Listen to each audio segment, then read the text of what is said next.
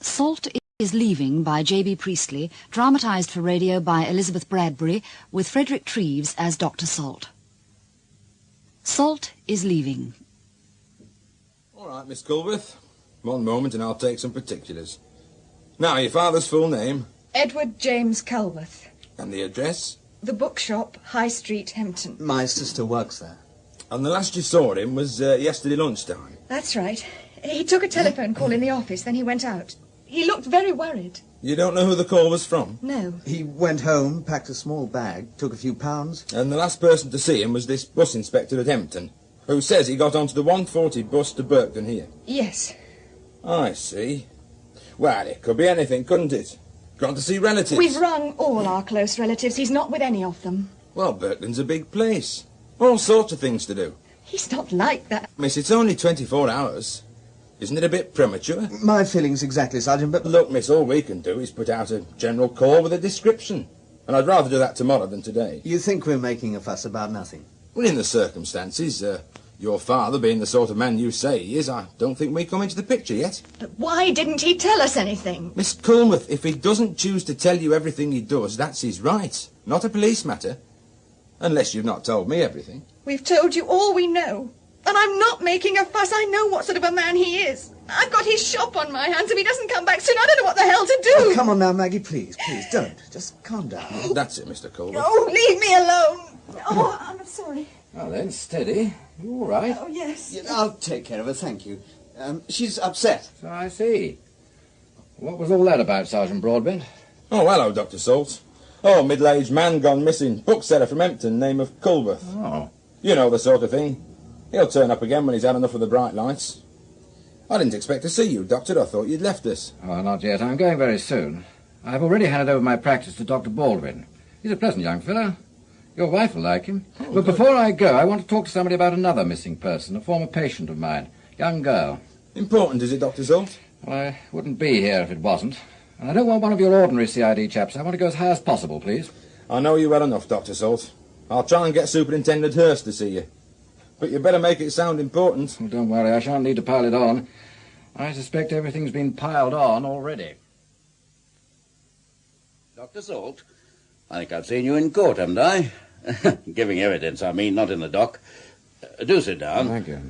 And you can tell me what we can do for you, if it's our business. It's not yours, Superintendent. It's somebody's. I've disposed of my practice here, and I'm leaving Berkton. I want to leave everything nice and tidy, but it's not. No? A patient of mine is missing. A young girl called Noreen Wilkes. Noreen Wilkes. Can't say I know the name. Give me some particulars. Age 19. Mother died a few years ago, sarcoma. Never mentioned her father. He probably cleared out and left them. Anyway, her mother died. She left home and lodged with a Mrs. Pearson. She's friendly with the daughter, an usherette at the Lyceum. I see. What's the address? 45 Olton Street. Yeah, that rings a bell. Hold on. Sergeant? Yes, sir? Mrs. Pearson, 45 Olton Street. Haven't we had her in here? She's been in a couple of times, sir. Half cut she was. Ah, that's it, Sergeant. I've got it now. Not much wrong with my memory, Doctor. What sort of a girl would you say this Noreen Wilkes is? Oh, what you'd expect from a bad background. Not vivacious, no real harm in her, but empty-headed, floppy, silly. Ah, just another of these little fly-by-nights. We've had scores of them through here. It's all gin and impulsiveness and sex with them. Don't you waste your time asking about this Noreen Wilkes. She might have gone to Birmingham, London, anywhere. Now, if you'll excuse me, Doctor, I've got things to see to. Sit down, Superintendent, and don't give me any more of that. Now, look, Doctor. I know just what goes on in Berkton. I ought to after 7 years of it. Now, listen. Noreen Wilkes seems to have been missing for about 3 weeks. She's suffering from a very unusual form of chronic nephritis. Oh? What's that? A kidney disease. Oh, if you want the medical details, you can have them. It's rather a speciality of mine, if an overworked GP can have a speciality. I'll take your word for all that, Dr. Salt. But where's the urgency? Well, I'd worked out a treatment for her. It just kept her going nicely. And I'd impressed it upon her if she went without treatment for several weeks, she'd soon be very ill indeed and might die. She knew this was serious, and she was frightened. And she gave me a solemn promise. She carried in her bag a note from me to any doctor she might report to, giving details of the treatment and asking him to get in touch with me. And you've heard nothing? No doctor, in or out of a hospital, has been in touch with me about her. But in spite of her solemn promise, she may not have seen a doctor, just not bothered. And by now she'd be in hospital or dead.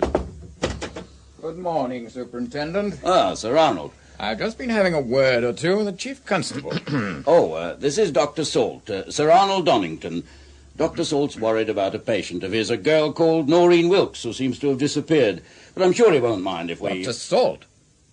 We've met before, I think. In court when I was on the bench. You gave some rather controversial evidence on behalf of that fellow Edwards. Oh, yes, he was a sick man. I seem to remember he was given a stiff sentence at the assizes afterwards. And he's still a sick man, probably worse. Well, society has to be protected. Some of it's not worth protecting. No doubt some of it isn't. You should try being an industrialist these days, Dr.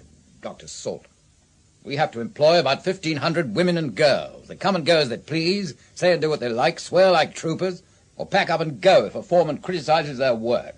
No idea of order, responsibility, of trying to earn the wages we have to pay them. Perhaps the young woman you're inquiring about... Noreen Wilkes. Perhaps she was one of them. Yes, she did work at United Fabrics for a time, I believe, Sir Arnold. Oh, please, do talk to the superintendent. I can wait. I shan't be long, and you needn't go. Nothing private about this. It's the old Worsley place, Hurst. You're keeping an eye on it for us. Nothing's happened up there, has it, sir? Not to my knowledge, as I haven't been near the place for months. You know we bought it so we could turn it into an annex to the Fabrics Club. Well, the contractors are making a start very soon now. But over these last few days, I'd like your fellows to keep a particularly sharp eye on the place. Haven't you got your own man up there? What's his name? Corrigan? That's the point, Hurst. He's not working at the moment. As soon as the contractors start, they'll put in their own night watchman. There's nothing inside worth stealing, but there's lead on the roof. And that's what the villains like, Sir Arnold. Well, we don't want to lose it now. So tell your fellows to chase anyone out of the grounds. A dog would be useful. Well, I'm afraid we couldn't justify that, sir. No, oh, no. We people who keep the town going mustn't ask too much, must we? Oh, well, keep an eye on the place the next few days. That's all I ask. We'll do that, Sir Arnold. Excellent. Dr. Salt, I hope you find your patient, Dora Jilks. Noreen Wilkes. Good day to you both. Good day, sir. The Mr. Big of Berkton. Chairman, United Anglo-Belgian Fabrics. Chairman, Berkton Telegraph Publishing Company. Senior magistrate, other things too. Oh, Mr. Very Big of Berkton. Sir Arnold can be stiff and sharp, but he's a fine man. I don't know anybody who's done more to make Berkton what it is today. No doubt, but what's that? Well, don't tell me I've spent too much time at the wrong end of it. Actually, Donington didn't strike me as being stiff and sharp. In fact, he was extremely nervous. Well, it's not a month since he lost his only son. The Chief Constable says it hit him very hard. Ah, when a man's son commits suicide... Dr. Salt, the verdict was accidental death, and it's not going to be anything else in this office. I know he was cleaning a gun at 5 in the morning, but it's still accidental death here. Now, have you got anything more to say to me about this girl? She hasn't reported for treatment anywhere. She isn't in any hospital. And if she left Berkton, nobody seems to know when or how, and nobody cares. Now, where is she? You could begin by making a few inquiries. We'll do that, of course. And we can do it better than you, Dr. Salt. We don't encourage amateur investigations. Oh, I've never fancied myself as a detective. Oh, glad to hear you say that, sir. I just had a feeling you might. I have a feeling, too. A gloomy hunch. I can't help believing that Noreen Wilkes never left Berkton. And if she didn't, I think she's dead. Ticket, please. Hello, Peggy Pearson. Dr. Salt, are you coming in? Everyone seems to like it this week. I want to talk to you, Peggy. Oh, it's awkward here. I know, but it's important. Oh, I'll bet it's about Noreen. Well, you stand by me while I take the tickets. You were a friend of hers. She stayed at your house. Oh, that was Mum. She wanted a lodger. Funny thing, we were great friends before, but then when she come to live with us, I hardly saw her. I was up when she was asleep, then she'd be out when I went to bed. She's not been working lately, been going to posh parties. Can I have your ticket, please? Yeah. Room up on the right. Charlotte. She'd come here and talk sometimes, in the cafe. When did you talk to her last? Try and remember. Sometime in the second week of September. The last time she came to my surgery was the morning of September the 12th. That's it, Mum's birthday. That night she went out and never came back. Oh. It was the day before she come here for the last time. Very excited, she had to talk to somebody. If you want to know where she is, Dr. Salt, I think I can tell you. Go on, Peggy. Well, she told me one of these posh party boys from the Fabrics Club she'd been around with was taking her to the south of France. After that, she thought he'd marry her. Mad about her, she said he was. Wouldn't tell me his name. I'm not part of all that. But if you want to know where she is, I think she's in the south of France, on a beach, drinking martinis. No, Peggy, she isn't. How do you know that? She hadn't a passport. I signed her application form for one on the morning of the 12th. Oh, I expect she went to London with this chap and got it there. She could have, Peggy, but I don't think she did. This Fabrics Club, is that where she used to go with her boyfriend? I think so. But they went somewhere else as well. She was sleeping with him, I know that much. And I'll tell you something else, Doctor. Mm-hmm. She always said these party boys would never see 50 again, dirty old men. But this one was young, not much older than her. Money there too, she said. But that's Noreen. Not much sense, but lucky. Lucky all the way. I don't think so, Peggy. Only part of the way. Is there anything else you can tell me? No. Nothing that has anything to do with this anyway. You're quite sure, Peggy? Yes, quite sure. Well, thank you, Peggy. I'm going to have a talk with your mother. South of France, that's where she'll be. Can I have your tickets? There's 4 down on the front on the left. It's all questions, isn't it? I had one of them plainclothes sergeants here this afternoon, taking an interest. About time. Well, I think you can say I started that, Mrs. Pearson. What did you tell him? Oh, what I told them before. They weren't interested then. Though, I admit, when I went to the station, I'd had a drink or two. No, I told this sergeant she'd gone out that evening, the 12th. I remember because it was my birthday. Oh, she was looking very smart. I'll say that for her. Yes, but you expected her back. Well, of course. She wouldn't have left Birkton without coming back for some of her things. Not even if he was going to buy her some clothes, whoever he was. I don't care what a girl is and what she's up to. She doesn't walk out and leave everything. Well, this, for instance. A teddy bear? Noreen told me she'd had it ever since she was 2. She'd never stir without it. Oh, Doctor, what's happened to her? I know Peggy thinks she's in France with her chap, but I don't. I just don't. 3 weeks and never a word. Where is she? I don't know, Mrs. Pearson, but I'm going to find out, and I'm not leaving Birkton until I do.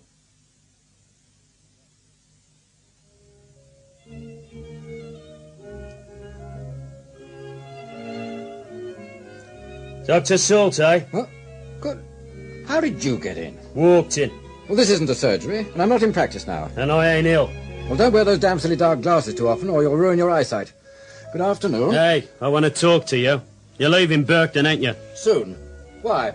I've a friend who wants his flat right sharp. Go away. Look, 100 quid there, nice fivers, no tax, lovely money. Your friend says it's all yours if you walk out tonight. All right, it's a bargain.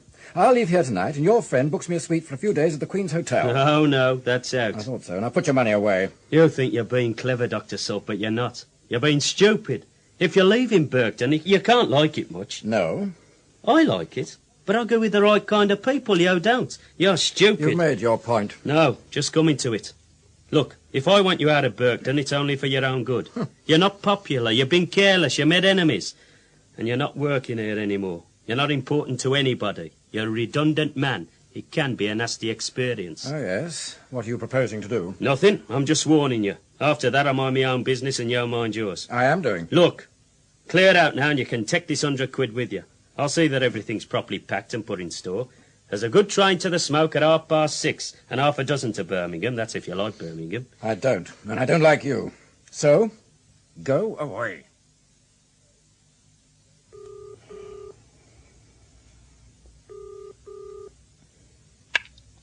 Hello, Alan Culworth. I'm sorry to disturb you, Alan. Were you teaching? No, it's all right.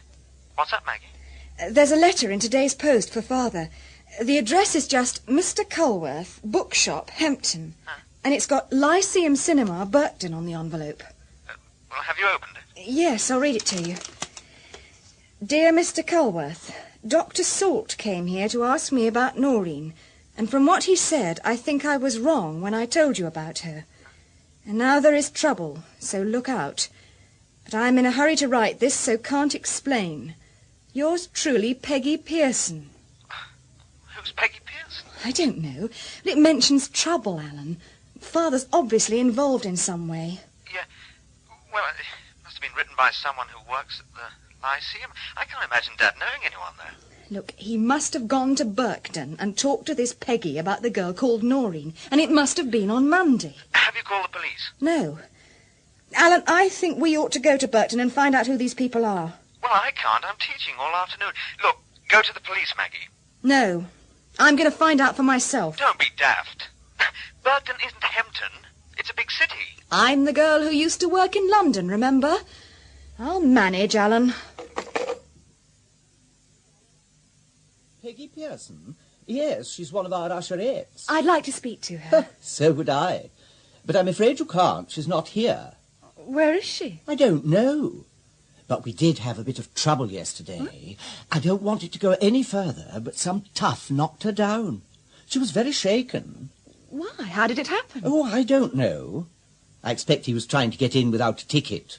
A lot of yobs in Birkton these days, and we get them. It wasn't someone she knew. Well, she wouldn't say much about him. I wanted to call the police, but she wouldn't hear of it. Got quite hysterical. I sent her home by taxi, but I've not heard a word since.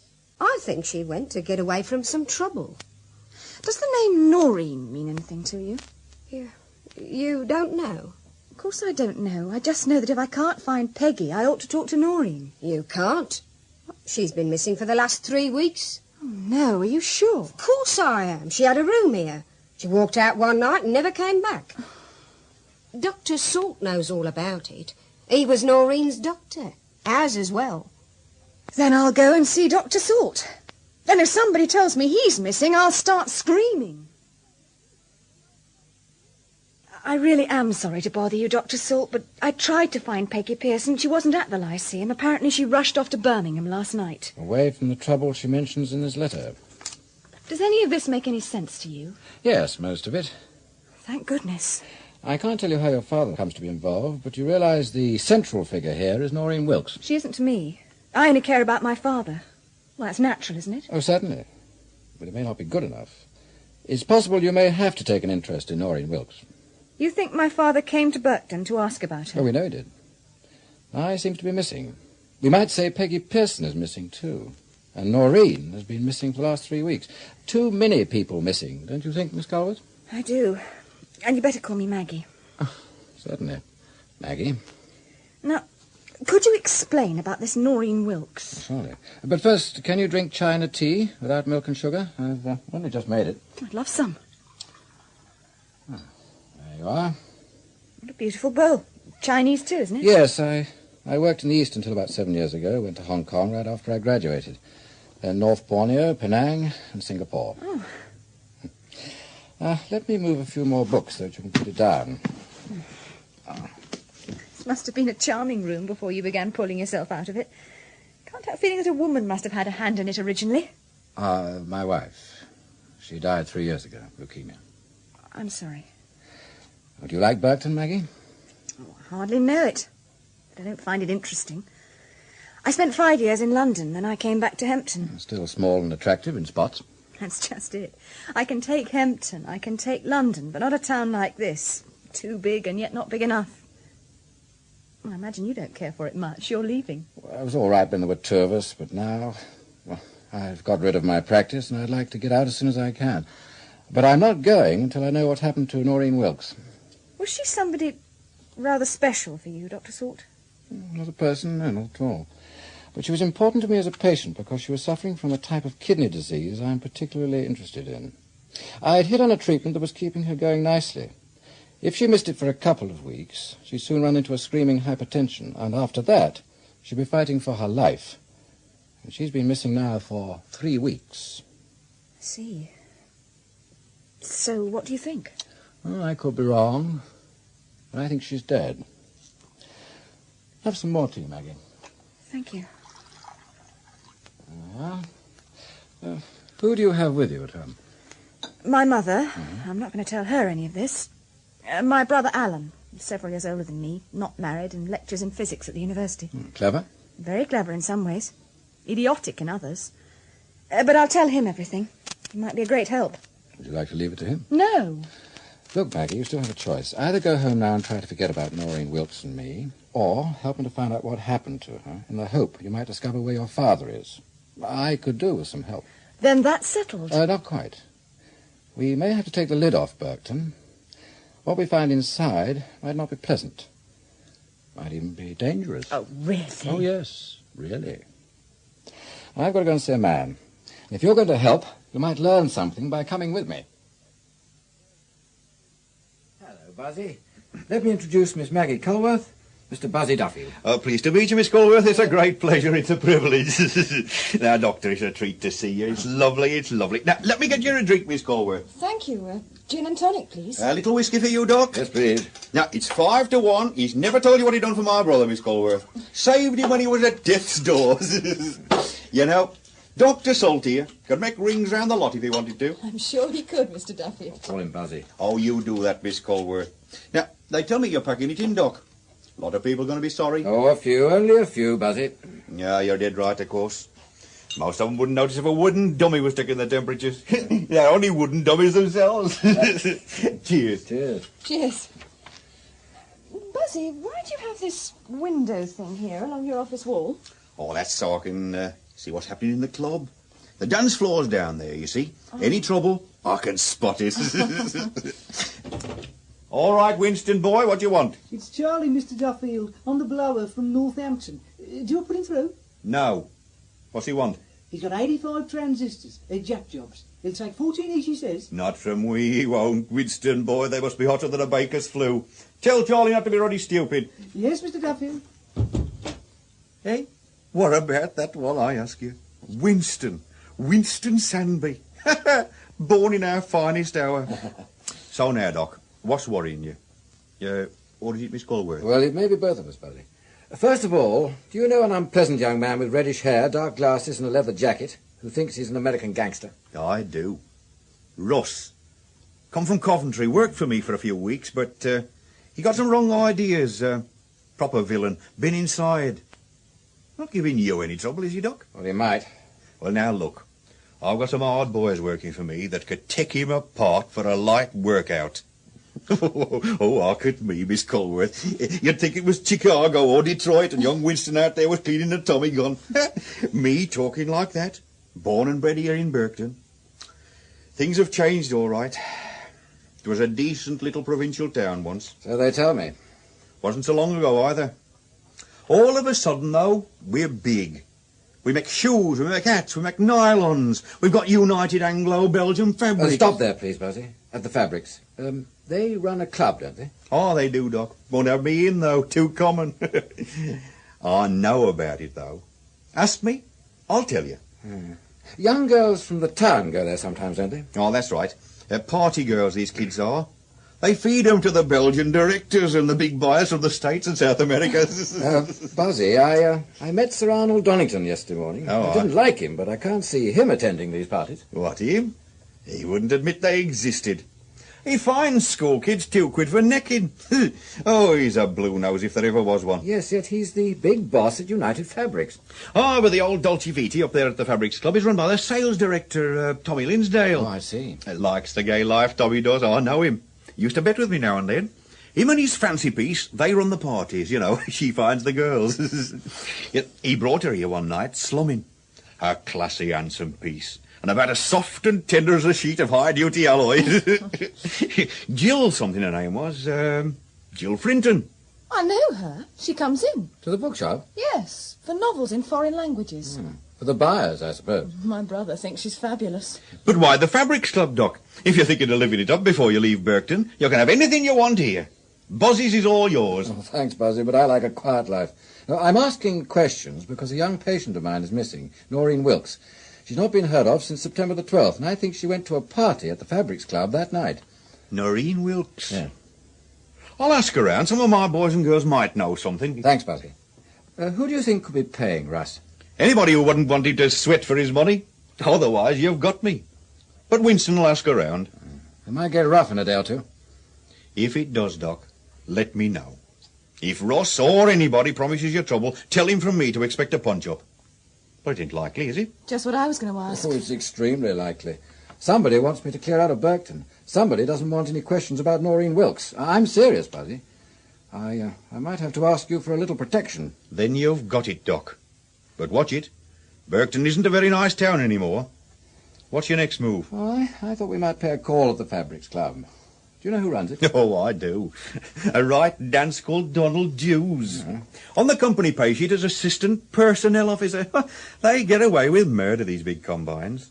He looks and sounds like a powder-puff twerp, but don't kid yourself. Don't kid yourself. He's as wired and crafty as they come. Now, I know, because a barman up there, Tony, used to work for me, and he's been back once or twice for a natter. Anything else, Buzzy? Oh, yes. Tony said there was a real hard case round there, a Yankee, on the admin side, but kept an eye on the club. Half a minute. Atchison, that's it. Oh, thanks, Buzzy. Well, Miss Colworth, pleased to have met you. Hope you find your father. You've got the right man to help you. Dr. Salt, do you mind explaining exactly what connection you see between my father and this patient of yours? Alan, there's no need. Perhaps it's coincidence, but listen to this. Noreen Wilkes left her lodging on the evening of September the 12th, dressed for a party. She's not been heard of since. Early on the morning of the 13th, Derek Donington, only son of Sir Arnold Donington, head of United Anglo-Belgium Fabrics, shot himself. That might be a coincidence. It might be another coincidence when your father arrives on Monday, asks about Noreen, and disappears. Yes, but It might be another that the cinema usherette he talked to cleared out in a panic last night. It might be another that a young man who tried to hustle him out of Berkton also visited the cinema. Well, I don't know what happens in physics, Colworth, but in medicine, we don't like as many coincidences as that. No, Finally, while I don't suppose anything serious has happened to your father, I think Noreen Wilkes is dead. Isn't that going much too far? Possibly. Perhaps Noreen and your father are laughing their heads off somewhere. I'm sure that isn't true. So am I. I'm going to ask a few questions at the Fabrics Club. You're welcome to come with me. We might all find something out. What happens when we get there? I do the talking. Good evening, sir. Good evening. Quiet tonight? Oh, it's early. Member? My name's Salt, Dr. Salt. Oh, yes. Are you Tony? No, Tony's left. Oh, what a pity. Most people don't think so. I took his place. Oh, I don't really know Tony. He was mentioned to me by a friend. Well, I can't serve you a drink unless you're a member. Well, I don't want a drink. Well, what do you want? Are these two with you? Yes, they're friends of mine, Miss Colworth and Dr. Colworth from university. They're waiting for me. You see, I'd like to speak to the manager. Mr. Dews, isn't he? Does he know you? No, hardly anybody knows me. I doubt if he'll see you. Well, one of us could try if he's here. Oh, he's here. In his office. Well, perhaps if I knocked and asked nicely, Mr. Dews would... He wouldn't like it. Oh, you're lucky. He's just coming out. Mr. Dews? Yes? This is Dr. Salt. He'd like a word with you. Well, if you want to see me, here I am. Shall we sit down, or do you prefer to stand? But why don't we have a drink? Well, I'm not a member. Well, we do have to be strict, but I do run the club, and now you're my guest. Obviously, I'm not alone. This is Miss Maggie Colworth, and this is Dr. Alan Colworth of the University of Hamptonshire. They live in Hampton, and believe it or not, they're trying to find their father, Mr. Edward Colworth. Really? Ought they to? I mean, is there something wrong with him? Oh, look, do sit down. At least we can have a quick little drink. Miss Colworth? Oh, gin and tonic, please. Scotch and water. The same for me. You heard that, George? Yes, sir. And the usual for me, Campari and vodka. Have you ever tried it? I could never live up to it. Now you're being satirical, Dr. Salt. But don't you like our bar, Mr. Colworth? It's delightful. We think so. And you should have seen it when I first took over 3 years ago. Like a miner's canteen. I nearly went out of my tiny mind. Oh, thank you, George. Well, cheers, dears. Cheers. Well, now, what can I do for you, Dr. Salt? Do you want to become a member? We do have 2 doctor members, but they're connected with the works. Oh, who are they?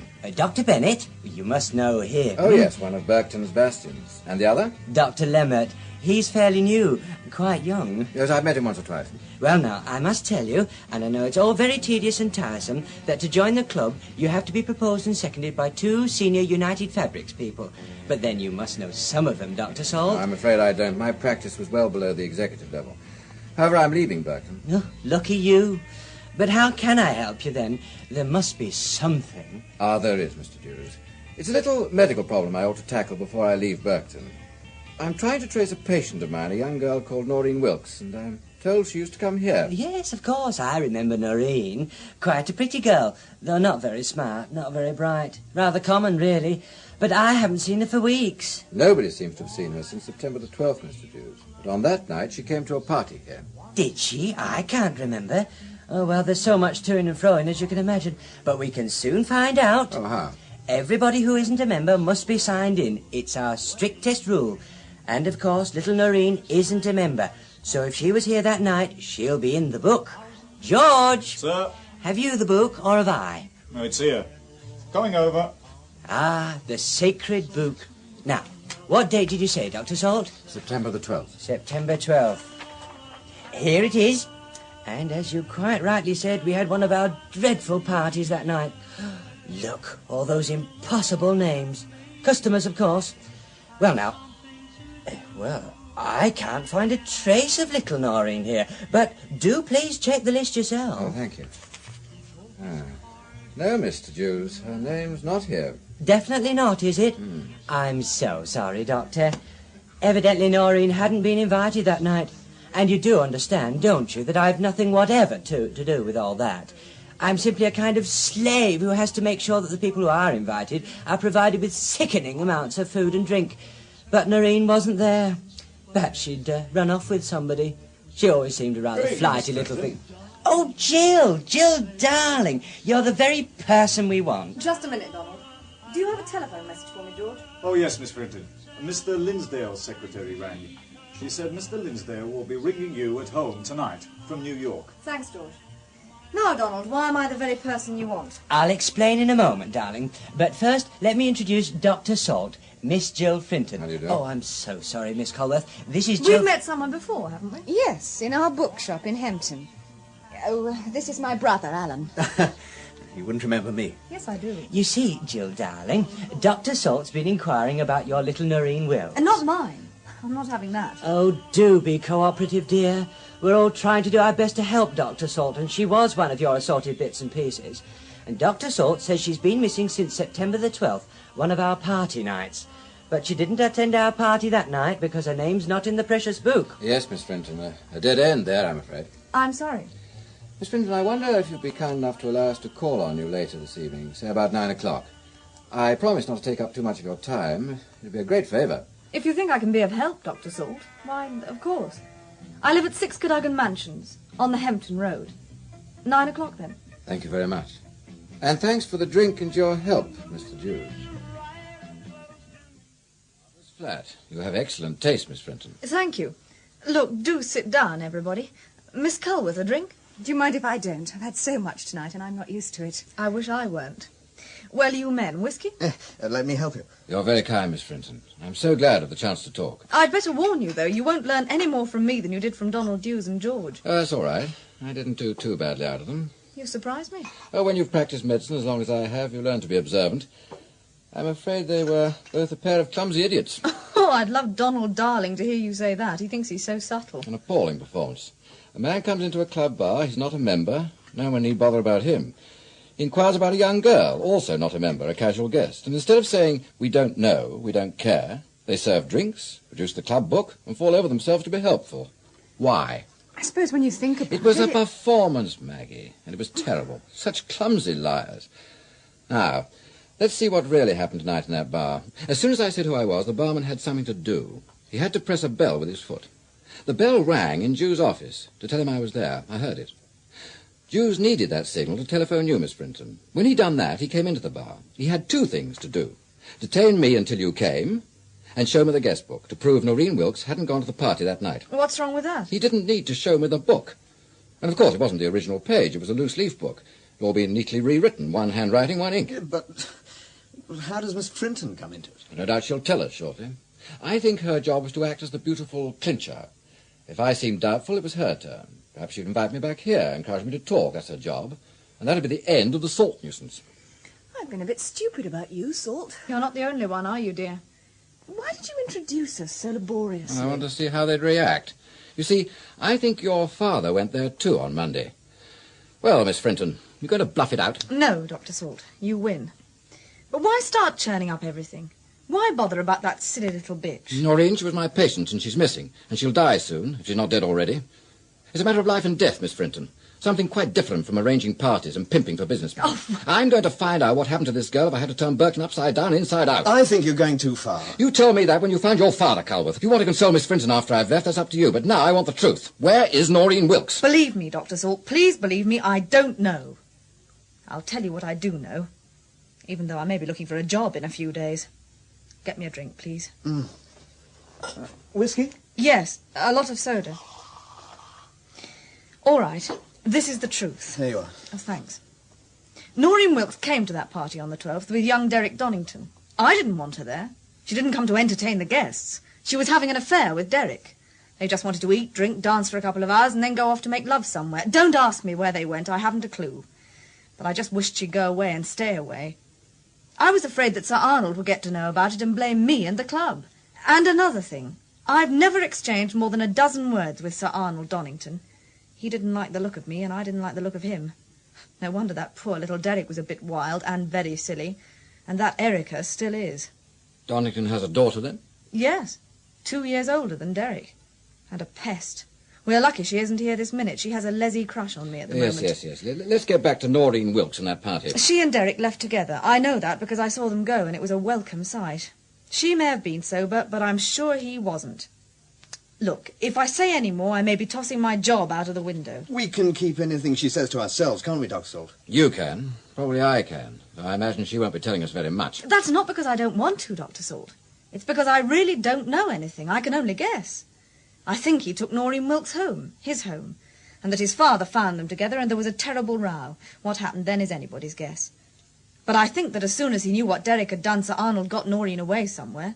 Well, he had to do that or there'd have been a hell of a scandal. Real sensational Sunday paper stuff. Drunken wild parties given by United Anglo-Belgian Fabrics. Working girls debauched to entertain foreign buyers. You think Sir Arnold was terrified of a scandal? A big one that would involve him, his family and his firm? Yes. And he took steps at once to make sure there wouldn't be one.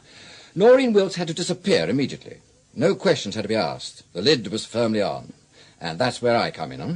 I was told last night that a nosy little doctor might be asking questions about Noreen Wilkes. Sir Arnold told you that? Sir Arnold wouldn't recognise my existence. No. Let's say a third party. Oh. And did this third party have any more to say?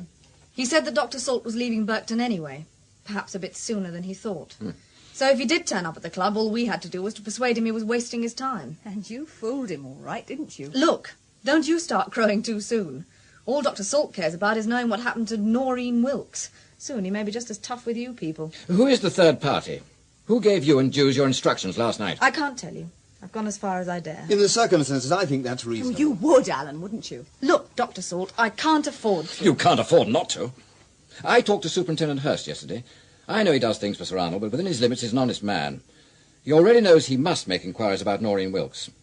I'll have to tell him she went to that party on September the 12th, but I don't have to tell him how I found out. Unless you make me. All right. You win again. It was Atchison. Atchison? Officially, he's public relations at UF. A troubleshooter, a cold, calculating type. I don't know him well. He doesn't often come to the club. You're not going to talk to him? I am. Tonight, if possible. Anyone home? Jill, darling?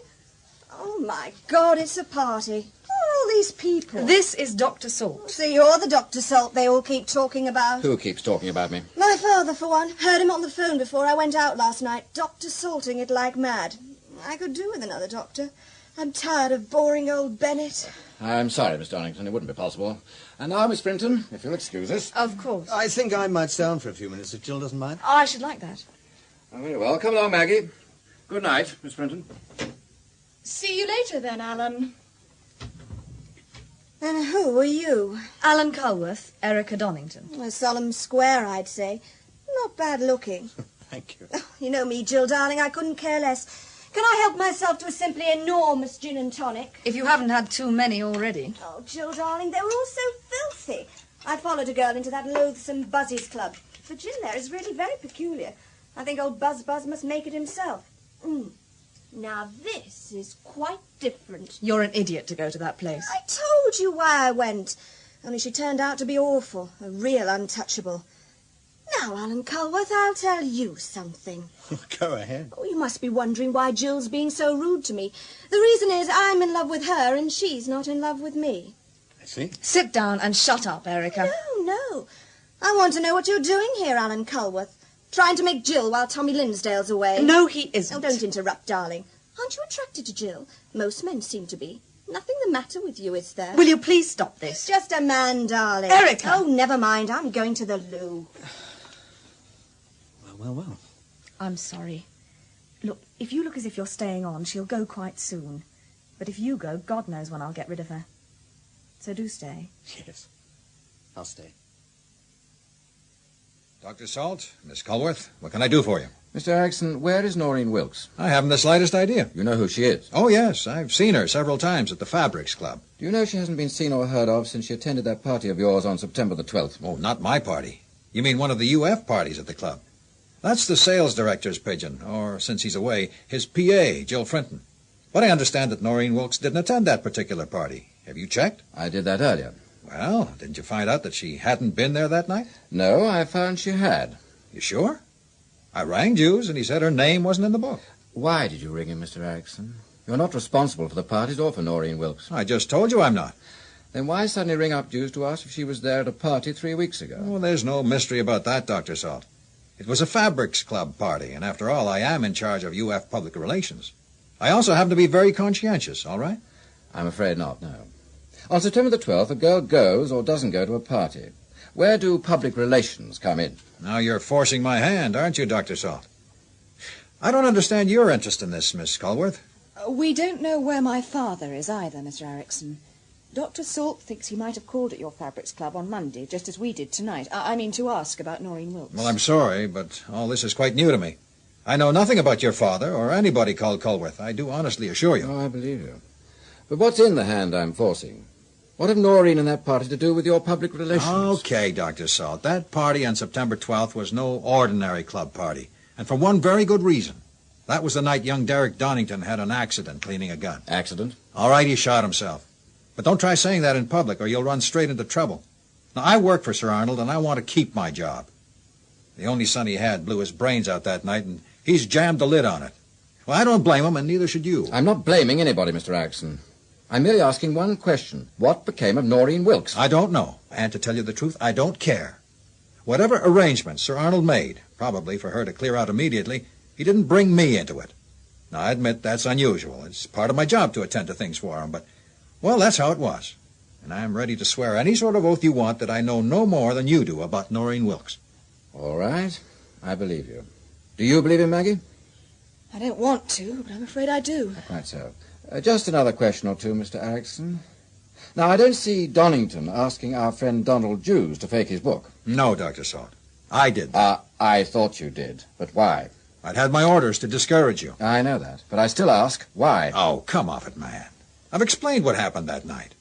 The boy's suicide was wrapped up and put away. Now, the last thing Sir Arnold wants is somebody like you going to the police and then around the town asking questions. And, of course, I agree with him. No questions, no scandal. You've missed my point. I know that you and Donington are afraid of scandal, though I'm neither a reporter nor a policeman.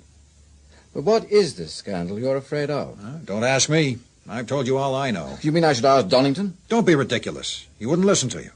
He wouldn't even admit his son died from anything but an accident. He'd threaten you with an action for slander. Maggie, we ought to go. Right. Mr. Erickson, thank you for seeing us. I can't pretend to know what you're talking about. You seem to be protecting yourselves against a scandal that isn't there. You mustn't let something out, although there isn't anything. You're helping Donington to keep the lid firmly down on nothing.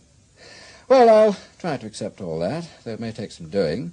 If you'll just ask Donington one question on my behalf. Just this. Where is Noreen Wilkes? Good night.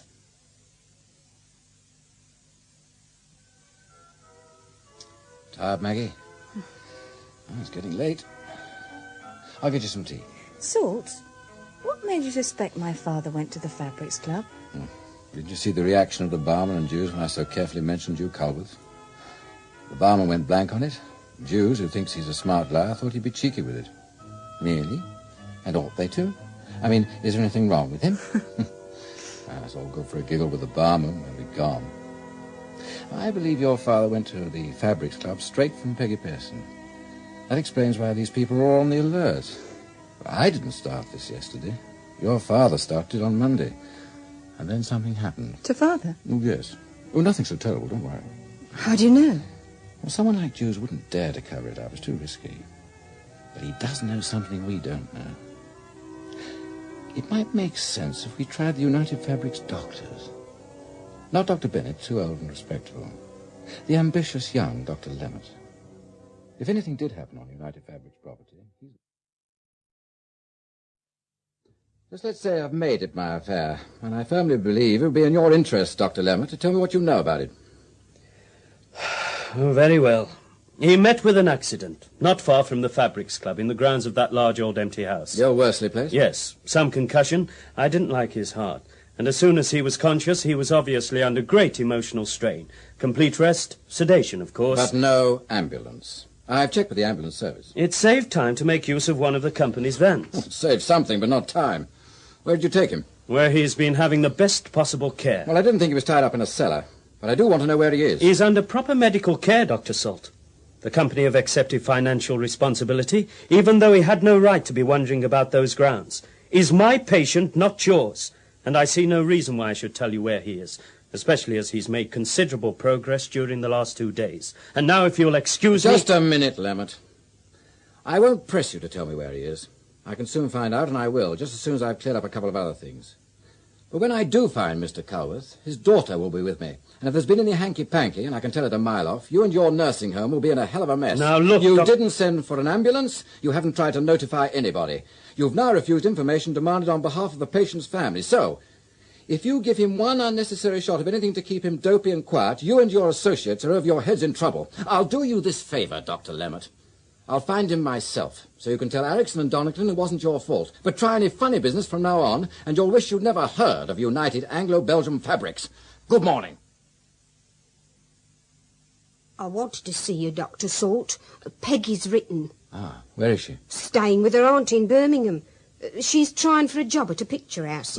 She daren't come back to Birkton because of that toff, the one who told her to keep her big mouth shut and slapped her face. She thinks it's to do with Noreen. It is. But you can tell her from me that if she wants to come back, she can. Not this week, perhaps, but next.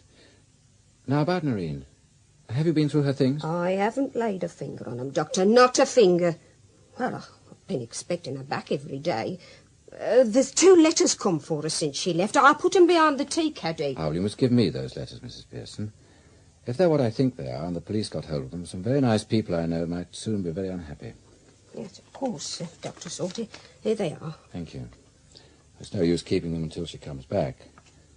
She isn't coming back. Hello, Dr. Salt.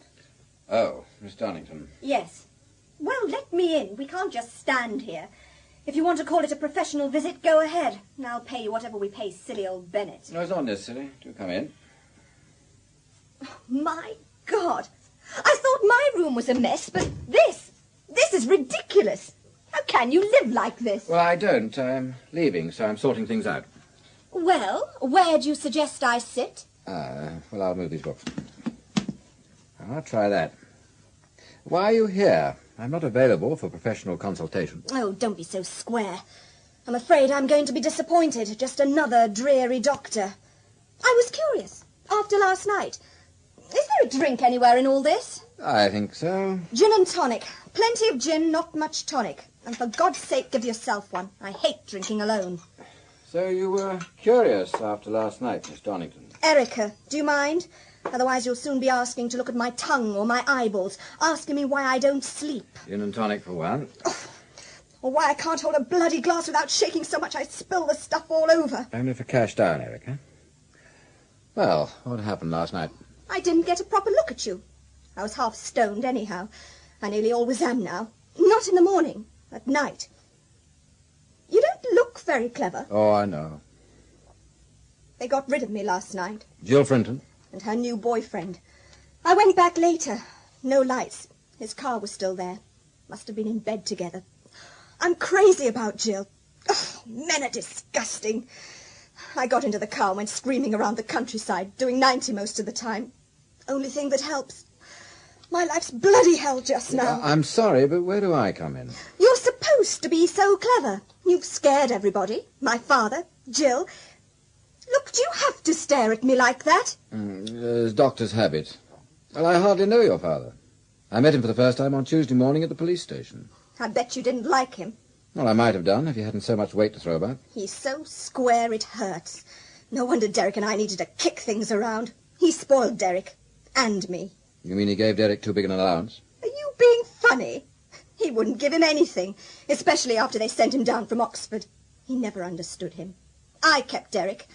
I had some money from my mother's estate. You were very fond of him. I've told you, I'm not very fond of men. But he depended on me. He couldn't have afforded a double scotch without me. What made you think he had money? Oh, rumours among the peasantry about taking a girl to the south of France and keeping a flat somewhere around Berkton. Oh, come on. Believe that and you'll believe anything. He couldn't afford a thing. I don't understand all this about your being clever. Perhaps you're one of those people who aren't very bright in the morning. Yeah, I think I must be.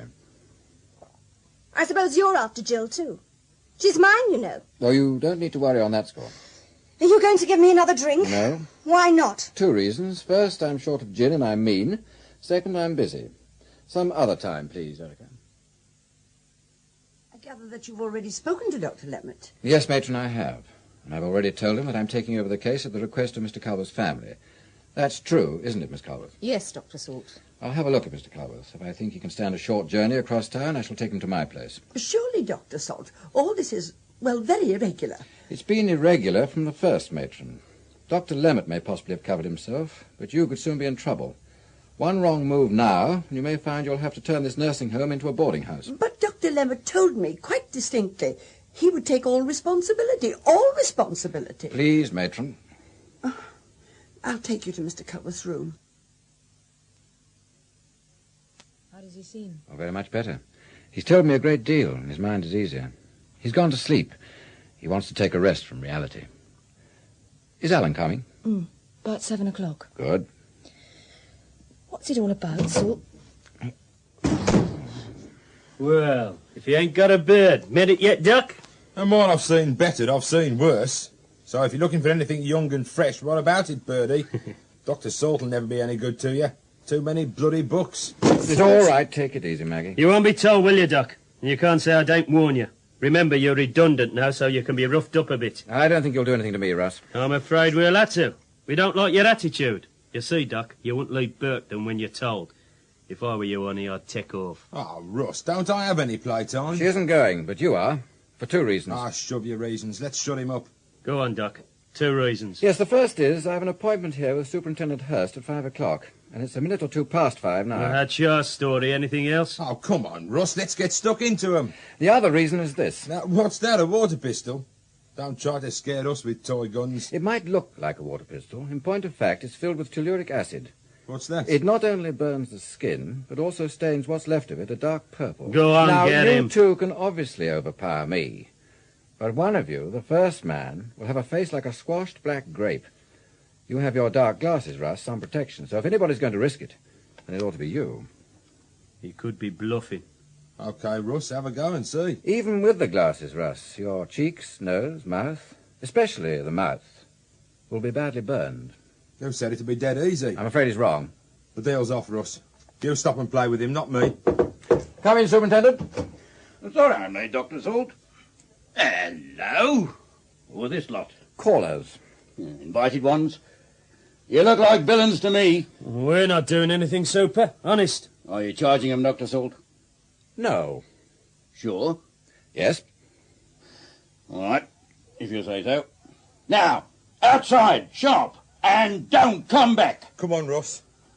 You don't want to be soft-hearted with that sort, Dr. Salt. Oh, Superintendent Hurst, Miss Culworth. How you doing, miss? Are you all right, Maggie? Well, now I am. I must sit down. My knees are like jelly. I don't want to charge them, Superintendent, simply because I don't want to be kept hanging about as a witness. Oh, I see. Would you have burnt their faces and hands if they'd attacked you? Not with this, I wouldn't. It's a water pistol. I took it from a small boy at my surgery a week or 2 ago. Well, Superintendent, I must find a chair for you. Well, don't bother, Dr. Salt. You wanted to see me, so I looked in, but I'm not staying. Well, I've been busy since we last met, and everything that's happened points one way. I'm certain now that Noreen Wilkes never left Berkton, that she's dead, and that her death was no accident. No, Dr. Salt. I told you to leave it to us, didn't I? If you've been busy trying to find out about this Noreen Wilkes, then I'm afraid you've been wasting your time. I'm on my way to Comden Bridge to follow a lead there. Oh, I wish you'd listen to what I have to say. I'm trying to save your breath, Doctor, and your face.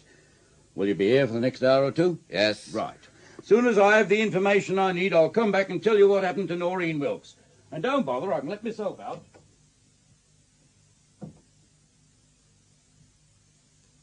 Well, have you got to the bottom of it all, Dr. Salt? Alan, Daddy's here because Dr. Salt found him for us when you and I hadn't a clue. Where do you think you were going to find him? In that Jill Thing's bed? No, Maggie, but I think we might have been allowed to hear Dad's story. Oh, use your imagination, Alan. He's shaken. He's been knocked out. Filled full of dope. And he has a guilty secret. All right, then. What is this terrible secret? Well, it won't seem so terrible to you or to Maggie, but I want you to remember that it is to him. And it would be to your mother, if she ever found out. And you can't afford to take it lightly. It could be entangled in a murder. Is that a fact, or just your opinion? My opinion. But just lately, several of my opinions have turned into facts. Now then, during the war, when your father was a sergeant in the RAF, he fell in love and had an affair with a young war widow. I see. Her name was Catherine Wilkes. Oh. Well, I came to know her fairly well because she ended up as a patient of mine. Well, she only died a year ago of cancer. And she had a daughter, Noreen, and from the first your father chose to regard her as his child. So that's it, Salt. I think I've really known it all the time. Haven't you, Alan? No, I've been divided between thinking there was nothing at all in it or that she was his girlfriend. When your father settled in Hempton after the war, Mrs. Wilkes came to Berkton and got a job at United Fabrics. Well, I don't know if this was his idea or hers. I don't know if the affair continued or whether he simply felt responsible for her and her child. Anyway, he gave her a regular allowance. That's why he was so worried about money. When she died, and Noreen was on her own, he felt even more responsible. Well, he could have just stopped seeing her. He knew by then it was not very likely that he was her father. There had been plenty of other men around Catherine Wilkes. But he worried more than ever. I know that because I've been reading several letters he wrote to her. Does my father know you've read them? No, he doesn't, Alan. I don't propose to tell him. And if you ask me, I think you've been nosy and officious. Well, I'm sorry you think that. Look, I'm not interested in your father's private life. My concern is what really happened to Noreen Wilkes. I'm sure she's dead. I'm almost sure that she was murdered. Let's go back to my father. He told you what happened that night? Yes. Noreen had been missing for 3 weeks. He wrote letters, but they weren't answered. Then Peggy Pearson rang him at the shop to say Noreen had probably gone off to the south of France with her boyfriend. Well, Peggy didn't know who this boyfriend was, but your father did. Your father came back to Berkton, went to the club, and got no sense out of them. So then he decided to search the big empty house, the Worsley place, next to the club. He suspected that was the retreat Noreen and Derek used. It was dark by that time. Before he got to the house, he ran into the night watchman. Your father thinks he was half drunk. Your father tried to push past the man, who coshed him. Then they covered it up? Yes, well, we can guess the rest. He was taken to the club. Jew sent for Dr. Lemmett, who afterwards spoke to Ericsson, who in turn, though I can't prove this, reported to Sir Arnold Donington. Then your father was rushed off to a private nursing home, and if you want to know why, I'll tell you. This man, your father, wasn't just a casual trespasser. He was somebody who was asking questions about Noreen Wilkes. So, no hospital, no police, no public fuss. What you're really asking us to believe is that Noreen Wilkes may have been killed, and that somebody high up in United Fabrics may be involved. That's it exactly. Oh, well, it seems to me you're jumping wildly to conclusions. Not as much as you think. I've collected plenty of my own kind of evidence, though so far it wouldn't be worth tuppence as legal proof. If I haven't given it all to you, too, that's because I'm waiting to give it to Superintendent Hurst when he comes back. Do you want us out of the way? No, I need witnesses. But I propose to keep your father out of it. Thank goodness. Well, that's what I say, Mag, so don't go dragging him in yourself. Better just keep quiet. Well, this must be Hurst. Let him in, Alan. Well, I think we've settled it, Dr. Salt.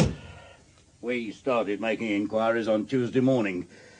We informed all the police in our area that the girl was missing. And? Do you know Comden Bridge? Well, I know roughly where it is. What about it? It's where Noreen Wilkes went on the morning of September the 13th. She stayed there a couple of weeks, then left for London. It's just about what I told you she'd do when we were talking on Tuesday morning. Well, I said you were wrong, and I still think you're wrong. And I know you're wrong. She did leave Berkton, and she isn't dead. She stayed with a Mrs. Duffy at 86 Gladstone Street, Comden Bridge. And then she went to London. Mrs. Duffy says so, her daughter says so, and her brother says so. I've been and talked to Sergeant Driver, who interviewed the three of them. Well, I'm sorry, Superintendent, I don't believe it. You calling me a liar? No, of course not. It's those three in Gladstone Street I don't believe. Look, do me a favour, Superintendent. will you please ring up Comden Bridge and ask Sergeant Driver to take me to call on those three? I'll get in touch with you again immediately afterwards. If I've been wrong, I'll admit it. If not, come round here and listen to me.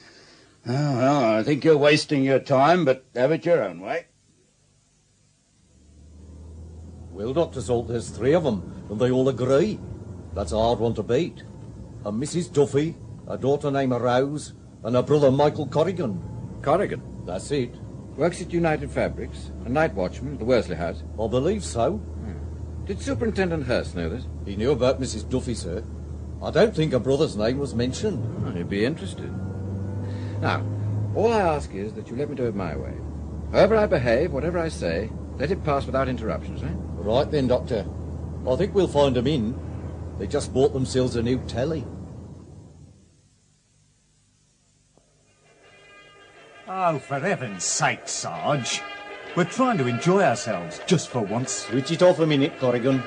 Oh, all right. Mrs. Duffy, Rose, this is Dr. Salt. Good evening, Doctor. Oh, I'm very sorry to bother you. Some of these Western serials are very good, aren't they? Take you right out of yourselves, don't they? But you see, Noreen Wilkes was a sick patient of mine, so I must ask you a question or two. Quite all right, Doctor. Thank you. She'd been a patient of mine for several years. Even insisted on giving me this photograph of herself. Oh. Signing it, too, like a film star. Not so grand, of course. You see, yours gratefully, Noreen.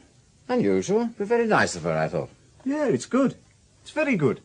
The spit image, I'd say. The spit image. No. It's a nice photo, but it doesn't do her justice.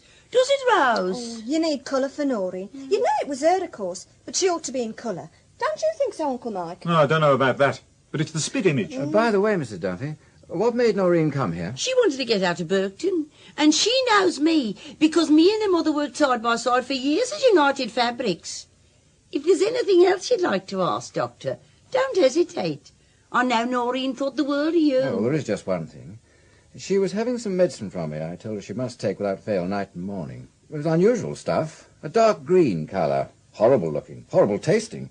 But I'd like to think she was taking it regularly. Like clockwork. She kept it down here especially so we'd notice if she'd missed a dose.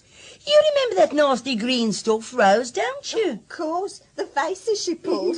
She said before she left she'd be carrying out Dr. Salt's instructions. It was Dr. Salt this, Dr. Salt that. Till I felt like telling her to shut up sometimes. When she was here before she went to London, she must have got through a whole bottle of that medicine. Sergeant, I see no point in going on with this. There never was any such medicine, and the photograph they recognised at once was of a niece of mine who lives in Melbourne. Noreen Wilkes never came here. They never set eyes on her. They're all lying. Of course they are. How do you mean? Lying? You keep quiet. If they are lying, what's the idea? Money. I'll bet a down payment on that new telly came out of it. I'm not being called a liar. Coming here and soft-soaping us. Corrigan, just listen to me. You're in a hell of a mess. I'm looking after the man you coshed on Monday night outside the Worsley place. He happens to have a thin skull and a bad heart. He might live. He might die. Well, how did I know he'd go out like that? You idiot, now you've done it. What is all this? Oh, honest to God, I can't Sarge. waste any more time. Come on, Sergeant. I've got to get back to Berkton.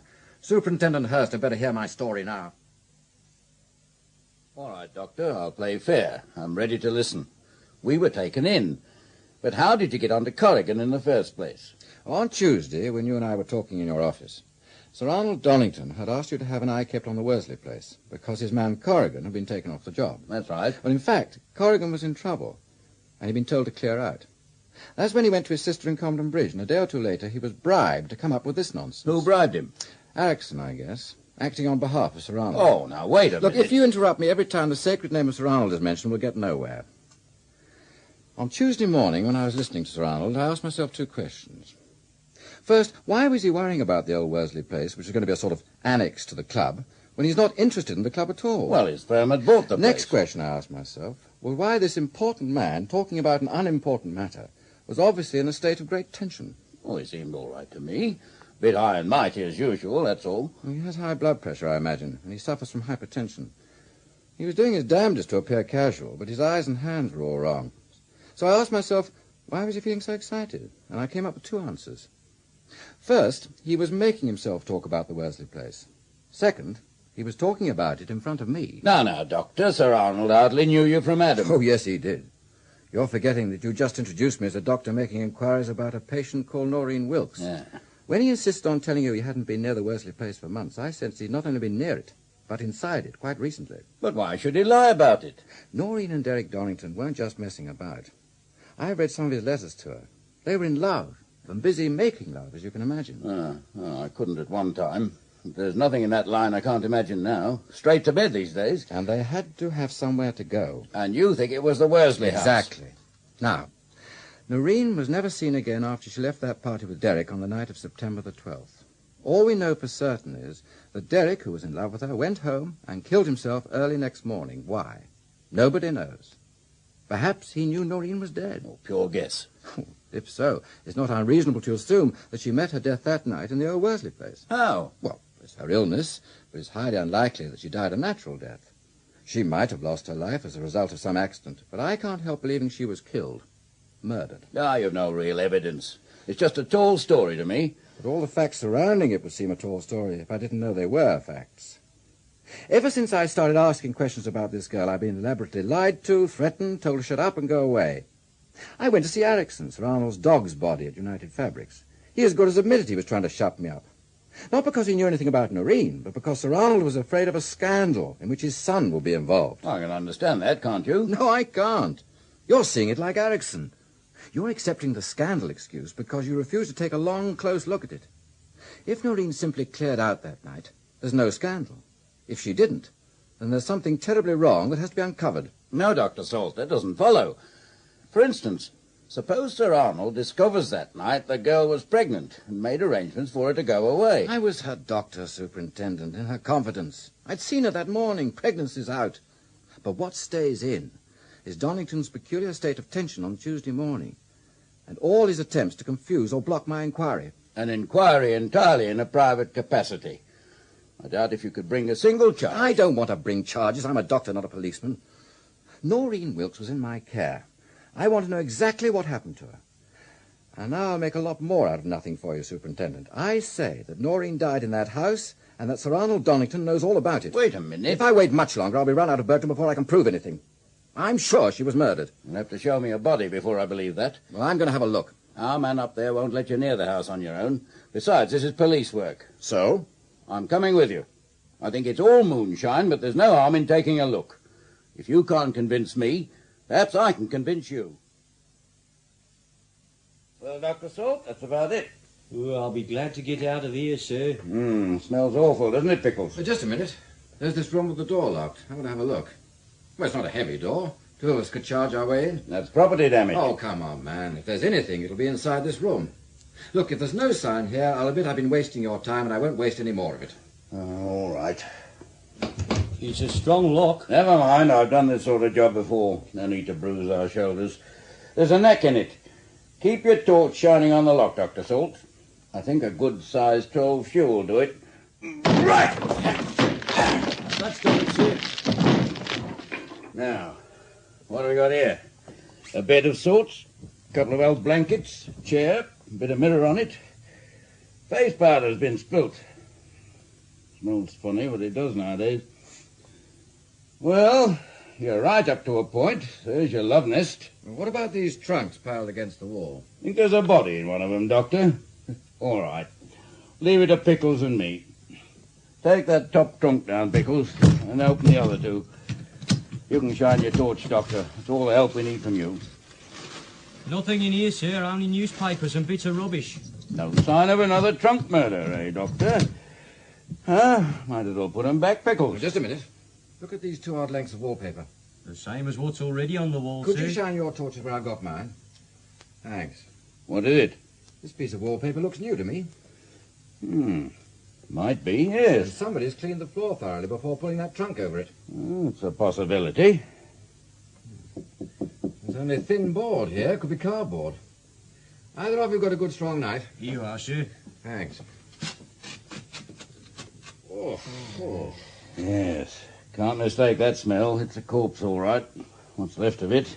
All right, Pickles, get to the nearest phone sharp as you can. Tell Sergeant Broadbent that we found a body here. Yes, sir. Now then, this is for the police, Doctor, now. So I can't stop you having a look. Is it Noreen Wilkes? No. It's a lump of putrefying meat. But when it wasn't, it belonged to Noreen Wilkes. Your man will give you all the details, but I can tell you this. It was a nasty kind of murder. Lots of hate in it. Madness, perhaps.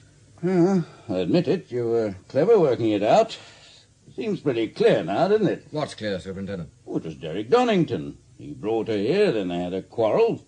He did her in, put the body where we found it, went home and shot himself. That's a queer program, that, isn't it?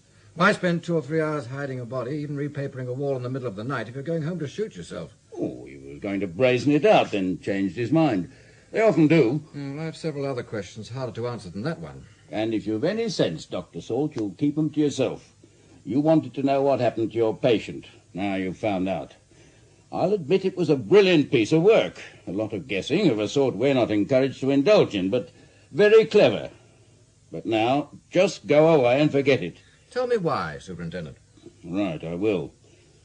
In strictest confidence, whatever you may read in the papers, this case is closed here and now. There's no doubt in my mind that young Donington killed her, then killed himself. But I can't say so, because at his inquest we went for a verdict of accidental death. Well, this one will be person or persons unknown. Can't do it any other way. And as I know who the murderer was, the case is closed. So, Derek Donington killed her, and that's why he shot himself. Well, that's the story. The only trouble is I don't believe it. Oh, Salt, leave it alone. Derek Donington and Noreen are dead. They can't run into any more trouble. You're alive, and you can. Oh, there's a kind of conceited pig-headedness in you, and I don't like it. Let sleeping dogs lie, is that it? If you like. No, Maggie. I want to go with an easy mind and a clear conscience. You'll get no help from the police. My dear Miss Colworth, believe it or not, I need only one other piece of information and the mystery is solved. Now, you go and talk to your father. He's up and dressed and seems much more himself. Who on earth's that? Buzzy. Come in. Hello, then. Wanted to have a chat. Thought I'd drop round in the new rolls. Give the natives a thrill. New rolls, eh? Yeah, I'm more than halfway to Buckhouse with a car like that. Where did you get it, Buzzy? From a punter at the betting shop, instead of the money he owed me. Talk about a bargain. I reckon he's more than 2,000 nicker down on this lot. Hey, and guess what? I've got Whitey pretending to be chauffeur. I could use that car, Buzzy. Well, right. Help yourself. Maggie, you and your father can go back to Hempton with Whitey while Buzzy's talking to me. Everything's ready at home, isn't it? Yes, but I mean... Well, remember that as far as your mother's concerned, it's loss of memory. There are to be no questions. I'll remember. Well, go on, go and help him. Salt. Please. Oh, all right. Nice little wench, that. Yes. Well, sit in that chair, Buzzy. Thank you. It's the only one that'll hold you. Now then, what is it? Well, I've had a bit of info, and it looks like things are hotting up for you. You see, if it wasn't Friday, I'd get a couple of my boys to look after you here. But Friday and Saturday can be a flaming great dogfight down at the club, and I need more hard boys than I've got. So what do we do with you, Doc? Oh, I'm not worried, Buzzy. I never said you were. I am. So I want you to do me a favour, if you see what I mean. Well, what's that, Buzzy? Well, I want you to take a load off my mind. Now, I'm not going to spend tonight watching all those baboons and the scrawny little birds at my club and wondering what the hell's happening to you here. I want my mind on my business. So do me a favour. Stay away from here tonight and tomorrow, see? I'm not leaving Burton. I know you're not. This is where I do you a favour. I've booked you into this posh new hotel, the Bavelier Astoria. Only opened this week. I'm not going. Now, look. If you're down there, nobody will be trying to kick your teeth in, right? That sort of thing doesn't happen among the top people. And you're in a suite, not just a bedroom. A suite on the 10th floor. I can't afford it. Neither can you. Me? I could afford to take the whole bloody floor if I wanted to. Oh, all right, Buzzy. It's very kind of you to have taken so much trouble. Though I doubt if it's my kind of hotel. What can I get you, sir? A dry martini, please. And make it dry. Room comfortable, sir? Yes, thank you. Salt, there you are. Oh, Maggie, how'd you get here? I was worried about you. Buzzy told me where to find you. Trendsetter's paradise. Is your father all right? Yes. And Mother's not questioning him or reproaching him. Good. Look who's here. Where? There, with a man. It's Excuse me a moment, Maggie. Oh, darling, get me another drink, will you? Yes, all right, darling. Miss Donington, isn't it? I thought I recognized your voice. Dr. Salt, remember? Oh, yes. Have we met? I seem to know your face. No, I don't think so. I can't imagine why we should have done. My name's Walsham. He's really telling you to go away, aren't you, darling? Yes. Of course. I'm intruding. Excuse me. Yes, sir? You've Mr. Walsham staying here. What's his room number? He's a friend, and I'm staying here myself, room 1012. Mr. Walsham's in 806. Shall I tell him you inquired? No. Let me surprise him. His coffee's good. Almost as good as you get in France. Yes, it's certainly a lot better than the rest of the meal. You'll be there in a few days. In France? Well, that's where you said you were going. The Dordogne. Only briefly. There's a man I want to see in Barcelona and another in Zurich. They specialize in certain kidney diseases. I want to see what they're doing. It's not my idea of a holiday.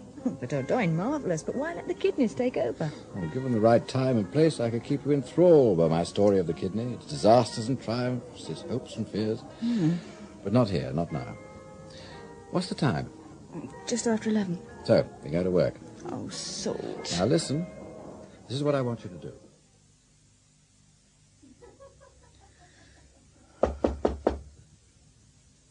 For God's sake, what is it? I'm so sorry. Wrong room. Well, that's the point. I'm in 906, you see, and I think a parcel of mine may have been delivered here by mistake. No parcel here. Are you sure? Of course I am. I ought to have managed it better, but he wasn't prepared to be interested in female callers.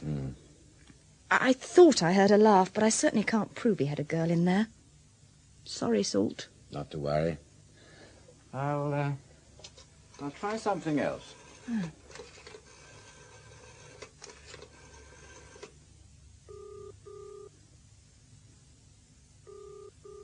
What in hell do you want? Can't we get any bloody peace? That's all. I can run you home now, Maggie. Do you mean you've finished now? For tonight. I don't want you to go, but I think it might be wise. Because I now believe I know who killed Noreen. And why. Is she still down there, Buzzy? Yes, but not on the floor, though. My boys have got her taped.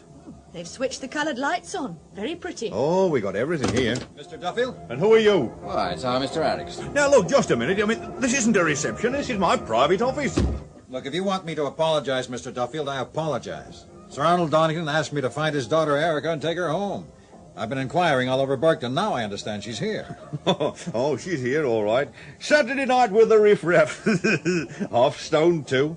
A flaming pest, your Miss Erica is. If I bar her, I'll run into trouble. If I let her carry on like this, I'll run into trouble. Yeah, I can't win with this lot. But she's down here somewhere, huh? In the ladies, I'm told. Close to passing out. Buzzy, I think I better take a look at that girl, and fast.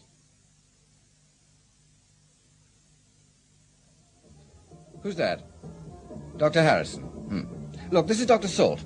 I'm at Buzzy's club, and there's a girl here who's been mixing barbiturates and alcohol. Erica Donington. Yes, coma, of course, but not deep yet. Yes, we've got the ambulance coming. I'll bring her in. No, we'll tell her father. Now, Maggie, my dear, here's my key. Go back to the flat and wait for me. Right. Mind who you let in. Where's Atchison? I'm here. Well, I want you to go and collect Sir Arnold. Tell him what's happened and where his daughter will be. General Hospital. Ask for Dr. Harrison. And I want you to drop off Miss Culworth at my flat. It's on your way. Right. You ready, Miss Culworth? That's not all. Tell Sir Arnold this. It's serious. But I think we've caught her in time. Now, as soon as she's out of danger, I expect to see him at my flat, whatever the time. Tell him I've too much evidence now to let this go any further. I doubt if you... Erickson, I have to see him tonight. This is where we all stop playing games. Dr. Salt, I'm not staying long. I've had an anxious time, and I'm an elderly man. I came here only because I owe you something. Dr. Harrison said my daughter could have lost her life if you hadn't been so prompt. Nothing was said about all your friends being here. Not all. There are a few others elsewhere. But let me introduce Miss Frinton, Miss Culworth, and Dr. Culworth. Miss Frinton's one of your employees. Culworth is the name of the man your caretaker knocked out on Monday night. So you might say they're all in the picture. Well, Dr. Salt, I can only give you a few minutes. What do you want? I want you to drop that tone, Sir Arnold. Come down a few pegs. I'm afraid that doesn't mean anything to me, Dr. Salt. I see. You're staying on that lofty height, are you? Well, you'll have to come down from it sooner or later, and staying up there only increases the tension. Well, look at your hands, man. Oh, that's right. Put them away in your pockets. But something else gives you away, something you can't control. A visible pulse. I noticed it when I saw you in Superintendent Hurst's office the other morning. High tension. I knew then that Noreen Wilkes was important to you. Rubbish. I never knew the girl. And if that's all you have to You're say... running your own lie detector, you know, Sir Arnold. Every time you speak, your blood contradicts you. You'll have to do something about that blood pressure. I have quite a competent doctor. He's never suggested a second opinion, and if he did, it wouldn't be yours, Dr. Salt. Well, hypertension has never been one of my special studies. Though I worry about how far it might affect the eyesight of an elderly man. What do you mean? You had to be very careful that night, September the 12th, when Noreen Wilkes was murdered. I think you were careful, but your eyesight was at fault. You see, there were 2 bits of evidence up in that attic room you overlooked. I have them. At least, I had them. But now they're in a little packet I sent to a colleague of mine, together with an account of what I really think happened that night. He's not in Berkton, by the way, so you can't get at him. And if he doesn't hear from me during the next 24 hours, I've asked him to open the packet and contact Scotland Yard. I don't know what you're talking about. About the possible effect on eyesight of a state of hypertension.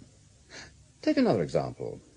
I'm sure you tried to be very careful matching that wallpaper exactly. Yet I saw at once that it didn't match. That's a lie. It matched exactly. Now you've done it, haven't you? So you were in that room, covering the cavity in the wall where the body was hidden. And don't tell me now you were doing it for your son. I'd be too ashamed to listen. Don't imagine you're making any sense, Dr. Salt. Oh, drop it, man. Your son didn't kill that girl. He was in love with her. And he was your son. And now he's dead. Do we have to pretend that he was a homicidal sex maniac to keep you safe? Very well. I killed her. So you killed her, did you? Why? I'll sit down, if you don't mind. Yeah. Here you are. Thank you. I'd heard rumours of this affair. I was told that they were using the old Worsley place. I went there that night and found them. I was deeply shocked, then very angry. I ordered Derek to get dressed and clear out. I made him leave me with a girl.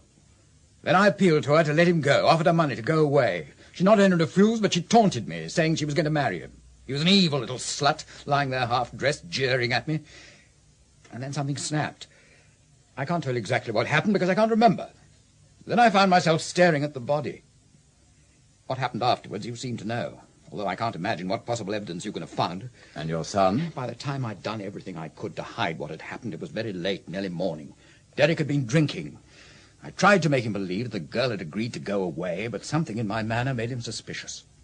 Finally, he forced it out of me. He rushed out of the room before I could find him or stop him. He shot himself. Now you know the truth, all of you. And I believe you. And so do I. No, we're miles from the truth yet. Let's have a drink. Sir Arnold, some whiskey? Thank you.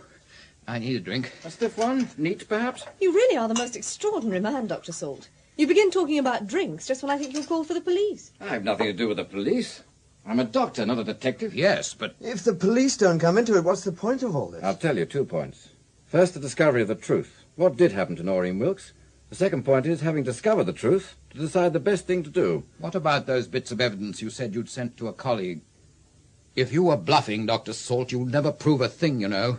I'll just keep on saying I did it. But you did, didn't you? Of course he didn't. Then who did?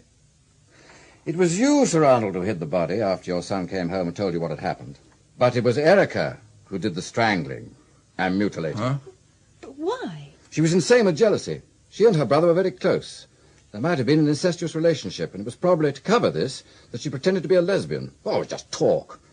Late last night, she was with a man in a room at the Beverly Astoria. Room 806. Well, she must have followed her brother that night. Somehow got rid of him, probably told him you were looking for him, and then started a violent quarrel with Noreen. She blacked out, Salt. She never knew she'd done it. She thought she'd dreamt it. When Derek realized what had happened, he shot himself. What was I to do? What you did was wrong, even for Erica. Well, how can you be sure she won't black out again? I know, Salt. What are you going to do now? I'll get you off the hook. No police, no trials, no scandals. Now I know the truth, I'll take the risk of burying it. But you'll have to submit to 2 conditions. What are they? First, Erica. She's just as sick as if she'd had typhoid. But if she can be cured, and I think she can, I can send you to the man who might do it. Take her to him as soon as she's ready to leave hospital. Stay by her. See her as often as you can. And that brings me to the second condition. What is it?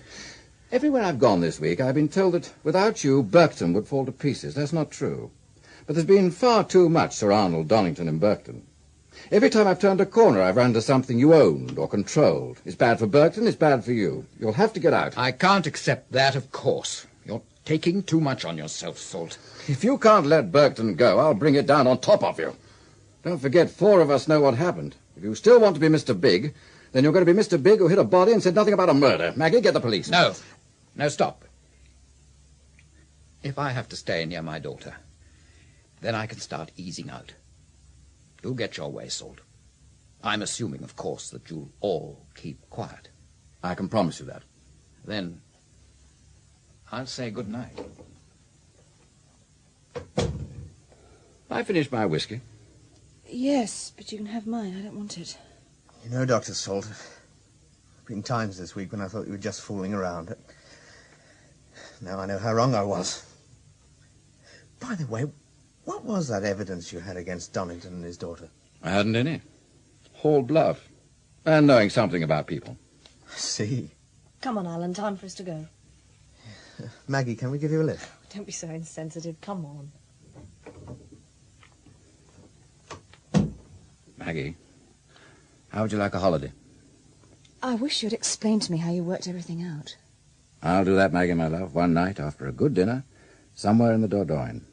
And we'll sit down over a cognac, and I'll tell you.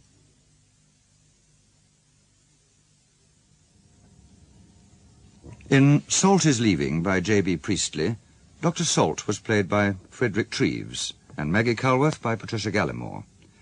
Buzzy Duffield, Ralph Lawton, Superintendent Hurst, Jack Holloway, Jill Frinton, Maggie McCarthy, Sir Arnold Donington, William Fox, Erica Donington, Elizabeth Revel. Other parts were played by Eileen Barry, Liz Daniels, George Woolley, Lawrence Rue, Joyce Latham, and Harvey Edwards. The play was dramatised for radio by Elizabeth Bradbury and produced in Birmingham by Roger Pine. You can hear more drama on Radio 4 this evening. The Monday play is called Scenes from an Album and is by William Trevor. It tells the story of an Anglo-Irish family living in the northern province over a period of years.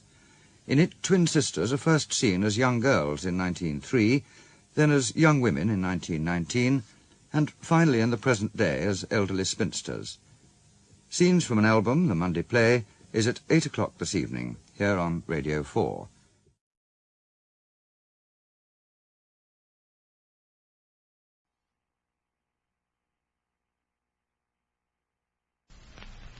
This is Studio One at CBS.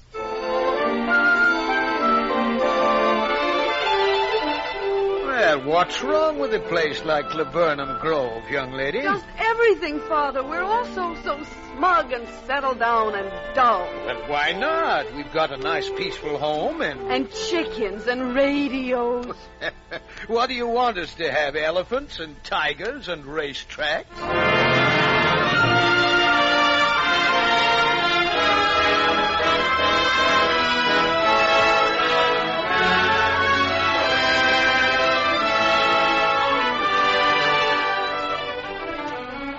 CBS invites you to Studio One, where tonight we offer another full-hour broadcast in Columbia's feature series of versions for listening of celebrated stories, novels, and plays.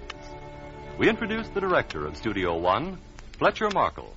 Our story tonight is a cheerful and deceptively uneventful item from the busy typewriter of Mr. J.B. Priestley. It's called Laburnum Grove. As you may have guessed from our opening scene, Laburnum Grove is in a mood of smiling irony.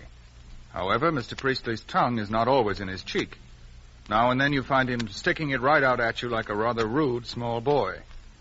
As for our principal players tonight, you'll be hearing Everett Sloane as George Radfern, with Ann Burr as his daughter Elsie, and Lou Merrill, a visiting player in Studio One, as Bernie Baxley.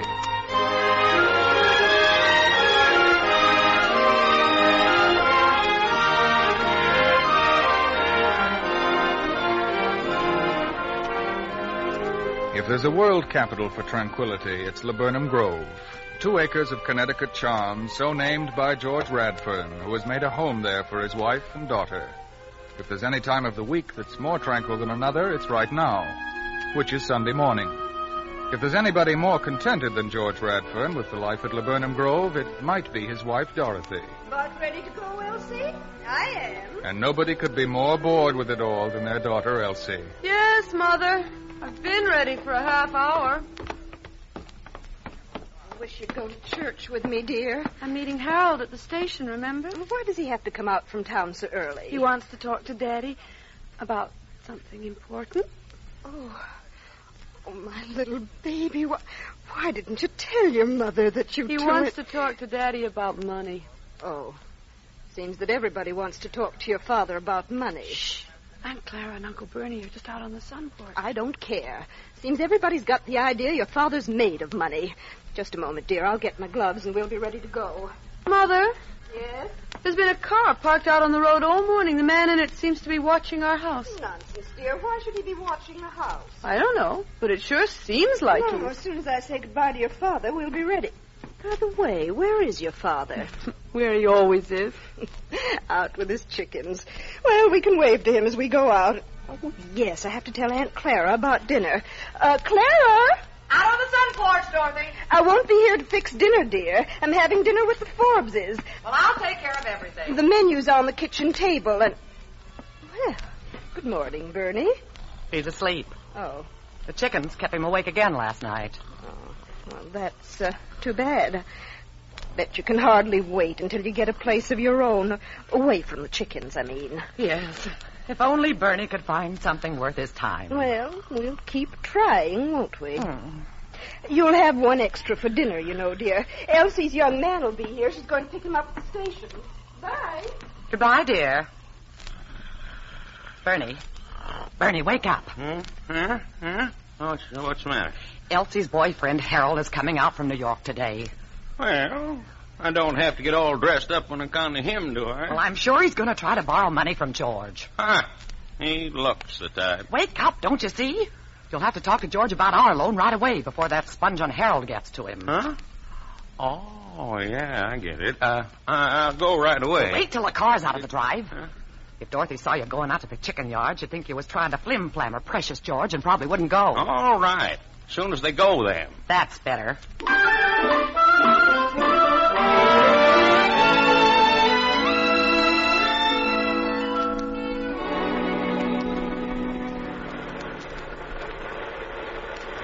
All right, dear. Back up just a little more and you're on the drive again. Mother, there's the man I Look said where you're was going, Huh? dear. What did you say? That man, the one I said was watching our house. He's out of his car and coming this way. Well, then stop, dear. Maybe he wants to ask us something. Mother, we ought to be careful. We don't know who he is. Oh, silly. It's broad daylight, and Sunday, too. Were you looking for someone? Yes, ma'am, I was in a way. Do you know Mr. Joseph Fletton? Joe Fletton, of course. But you have the wrong house. He lives down the road about a quarter of a mile. Do you know anything about him? Well, I don't, but he and my husband both raise chickens, and they see each other quite often. What do you want to know about him? I wondered how he earns his living. Well, I suppose he sells eggs and some chickens. Doesn't he travel quite a lot? Yes, I believe he does. Do you know why? Well, I imagine to sell his eggs and chickens. I see.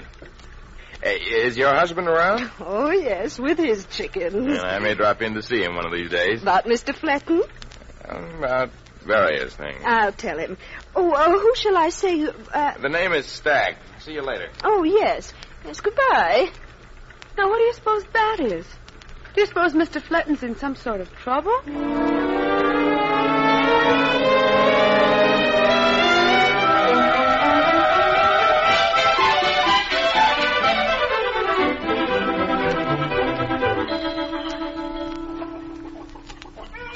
Howdy there, George. How's it going? Look out. You're going to kick over the watering can, Bernie. Huh? Oh, hi. Here we are now. Nobody's going to hurt you. Chick, chick, chick, chick, chick. We've got to see what's the trouble with you, don't we? George. There we are. No, it isn't so bad. We're friends, aren't we? George. Now, let's have a little look at you. How's every little thing, George? Steady there now, old girl. Not so good, Bernie. Not so good, huh? Chickens wake you this morning, too? Bernie, I think I have coccidiosis. Huh? What's that? Disease. Disease? Bad. Bad as they come. You mean maybe fatal? 9 cases out of 10. Oh, George, that's awful. Plumb awful. Does Dorothy know about it? No, just found it out. Oh, you poor guy. Well, Chick, I guess you're all right. Where you go now? Well, I guess now is the time to talk with you about it, then. Guess you started doing a little worrying about how Dorothy and Elsie are going to get along then, aren't you? Oh, they aren't much interested. No, I know that ain't true at all. Never saw any two people so darn fond of anybody as them two are of you. Say, what's eating you, Bernie? Oh, I know you're just now getting over the shock of it, George, but it ain't too soon to start thinking about what's going to happen to them. Yeah. Hey, where are you going? Well, if you want to talk to me, come on. I'm going to the feed house. Somebody's going to have to look after things, you know. A man. Now, I don't know how well off you're going to leave them, but it'll take managing. All right, come on in if you're coming in. Can't leave the door open or the chickens will come right in the feed house and start eating out of the bins. And close the door after you. I guess it's lucky for you that Clara and me are here with you in this hour of need. Well, that's an interesting way of looking at it, I suppose. Yes, sir. Like I said, I don't know how well fixed you're leaving Dorothy and the girl, but no matter how much it is, things can happen. And it would be comforting for you to know that they got somebody of their own that'll look after them. You know what I'm driving at? Frankly, no. Well, look, I've had a couple of propositions. Good opportunities, see, but they require capital. You follow me? Like a panther. Say, you're sitting on my new trap nest. They bend. Oh, sorry. Now, if you could let me have a little money, George, I could buy into these here propositions. How little money? Oh, $1,500, $2,000. That's quite a lot of money. Well, think of what you're buying for Dorothy and Elsie, though. Why, it's like a life insurance policy. Excuse me for mentioning life insurance at a time like this. Oh, it's all right. And there's always the problem of how the loved ones get along before the estate is settled. Well, if I got a going business, you don't have to worry about that. Clara and me take care of them. You know that. Yeah, it must be that new disinfectant's no good. Are you listening to me, George? Kind of. Well, what do you say? About what? About the loan. Oh, well, I'd have to think that over for a while, Bernie. $1,500's a lot of money. Well, maybe it ought to be $2,000, considering the circumstances. Yeah, well, I'd have to think that over a lot longer. But how long do you have? For what? Oh, I know you don't feel much like talking about it, but roughly how long you got? How long have I got for what? I mean, how much longer can you hold on? To what? Your life, of course. Well, I'm 53 now. I guess I have another 25 or 30 years in me. 25 or 30... But what about the coccidiosis, the disease? Well, I'll lose maybe 20 chickens or so, but that isn't going to kill me. You mean it's the chickens that has the the disease? Well, sure. I don't think humans get it. But you better close your mouth in case there are germs in the air, Bernie. I'm glad to hear it, George, that you ain't got the fatal disease, but... Yeah, we'll think about the loan, won't you? Yeah, it must be the disinfectant. What, Bernie? The loan. Yeah, I'll think about it.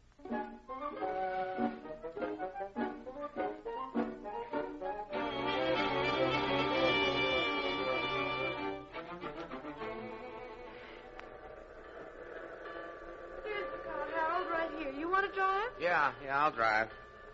You did say your dad was home today, didn't you? Oh, no, you get in first. You don't have to go around. Sure, he's spending this Sunday as he does all his Sundays with his chickens.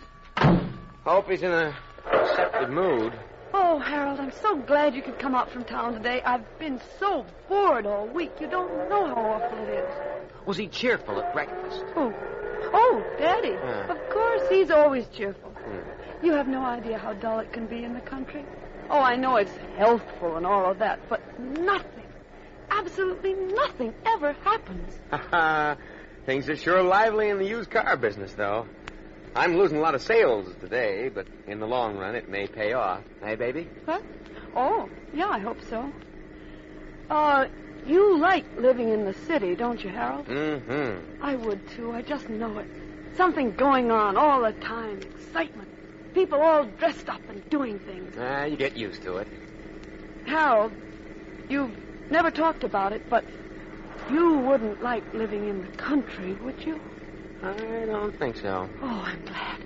You simply can't realize how dull it is. Doubt if you could sell many used cars out here.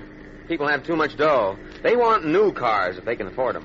I wonder if Mother knew Daddy wanted to live out 10 miles from nowhere before she married him. I don't know. How's the paper business? What, Harold? It ought to be booming. Bet your old man's bringing it home by the satchelful. I don't think I understand what you're saying, Harold. I'm talking about your father's business. He's in wholesale paper, isn't he? Well, yes, but... Well, he's probably doing so well that he won't miss a few thousand. Oh, I see. You were going to talk with him about us, weren't you? Us? Oh, sure. I'll put it to him straight. A guy has to be in business for himself if he wants to make a killing these days. And you've had things pretty easy. He wouldn't want you to have to live in some cold water walk-up. Cold water walk-up in New York. Golly, something to do all the time. We won't get dull and stuffy, will we, Harold? You bet not, honey. I'm going to make a pot full of dough. I don't mean Daddy is dull and stuffy. He's just, well, just quiet and contented with his chickens and conservative, you know? Yeah, he probably does real well in wholesale paper these days. Harold? Hmm? You know, you haven't said you love me yet today. Why, honey, everything I do and say when I'm with you ought to tell you that.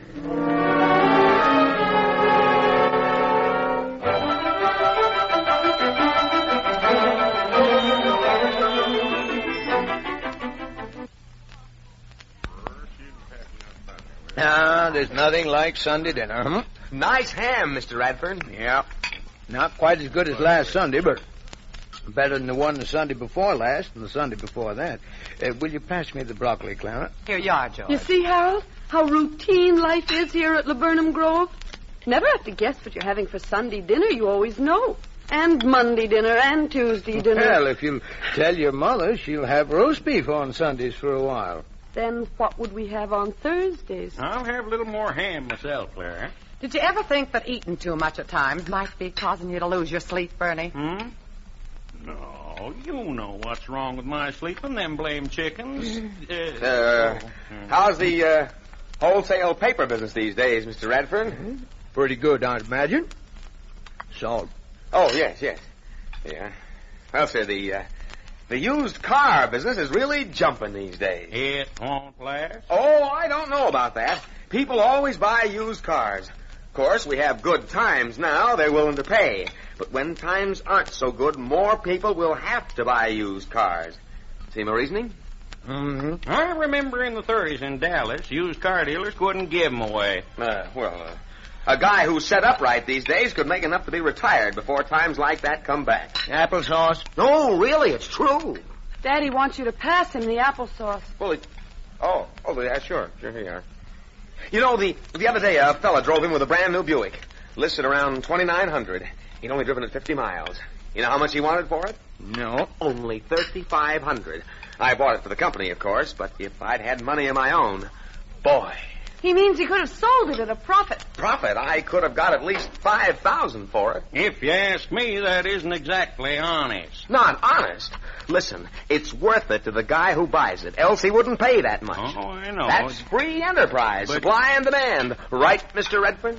Yeah, it depends on how you look at it. You see? Well, I wouldn't pay $5,000 for a $2,900 car, used. People are doing it every day. Well, I wouldn't. Anybody ready for their coffee now? Oh, Not yet. Yes, Clara, that'd be a pleasant diversion.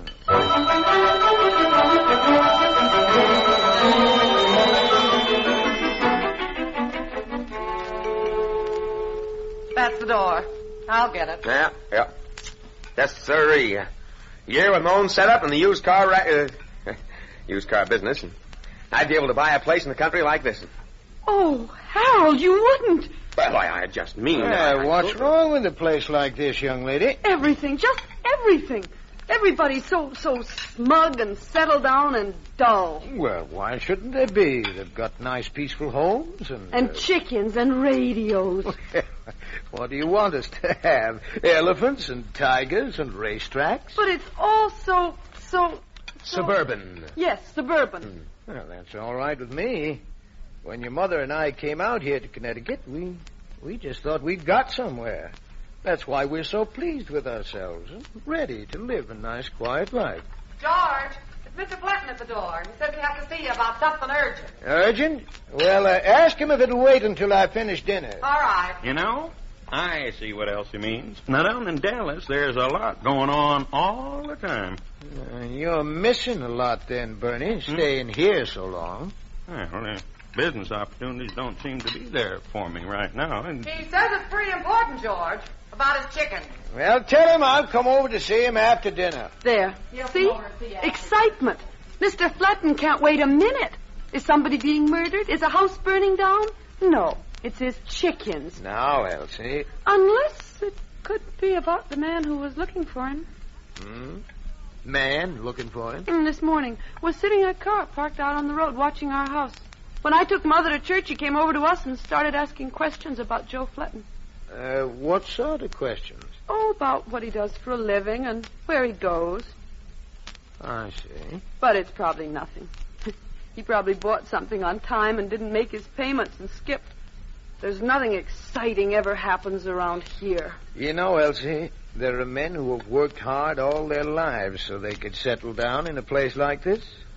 And there's no telling what they've risked, some of them. That's the nice thing about the used car thing now. No risk. Ha! Beg your pardon? No, I'm on the trail of something that there's really no risk to. And real money in it. Big money. I'm talking about legitimate business. George, I don't know why you let people like that Joe Fletton come around here. He don't have the least bit of tone. Oh, Joe's all right. Now, what was I saying? Oh, yes. You see, these are the times a young guy like me can pick up a nice piece of change in a short time. And honestly, there are other ways, you know. Don't I know it? The times I've turned down fortunes because the deals involve shady money. Yeah, same here. I want to get along, sure, but I want to stay on the straight and narrow. Yes, indeed. Well, I'm glad to hear that you feel that way, all of you. You know, I used to think like that in the old days. Oh, I'll have another slice of ham, please, Clara. What do you mean, Daddy? In the old days? Oh, I mean in the days when I used to be in the wholesale paper trade. But you're still in the wholesale paper trade, George. That's so, Bernie? How do you know I am? Why, I always thought you was. Well, I'm not. Haven't been for several years. But you go to the office every day. Oh, sure. I have to keep that office going. It's just a blind. Pass the mustard, will you, Elsie? Uh-huh. Blind, Mr. Radford? Mm-hmm. Thank you, my dear. But, Daddy, does Mother know you're not in the paper business? No. And I don't want any of you to tell her. She's a little old-fashioned. You can ask me what you like, and I'll answer truthfully, but not a word to her. Promise? Sure, we promise. That's what you want, of course. Yes, I gave honesty a fair chance, and it didn't work, so I thought I'd try the other thing. The other thing? Mm-hmm. A little more of that broccoli, please. Daddy, you don't mean dishonesty, do you? Truth be told, I suppose it has to be called that. You're kidding. Oh, Daddy, that's ridiculous. Well, you talk as if you were a crook. Well, I am a crook. A crook? Hey, now look here. Oh, I don't like the term, but it fits. Criminal sounds better. Enemy of society. That's better yet. George Radford, you don't look like a crook to me. Did you forget about the coffee, Clara? Oh, so I did. Yes, that's what I am, though. Maybe that answers why Joe Fletton comes here. I knew it. That Joe Fletton is a crook. Why, sure. He works for the organization. Organization? Very old hand. Say, what's the matter? Am I the only one eating? Daddy, do you really mean all this? Why, of course I mean it. Every penny that's come into this house the last few years has been dishonestly earned. Great God. Well, it was all that was left to me when the big paper companies froze me out. It's dangerous, of course. Is it dangerous? One slip, and that's all. But what do you do? Well, you might describe it as a private policy of inflation. We make money. Yes, but how? Well, that's it. We make money. Print it. It's against the law, you know. Counterfeiting? Oh, yes, very much against the law. The United States Mint doesn't like competition. They don't agree with you about free enterprise in their field, Harold. Well, I think we're all ready for our dessert, Clara. Oh, the dessert. Well, I think I'll have to be going. Oh, so soon? Yeah. Oh, Elsie was telling me you might have something to talk over with me. Oh, that. Well, some other time.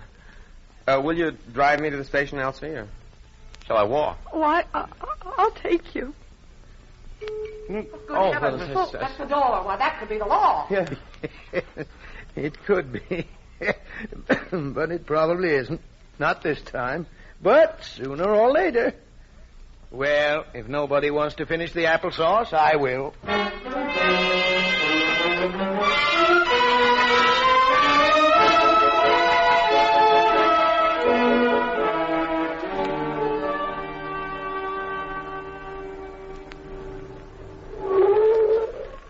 Well, don't suppose you know what time the next train for New York is due, huh? In a few minutes. The local. Oh. Well, I'll be seeing you. yes, it's Thursday. We're going swimming at Todd's Point, isn't it? Oh, well, I forgot about that. Something's come up. I won't be able to get away Thursday. Friday, then? I'd better call you, Elsie. All right.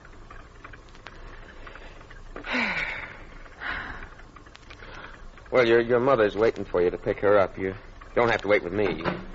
You can go on. See ya. Uh-huh.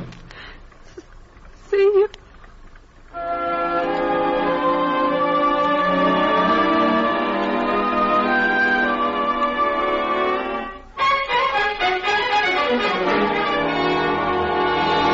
Well, this really takes the cake. Ha! You all the time blowing off about what high-class relations you have. Talking about how mine are just cowpokes and drill men. Oh, shut up. It isn't my sister who's the crook, it's him. And he's an in-law. You called my Uncle Lenny a cattle thief, huh? He taught you how to change brands. He wasn't no counterfeiter. You're going to have to pack your own bag. I'm not doing it for you. A lot of crush they had. And all them hints they throwed out about us sponging off them too long. Huh? Will you quit saying hi? No, Dad Bird, I won't. You better be careful how you fold your suits now to put in the bag. You're out of press enough as it is. Yeah. I ought to send them out to the cleaners and put it on their bill. The other bag is in the cellar. You better go down and get it. Well? We oughtn't to spend another night under this roof, ought we? With a crook? Yeah, just what I say. But I doubt if we could get a room in New York on a weekend night like this. Well, if you want to stay. I don't want to stay. Well, if you do, I could put up with it, I suppose. We could stay up here in our room. Oh, how I'd love to tell that high and mighty sister of mine about this. We did promise, though, you know, Clara. She'll get the idea. I'll let her know we're leaving because we've got some regard for the kind of people we associate with. But I won't come right out with it. Oh, I'd love to be here when the law shows up to arrest him. Him and his chickens. Bernie. How much money do you have? A little better than $80. Is that all you got left out of the $200 you borrowed from him last week? When you're trying to get a fella to offer you a big proposition, you can't act like you're broke now, can you? No, you can't. You had to be the big oil millionaire from Dallas, I guess. I don't have no relatives that are crooks. Oh, shut up! You don't think I ought to hit George for another couple hundred before we go, do you, Clara? Well, of course not. No, indeed. Bernie, he probably doesn't use any of the counterfeit money himself, though. Oh, of course not. Obviously, when he goes on these business trips, he gets it changed into real money. Bernie Baxley, what are you thinking of? I wasn't thinking of anything. You was the one that had the ideas, you and your crooked relation. He's not a blood relation.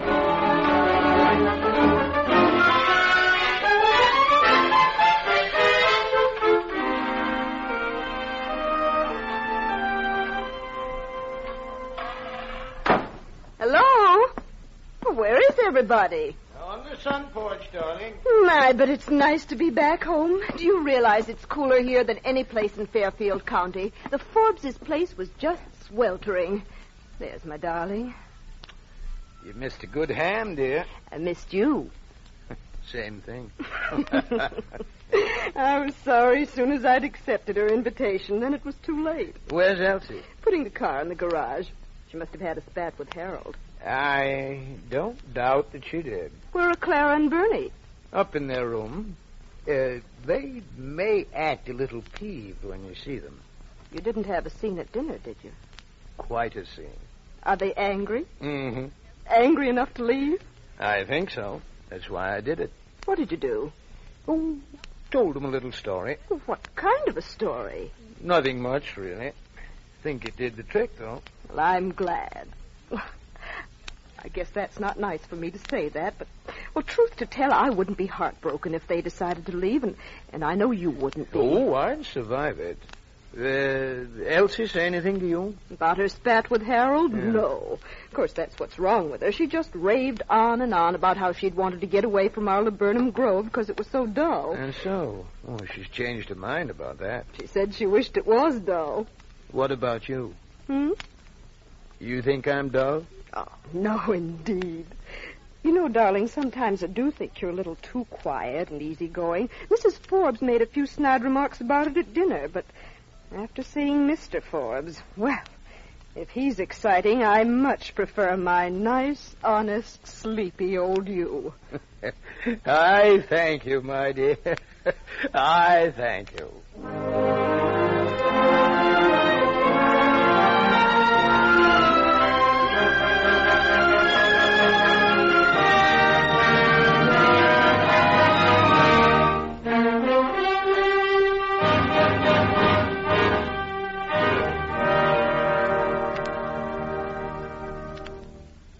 Listening to Studio One at CBS, which tonight is presenting J.B. Priestley's play Laburnum Grove, as arranged for radio by Charles Gussman.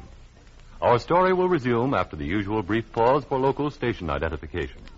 This is CBS, the Columbia Broadcasting System.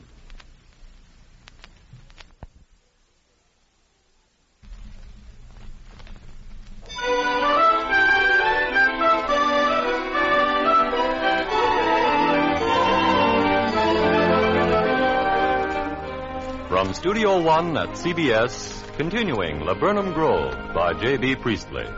The story of a quiet man in a quiet suburb who suddenly announced he lived another and dangerous kind of life.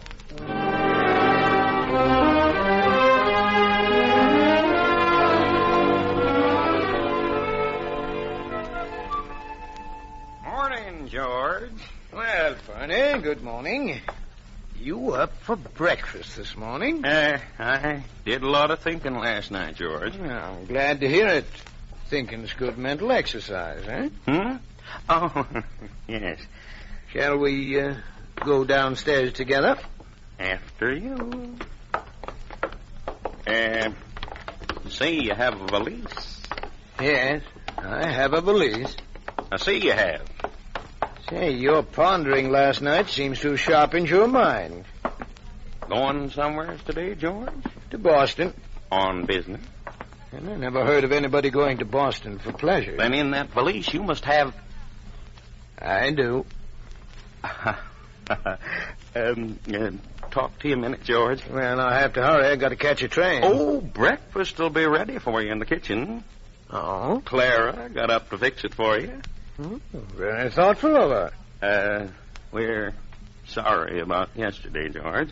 And so? I told Clara, George has been good to us, Clara. It ain't right for us to go busting off when him and his little family might need us at any moment, no matter what he's done. And what did Clara say? She agreed. She said, you're right, Bernie. Even if he's arrested, he won't tell the police that his sister-in-law and brother-in-law knew anything about it.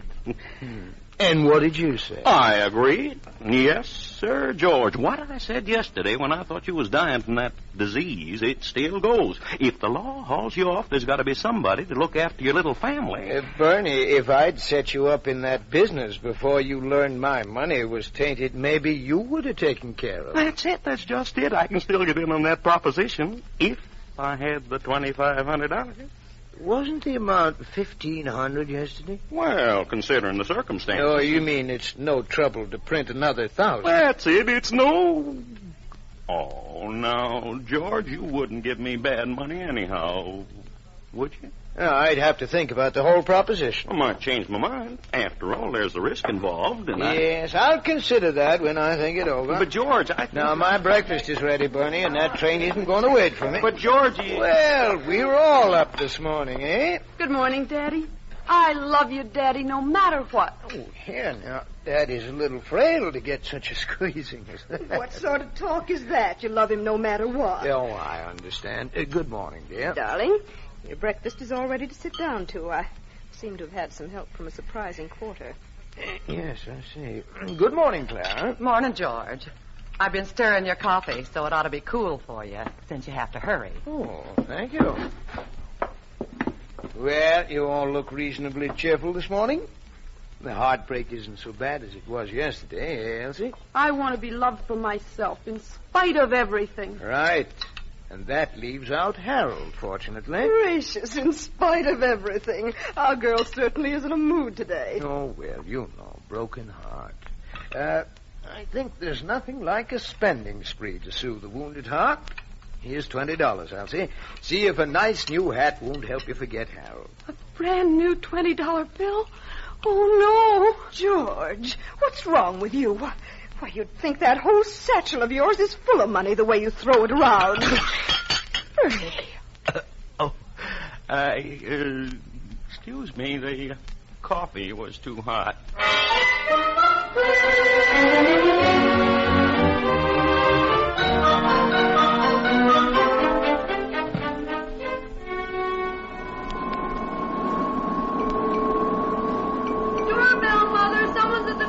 Heavens, I know that. Go on with your dusting, dear. I'll see who it is.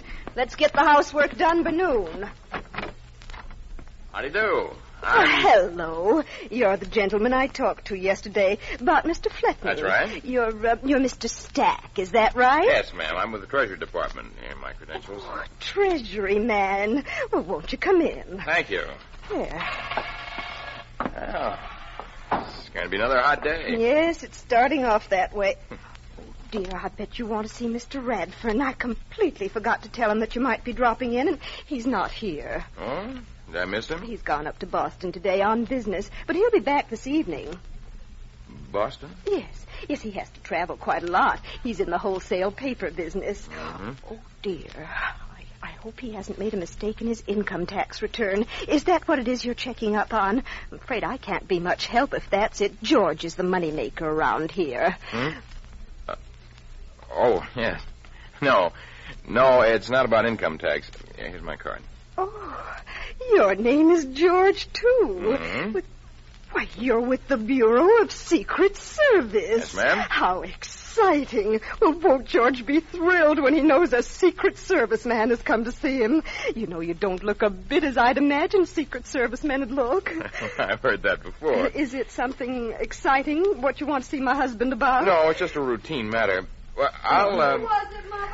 A Secret Service man. Oh, no.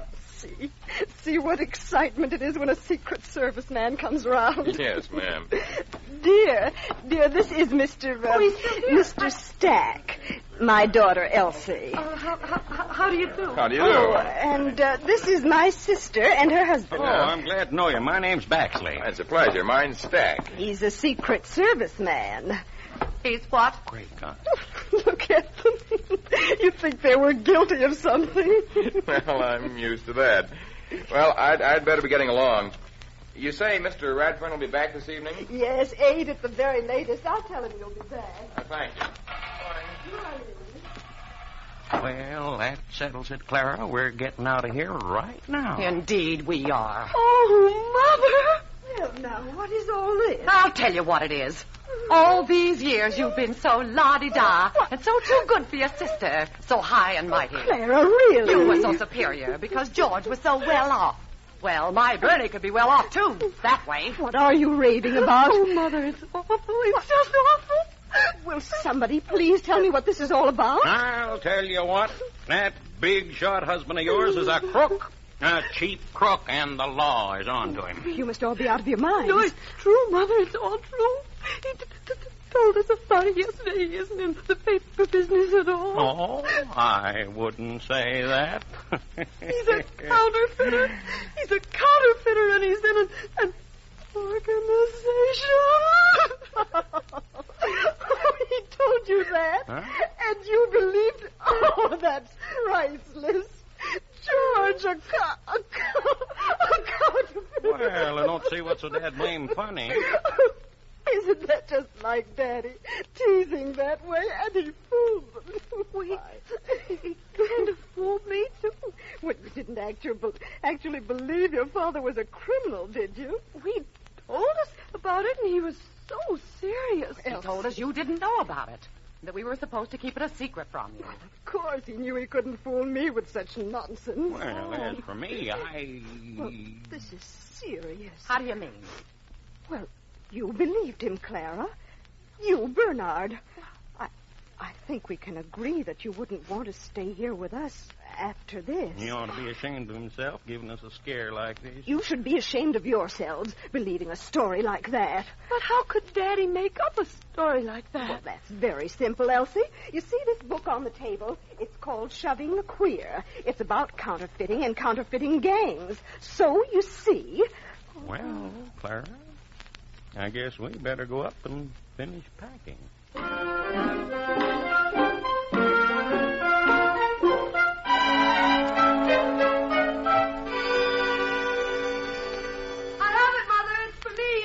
It may be for me, you know. Your father might be calling from Boston to I made a long-distance call. Here, let me have it. Look.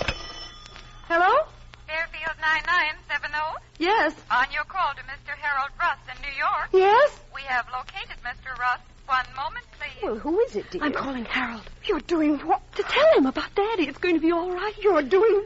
Give me that phone. Honey, they're putting Harold on it. Do you mean to tell me that you would call him and beg him to come back after the way he left you yesterday? But he thought that Daddy... How much could he love you if he'd throw you over like that? But even if it was true about Daddy. But how would he know? Hello? Doesn't make any difference. Hello? You want a boy who'd love you no matter what. Mother, he's on the phone. Where's your pride? Where's your pride, Elsie? He'll hear you. My hand is over the mouthpiece. Hello? But he's waiting. Well, he can wait a little longer. Hello, Harold. Hello? Hold on a minute, Harold. Oh, Mother. Oh, all right, then. Talk to him. But don't tell him Father was just fooling. But... Get him to come out here. Tell him you want to settle things, but don't tell him Daddy was fooling. Oh, all right. Here. Hello, Harold. This is Elsie. Oh. Hello? I want you to come out here this evening. As soon as possible, in fact. Well, I don't think I can make it. You will so make it. We have things to settle. Be here. Do you understand? You be here. Well, all right. I'll meet the 6:32 at Stanford. Goodbye. That's the way to tell him. That's my girl. my, how Daddy will laugh when he hears about all this.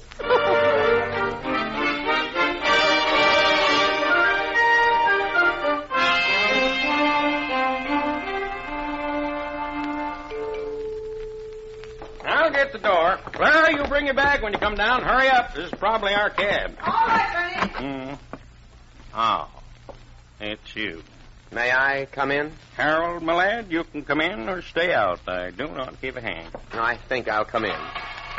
Elsie's expecting me. Right now, not right now, but she's expecting me. Came out early and took a cab from Stanford. That's very interesting, but I do not give one darned hoot. See, you're leaving. You darn tootin' we're leaving? I don't see how you stayed overnight after what he told us. Oh, you don't believe that story of his, do you? Story? That about him being a counterfeiter and criminal and all. It's true, isn't it? So he took you in, did he? I didn't think he was dry behind the ears. You mean it isn't true? Heck no. He just knew you was going to put the bite on him for a loan, and you spouted off about how honest you was. Oh, I see. You know, you could still take him for a little dough. All you have to do I is... think I heard the door. Did anybody see what it was? It's somebody for you, Elsie. For me? All you have to do is... I know what to do. All right, I'll see you later. Hey, ain't you able to close that suitcase, Claire? Well, why don't you help me? Who is it? Oh, Harold. Elsie, honey. Oh, golly, if you hadn't called me, I'd have died. Really, I would. No, don't you put your arms around me. Baby, what's the matter? Honey, you don't know what a night I had. I had to tell you. I don't care what your father is or what he does. I love you. Oh, Harold. Oh, will you ever forgive me for the way I acted last night? I could, I guess. I acted without thinking. It was such a shock to me, I just didn't think, that's all. And then when I realized... Oh, Harold, I knew you really loved me. I just knew it. I was... Hey, who let you in? Your Uncle Bernie. Did he say anything? Say anything? About what? Nothing. I just wondered. Oh, honey, just think, I almost lost you. When's your father going to be home? I want to talk to him. About us. You mean you talked to him in spite of everything? Sure, he's the father of the girl I'm crazy about. Oh, are you really? You bet I am. Come on, car, cab, pulling in the drive. Elsie, what time's he going to be home? I want to talk to him as soon as I can. He'll be in on the 7:22 from Boston. Well, I'll talk to him then. Oh, that'll be just... Oh, I just remembered there's a Secret Service man coming around to see Daddy this evening. Well, if there's a Secret Service man coming around to see your father, perhaps I could see him for a few minutes afterwards when he says... Oh, what? Secret Service man with the Treasury Department. Coming to see your father? Yeah. Well, why should that make any difference? You can talk to him afterwards. What's he... Sorry your old man and old lady aren't around to get our goodbye kisses. Yes, terribly sorry. Goodbye. Goodbye, Aunt Clara.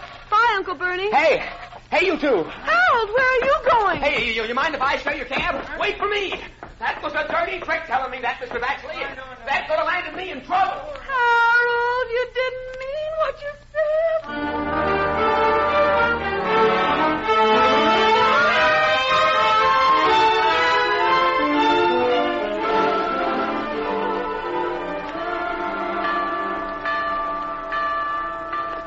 Well, there's my girl. Oh, and I thought she'd be wearing a nice new hat to the station this evening. Where's your smile? Hello, Daddy. The car's right over here. Now, what's this? You're not still mooning over that used car salesman, are you? Oh, Daddy, I know you didn't mean it to be, but that was a mean trick, telling that awful story. Story? I didn't know myself that you were just teasing. Not until Mother found out about it. Oh, Mother found out about it, did she? Uh-huh. And she really told off Aunt Clara and Uncle Bernie. They're gone. Left this afternoon. And so did Harold. Well, there now, I don't think there's much lost in the lot. Hey, Mr. Radford. Mr. Radford. Oh, somebody's... Oh, it's Joe Fletton. What are you doing here, Joe? Oh, I was kind of waiting for you, Mr. Radford. Well, fine. Then you can ride out our way with us. Scoot in, baby. You drive. Okay. It's kind of urgent, Mr. Radford. Well, we can talk about it as we go home. Hop in. It's about the chickens, Mr. Radford. Trouble? Looks like it. Oh. And drive carefully, Elsie. We want to live, even if you don't care so much about life yourself right now. The more I think of it, the surer I am I should be angry with you, Daddy. In trouble, Mr. Radford? I hope not. You know what he did, Mr. Fletton? He told my aunt and uncle and my boyfriend, my former boyfriend, that he was a crook. He did? And they believed him. At least my aunt and uncle did until Mother told them Daddy was just joking. Harold still does, I guess. Now, what do you think of that? Your daddy a crook. Now, that's a rich one. Now, Joe. Everything would have been all right with Harold if I hadn't mentioned the Secret Service man. The secret who? I believe she said Secret Service man. What about a Secret Service man, Elsie? There's one coming to see you this evening. He came this morning. Mother told him he'd be back this evening. He was the man out front who asked about you, Mr. Fletton. Oh, did he? My flock has coccidiosis, Joe. So is mine. Well, we mustn't lose our heads about it.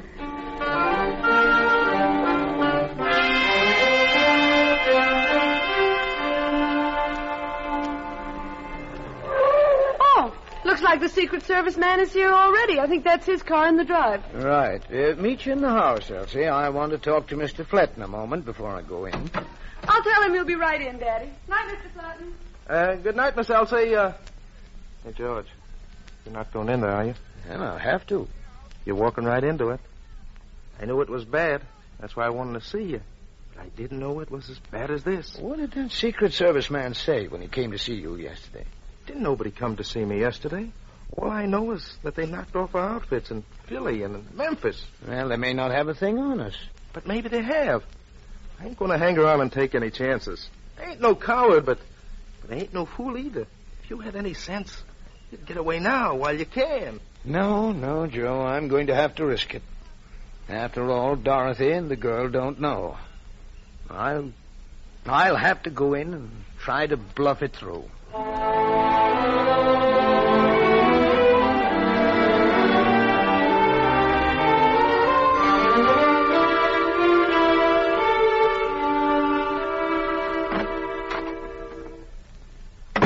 Hello, Dorothy. I'm home. Be down in a minute. There's a gentleman to see you. Yes, I see there is. How do you do? I'm George Radford. My name is Stack. I'm with the Treasury Department. Oh, the Treasury Department. Well, please sit down. What can I do for the Treasury Department? Here are my credentials. Oh, I take your word for it. Well, Secret Service, eh? This is the first time I've had the pleasure of talking to anybody from the Secret Service. Well, the work isn't as exciting as most people think. Mostly routine, long hours and routine. Not many quiet evenings at home. I don't think I'd like the life then. I like quiet evenings at home. You wanted to see me about something in particular? Yes, that's right. You're in the wholesale paper business, aren't you? Oh, in a small way, yes. The big boys crowded me out, so I haven't been doing quite as much as I'd like. Is that... I wonder if you'd mind taking a look at this $10 bill for me. Yes? What about it? It isn't a real $10 bill, Mr. Redfern. It's counterfeit. Not really. Well, what do you know? You certainly could have fooled me with it. Would you examine the paper? I imagine you're an expert in judging papers. Well, thank you, but I don't... Oh, yes. Yes, I can see that the paper isn't quite right. Oh.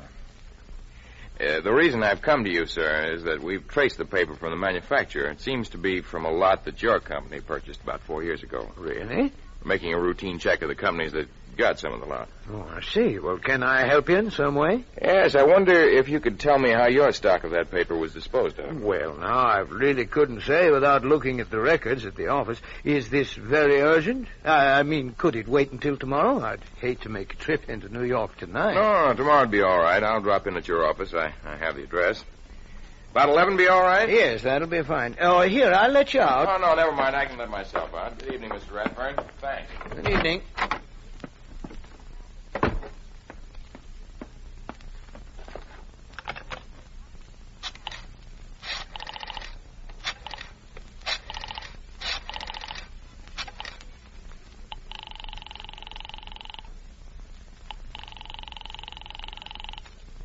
Hello? Do you know who this is?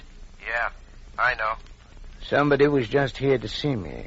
I believe the coccidiosis is about to wipe out my flock. Yeah? What about mine? Yours, too. I'm giving up the whole thing, and I suggest that you do the same. I'm going to follow the plan we made for just such an emergency. Yeah? When? Right now, as soon as I can... Oh. Pardon me for coming back in this way without knocking. I think I dropped that counterfeit bill I showed you. I didn't want to make you come back to the door. Oh, that's all right. But I think I remember seeing you put that bill back in your pocket. Oh? The right coat pocket. Well, yeah, so I did. Hope I didn't interrupt your phone conversation. No, I was just talking chickens with the neighbor. Talking to Mr. Fletton? No, another neighbor. You know, Mr. Redfern, maybe I should tell you a little more about this case I'm working on, if you'd be interested. No, I would. Very interested. I've been working on the case for almost 3 years. No. Say, now, that shows you really have patience, you government men. This is a pretty clever gang. For a while, I just plugged along. Couldn't seem to get started. I just went along putting one piece of evidence with another. But now we're beginning to break the gang. Not too fast, but we're started. And pretty soon it's going to come apart. All of it. Good for you. Does a taxpayer good to hear of such efficiency? Thanks. You see, Mr. Radfern, we know that this gang operates in Philadelphia and Memphis and Boston. Boston? Really? Oh, I was just there today. Yeah, I know. And you go to Philadelphia occasionally, and Memphis and Baltimore and Cleveland. Yes. I do quite a lot of traveling. We don't have quite the key men to make a complete roundup at the present time, but if we could find one man, a man who could help us get this business washed up in a hurry. I say if a man came along who could help us wipe the gang up in a hurry, he'd save the taxpayers quite a lot of money. Yes, I can imagine. He'd probably get off pretty easy himself, no matter how deep he's in with the gang. Well, of course, I can't answer for any of the gang, but that sounds pretty fair to me. But I don't quite understand. If you have something on this man, why don't you arrest him, and then he might tell you what you want to know. We haven't quite enough evidence to arrest him. Not quite enough. But we will have soon. Well, this is very interesting, Mr. Stack, but I don't know what you want me to do about it. I'll just leave this card with you. If at any time, day or night, this man wants to help us, and let us help him, have him call this number. No, I'll keep the card in case I ever find anyone who needs it. Well, good evening, Mr. Radford. Good evening, Mr. Stack.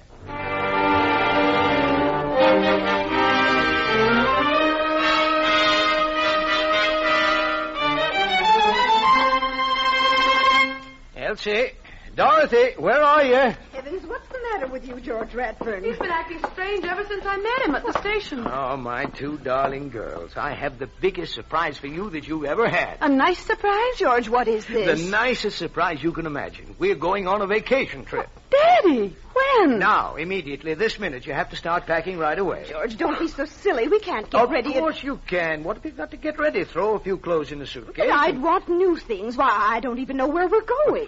To the romantic parts of the world. You can buy pretty things as we go. Whatever you need, whenever you need them. Daddy, you don't mean it. I do mean it. We're driving to Baltimore to get our boat. We can make it if we're on our way in 20 minutes. Now, do we stand here talking, or do you get going? Come on, Mother, before he changes his mind. I'll just throw a few things in a bag. It won't be long. And I don't want you two to waste any time either. No, can't understand what's gotten into your father. But he's wonderful, isn't he?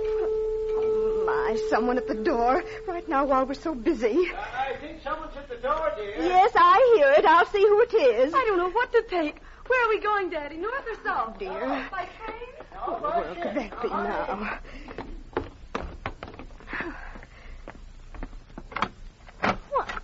Why, Officer Morris. How do you do, Mrs. Radford? Well, Mr. Radford's awfully busy at the moment, if you want I just come to see about the ball team. The ball team? Stamford Police Force is getting up a kids' baseball team, Mrs. Radford, to play Greenwich and Darien and the other towns around here. That's awfully nice. Yes, we think it'll do a lot of good. Keep the kids out of trouble and all that. We're taking up a collection, to buy uniforms and kind of defray costs. Well, we'd certainly like to contribute. Dear, my purse is upstairs, and we're in sort of a hurry. I could come back some other time. Oh, no, you won't have to do that. Here's Mr. Radford's coat on the chair. I'll take it out of his wallet. And pay it back, of course. Oh, yes, ma'am. That's what my wife always says. Let's see. How much are people giving? Oh, $5, $10. Well, we should be able to do as much. Here you are. A nice new $10 bill. Thank you, ma'am. We appreciate it. I know you're in a hurry, so I'll send you the receipt later. Fine. Thank you. We are in a hurry. Good night, officer. Good night, ma'am. Who is that, dear? Officer Morris of the Stamford Police. Oh, really? Well, Elsie, are you about ready? I'm coming. What did he want, Officer Morris? Oh, just a contribution for a boys' baseball team they're getting up. I gave him $10. Oh, is that all he wanted? That's fine. I had to give him the money out of your wallet, dear. My purse is upstairs, and we're in such a hurry. You did what? I said I had You out of my wallet? What, did I do something wrong? No, I guess not. But we have to hurry. We have to get going. Oh, darling, you do need a vacation. Look at your hand tremble. It's going to be all right, my dear. Off to the 7 Seas, off to rest and relaxation. Elsie, hurry! Romance and adventure don't always wait.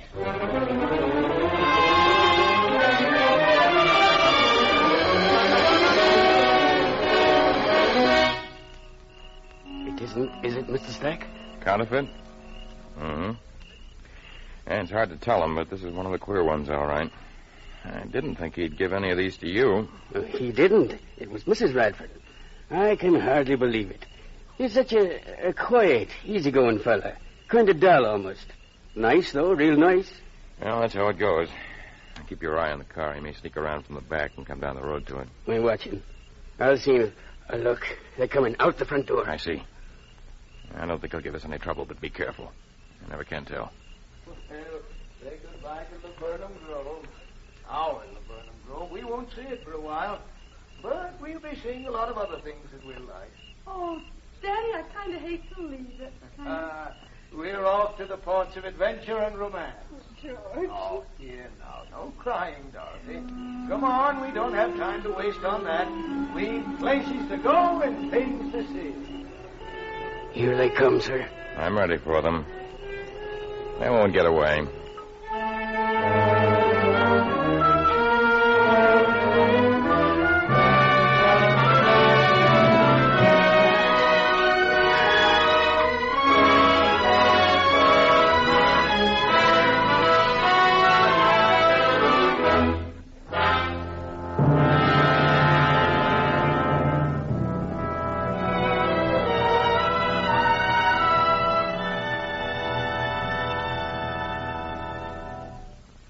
From Studio One at CBS, you have just heard Fletcher Marco's production of Laburnum Grove by J.B. Priestley.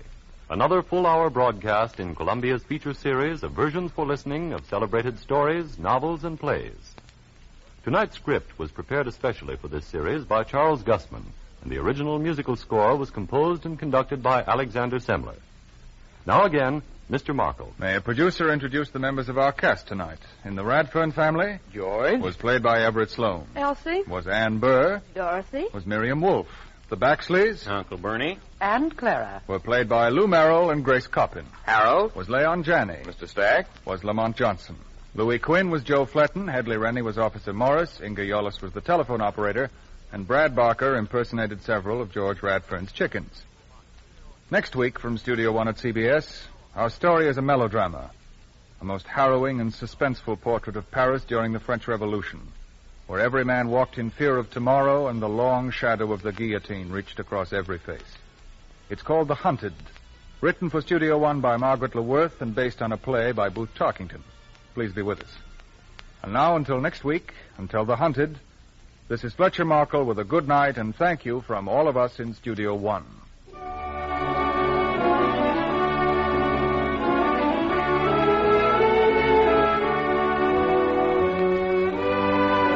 This is CBS, the Columbia Broadcasting System.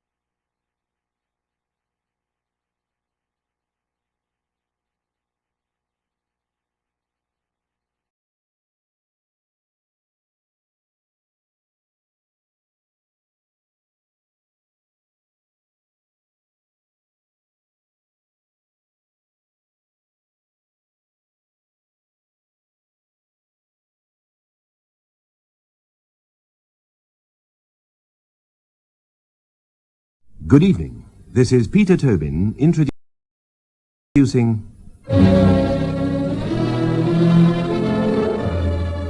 Lux Radio Theatre. Tonight and every Monday night at this time, Lux Radio Theatre presents for your entertainment the finest in radio drama. This week we present Home and Beauty by W. Somerset Maugham, a comedy set in London immediately after the First World War. What happens when a young woman finds herself married to two men at the same time, both of whom she loves dearly?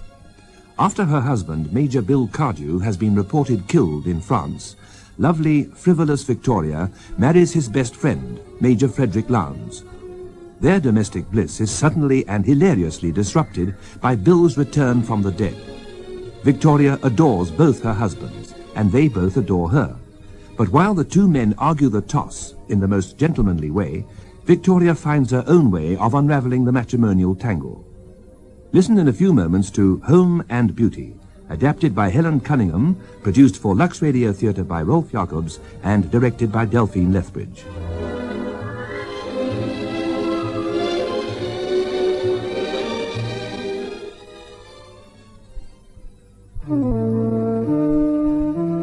Here's an idea that will make you feel soft and beautiful, and you can do it this evening. Just take a long, creamy bath with Lux Beauty Soap. Sink back and relax, and let the extra rich lather of Lux soften your skin to film star smoothness. Think of it, the creamy, moisturizing lather making your skin silky and relaxed. The precious perfume of Lux caressing you all over. Lux is the one beauty soap chosen by most beautiful Hollywood film stars.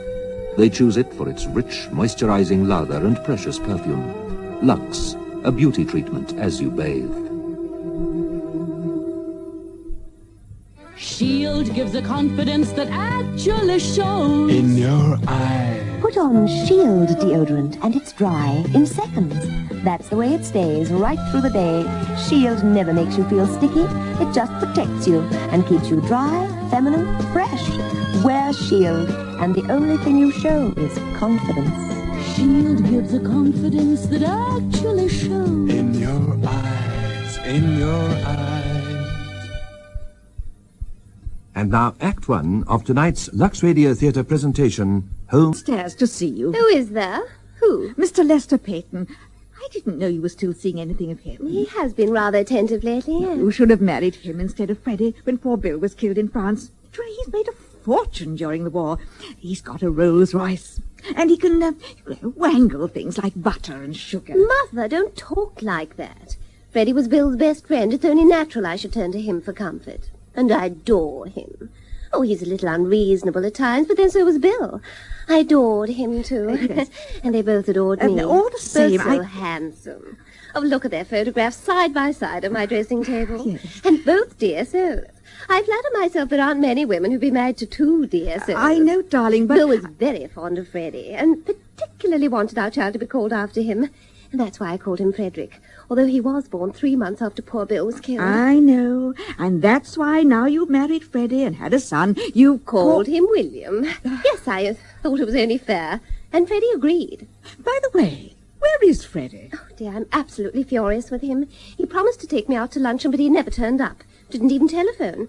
I think it's too bad of him. He may be dead for all I know. What about Mr. Peyton? Are you going to see him? I mean, you can't keep him waiting all afternoon. Oh, I may as well. Go and bring him up, Mother. You're going to receive him up here? In your bedroom? Well, certainly it's the only room in the house apart from the nursery where there's a fire. You know how difficult it is to get coal.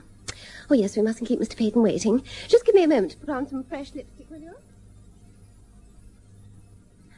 I hope you didn't mind being dragged up all these stairs, Mr. Peyton. We have to be frightfully economical with our coal, you know. I can only afford to have a fire in my bedroom. You're not going to tell me that you have any trouble in getting coal. Why on earth didn't you let me know? You don't mean to say you could get me some? Well, it's quite out of the question that a pretty woman shouldn't have everything she wants. I told Freddie that I felt sure he could wangle it, but... well, I mean, what's the use of being at the War Office if you can't have some sort of pull? But he couldn't. Well, leave it to me. I'll see what I can do. How marvelous of you. Now that these men are coming back from the front, no one will look at us poor devils who stayed at home if we don't make ourselves useful. Well, you only stayed because it was your duty. Oh, I volunteered, you know. I didn't wait to be called up. The government said to me, "You're a shipbuilder, go on building ships." So I built them ships. And a little bird has whispered to me that the government intends to show its appreciation of your services in the honours list. Oh, one doesn't ask for that. One's glad to have been able to do one's bit. Oh, how true that is. That's just what I feel. Yes, Victoria's worked herself to exhaustion. I don't know how many committees I sat on or bazaars I opened. That's true. At the beginning of the war, you know, I worked in a canteen, but I had to give that up because I could never go out to lunch anywhere. I did think of working in a hospital, but they said I had no training. Oh, I'm sure you would have made a very good nurse, dear. I didn't propose being the ordinary sort of nurse. I was quite content to leave that to those who had to make their living by it. But it doesn't need any particular training to be nice to those poor, dear, wounded boys, to shake up their pillows and take them flowers and read to them. It only needs sympathy. I don't know anyone who has more. Mm-hmm. With people I like. Well, darling, I think I'll go and see how my precious little grandsons are. Oh, yes, Mother, do. Nanny's taken Fred out, but Baby's in the nursery. Excuse me, Mr. Peyton. Yes, of course. You have 2 children, haven't you, Mrs. Lance? Yes, 2 sons. Fred, who'll be 2 next month by my first husband, Bill Cardew, and William, who's just 4 months by my second husband. I'm sure you're a wonderful mother. Oh, I adore my children. And a perfect wife. Do you think so? Doesn't your husband? Oh, he's only my husband. His opinion doesn't count. He's a lucky man. I envy him. Do you? Shall I tell you what I think of you, Mrs. Lance? Oh, no, don't. You'll only exaggerate. You know, there are only 2 qualities that I flatter myself on. I'm not vain, and I am unselfish. Oh, here's my husband now. Afternoon, Peyton. Oh, good afternoon, Major Lance. Freddie, where have you been all this time? At my club. But you promised to take me out to luncheon. Did I? Oh, I forgot all about it. I'm so sorry. Were you busy? Yes. Well, Bill was never too busy to give me luncheon when I wanted it. Well, fancy that. Well, I've been getting along. Now the war's over, you fellas can take things easily. My work goes on just the same. That's a new car you've got, isn't it? I have to get about somehow, you know. So do I, but being only a soldier, I manage it on my own 2 feet. Well, goodbye, Mrs. Lance, and goodbye, Major. Goodbye. So nice of you to come and see me. Now, Freddie, I'd be glad to know why you threw me over like that. Are you obliged to receive visitors in your bedroom? Oh, you don't mean to say you're jealous, darling. I thought you seemed grumpy. Come and give me a nice kiss, I'm not in the least jealous. Oh, you silly old thing. You know it's the only room in the house that's got a fire. Why the dickens don't you have one in the drawing room? My poor lamb, have you forgotten there's been a war and there happens to be a shortage of coal? I'll tell you exactly why we don't have a fire in the drawing room. Patriotism. Well, I'm dashed if I can see why it'd be less patriotic to have a fire in the drawing room where we could all benefit from it, rather than here where it's no good to anyone but you. Darling, you're not going to ask me to do without a fire in my bedroom. How can you be so selfish? Heaven knows I don't want to boast about anything I've done, but after slaving my life out these last 4 years, I do think I deserve a little consideration. I'll go and see the kid. It's not as if I grudged you the use of my room. You can sit here as much as you like.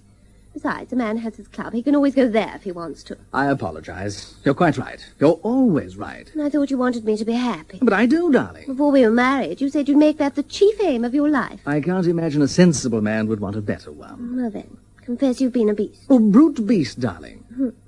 No, I asked you to give me a kiss just now. Well, it's not a request I'm in the habit of having ignored. And I trust it's not one that you're in the habit of making to all and sundry. Now, tell me why you forgot to take me out to luncheon today. I didn't forget. I was prevented. I haven't had luncheon myself. I'll just ring and ask the cook to send me up something. Oh, the cook left this morning. Again? What do you mean again? This is the first time she's left. Well, hang it all, she's only been here a week. I don't know why on earth you can't keep your servants. No one can keep servants these days. Other people do. Don't speak to me like that, Freddie. I'm not used to it. I shall speak to you exactly as I choose. Well, it's so petty to lose your temper just because you can't have something to eat. I should have thought after spending 2 years in the trenches you'd be accustomed to going without a meal now and then. Oh, for goodness sake, don't make a scene of it. It's not I who am making a scene. I don't know how you can be so unkind to me. Bill would never have treated me like that. But I can't imagine how you can... I'm not exacting. I do everything I can to make you happy. I'm patience itself. Even my worst enemy would have to admit that I'm not selfish. Victoria, now please, all I wanted Bill was... wouldn't have taken my poor loving heart and thrown it aside like an old hat. Bill loved me. He would always have loved me. Oh, I adored that man. He waited on me, hand and foot. I'd give anything in the world to have my dear, dear Bill back again. Well, I'm very glad you feel like that about it, because he'll be here in about 3 minutes. What? What on earth do you mean? He rang me up at the club this morning. Freddie, what are you talking about? Who spoke to you? Bill. Bill? Well, Bill who? Bill Cardew. But he's dead, poor darling. He showed no sign of it on the telephone. Oh, Freddie, how can you be so heartless to joke like Well, just wait and see for yourself. Now, Freddie, please, don't be vindictive. I didn't mean what I said. I adore you, darling. You know that. You can have a fire in your study and to the devil with a fuel controller. I'm sorry for all I said just now. There now.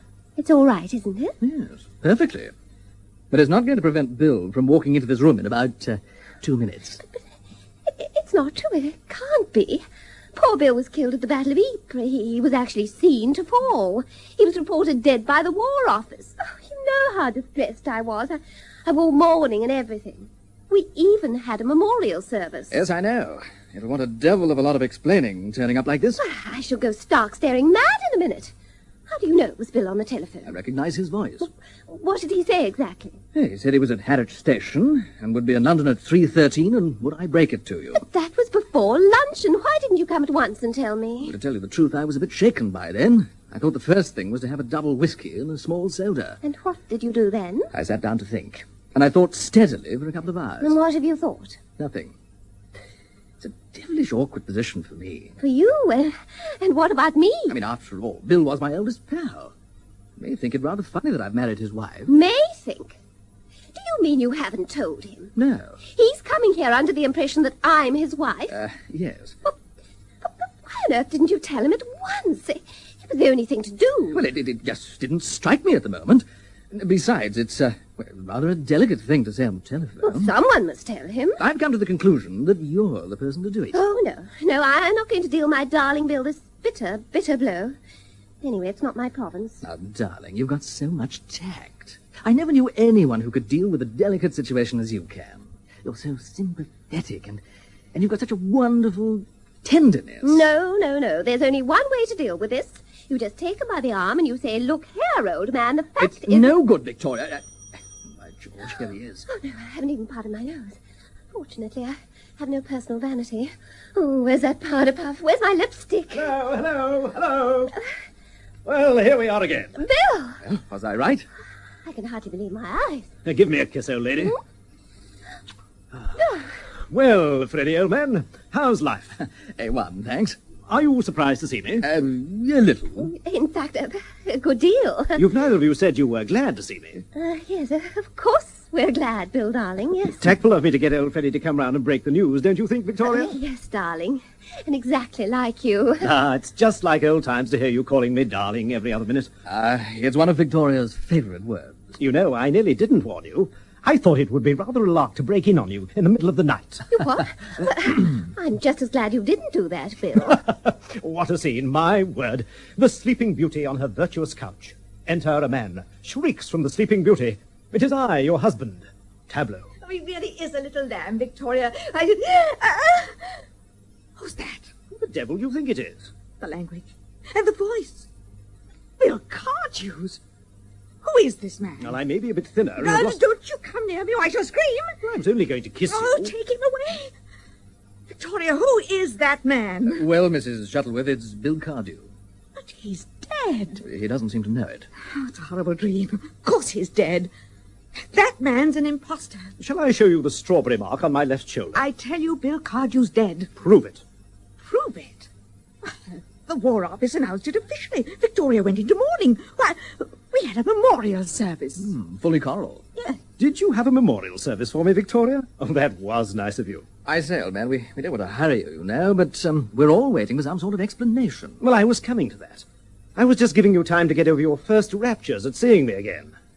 Well, have you got over them? I can only speak for myself. I was wounded at Ypres. Badly wounded. Yes, a fellow saw you fall. Said you were shot through the head. Just stopped a minute and saw you were killed and went on. Well, I wasn't. I was eventually picked up and taken to Germany. Next thing I knew, I was in hospital. And my memory had completely gone. Very strange. But your memory came back. Yes, gradually. It only returned fully shortly before we were released. Well, couldn't you have written then? They said I'd arrive before a letter or even a telegram. Well, I suppose it is possible. Well, I'm not dead, as you can see. And what's more, I propose to live for another 40 years, if not 50. Now, I wouldn't mind getting out of these dirty clothes and into something decent. I'll just go through to my dressing room.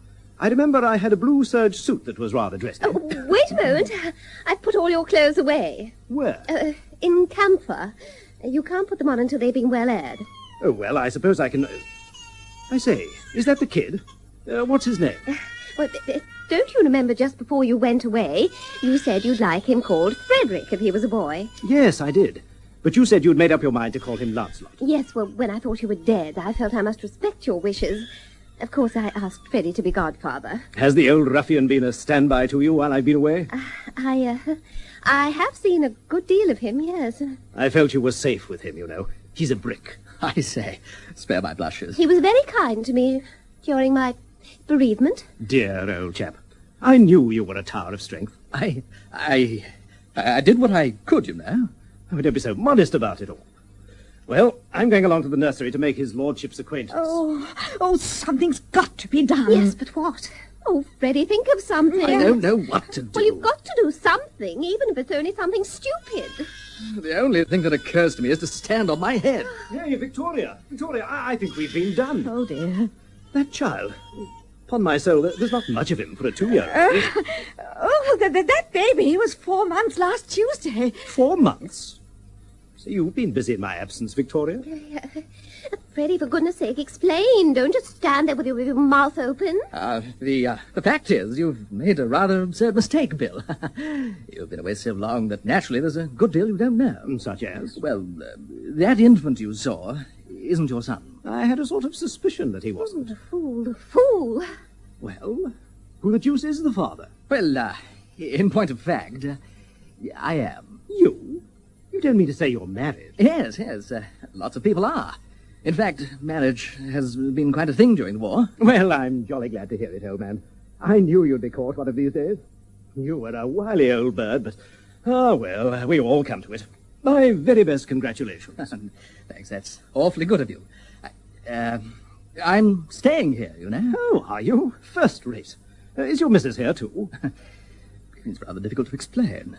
Oh, don't tell me she's only got one eye. Look, can't you guess why I'm staying here? No. You don't mean you've married Victoria's mother? Oh, good gracious. Well, no, not exactly. What do you mean by not exactly? I hope you hadn't been trifling with the affections of my mother-in-law. Oh, do I look as if I were the mother of that baby? Oh, we live in an age of progress. One should keep an open eye about things. You misunderstand me, Bill. Is there nothing between you and Victoria's mother? Certainly not. Oh, well, I'm sorry. I should have liked to be your son-in-law. And you would have done the right thing by her, wouldn't you? Really, Bill? I don't think you ought to talk like that about Mother. If he's compromised her, he ought to marry her. He hasn't compromised her, and he can't marry her. Well, I don't want to be inquisitive, but if you didn't marry Victoria's mother, who did you marry? Confound you, I married Victoria!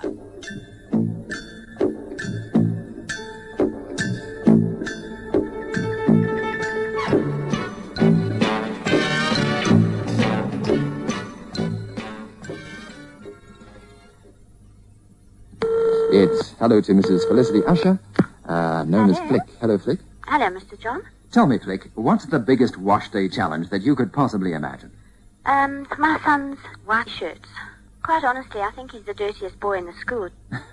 Really? Now, if I gave you a challenge, just one chance to get these dirty white shirts of your son's perfectly white again, how would you do it? I'd use surf, because surf contains super glue. I think it's most important that white clothes should be white and not grey and grubby looking. And to look smart, they must be white. Obviously, whiteness is very important to you. Yes, definitely. Yes, like Flick, most housewives I've challenged trust the experienced one, Surf with Super Blue for perfect whiteness. Gosh, Mary, you're lucky to have such a hard-working servant. What do you mean? I haven't got a maid. Well, how on earth do you manage to keep your floors so clean and shiny? Ah, that's easy. I use Dual. Dual? Yes, Dual, the self-shining floor cleaner. It's so easy because Dual cleans and polishes in one go. How do you mean? Well, Dual lifts all the dirt out of the floor and dries to a bright, long-lasting shine, all by itself. So when you use Dual, you don't have to worry about polishing? No, Dual cleans and polishes in one go.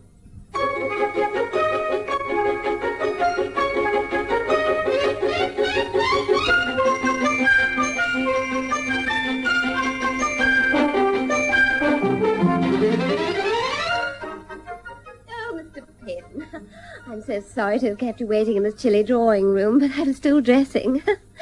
You're very kind to have come so soon. What a catastrophe. You must be beside yourself. What in heaven's name are you going to do? I've no idea. That's why I telephoned you. You have encouraged me to bring all my difficulties to you. Yes, of course, yes. We must discuss the matter. I suppose you've been having the most terrible scenes. Oh, heartrending. You see, they both adore me. And you? I only want to do my duty. How like you. How exactly like you. It was so sweet of you to come and see me at once. I was afraid you wouldn't have time. Do you think I'd allow anything to stand in the way when you sent for me? Oh, but I shouldn't like to think that you were putting yourself out on my account. I wish I could pretend I were. As a matter of fact, I was only going down to see a place I've just bought in the country, and as I wanted to try my new rolls, I thought I'd kill two birds with one stone. Oh, I didn't know you were buying a place. Oh, it's a very modest little affair. The park is not more than 300 acres, and there are only 15 bedrooms. But you see, I'm a bachelor. I want so little. Where is it? Oh, it's near Newmarket. A man in my position is bound to do something for the good of the country, and it seems to me that to patronize a good old English sport which gives employment to numbers of respectable men is an occupation which is truly patriotic. I'm going to take up racing. Oh, I think it's splendid of you. So many men waste their money on their own selfish pleasures. It's such a relief to come across anyone who's determined to make thoroughly good use of it. I've often wondered why you didn't go into Parliament. For the past 4 years, I've been too busy winning the war to bother about governing the nation. Yes, but now they want strong men of keen intelligence and dominating personality. It's possible that very soon I shall have the opportunity to show what sort of metal I'm made of, but not in the House of Commons. In the House of Lords? You mustn't ask me to betray the confidence of the Prime Minister. Oh, you look splendid in scarlet and ermine. But it's too bad of me to talk about my own concerns when yours are so much more important. Oh, but you don't know how I love to hear you talk about yourself. One feels a brain behind every word you speak. It's easy to be brilliant when one has a sympathetic listener. Of course, Bill and Freddie are darlings, but their conversation is a little limited. During the war, you know, it was rather smart to talk about guns and flying machines and flea bags, but now... I understand so well, dear lady. Why do you call me that? Well, out of pure embarrassment. I don't know whether to call you Mrs. Cardew or Mrs. Lowndes. Well, why don't you split the difference and call me Victoria? May I? It'll make me feel that you're not an entire stranger. Oh, and I need a friend badly. I'm all at sea. I'm married to 2 men, and I feel as if I were married to neither. I wish you weren't. I wish with all my heart you weren't. Why? Can't you guess? Oh, I must be very stupid. Don't you know that I dote on you? I curse my unhappy fate that I didn't meet you before you were married. Would you have asked me to marry you? Morning, noon, and night, until you consented. Oh, well, I never want a Paris model so much as when I know it's been sold to somebody else. I wonder if you'd want to marry me if I were free. Yes, with all my heart. But I'm not free. And you, if you were, would you marry me? I don't believe you're the sort of man who'd ever take no for an answer. Oh, you're perfectly adorable.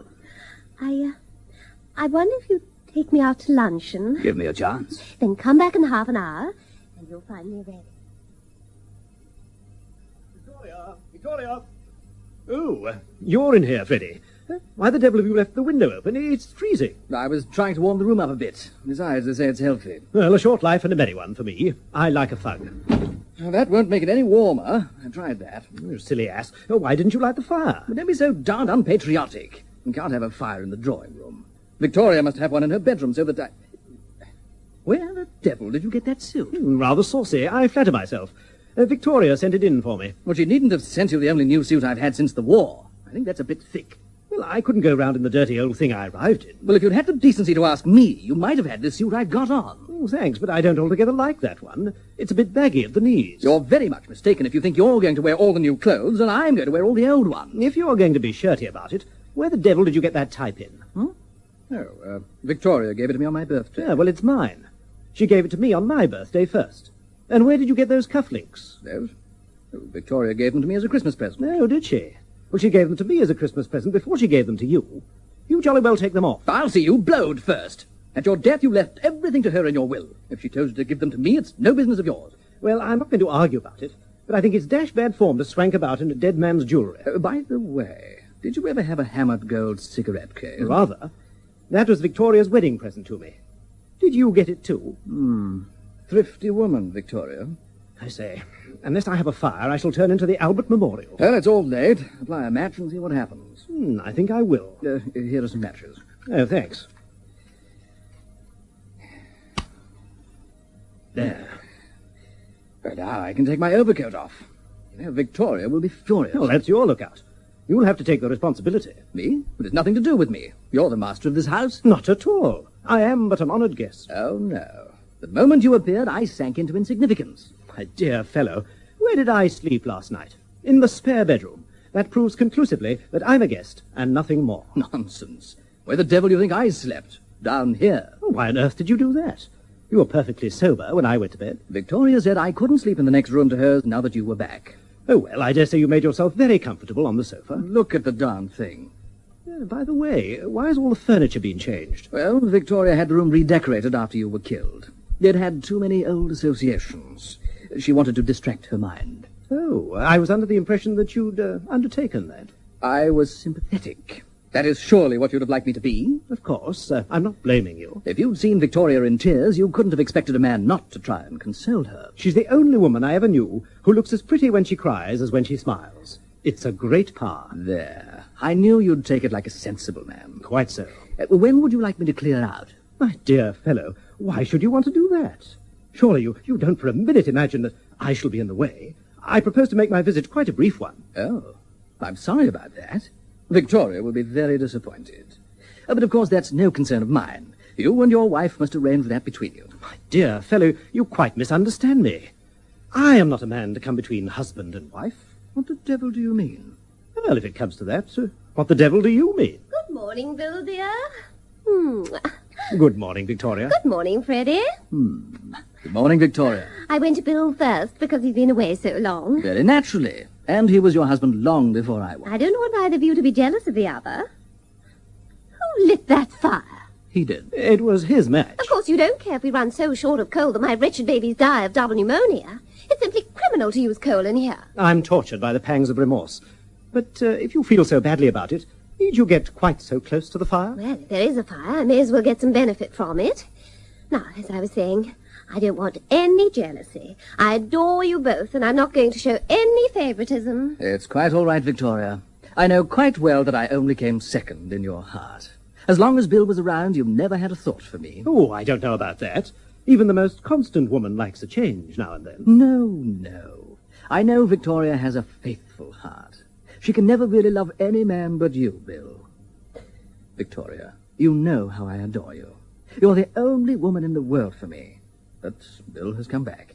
And therefore there's only one course open to me as a gentleman and a man of honor. It's a bitter, bitter sacrifice, but I'm equal to it. I renounce all rights in you. I will go away, a wiser and a sadder man, and leave you to Bill. Goodbye, Victoria. Give me one more kiss before we part forever. Oh, how beautiful of you, Freddie. What a soul you've got. Goodbye, Victoria. Forget me and live happily with a better man than I. I shall never forget you, Freddie. Goodbye. Go quickly now. I shall break down. Goodbye, Bill. Do be kind to her. I couldn't do this for anyone but you. Nothing doing. What do you mean? Get away from that door and let me pass. Only over my dead body. Bill, why prolong a painful scene? My dear Victoria, I'm not the man to accept a sacrifice like that. No, I'll not come between you. Oh, Bill, how noble. Victoria, I'm a gentleman and a soldier. To all intents and purposes, I'm as dead as mutton. I'll remain so. Victoria will never be happy with me now that you've come back. Not another word. She's yours. I understand it all. You're both so noble, so heroic, so unselfish.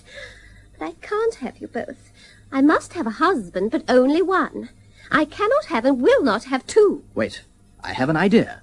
Let's draw lots. How do you mean, Freddie? Well, we'll take 2 pieces of paper and make a cross on one of them. Then we'll fold them up and put them in a hat. We'll draw, and the one who draws the cross gets Victoria. Oh, that'll be rather thrilling. No, I'd sooner toss for it. I'm lucky at tossing. You mean to say you funk it? Well, I don't exactly funk it. It's an awful risk to take. Oh, it'd be so romantic. Come on, get some paper, Freddie. Yes, all right. No, I don't like it. This isn't my lucky day. I saw the new moon through glass. I knew something was going wrong the moment I opened my eyes this morning. There. Now, whoever draws the blank paper renounces all claim to Victoria. He vanishes from the scene like a puff of smoke. He'll never be heard of again. I still don't like it. I repeat that I only do it under protest. Now, Bill, don't be disagreeable the moment you come home. We'll have plenty of time for that during the next 40 years. And you seem rather above yourself, Freddie. Supposing you draw the blank. I saw a dappled horse this morning. Well, the pieces of paper are ready. What shall we put them in? Well, here's the waste paper basket. That's the best thing. Right. Now, you do understand. One of these papers has a cross on it. I will put the 2 papers in the basket. There we are. And now Victoria shall hold it. It's agreed that whoever draws a blank shall leave the house at once. Yes. Right. Here you are, Victoria. Now, shake them well. All right. I say, isn't this thrilling? Now, you draw first, Bill. No, I can't. I really can't. But it's your right. You're Victoria's first husband. Oh, he's right there, Bill. You must have the first dip in the lucky bag. Oh, Come on. This is awful. I'm sweating like a pig. Courage, old man, courage. It's no good. I can't. Oh, I can see how much you love me, Bill. Shut your eyes, man, and make a plunge for it. Oh, well, the only thing is to get it over. I wish I'd been a better man. Now, the other's yours, Freddie. Come on, take it. Thank you. Blank. It's blank. Blank. Oh, I haven't opened mine yet. Oh, my heavens. Oh, my poor Freddie. Don't pity me, Victoria. I want all my courage now. I've lost you, and I must bid you goodbye forever. Oh, Freddie, this is too awful. You must come and see me sometime. No, I couldn't. That's more than I could bear. I shall never forget you. You're the only woman I have ever loved. Give me one last kiss, Victoria.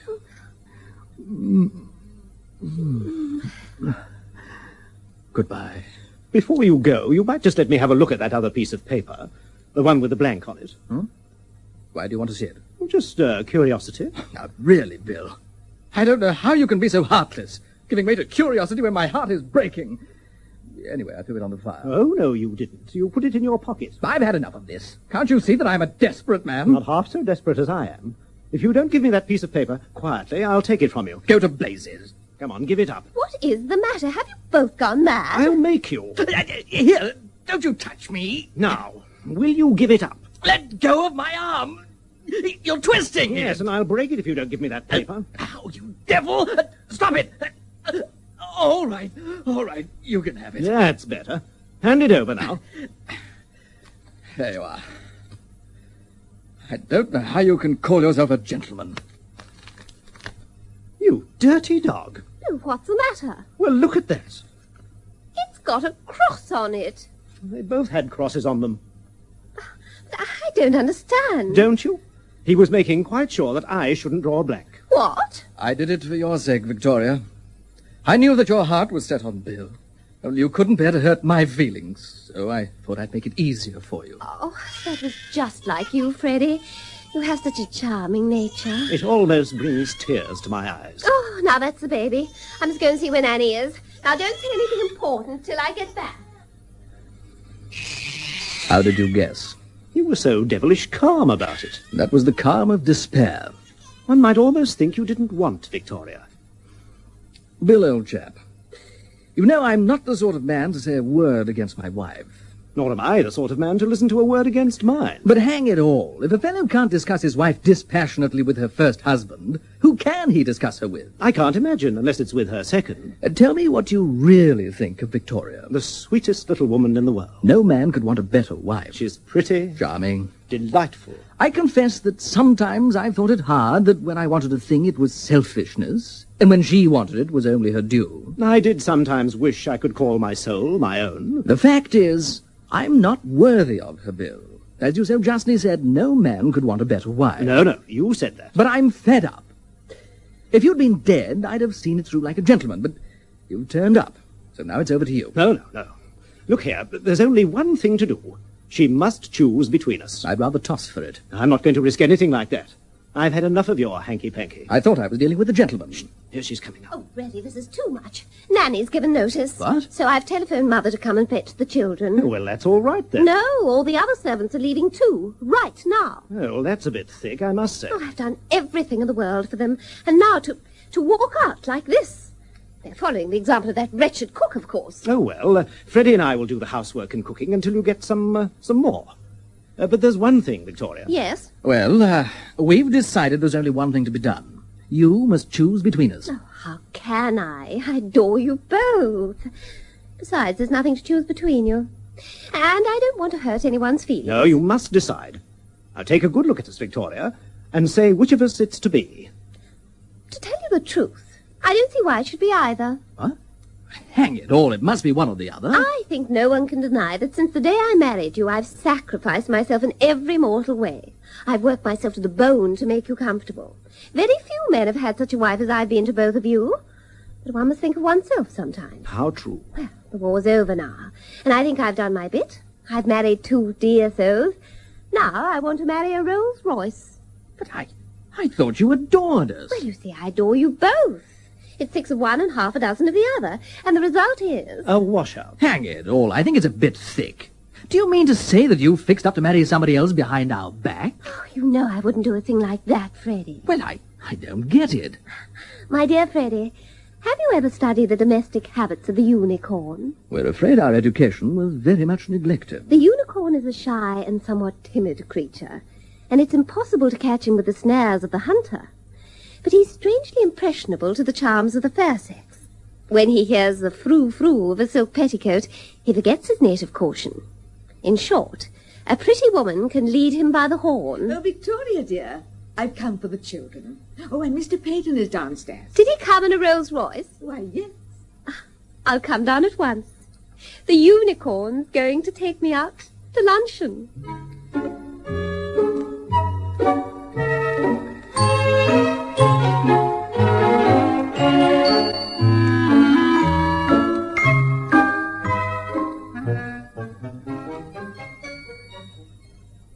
New Skip is the best powder for automatic washing machines.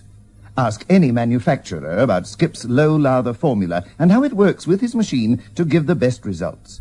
And ask any housewife about Skip's great new whitening power. It's true. My machine manufacturer recommended New Skip, so I tried it. And it's fantastic. New Skip has oxygen whiteners and gets my whites really white. And Skip is great for colors, too. Whichever program I use on my automatic washing machine, Skip gives me wonderful results. Yes, Skip is best for your clothes and your machine. That's why it's recommended by all 16 top manufacturers of automatic washing machines. Close-up toothpaste is for close-ups. Close up when you're kissing. Kissing. Close up when you're touching. Touching. Close up when you're smiling. Smiling. Yeah. Close up is for close up. When you're close to people, really close, you need new Close-Up toothpaste. Clear red or clear green mint. 2 whiteners clean your teeth their whitest white. A real mouthwash gives you fresh breath. Close-Up, it gets breath as fresh as possible and teeth as white as possible. Close up when you're kissing. Kissing. Close up when you're touching. Touching.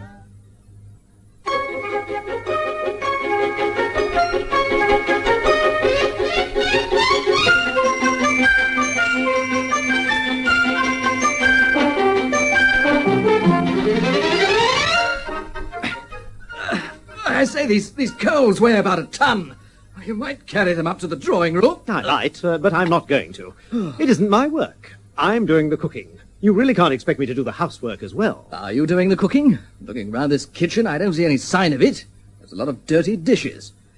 I don't see why I've got to sweat my life out. You see, you have no organization. Housework's perfectly simple, only one must have organization. I have. That's my secret. I was a mug to say I do the housework. I might have known you'd freeze onto a soft job if there was one. I naturally undertook to do what I could do best.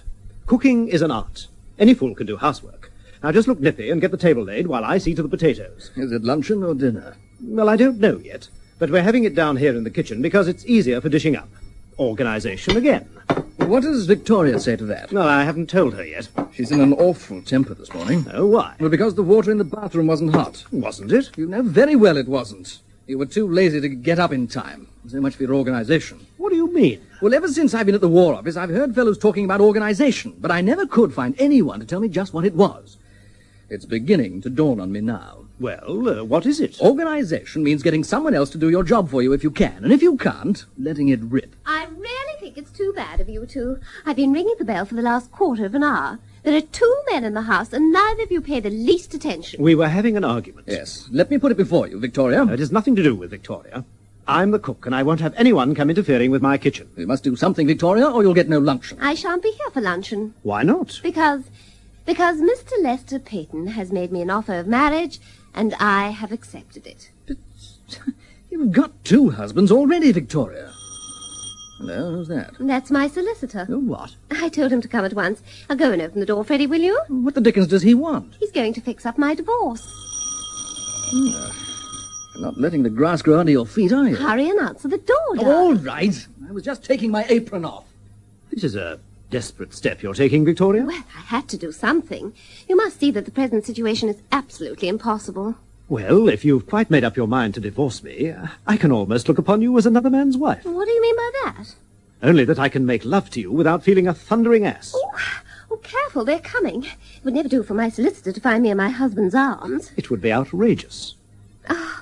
How do you do, Mr. Raham? How do you do? Do you know my husband? I'm pleased to meet you, gentlemen. I dare say it will facilitate matters if I am told which of you is which and which is the other. Well, this is Major Cardew, my first husband, and this is my second husband, Major Lance. Oh, that makes it quite clear. How do you do? How do you do, Major? How do you do, Major? Oh, interesting coincidence. Both majors. I suppose Mrs. Lance has put you in possession of the facts, Mr. Raham. I think so.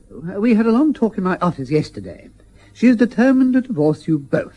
I've told her that this is not necessary, since she is obviously the wife of only one of you. It's just as well to take no risks. But do I understand that you 2 gentlemen are agreeable? Speaking for myself, I'm prepared to sacrifice my feelings, deep as they are, to the happiness of Victoria. Very nicely and feelingly put.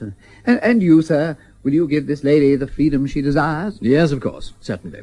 Well, so far so good. Now, it will save time and trouble if we get up the case against both of you in the same way.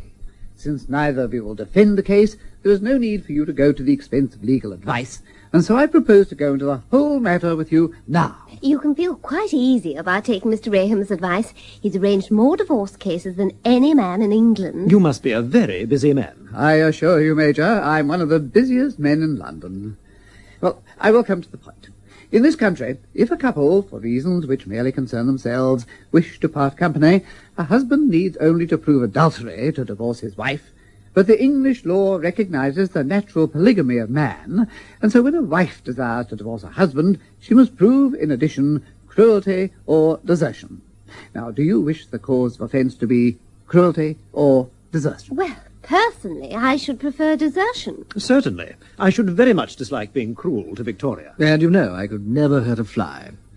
Well, then we'll settle on desertion. I think myself it is the more gentlemanly way, and besides, it is more easily proved.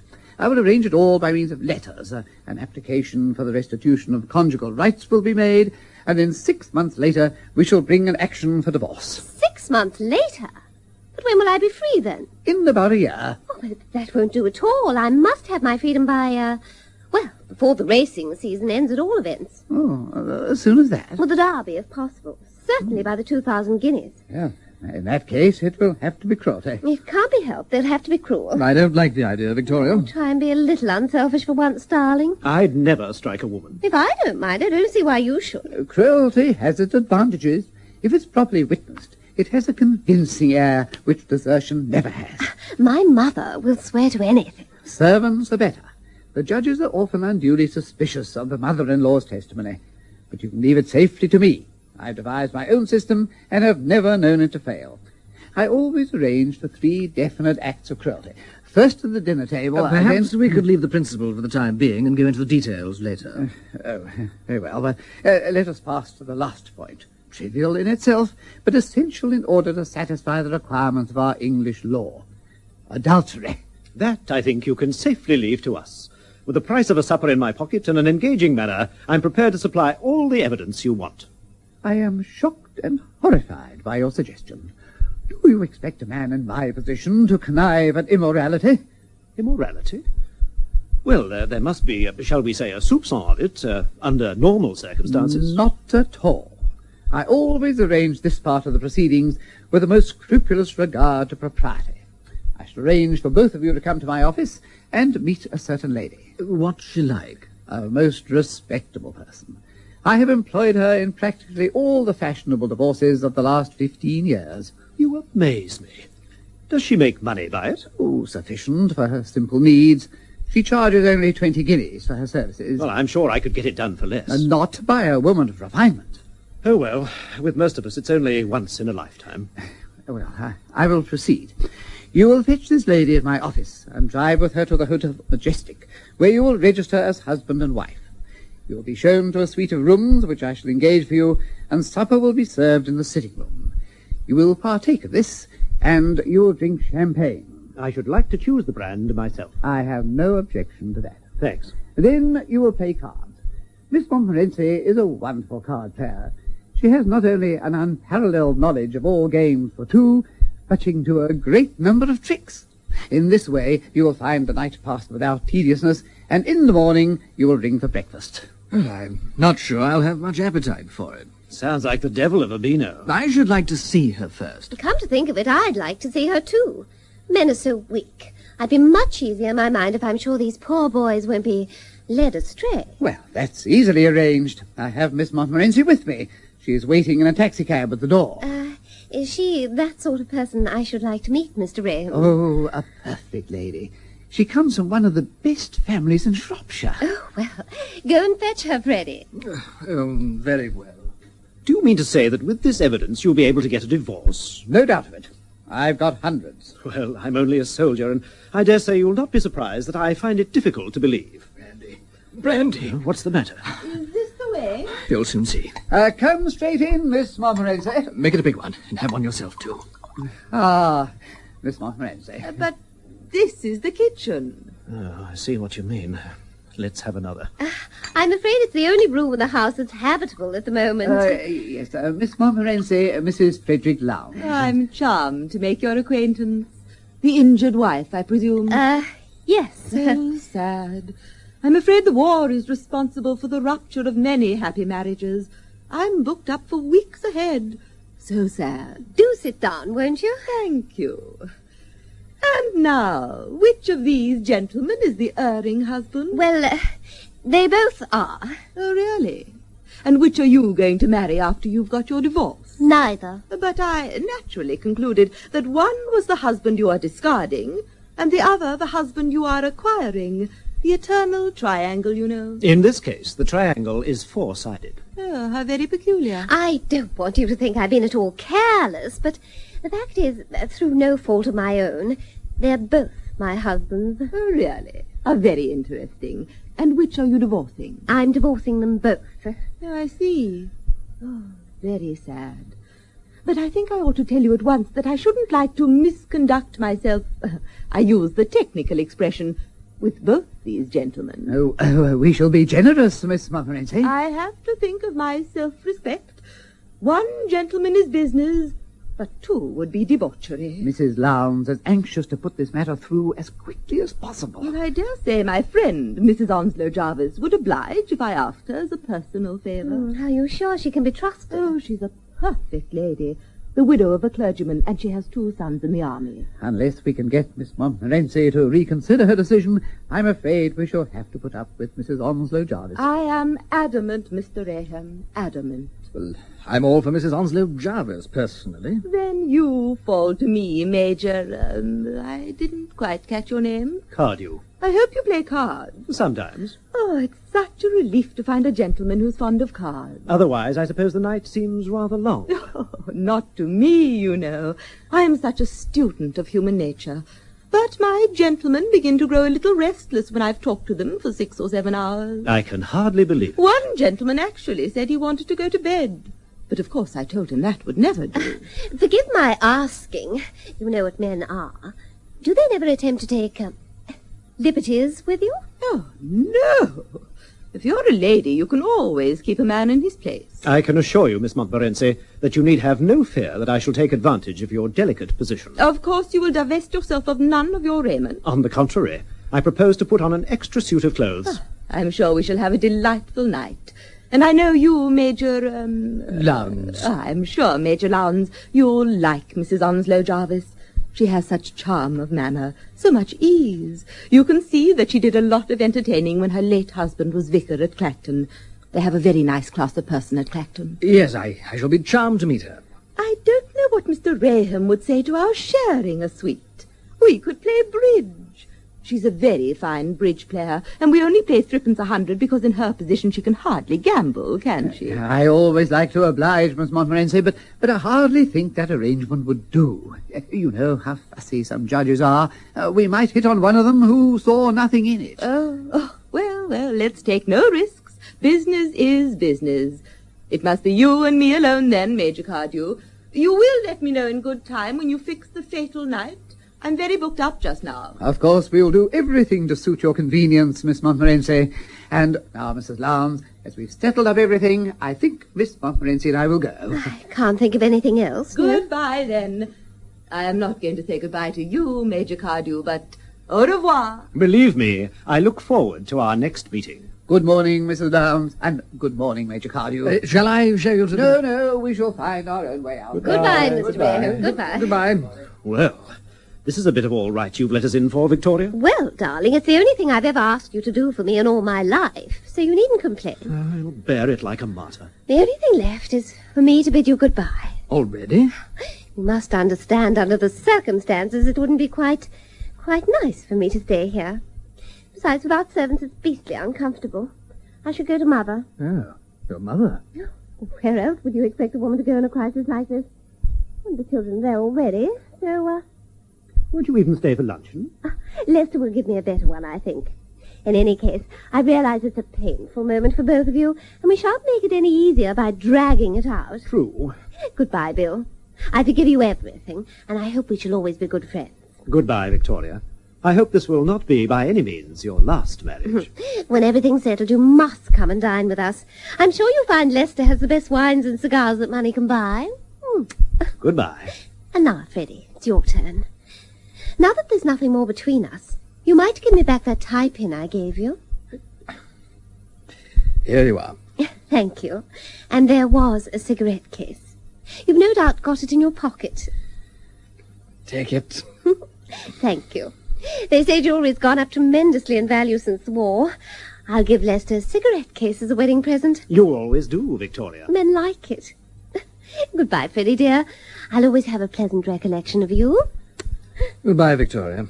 Would you like a taxi? No, thanks, I'll walk. I think the exercise will do me good. Wonderful woman. Yes, I shall never regret having been married to her. Now, Annabella, if we could just have a turn to the left. That's enough. Now, smile. Yeah, I think that's just about it. Now we'll move on to the interior shots, and that's it for the day. International fashion model Annabella G is on location in southern France. Being a top model, you can imagine how Annabella cares for her complexion. She uses Lux Beauty Soap. Lux is so creamy, so very soft. It cares for my complexion. I wouldn't use anything else. Like Annabella G, like beautiful women everywhere, choose the creamy, moisturizing lather of Lux to care for your complexion. Lux, a beauty treatment as you bathe. Gosh, Mary, you're lucky to have such a hard-working servant. What do you mean? I haven't got a maid. Well, how on earth do you manage to keep your floors so clean and shiny? Ah, that's easy. I use Dual. Dual? Yes, Dual, the self-shining floor cleaner. It's so easy because Dual cleans and polishes in one go. How do you mean? Well, Dual lifts all the dirt out of the floor and dries to a bright, long-lasting shine, all by itself. So when you use Dual, you don't have to worry about polishing? No, Dual cleans and polishes in one go. In tonight's Lux Radio Theatre presentation of Home and Beauty by W. Somerset Maugham, the part of Victoria was played by Margaret Milner Smythe, with Roger Service as Bill Cardew, her first husband, and Tony Wood as Freddie Lowndes, her second husband. As her mother, you heard Sheila Raymond Jones. John Simpson played the part of Lester Patton, and Peter Lee Hunt that of Mr. Raham, the lawyer. Miss Montmorency was played by Gillian Lomberg. Home and Beauty was adapted by Helen Cunningham, produced for Lux Radio Theatre by Rolf Jacobs, and directed by Delphine Lethbridge.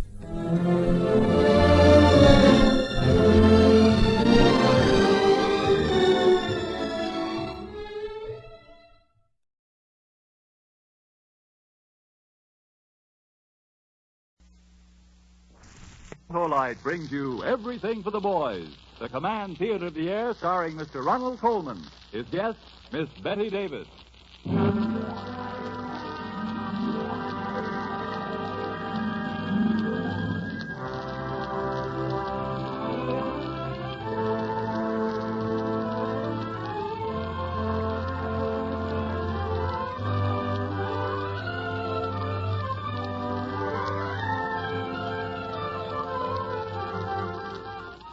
Everything for the Boys is presented by the Electric Autolite Company and its 22 great manufacturing plants. Builders of precision equipment for 35 years. World famous for Autolite spark plugs, batteries, wire, cable, and electrical systems for automotive, aviation, and marine use. Your host, Mr. Ronald Coleman.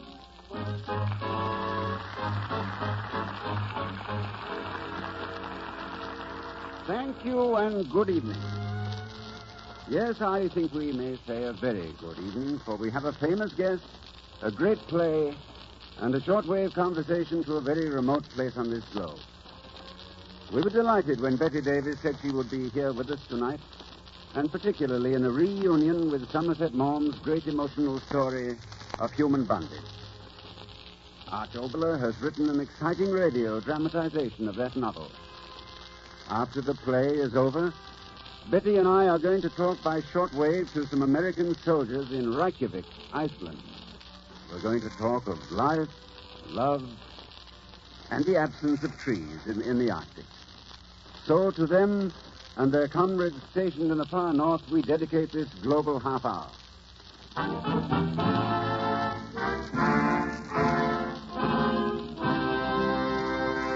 Before our play begins, a simple question. How many hands is a pilot? 2, you say? In our 4-engine bombers, they are multiplied many times electrically. These electrical helpers are called aircraft relays. I'd like to tell you about them, how they help the pilot, the bombardier, the flight engineer, but I'm sorry this information must be withheld. I can tell you that they are a type of remote-controlled switch precision device that must obey commands with split-second speed. Aircraft electrical relays have greatly contributed to modern airplane design and production.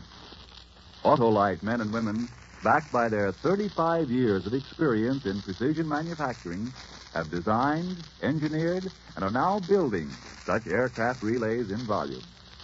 New types of materials, plus Autolite's manufacturing know-how, have resulted in an aircraft relay weighing less than half its original weight. At the same time, Autolite engineers increased its load capacity, with contact life outperforming test requirements as much as 300%. Knowing how to build such dependable equipment is proof again that the name Autolite means precision manufacturing.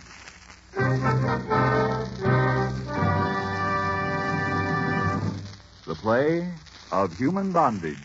The players, Mr. Ronald Coleman and his guest, Miss Betty Davis. A priest sits in the quiet of his study. These are the thoughts in his mind.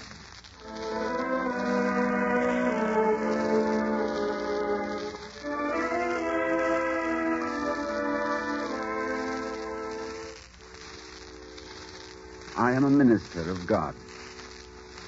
Tonight I sat at the bedside of one who was very ill. Her thin face was a heavy mask of powder, a death's head with a twisting mouth.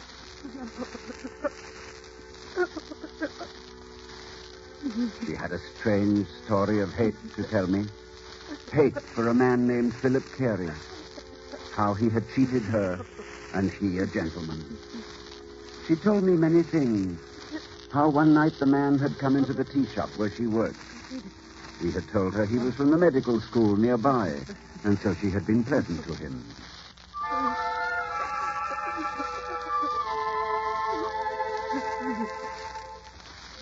But as the woman talked, strangely, somehow, I could sense the untruth behind her words. What you want? Here's nothing. Well, I'd rather just talk to you. It really is filthy weather outside, isn't it? It makes no difference to me. I'm in here all day. Oh, that's true, of course, isn't it? Yeah. I'm here to take orders and wait on customers. I've got nothing to say to them, and I don't want them to say anything to me. Well, I beg your pardon. I do indeed.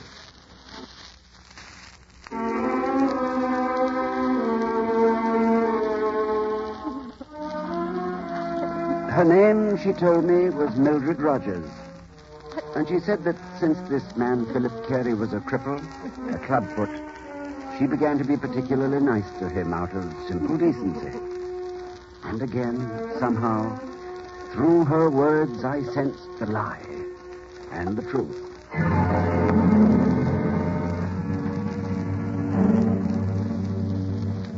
You don't mind my walking home with you?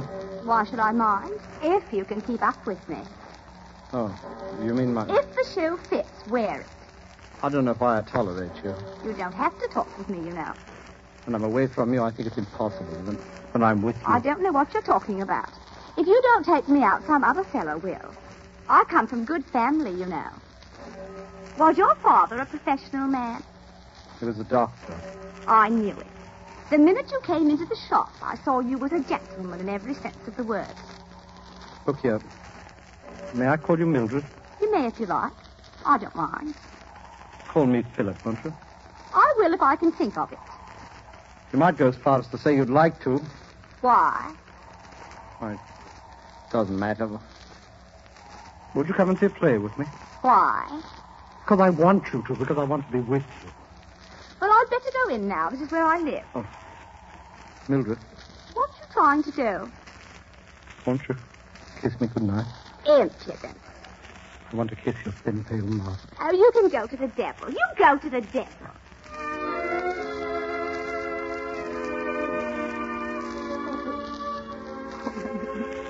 She went on telling me how nice she had been to the man. How very nice. Why are you waiting for me? Well, Mildred, have you forgotten? You said you'd go out with me. No. Me aunt's ill. Got to go and stay with her. You're going out with somebody else. You are, aren't you? That man Miller that always comes into the shop, isn't it? You've been spying on me, and I thought you was a gentleman. It is Miller. Well, I'd rather wait for him than have to wait for you. Put that in your pipe and smoke it. Mildred, Mildred, don't be beastly with me. I'm awfully fond of you. I can't help it. Please dine with me. We'll go anywhere you want. No. You keep looking around for him. I'm standing here and you're looking for him. Mildred, I can't go on like this. It's too degrading. If I go for good. Unless you come with me tonight, you'll never see me again. Good riddance to bad rubbish. You... All right. Goodbye.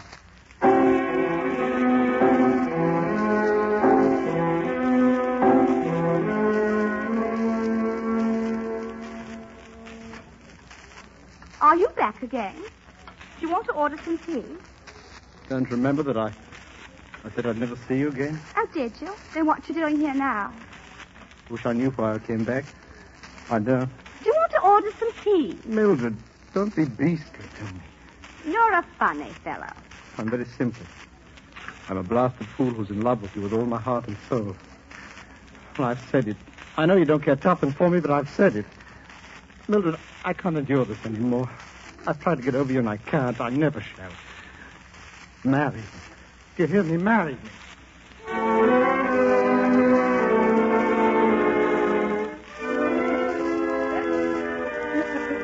She told me that Philip's talk of marriage made her begin to think of marriage for the first time. There was a nice elderly gentleman who came into the shop, a commercial traveler by the name of Miller, a good, substantial citizen. And so, she had gone away with this Mr. Miller. Philip was to blame, she said. And so when Mr. Miller left her, she had come back to await the birth of Miller's baby.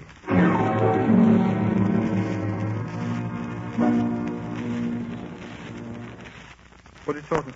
Oh, you mean Griffith?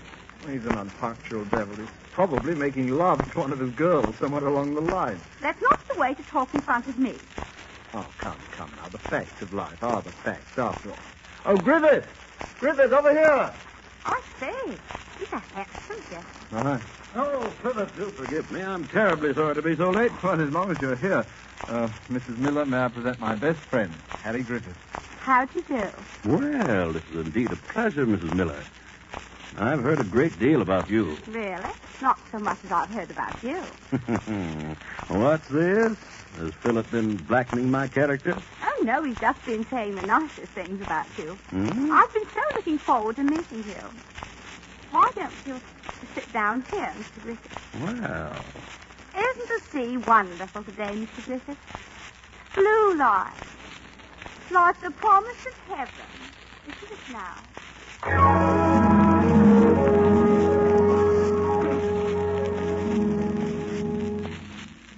What did you want to tell me, Mildred? Philip, I might as well tell you and have done with it. I can't marry you at all. Griffith. Yes, I don't know what's come over me. Well, say something. I will. I paid out the money to keep you until your baby was born. I paid for your doctor. I paid for you to go to the seashore. I paid for the keep of your baby. I paid then, I'm paying now. Haven't you any loyalty in you? If you was a gentleman, you wouldn't know what you've done for me in the face. Oh, for heaven's sake, shut up. If I were a gentleman, I wouldn't waste my time with a creature like you. I'm crazy, I tell you. Crazy, wanting to be with you. You're coming with me to Paris, and you're going to marry me on Saturday, and take the consequences. All right. You go? Don't make me laugh. I wouldn't let you touch me now if I was starving. I'm through with you. Oh, Philip, before I go, there's these bills. Bills? For what? The dress you said I should have, and the baby's treat with Mrs. Cleary, and my rent that's due on Saturday. What of it? I need the money very much. Do you? I should think you'd want to give it to me. I won't. Well, I'll ask Harry Griffith. Will you? He owes me £7 at the moment. Goodbye, Mildred. Oh, here, take the money. Take it. Well, you might at least be civil about it. If you want, I'll kiss you goodbye. Don't touch me. Goodbye. Good riddance.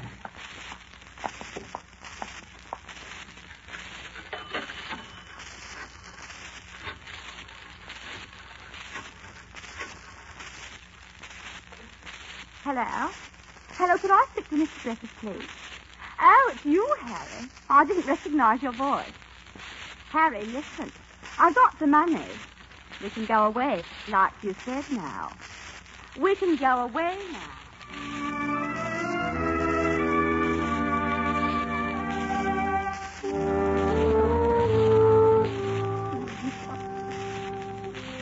She said Philip Carey left her then, walked out on her. And then she said that after a few weeks his conscience began to hurt him because he looked her up at the apartment of the relative where she was staying. But the lie was clearer than ever before.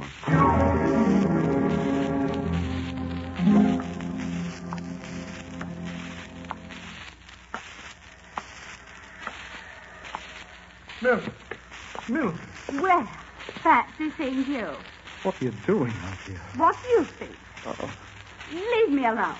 I have a few problems with your broke. I was just walking along here on my way back to my lodging. I expect to meet one of the girls from where I work. Don't lie. For God's sake, don't lie now. Oh, Philip. Come on. Come on and get into the cab. Come ahead. Everything will be all right. Believe me.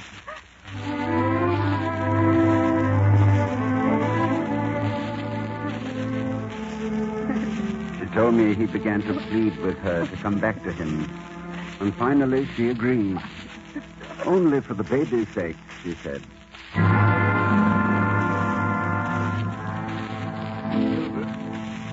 How are you? The baby all right? The baby's sleeping. Oh. Well, I think I'll go back to my own room. Philip, what do you want to go to bed so early for? Well, it's nearly 1. I'm not used to late hours these days. Philip. Yes? Philip, it's almost 2 weeks now since you asked me to come and stay here. I didn't mean what you thought I meant when you said you didn't want me to do anything for you except just to cook and take care of the flat and that sort of thing. Didn't you? I did. Oh, don't be such an old silly. Well, I meant it quite seriously. shouldn't have asked you to stay here under any other condition. Why not? Well, I can't explain it. I feel differently, that's all. Very well. Just as you choose. You're a fool. Good night.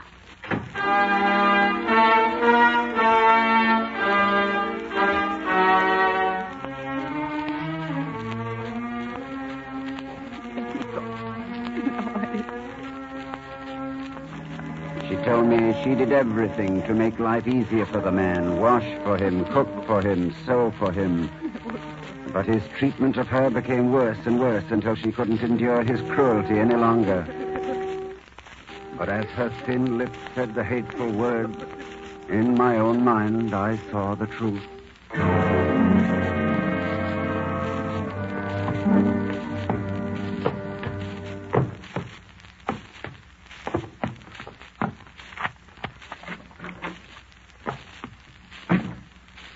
You're home late, Philip. Oh, why aren't you in bed? I waited up for you. Sit here by me. All right. Philip, Yes? I do love you. Please don't talk rot. Why don't you go to bed? Philip, I can't live without you. I want to make up for all the harm I did you. Philip. Mildred, please, your arms are... Philip. Oh, Philip. No. I need you, Philip. Philip, now. Mildred, stop it. It's too late. I loved you too much.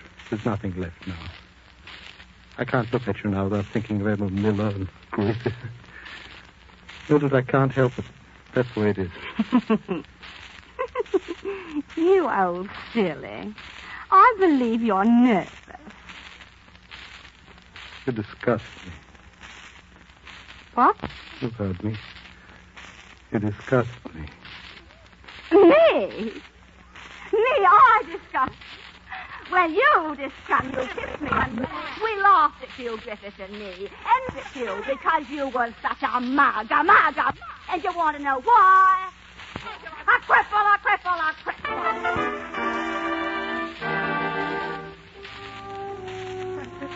Where I was so very nice to me, I had to go away. He said, I'm telling you the truth. Oh, keep quiet, you brat, you. We'll be out of here soon enough. I've got work to do. The night is beautiful picture. There's the first one. Oh, stop it. I'll smash it over you. Now the second one. That will show him the knife now, his favorite color. Red. Now his book. Oh, no. First the mirror. Now his book. Thinking book. There. That'll show him. That'll show him.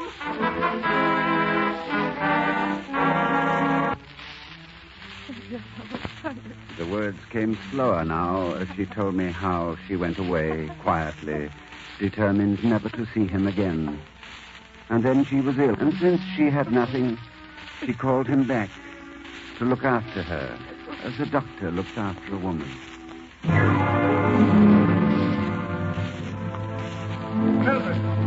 Mildred! What, you follow me? Mildred, you shouldn't be out. You're sick.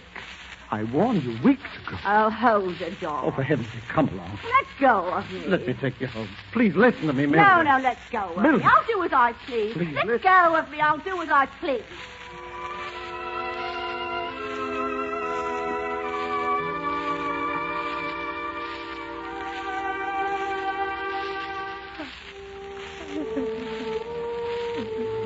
And then her last words. I don't believe I will ever forget them. I haven't seen him now for a long time. I hear he's a regular doctor now. And there's a girl. Good girl. And he's going to marry her. Marry her. You hear that, Father? Marry her. I hate it. And tell him that I hate it. He's got to know that. Tell him Mildred sent him. That she never wanted him. Never will want him. Tell him that, Father. Tell him Mildred says it. I will tell him. I will tell him you are sorry for what you did to him. What? What did you say? I will tell him you are sorry for what you did to him. And ask his forgiveness. No. No, that isn't true. Oh, yes. Yes, it is. He was so good to me. Brushing my hair like he used to. Making me feel like a lady. When I was nothing. Nothing but dirt under his feet. Nothing. Nothing. Oh, Pillar. Pillar, I'm sick and I'm scared. You were so good to me. The only one that ever was. Why did I let you go?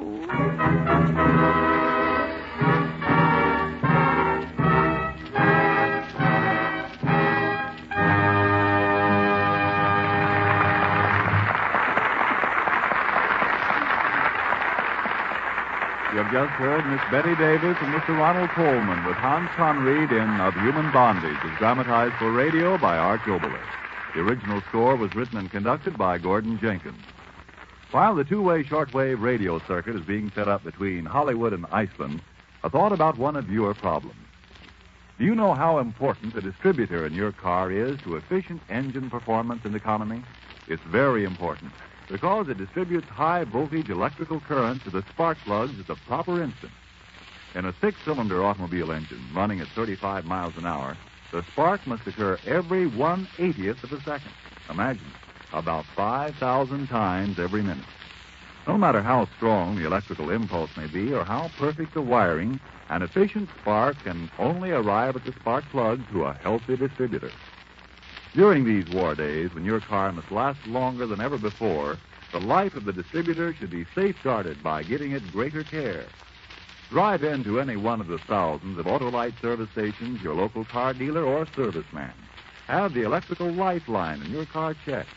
This will include the distributor. If any of the parts are worn or out of adjustment, replace them if necessary with original factory parts, Autolite parts. They will help keep your engine operating at top efficiency and economy. Remember, the name Autolite means precision manufacturing. Well, Mr. Coleman, we'll be ready on your call to Iceland in just a minute. Thank you. That just gives me time to say this to you, ladies and gentlemen. We have a problem. Hundreds of letters have come to me from relatives of men overseas, asking me if I would arrange our shortwave conversation this week or next so that we could talk to their own sons, husbands, and brothers. Well, we'd like nothing better than to be able to grant all these sincere requests and make these dreams come true. But unfortunately, the regulations of the War Department make that impossible. The men on the fighting fronts to whom we speak are chosen by the military authorities. We know of their identity only a matter of hours before broadcast time. Of course, from week to week, it may happen that someone close to you will appear in this program, but as with so many things in life, that's a matter of happy chance. Now, one more thought. To you who long so much for the voice of someone you love, think of the great happiness that comes to the families of the boys who do speak on this program. Then I'm sure you'll be happy with them and for them. You might think of the boys, too, as if they were your own. They are, in a way, aren't they? Yours and mine. And now, engineer, how's the call coming? Reykjavik, Iceland is standing by, Mr. Coleman. All right. Hollywood to Reykjavik. I've never done that before. You're always wonderful in the new role, Betty. You put on these earphones, grab a fur coat, and let's join the boys up at Reykjavik on the Flaxafloy. What's the Flaxafloy, Ronnie? What?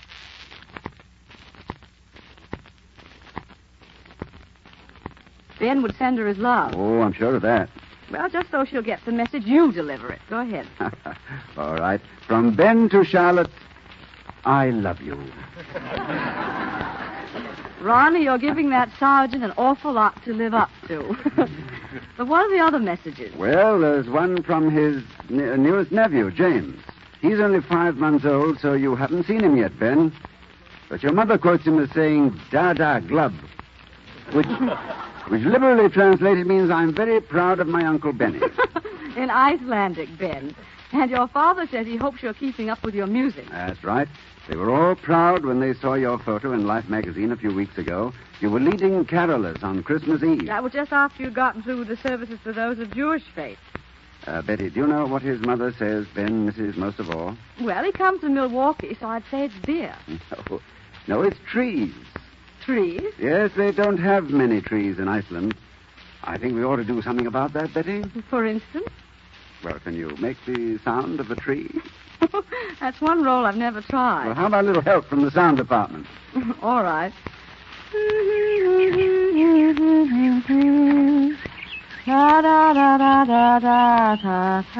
hear that, Ben? Well, we've just brought you a charming maple tree on the Kinnickinnick River. That's as bad as Flaxafloy. By the way, what is that? Betty, there's another young man waiting for a message. Oh, yes, Private Jimmy Jones. We understand, Jimmy, that your regimental commander calls you the ideal soldier for contributing to Icelandic friendly relations. Oh, really?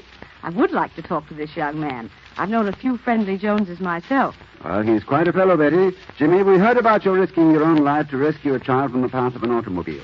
Just to make you feel at home, we've brought you something from your hometown of Pittsburgh. Yes, Jimmy Jones, from Hollywood to Iceland to Pittsburgh. Listen. There you are. How's that, Jimmy? Now, Ronnie, before we go any further, I want something done about my request. Oh, yes, I know. About Flaxafloy. Well, Frank Martin, do you know? Why, yes, it's a bay, of course. Reykjavik is on the Bay of Flaxafloy. Of course, Betty. Oh, is that all? You know, boys, I'm ashamed to admit it, but I really thought... Time's up, Miss Davis. Maybe it's just as well. Just as well. Good night, Sergeant Cohen and Private Jones. Good luck and God bless you. Good night, boys. Good night.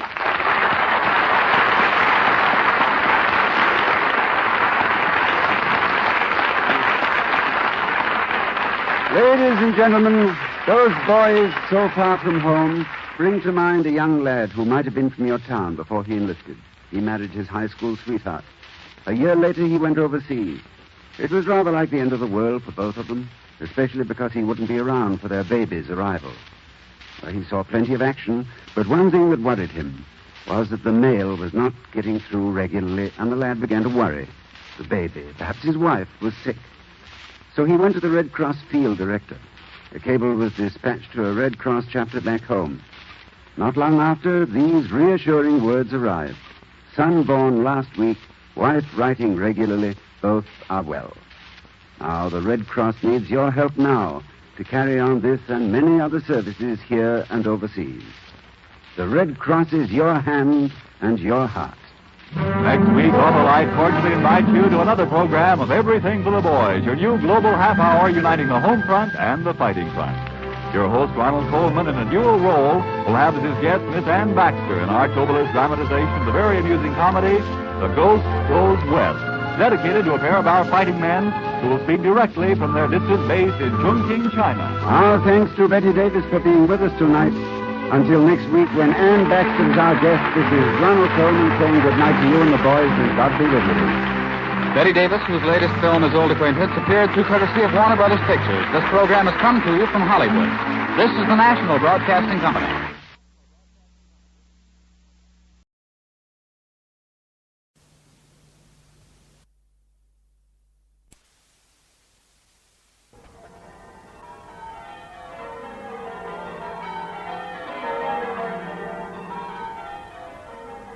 The Bishop's Apron, the novel by W. Somerset Maugham, dramatized for radio by Donald Tosh, starring George Baker as Canon Theodore Spratt, Peter Pratt as Lord Spratt, and Lydia Sherwood as their sister, Lady Sophia.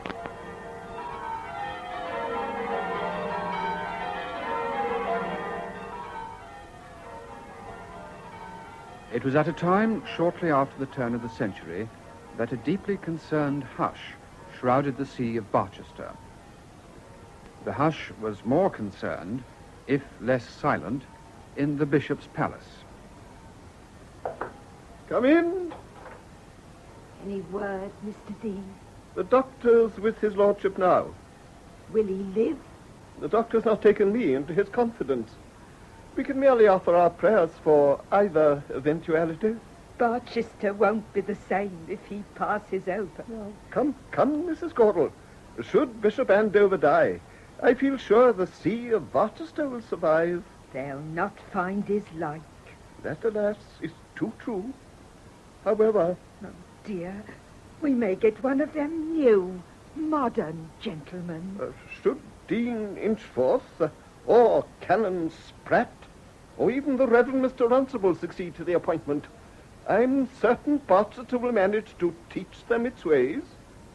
After all, it coped with Bishop Proudie and his wife. Only just. And I'm positive that between the Archbishop of Canterbury and our Prime Minister, Lord Stonehenge, a conclusion will be reached in which our traditions will not be overlooked. Won't they, Mr. Dean? Won't they?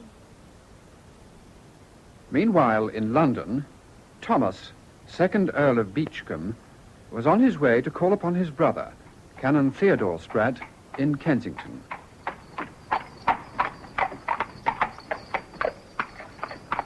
Here you are, Governor. Oi! What? You wanted St. Gregory's? That's right, yes. The vicarage? Yes. Well, you're here. So I am. Thank you. Yes. Oh? Oh, thank you, sir.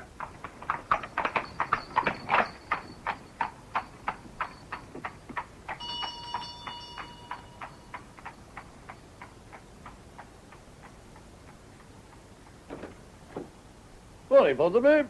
Good morning, my lord. Is my brother expecting me to luncheon? Yes, my lord. He's with Lady Sophia in the drawing room. And you insist on leading me upstairs like a new lamb? Yes, my lord.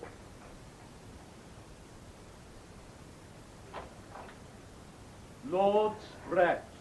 Thomas! Oh, Theo, I hope someone entertaining's coming to luncheon. I've had a deucedly dull morning. Well, I'm only your sister, Tommy, but don't I merit a greeting? Oh, sorry, Sophie. I've been so bored today. I fell asleep in my cab on the way here. Well, there's only the three of us. With Lionel and Winnie, of course. A family party. Than which I venture to think there can be nothing more charming and nothing more entertaining. Cultivating domesticity, Theo. Are you angry to be made a bishop? You take nothing seriously, Thomas. It is a failing of which I cannot but recommend you to correct yourself. Stow it. You know as well as I do the Bishop of Barchester's dangerously ill. I'm told he is dying. He's been in far from good health for a long time. I cannot help thinking that when the end comes, it will be a happy release. I met him once. I thought him a brilliant man. My dear Sophia, Andover had a certain reputation for learning. I never had a great opinion of it. You shared a college at Oxford. He was at least a generation earlier. I'm the last to say anything against a man who stands on the threshold of eternity, but if the truth must be told, he was a doddering old idiot. And a man of no family. So you expect to succeed him? I don't know who there is with any great claim upon the government, but I shouldn't be at all surprised if Lord Stonehenge offered Barchester to me. You'd look rather a tough in leggings, wouldn't he, Sophie? Oh, my dear Tommy, I haven't seen his legs for years. This is hardly a matter upon which you should exercise your humour. Take my advice, Theo, and don't accept a bishopric until you've made sure the Gofflings are beyond reproach. I'll tell Lord Stonehenge that an 18-hole course is a sine qua non of my elevation to the episcopacy. Ah, Winnie, there you are. Yes, Father. Where's Lionel? He told you this morning, Father, that he might be a little late and would join us at luncheon. Well, since your son became your curate, Theodore, you really should listen to what he has to say. There are times when it could affect the domestic arrangements. And what have you been doing this morning, Winnie? I have been to see the model dwellings that Mr. Railing is so interested in. You're not taking to district visiting. I hope you won't catch anything. The condition of the poor is very bad, Uncle. I think one ought to do something. Ah. Who is Mr. Railing? One of the Worcestershire Railing? No, just a common or garden Railing. A very clever young man, and I think he'll be very useful to me. I notice your actions are always governed by unselfish motives. Mr. Railing is a Christian socialist and writes for the radical papers. I think he has a future, and I feel it my duty to give him encouragement. You do? Nowadays, with socialism becoming a power in the land, when it is spreading into every stratum of society, it behoves us to rally to the church. Christianity is socialism. Theodore, only the family is here. I pride myself upon being abreast of the times. My father, the late Lord Chancellor, was one of the first to perceive the coming strength of the people. I am proud that my family has always identified itself with the future. Advance has been our watchword. Advance and progress. Anyone would think we came over with the conquest. You looked out our name in Debrett. Frequently, I find it excellent reading to fall back on when there's nothing interesting in the sporting papers. Thomas. It's no go, Theo. A man with the name Spratt weren't at Hastings. I wish you would express yourself in grammatical English. I detest slang and deplore the habit of omitting the terminal letter of certain words. Theodore, it is time for luncheon. Come on, Tommy. Oh, dear Sophie. Neither of us may be Sprats exposed to public gaze, but between us, we try to keep the junior Sprats remembering their perch. Unworthy, Tommy. We all are. Well, Lionel, did you take the wedding at 2:30 yesterday? Yes, Father. And you delivered those papers he asked for to the bishop this morning? Yes. Oh, satisfactory. I'm surprised you find it worthwhile to marry quite poor people. Our duty, my dear Thomas. We have to do our duty. Can I pass the gravy?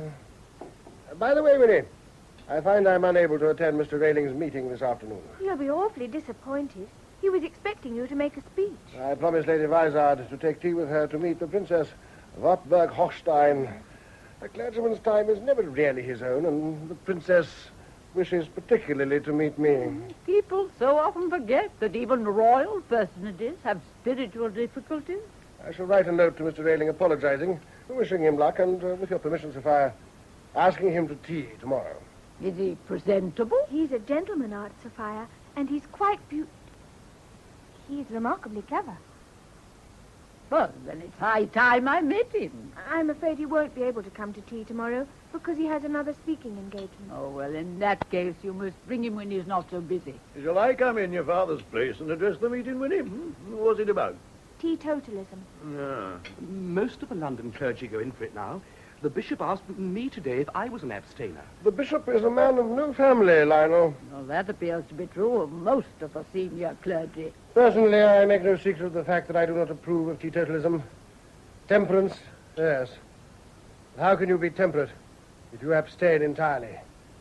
Corn and wine, the wheat, the barley, the vine are ubiquitous. The corn strengthens, the wine gladdens a man's heart.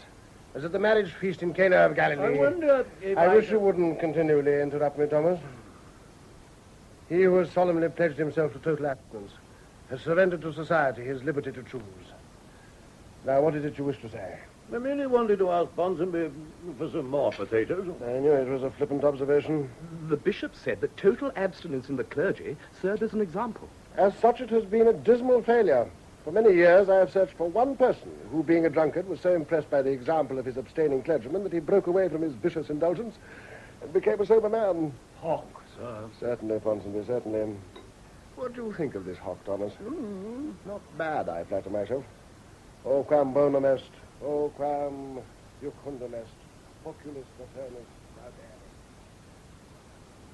Excuse me, Canon Spratt, sir. Yes, with us? Lord Wroxham is in the club, and he's been asking for you, sir. Lord Wroxham? Ah, then I must seek him out. He was seen to go into the smoking room, sir. Thank you, Withers. Ah, Wroxham, my dear boy. Canon Spratt. Delighted to see you. Thank you. Let us sit down in the window. Come. Tell me why it is you wish to see me. Thank you. Have a cigarette. Not just at the moment, thank you. Forgive me if I do. Will you a match? Yes. Thank you. Now. I asked to see you. Yes, indeed. I've known you so long, dear boy. If there's anything I can do for you, command me. The fact is, well... Yes? Well, with your permission, of course, I want to ask Winnie to marry me. My dear Harry, I will not conceal from you But your sentiments have not altogether been hidden from me. And you will understand that if I have not approved, I would scarcely have allowed you to come so frequently to my house. Oh, yes. I mean, yes. For many years I've had the greatest affection for you. And since you took your seat in the House of Lords, I've also esteem and admiration. Thank you. But in these matters, one is a father first and last. I have reason to believe that you are a steady young man, without vices, and with an excellent temper, than which nothing is more necessary in married life. And as to your circumstances? My income is 20,000 a year. Yeah. There are the 3 houses, as you know, and in all some 7,000 acres. Though it is true that some 2,000 of those are in Scotland. Harry, my boy. I should like to leave all the affairs about settlements in your hands, Canon. I'll do whatever you think fit. Oh, all this is very satisfactory. I'm not a man to go into pecuniary details, thank goodness. I can honestly say I'm not mercenary. And I think we can leave business details to our respective lawyers. Thank you. My dear boy, I give you my full permission to pay your addresses to Winnie. Oh, thank you. Do you think she cares for me? You need have no fear, Harry, on that point. Of course, I leave my children complete liberty of action. But I don't think I am indiscreet in assuring you that Winnie is very fond of you. I'm so glad. Come to luncheon tomorrow and have a talk with my little girl afterwards. I'll arrange it so that you can be undisturbed. That's most awfully good of you. Not at all, not at all. Now I must be running home. I only looked in to see if there were any messages for me, and it was yours, which has made me very happy. Has Father returned, Aunt Sophie? I think I heard him just now. What's wrong? Nothing. I merely have some news for him. I have had a very satisfactory afternoon. Where is Winnie? She's not yet back from hearing Mr. Railing's lecture on teetotalism. I can't still be talking. Father, have you heard? Heard? Heard what? The Bishop of Barchester is dead. What, Andover? Well, this morning you said it would be a merciful release. Well, so it is. So it is. It is almost providential that poor old man should depart this life on the very day that I am to meet Lord Stonehenge at dinner. Are you? Yes, at the Hollingtons. Well, you can hardly broach the subject tonight. Nonsense. Just before the election, the last time a bishopric was vacant, the Prime Minister practically assured me I would have the next. He probably did the same to half the schoolmasters of England. They have none of them half the claims I have. What about Inchthorpe? Or Runcible, come to that? Inchthorpe was made dean less than 18 months ago, and Runcible is much too advanced. I thought your watchword was advance. Advance and progress. My dear Sophia, surely even a woman can see that there is a deal of difference between an advancing conservative, such as myself, and an advanced radical, like Runcible. Tom Noddy, then. It's a ridiculous system that would give a man a bishopric because he's taught Latin verses to a parcel of stupid schoolboys. Besides, as the youngest son of the late Lord Chancellor, I think I may expect something from my country. From the way you're talking, I feel you might attack Lord Stonehenge physically. If it doesn't pass you the bishopric across the dinner table like the salt. I am not a vain man, but I esteem bashfulness ill-mannered and false modesty to be hypocritical. I honestly think I have a right to some recognition. As my father, the Lord Chancellor of England, often said... Really, Theodore, I wish to goodness you wouldn't talk of him as if he were your father only. Tommy and I have as much right to him as you. Clearly, you have had a very irritating afternoon. I am sorry. I shall have to leave you. Besides, it's time I dressed. There are times, Lionel, when I find your father the most insufferable man alive. Everyone thinks you'll get the bishopric. I hope he does, or life will be impossible for us all. It's only his manner. He is very effective in church. He is one of the most sought-after preachers in London. That's the trouble. Take my advice and don't try and copy him. I don't know how he gets away with it, but I'm positive nobody else could. He does a great deal of good. Oh, he does, I know. And if I didn't know that under all those words and airs of self-importance he hadn't a genuinely good heart, I would never have agreed to come and look after you all when your poor mother died. Dear Aunt Sophie. I'm grateful he's only my younger brother. If he were head of the family instead of Tommy, he'd probably be as impossibly unpleasant as your grandfather, the late, unlamented Lord Chancellor.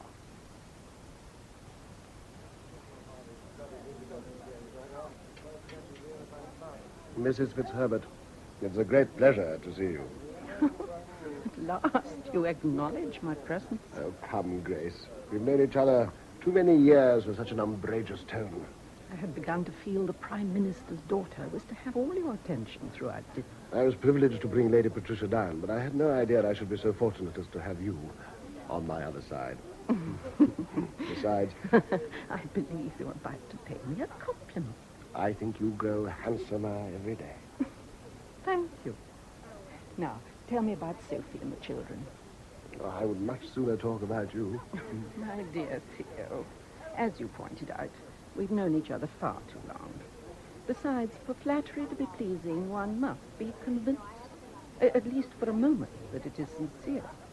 And I've never concealed from you my belief that you are the most desperate humbug I've ever known. Grace, you put me at my ease at once. Now, Theo, tell me about Winnie. She's engaged to Harry Roxham. But that's marvelous news. You must be very pleased and proud. Of course. It's always satisfactory for a father to see his daughter happily married. Harry is an excellent fellow and quite comfortably off. Your understatement does you no credit. As you are fully aware, Roxham is the best parti of the season. How long have they been engaged? He hasn't spoken to her yet. What? But he and I have talked it over, and he's coming to luncheon tomorrow to make his declaration. You mean, Winnie hasn't been consulted? My dear lady, do you think that she'll refuse? No. No, she's not her father's child for nothing. I look upon it as quite settled, and so there's only Lionel to dispose of. Lionel? Hasn't he said anything? Said what? Well, unless I'm very much mistaken, he will shortly propose to Gwendolen Durrant. And unless I'm equally mistaken, Gwendolen Durrant intends to accept him. You amaze me. I've never even heard of the girl. Oh, of course you have. She's the daughter of Sir John Durrant. Durrant? The brewer?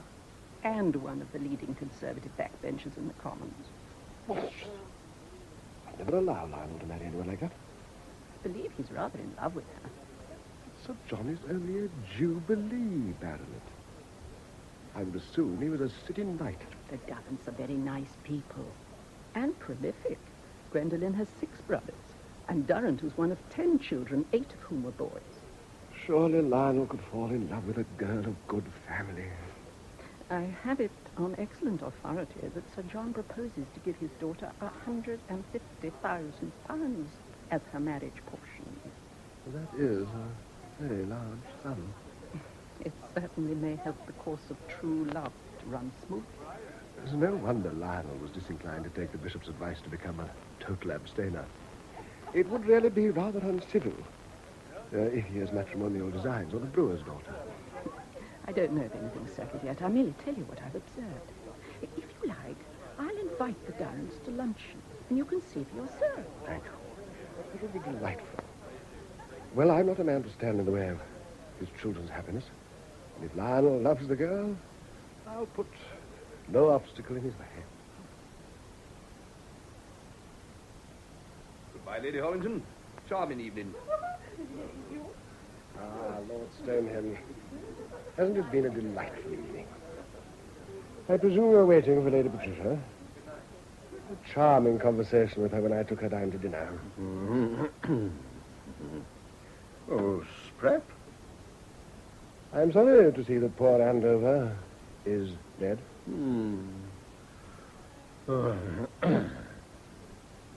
He'll be a great loss, and very difficult to replace. They say that he was the most learned of our bishops. What did he die of? Oh, he was a very old man. My own conviction is that bishops ought to retire like ambassadors. A bishop should be a man of restless strength, active and versatile. To be a bishop, you want as much energy and resource as if you were manager of the Army and Navy stores. Who is manager of the Army and Navy stores? I believe Andover was appointed to Barchester by Mr. Gladstone. How very large those grapes on that table are. Yes. My father, the Lord Chancellor, used to grow very fine grapes at Beachcombe. You know, of course, that he held very decided views about the political opinions of bishops.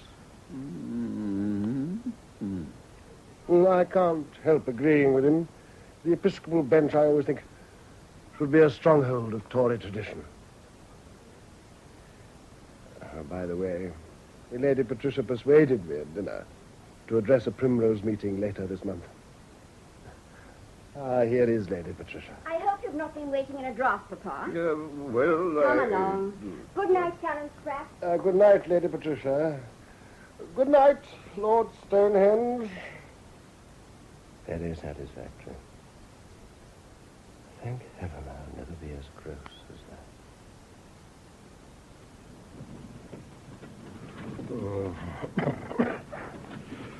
It was very dull. The dinner was eatable. I hope you took no ice, Papa. I merely tasted it. I wonder why we cannot have ices like that. Ours are too cold. Lady Eastney was there, so it can't be true about Sir Archibald. The Hollingtons are always so careful. Which was she? The woman with the fat neck? Yes. She sat immediately opposite Canon Spratt. Theodore Spratt wants me to make him a bishop. Well, he'll certainly keep his clergy in order. He's very energetic and clever. I prefer him stupid. I must ask Van Hatton, but I believe I may have promised something for Spratt before the last election. Then you must give it to him and keep your promise. Why, I never thought we'd get in. His father was the most disagreeable man I ever saw. It wasn't his father you promised. I like my bishops tedious and rather old. And their clergy give them plenty to do, and they don't meddle with the government. Canon Spratt is a staunch conservative. He'll only work for us as long as it pays him. Papa, he'll never become a radical. He's too anxious to become a gentleman. I prefer a radical to a liberal unionist. I must ask Van Hatton whether I definitely committed myself.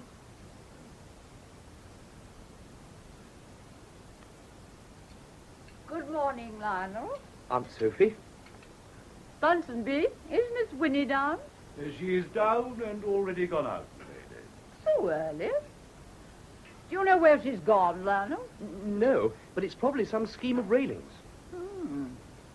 She seems to be spending a lot of time on the work of that young man. He does a great deal of good amongst the poorer classes. Did she say when she would return, Ponsonby? I understand she will be home for luncheon, milady.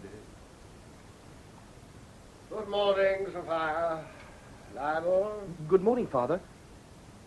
Have you read the newspaper, Theodore? Certainly. You may have it. Thank you. I hear that in spring a young man's fancy turns lightly to thoughts of love. I presume from that you had a pleasant evening at the Hollingtons. Little bird whispered to me that Master Cupid has been busy with you, my boy. I really don't know what you mean. Are you going to deny that you've cast a favourable eye upon Miss Gwendolen Durrant? Isn't that Sir John Durrant's daughter? His colour deepens. The whisper was correct. I like her very much, Father. And I find no fault in that. But I've not said anything to her, and I've no reason to believe that she cares for me at all. Oh, good heavens, that's no way to make love, Lionel. When I was your age, I never asked if there were any reason why a young woman should care for me. I am fond of her, but I don't know if I'm the right person for her. Only a foolish lover prates about his own unworthiness. If it's a fact, let the lady find it out for herself, after marriage. You would approve my asking Miss Durrant to marry me? My dear boy, the choice is yours. I will not conceal from you that I dislike her connection with trade. But we live in a different world from that of my boyhood. And after all, the Spratts are well enough born to put up with a trifling misalliance. But I've not altogether made up my mind. Well, make it up. Don't think me cynical, but £150,000 will gild a more tarnished escutcheon than the Durrants. Besides, it's high time you were married. It's your duty to provide a male child to inherit the title. And I am assured that the Durrants run to boys. I'm not quite certain if I love her enough to marry her. Oh, don't talk such nonsense, dear boy. If you don't look sharp, upon my soul, I'll cut you out and marry her myself. No, you met her last evening. Oh, but I'm going to meet her father at luncheon this week, and the girl will probably be there. Which reminds me, Thomas is coming to luncheon, and young Harry Roxham. If you'll excuse me, I have some work to do. Certainly, my boy. Go and plan your campaign. You could do far worse than Miss Durrant. And don't forget, an old and honoured name depends on you. Yes, Father.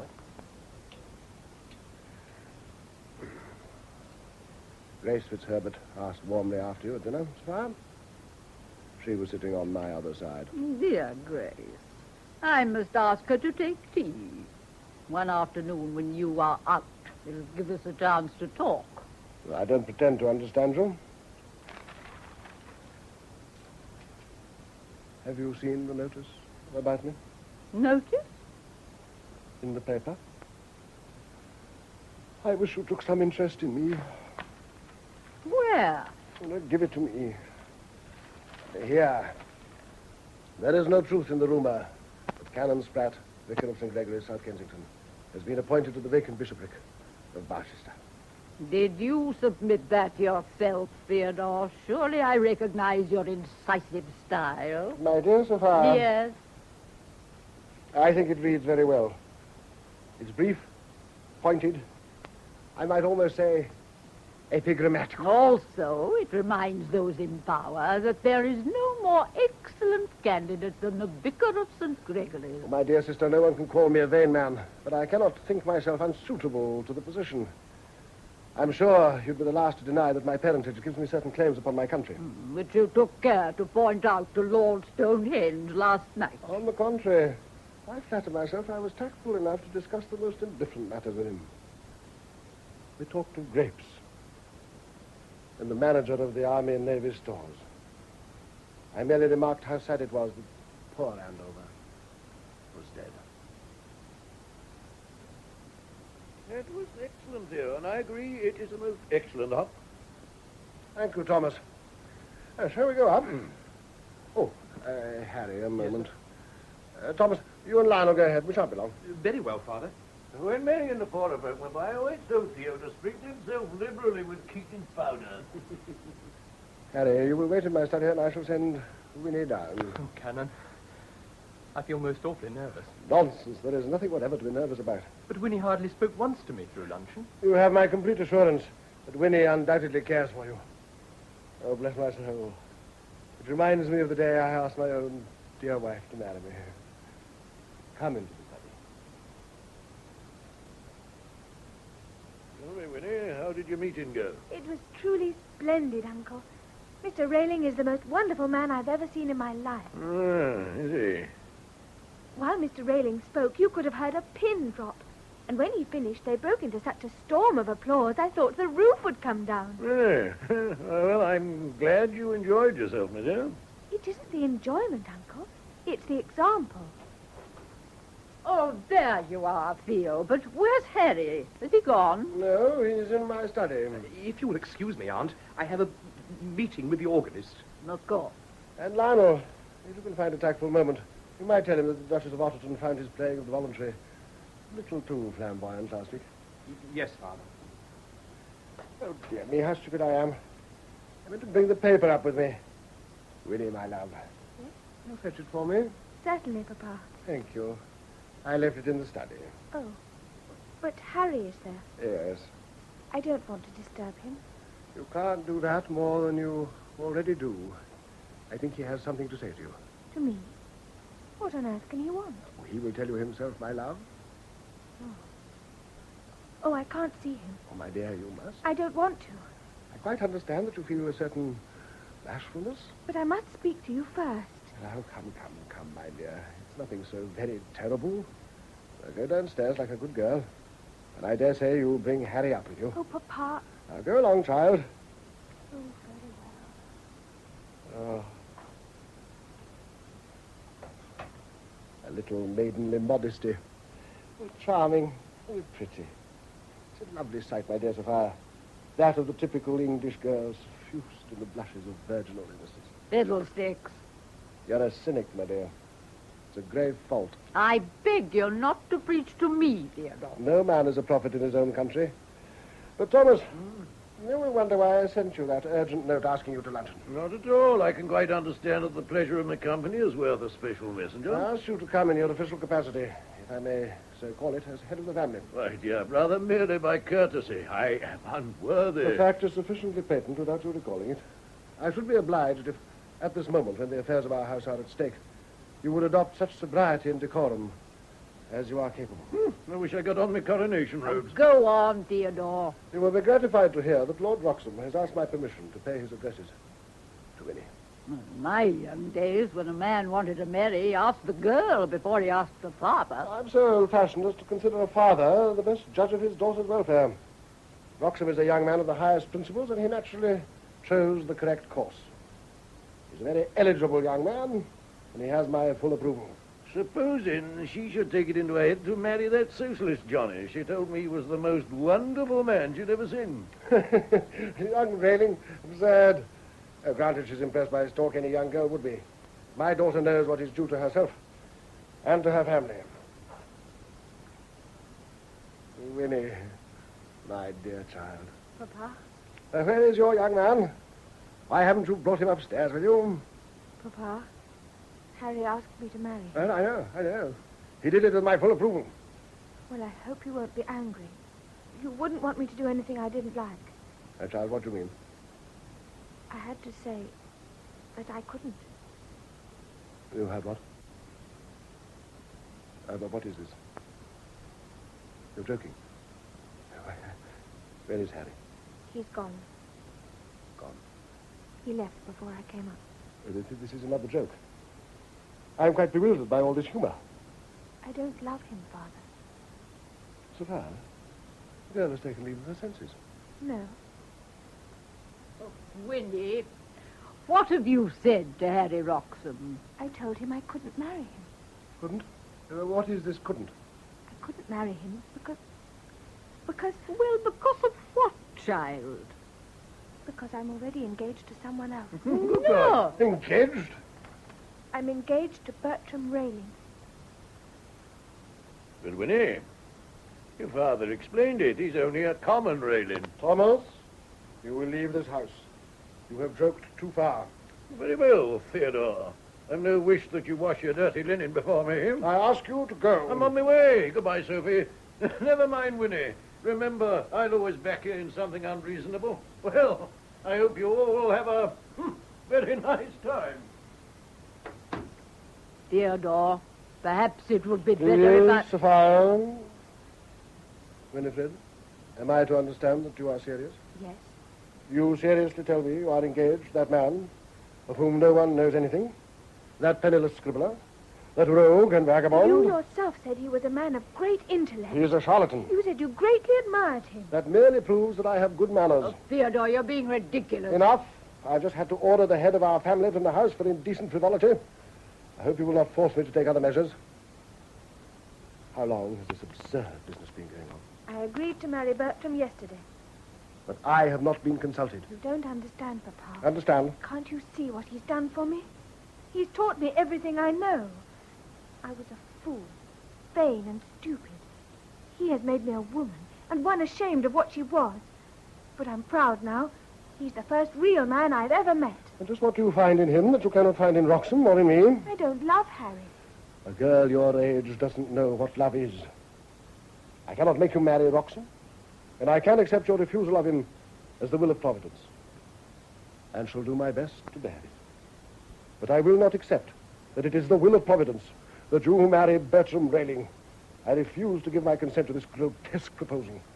The man's a scoundrel. Nothing better than a fortune hunter. That is not true. You have no right to abuse the man I love. I have given Bertram my solemn promise. I'm over 21 and my own mistress. And what do you mean by that? If you won't give your consent, I shall marry without it. This is my reward for all the affection lavished upon my children. For all their lives I have sacrificed myself to their every whim. And this is my reward. Winnie, do you know anything about the young man? Has he got anything to live on? We shall both work, Aunt Sophie. And with the extra he makes from his writing, plus the little I have from my mother, we shall live like kings. In a villa in Haunted Rise, I presume. Theodore. Well, I know it's a delicate question, but had he a father, or did he just grow? His father is dead. He was first mate on a collier trading from Newcastle. That, I should imagine, as a profession, is neither lucrative nor clean. Let us be thankful his relations are dead. He has a mother and a sister. Who are they? I don't know or care. He has told me his mother is not a highly educated woman. So I should suppose. Where are they? They have a little house in Peckham. Revolting. I wish to hear nothing more. Papa, please don't go. I know you love me, and I love you. Next to Bertram, I love you better than anyone in the world. You say you love me. How can you cause me such pain? Papa? I change nothing that I have said. I will leave you to your reflections. It is only from a regard to your sex and out of respect for the memory of your dead mother that I don't tell you I consider you more than stupid. I consider you vulgar.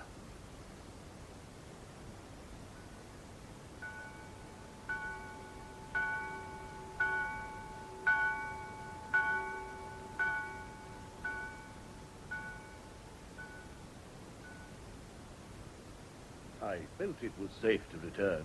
I have missed you, dear Tommy, since Theodore turned you from the house. I hope you bear no grievance. Not in the least. Theo's cook is far too good. Oh, it's been impossible here. Lionel hides himself in work and avoids any but the most cursory conversation. Theodore and Winnie haven't spoken to each other, but use me as a verbal post office. She's going ahead. It appears so. Where's Theo now? He was lunching with Mrs. Fitzherbert to meet Sir John Durrant and his daughter. Having failed with the filly, he hopes the colt will bring him more luck. And the more our brother embraces the match, the more our nephew is inclined to evade it. Another disaster. Oh, well, any word about Barchester? No.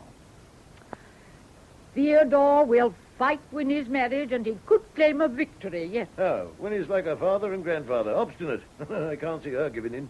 She may not give in, but allow her the woman's privilege of changing her mind. Where's Theo? Perhaps I shouldn't stay. Oh, don't be such a coward, Tommy. You've got to see him sometime. I'm not one for upsets. Never have been. Too uncomfortable and too unnecessary. You're too late. Pity I'm too young to jump from the window. Too scandalous. Capital. There is laughter in the house. My dear brother, I am delighted to see you. We've been missed these 7 days, and we look to you to bring humor into our home. I can think of no greeting more guaranteed to make a man forget a joke. I have had a delightful afternoon. Durrant is an excellent fellow, and for a brewer in politics, as honest as I have met. I wasn't aware you'd met any others. His daughter is a charming girl. She'll make any young man an exemplary wife. Though his father, and shouldn't say it, she's worth 6 of Lionel. Well, let us hope she isn't aware of it. And where is Winnie? Winnie? My daughter, your niece. There has been a slight misunderstanding between us. It is time it was settled. Well, she's with Mr. Railing. She told me she was to meet his mother this afternoon. Excellent. What do you mean? It is only proper that when a young woman becomes engaged, she should meet the relations of her fiancé. Are you agreeing to the engagement? One must allow one's children, after they have passed a certain age, to decide some matters for themselves.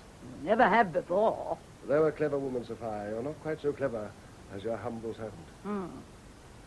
Thomas, with all these matrimonial schemes, are you going to cling to bachelordom?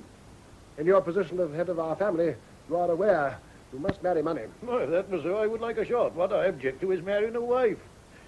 Now, if you forgive me, I've an appointment in Westminster. Westminster? Then we must not keep you from your duties in the house. The house is a public one, and the appointment concerns some horses. Goodbye, Sophie. Good gracious.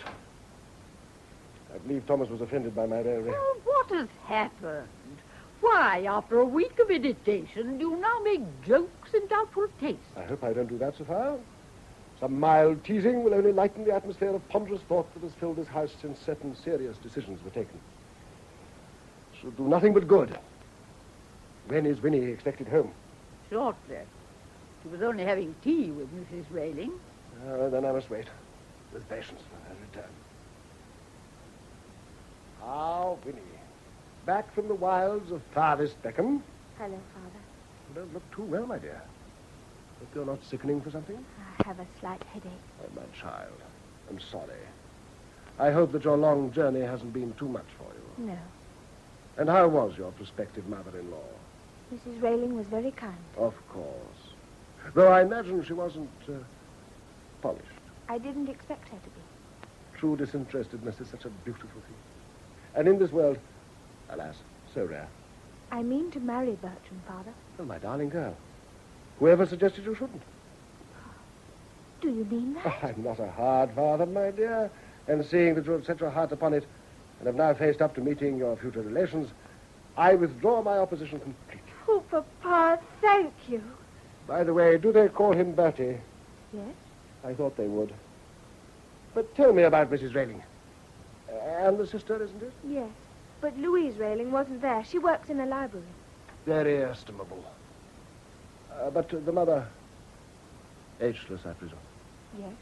But she was very kind. So you told me.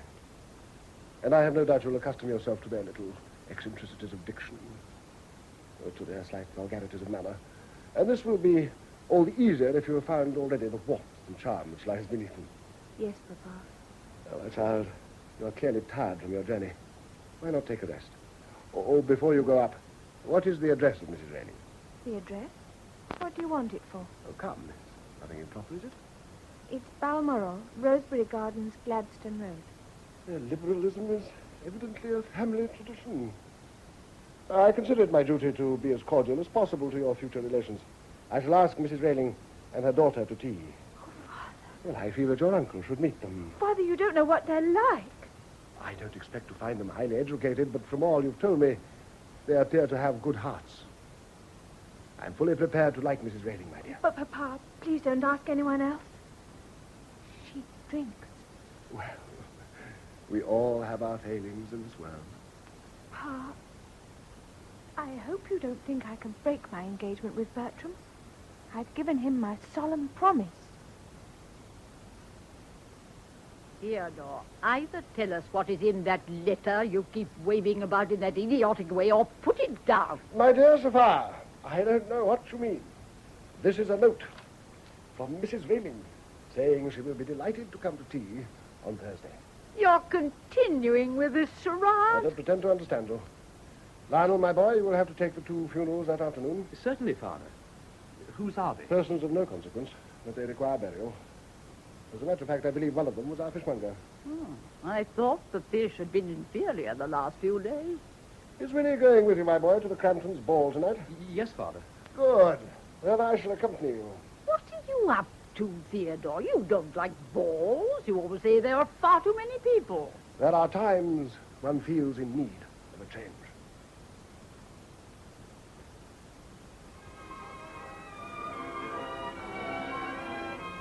Might I be able to persuade you to dance with me, Miss Wright? Thank you so much. But will you excuse me a moment? I'd rather just watch. Then let me fetch you something. No, really. Thank you all the same. But please don't let me stop you from dancing yourself. Thank you. Excuse me. Winnie, Harry, you startled me. You're looking very delightful. Thank you. I knew I should find you here. That's why I came. You're not angry with me. I wanted to see you so badly. Good heavens, no. Why should I be angry? You've as much right to come as I. I can't keep away from you. I didn't know I loved you so much. Please, Harry. We've been friends for ages. It would be absurd if we couldn't see each other again just because of the other day. I couldn't take your answer as final. Oh, I don't want to bother you and make you miserable, but don't you think that after a time you may get to like me? I told you the other day it was impossible. I know, but then I couldn't say what I wanted. I love you so passionately that Don't it say seems... anything more. Not just now. It's very, very kind of you. And I don't know how to thank you. But I can't marry you. Oh. May I just tell you one thing? Please. You shouldn't. It's just that if you should change your mind, ever, I shall be waiting for you. I can never love anyone else. I don't want you to make any promise or give me any encouragement, but I want you to know that I shall wait. If the time comes when you can care for me, you will find me ready and eager to be your very humble servant. I didn't know you were so kind. I'm sorry. I want you to be happy. But don't be wretched because I can't marry you. I'm not worth troubling about. Is there something the matter? I've a slight headache, that's all. Excuse me if I slip away. Goodbye, dear Harry. I shall never forget your kindness. Roxham, my dear boy, I'm delighted to see you. What a crowd, isn't there? I've been dying to find someone to have a quiet cigarette with me. Will you join me? Certainly, Danny.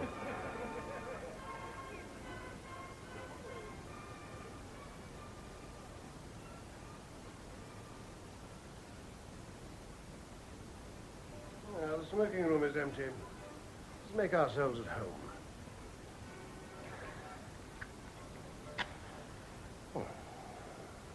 I've been talking with Winnie. Have you? Well? I don't understand her. No, my dear fellow, there's nothing to understand. People say women are incomprehensible. They're nothing of the sort. I think she'd been crying. All women cry when they've nothing better to do. It's the only inexpensive form of amusement they have. I asked her to marry me. And of course she refused. Yes. That was to be expected. No girl accepts a man the first time he proposes to her. My dear Harry, the way with women is to insist. Treat them kindly but firmly. Remember, the majority never know their own minds. Between you and me, the majority haven't much mind to know. But Winnie's so different from other girls. Nonsense. Every man thinks the girl he wants to marry is different from any other. There's nothing of the kind.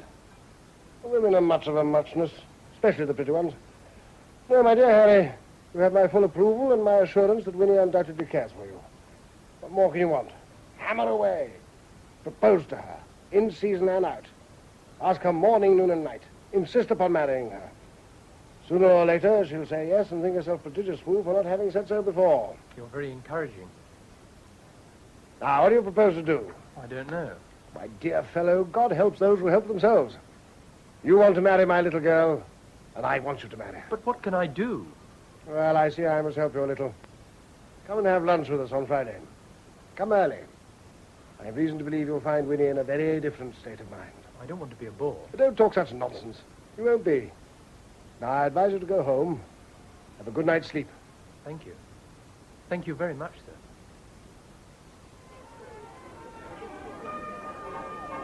Miss Durham. Canon. Good evening. How is it the young men are so ungallant as to leave you sitting out? I am engaged to your servant, Miss Durham. I can't make out where he is. Lionel is a donkey. Give it to me instead. Well, I don't know that I should. Well, of course you must. I, as his father, claim it as a forfeit. Very well. Thank you. Gwendolen, I'll cut you out, dear boy. I'll cut you out. Come, Miss Durham. You were rather unkind to him. Nonsense. To teach him to be more punctual. If I'd been engaged to the belle of the evening, I wouldn't have kept her waiting for a single moment. You dance better than Lionel. You mustn't think that because my hair is nearly white, that I am quite an old fossil.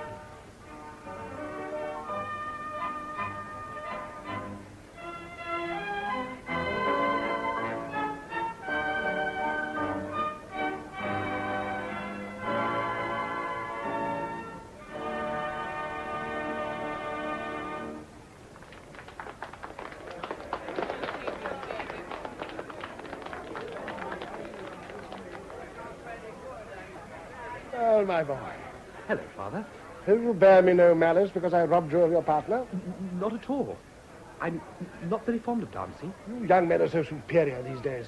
It's a monstrous thing when a girl's pretty feet itch for a varnished floor that she should be forced to resort to the arms of an old fogey like myself. It didn't look as if she needed much compulsion.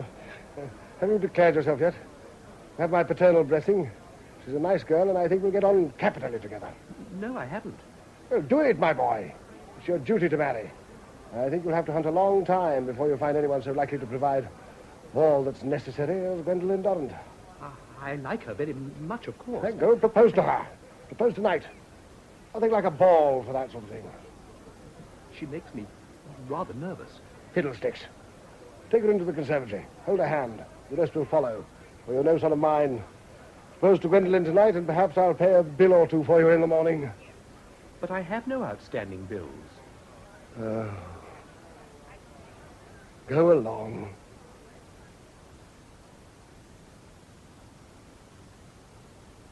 You heard? Yes. He read it like everyone else in the morning paper.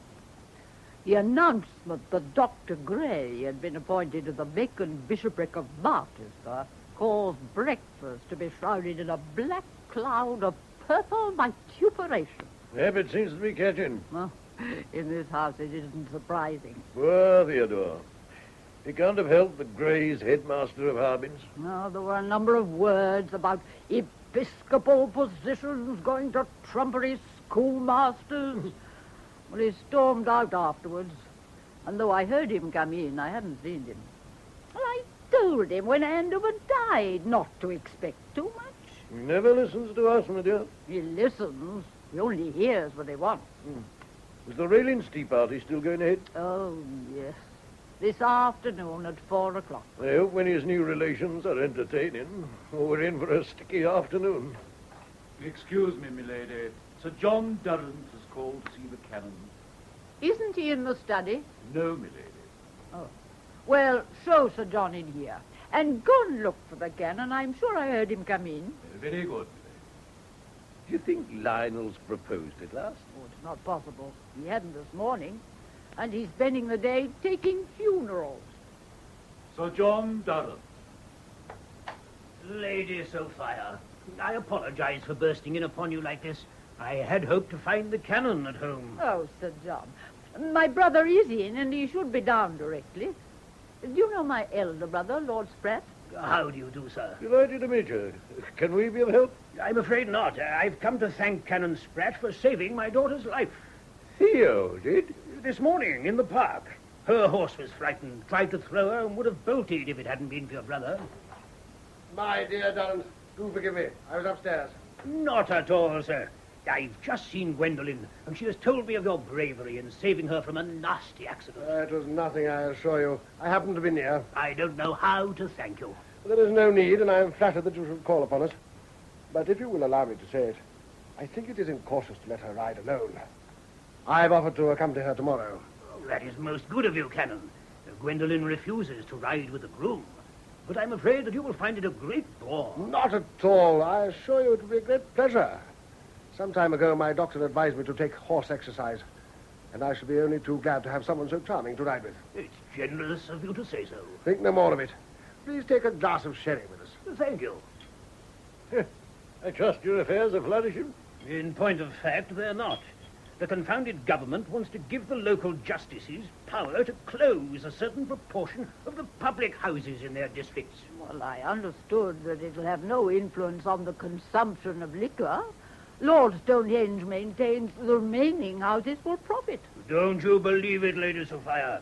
9 times out of 10, a man doesn't drink a glass of beer because he's thirsty, but because there's a public house at his elbow. The government seemed very strong on the point.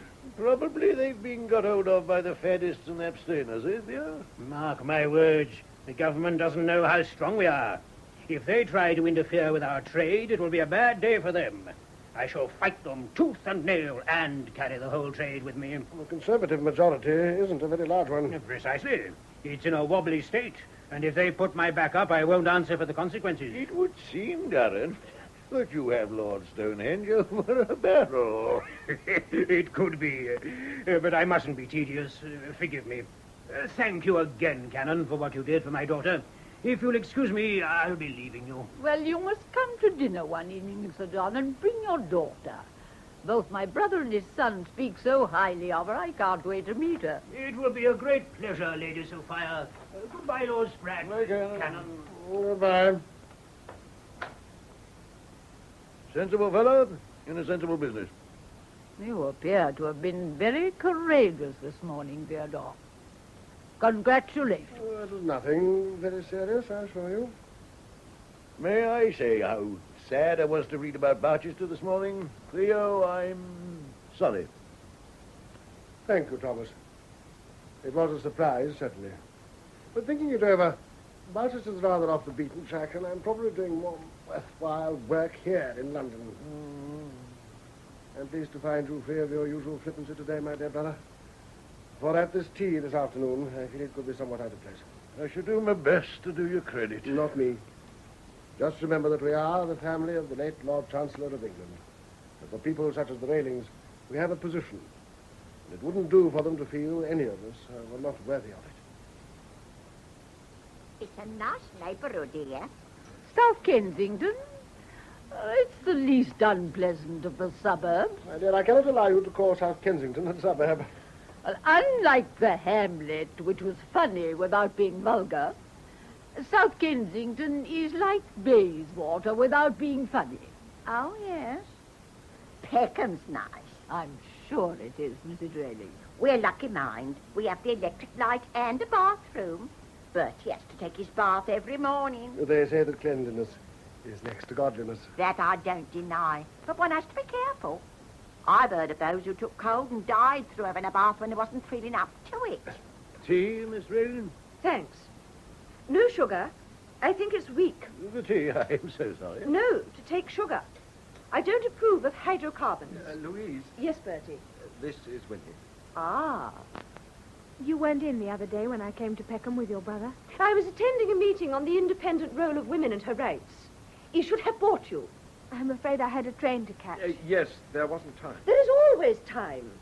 But as Bertie and I share the opinion that most women only waste time, I shall be able to take you in hand. Do you also share your brother's talent for oratory, Miss Rayling? You should just hear her. Once she gets going, there's no stopping her. I hold with women taking part in everything.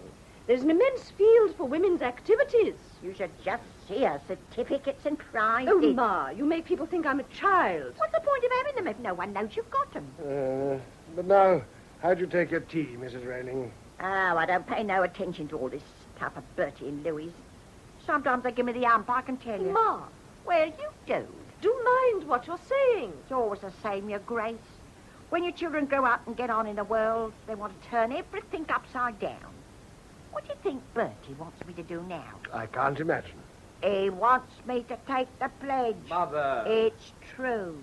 But what I say is, Your Grace, I'm an hard-working woman, and I want me drop of beer now and then.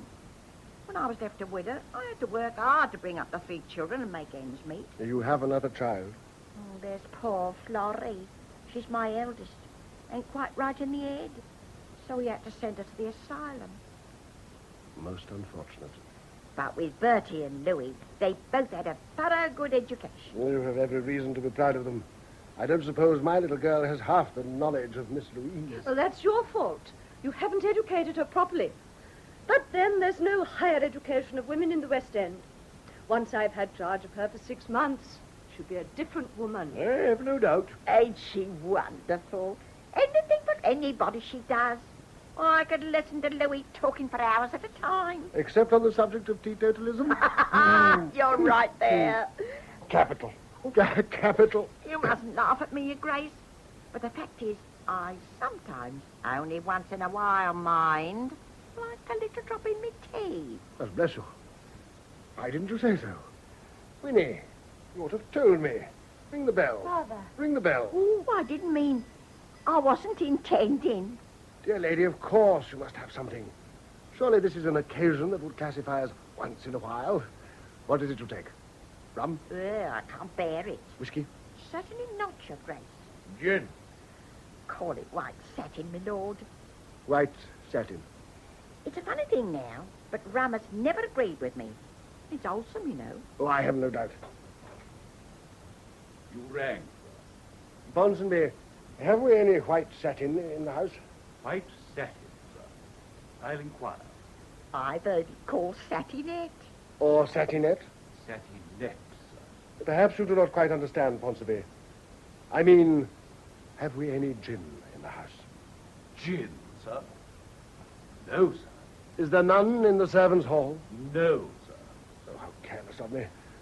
Sophia, you ought to have reminded me that there was no gin. Well, Ponsonby, you will go out and get 6 pence from the nearest public house. Oh, don't send out for it. I'll never forgive myself. Oh, I assure you it's no trouble. And I should very much like to taste it. Well, then, 3 pence is ample. You're better without it, Ma. Oh, come. You mustn't grudge your mother a little treat. And it's a real treat for me. 3 pence of gin, Ponsonby? Very well, sir. That's what I like about London. There's always a public house at the corner. For once, I'm in agreement with the present government. There are far too many. I agree with Mrs. Raylan. It is most convenient. Do you? And may I ask if you have ever studied the teetotal question? Oh, no. And you, a hereditary legislator? I'd like a few words with you about the House of Lords. I'm a radical, and the House of Lords must go. I'll part from it without a tear. What moral right have you to rule over me? My dear young lady, if I do it, it's entirely unaware. I'm not concerned with you personally.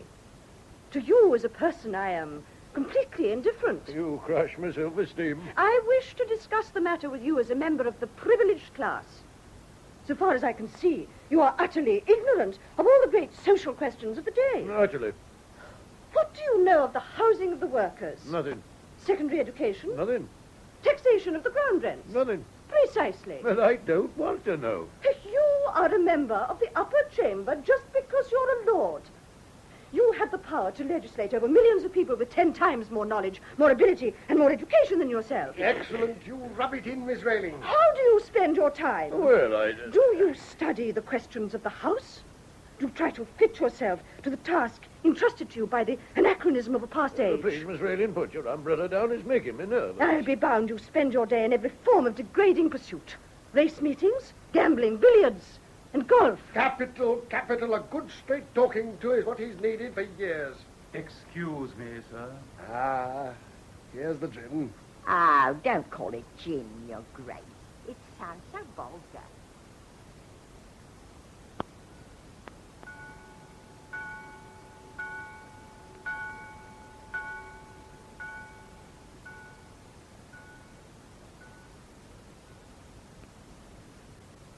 Will you come this way, sir? Thank you. Canon Spratt will join you in the drawing room presently.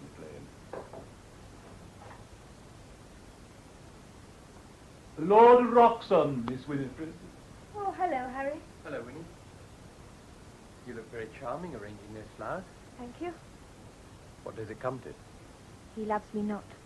It's not true. He loves you passionately. He always will. Won't you speak to me? What do you want me to say? Anything. Or nothing.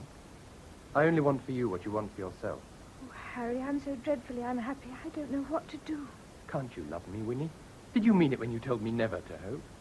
Was it only a week ago I said that? 9 days. Oh, I utterly despise myself. But why? Why? Do you really care for me? You're all I care for in the world. You're my very life. I love you with all my heart and all my soul. I think I like to hear you say that. Oh, Winnie, I want someone so badly to care for me. tell me what's the matter. I may be able to help. Dear Harry, you're so kind. Far nicer than I ever thought. Please, don't torture me.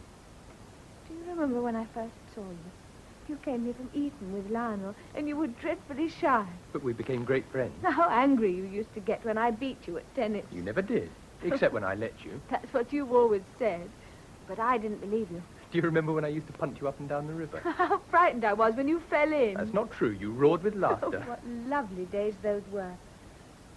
But we used to quarrel quite dreadfully. Only for the pleasure of making it up. I wonder when you first began to like me. I've never liked you. I've always loved you. Passionately. Even when I wore a pigtail and had square-toed boots. Even then, and I always will. I can't live without you. Are you sure? Say you'll marry me. I'll do anything to make you happy. Dearest Winnie. Kiss me. I love you. My dear, how delightful to see you. I'm sorry I was delayed. Parochial business, you understand. Oh, may I tell him? Yes. Canon Spratt, Winnie has just promised to be my wife. What? Oh, my dear children, I'm delighted. All's well that ends well. I told you she was devoted to you, my boy. Trust me for knowing a woman's character. Excuse me, sir. Yes? Mr. Rayling has called. He asked for Miss Winifred. Yes, he. I showed him into the study, sir. You did say you wanted to see him. I'll see him at once. How good of you to come, Railing. Delighted to see you. Winnie told me she'd be at home. My dear friend, I didn't flatter myself that you'd come to see me. In fact, I've been wanting to have a little chat with you. Of course, Canon. A serious step that you young people are taking. Then we're wise to take it with a light heart. And as to being young, I am 28 and Winnie over 21. True. Do you smoke? No, thank you, I don't. No vices, I see. And now let us discuss the matter cordially. There is no need for me to tell you that I have the highest esteem for you and the sincerest admiration for your talents.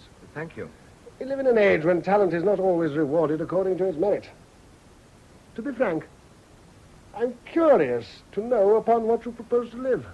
My own income is about 150 annually, and Winnie has 300 a year from her mother. You are well informed. Winnie told me. Well, obviously. I didn't suppose you'd examine the will at Somerset House. You imagine that Winnie will be content to live on £450 a year. It's 3 times as much as my mother had. Possibly. But your mother, a most excellent and delightful person, Railing, don't misunderstand me, has moved in a rather different stratum of society from my daughter. But do you think Winnie cares 2 straws for the tawdry trappings of society? I think my daughter is human, and I confess I suspect a carriage and pair may be essential to her happiness. I know Winnie, and love her, Canon. You think she's a doll and a fool. Well, she may have been. Now she's a real woman, and loathes the shams and shallowness of society. Yes, she said that. But my word, Miss Pratt have a keen sense of humor. Her life was a mockery. She didn't know what life was. You think she cares for carriages and fine clothes now? She had no aspirations, she had no ideals, and of course she wasted herself on fashionable frivolities. But now, thank God, now, she knows how narrow is this circle of idle, selfish people. She wants to work, she wants to labor, she wants to stand shoulder to shoulder with her fellow men and fight. My boy, do you honestly think it would ever have occurred to Winnie that this world, her world, if you like, was hollow and foolish if you had had a squint eye or a wart upon your nose? But that is a monstrous argument, sir. You think that all people are bad. On the contrary, I think only that most of them are foolish. You sneer at the new life which fills your daughter's eyes. You no longer know her. Oh, I know she loves me. You may think that I'm a fortune hunter, but you're wrong. We don't want your money. We have no need, nor will we know what to do with it. You are content that she should sacrifice everything for you. She throws away painted husks, dross, and tinsel. She gains the whole world. Which means you, in a villa in Peckham. Upon my soul, you are very modest. What are you driving at? Well, out with it. I beg you to observe the conventions of polite society. Conventions? It is the duty of any father to inquire into the circumstance of a young man who proposes to marry his daughter. Oh, I know you despise me, but don't humbug me as well. Mr. Railing, I solemnly ask you to give up my daughter. After mature consideration, I have reached the conclusion this marriage is impossible, and I will never give my consent to it. We'll do without it. We're both free. Winnie has promised to marry me, and by God, she shall. It is painful for me to have to talk to you in this manner. It is true that a short time ago I gave my provisional agreement to your engagement, and it is understandable you should find it strange if I now refuse it. But certain facts coming to my knowledge force me to do so. Your eldest sister is unfortunately in a lunatic asylum. I regret the misfortune. But with insanity in your family... But that's absurd. Florrie had an accident as a child. She fell down. Since then, she's been... Not quite right in the head, as your mother put it. Every child falls, but the entire human race is not so imbecile as to need restraint. I don't believe a word you say. You produce this for want of anything better. It is, as I've said, sir, pure humbug. Tell me the simple truth, if you can. Are you quite sure that Winnie cares for you? As sure as I am of my own life. It is my painful duty to inform you that you are mistaken. What? Winnie has realized she has misjudged the strength of her affection. I don't believe it. Mr. Railing, you exhaust my patience. Well? Winnie has requested me to tell you that she finds she doesn't care enough for you to marry you. She deeply regrets the unhappiness she has caused and asks you to release her. It's a lie. You will have the goodness to remember that I am a minister of the church. You forced her to do this. I know she loves me. You may think what you like. The fact remains, she wishes to break off this engagement. You tell me I am a man of honor and then treat me like a lackey. My whole life's happiness is at stake. It is not true. On my honor as a gentleman. Then let her tell me herself. She has gone out. But she was expecting me. Precisely. She chose not to be here. Doesn't that show you that I have spoken the simple truth? I wish to spare you both a painful scene. No, I can't believe you. What an escape. What an escape. Hello? I am. You seen the paper this morning? As you insist on being the first to read it, and have not yet seen fit to pass it amongst us, I can't see how we could have. What is it, Father? A dreadful thing has happened. Dr. Gray has had an apoplectic stroke and died last night. Poor man. He hasn't enjoyed his bishopric long. I look upon it as a judgment of Providence. What on earth do you mean? I said at the time he was not fit to go to Barchester. I've no doubt the strain and excitement proved too much for him. You see, I was right. When will men learn to put a rein upon their ambition? Especially when such as you set them such a good example. You are talking nonsense again, Sophia.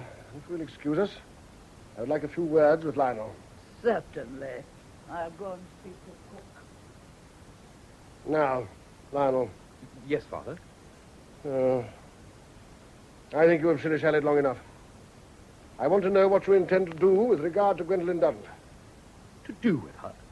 Oh, good Lord, man. Not a perfect fool, are you? We've discussed your marriage to her ad nauseam. We've hardly spoken of it. Don't quibble. It's not fair on the girl to keep her dangling like this. Are you going to marry her or not? Well, there's no hurry. On the contrary, there's the greatest possible hurry. Why? With every reason to believe that someone else is thinking of proposing to her. Oh. Well, I don't think she cares twopence about me. Lately, whenever I've seen her, she does nothing but talk about you. Well, there are less diverting subjects for conversation. One can have too much of a good thing. If you don't look sharp, someone will step in and cut you out. I warn you candidly. I shan't break my heart. I don't know what young men are coming to. No spirit, no enterprise. Well, you've been warned. So you mustn't be surprised whatever happens. Well, if you want her in the family so much, I wonder you don't marry her yourself. Well, what would you say if I did? I wish you luck. Well, let me tell you that a man of 50 is in the very flower of his age. Where are you going? Out!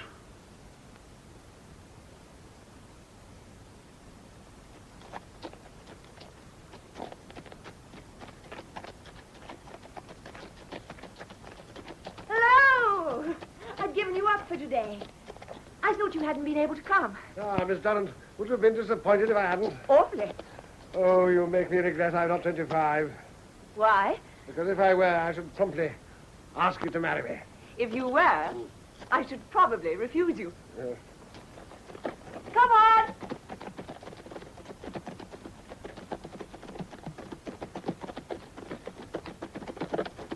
Oh, it's ridiculous. Here I am, a man you see as old as your father, yet my heart is as young as it ever was. You're not a bit like my father. He doesn't dance, but you do. And he won't ride, but you do. I never feel you're any older than I am. Nearly 50. Think you're fishing for compliments. Oh, Gwendolen. Gwendolen, I sometimes think you have worked a miracle. Oh, you can make fun of me if you like. But by your side, I feel as young as a summer morning. I admire you and love you. Do you find me ridiculous? No. No, not in the least. Benedictine, will you be my wife? Theodore. What about Lionel? Lionel? Lionel can go to the dickens. Now for my answer. I'll race you to the end.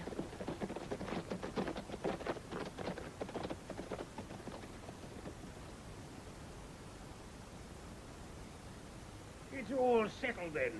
I'm satisfied, and you tell me that you're satisfied. My dear Darren, your generosity overwhelms me.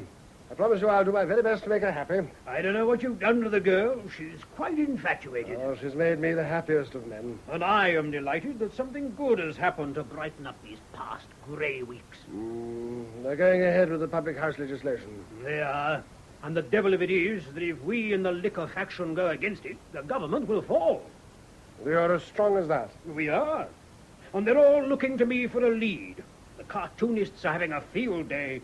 Did you see the one in the Morning Post of Stonehenge on his knees, bowing to me dressed as some Turkish pasha, sitting on a beer barrel? No. Whatever they say, he's not going to give way. And then he can always point to me and say I was the one who split the party and brought us down. And you don't want to? If there was an election tomorrow, we'd all be out on our ear. To Stonehenge, it's a small domestic matter, and we've no right to stand out like this. But it's our business he's attacking. Do irreparable harm to the party if you do stand firm. I know. My dear fellow, I'm full of sympathy for your thinking. But if the Liberals got into power, you would have to face much more serious legislation. I've spent a long time on this, and will no doubt spend a lot more. If there is anything I can do to help, you have but to call on me. You know that.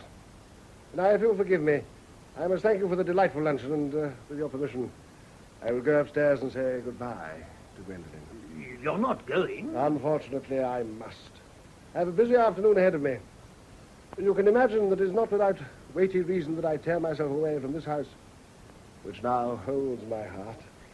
Put like that, I suppose I must let you go. You're a clever man, Theodore, and the first understanding clergyman I've ever met. You should be a bishop. Thank you.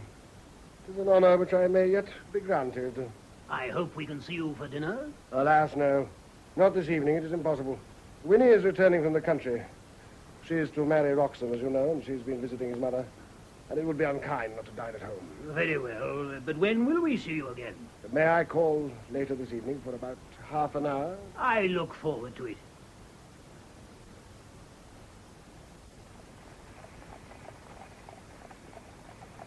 Cabby, it's half a sovereign for you if you get me to the Athenaeum in the next 3 minutes.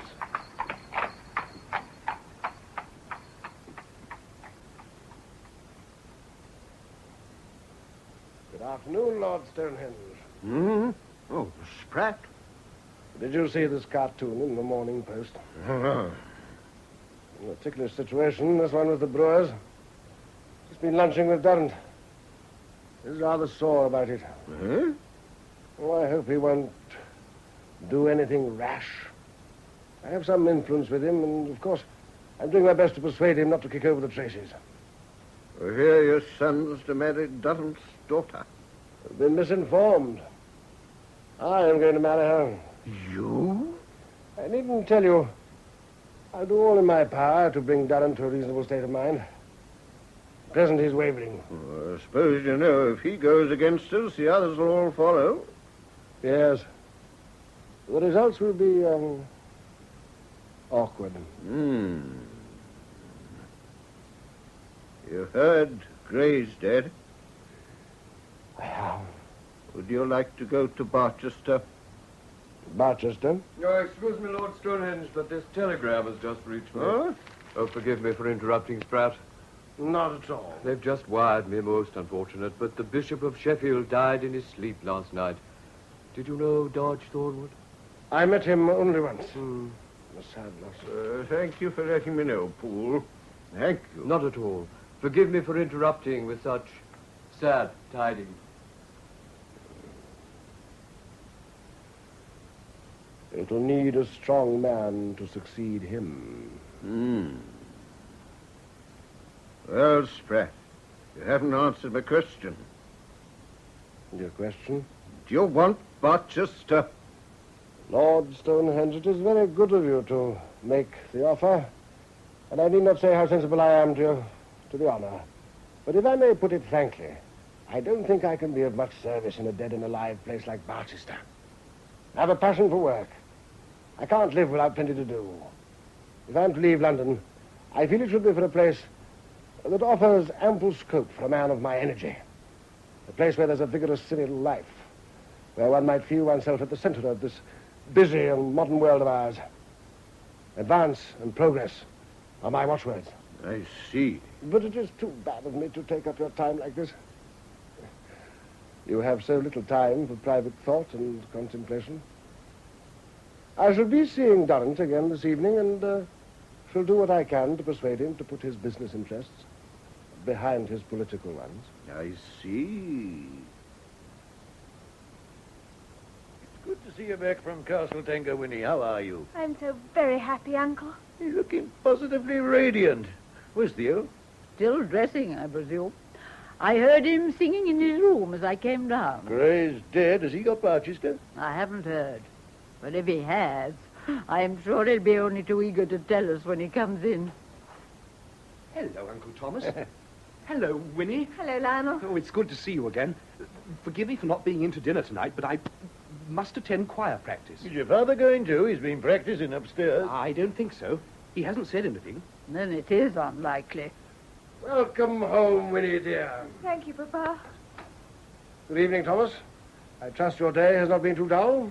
You're very cheerful, Theo. Who would not be? The family all gathered together again. How delightful. How's Harry, Winnie? He's wonderful. I'll always be grateful to you, Papa. Your father's a wise man, Winnie. And claims his right to say it. If you'll excuse me, Father, I must be going. You're going, my boy, but this is a family dinner. There's choir practice, Father. Oh, so there is. So there is. I've had a full and busy day, and it slipped my mind. Excuse me, sir. This telegram has just come for you. Oh, thank you, Ponsonby. And dinner is served, my lady. We'll be down directly. Oh, What is it, Papa? get me a glass of sherry, Ponsonby. Yes. What is it, Father? Stupid of me. Theodore, what is wrong? Thank you, Ponsonby. We'll be down presently. Very good, sir. What was in that telegram? Sophia, you will be gratified to learn that the government has offered me the vacant bishopric of Sheffield. Oh, Theo. Papa, I'm so glad. Well, Sophia? Presumably you don't want me to persuade you to take it. No. I shall accept it as it was offered. Frankly, and by telegram. I am delighted at the news, but I must go now. They're all waiting. Of course, my boy. I mustn't keep you from your duties. Oh, but I'm forgetting. Lionel, wait. I think the time has come to announce Winnie's betrothal publicly. Oh, Papa. Just a minute. My boy, and write the notice. You can leave it at the news agency as you pass. Certainly, Father. We are authorized to announce that a marriage has been arranged between Lord Wroxham of Castle Tenker and Winifred, only daughter of the Honourable and Reverend Canon Theodore Spratt, Bishop-elect of Sheffield. That's all? That's enough. Take it, my dear boy, and go. I fear you are made very late for your choir practice. Yes, Father. Oh, Thomas. You see that virtue is sometimes rewarded even in this world. What's the Gofflings like? I'm convinced they're excellent. And I shall be pleased to see you in Sheffield. The hospitality of the palace will ever be at the command of the head of my family. There wouldn't be a rebellious parson in your diocese. You'll make it far too hot for anyone who don't act according to your lights. A gentleman wishes to see you, sir. I can see no one at this hour. I can't keep dinner waiting any longer. I told him, sir, but he wouldn't take any notice. He's a gentleman from the press, sir. Ah, that certainly makes a difference. Put him in the study. I shall join him directly. Very good, sir. Theo, are we to have no dinner? I have a duty to perform. You forget that my position is radically altered. I knew you'd remind us of it in less than 5 minutes. I and my family have always been in the vanguard of progress. Yes, but even your family wants to eat I sometimes. should have thought that upon such an occasion, worthier thoughts would occupy your mind. But if your flesh is weak, I am willing that you should begin without me. I'm not a selfish man, and heaven forbid that I should ask as a right what a Christian disposition should grant as a pleasure. Fiddlesticks. I must beg you not to act towards me any longer with this mixture of indecent frivolity and vulgar cynicism. I don't wish to remind you that there is a change in my position. That's twice in 5 minutes. It appears to be necessary. I shall go and talk with the gentleman in my study. You may go to dinner. Oh, it may interest you to know that on the 31st of July, I'm going to be married to Gwendolen Downs. Well, Papa. He always has the last word. And probably always will.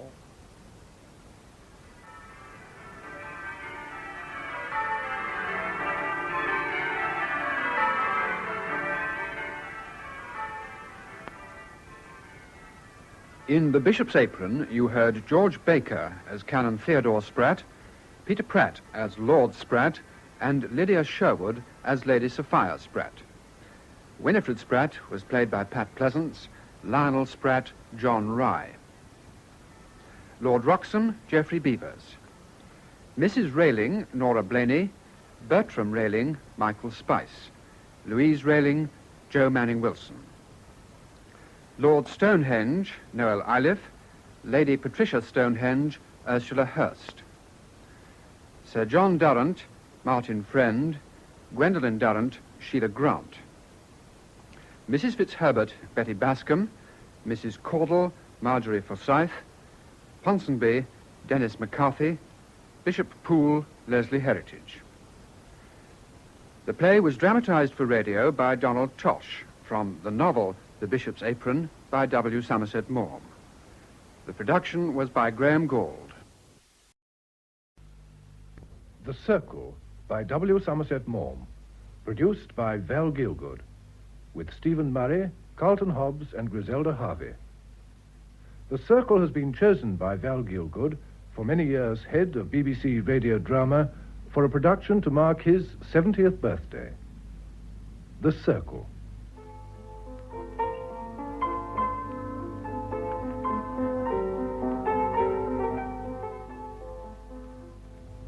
The play's action takes place in the early 1920s at Aston Adey, the beautiful period home of Arnold Champion Cheney, MP.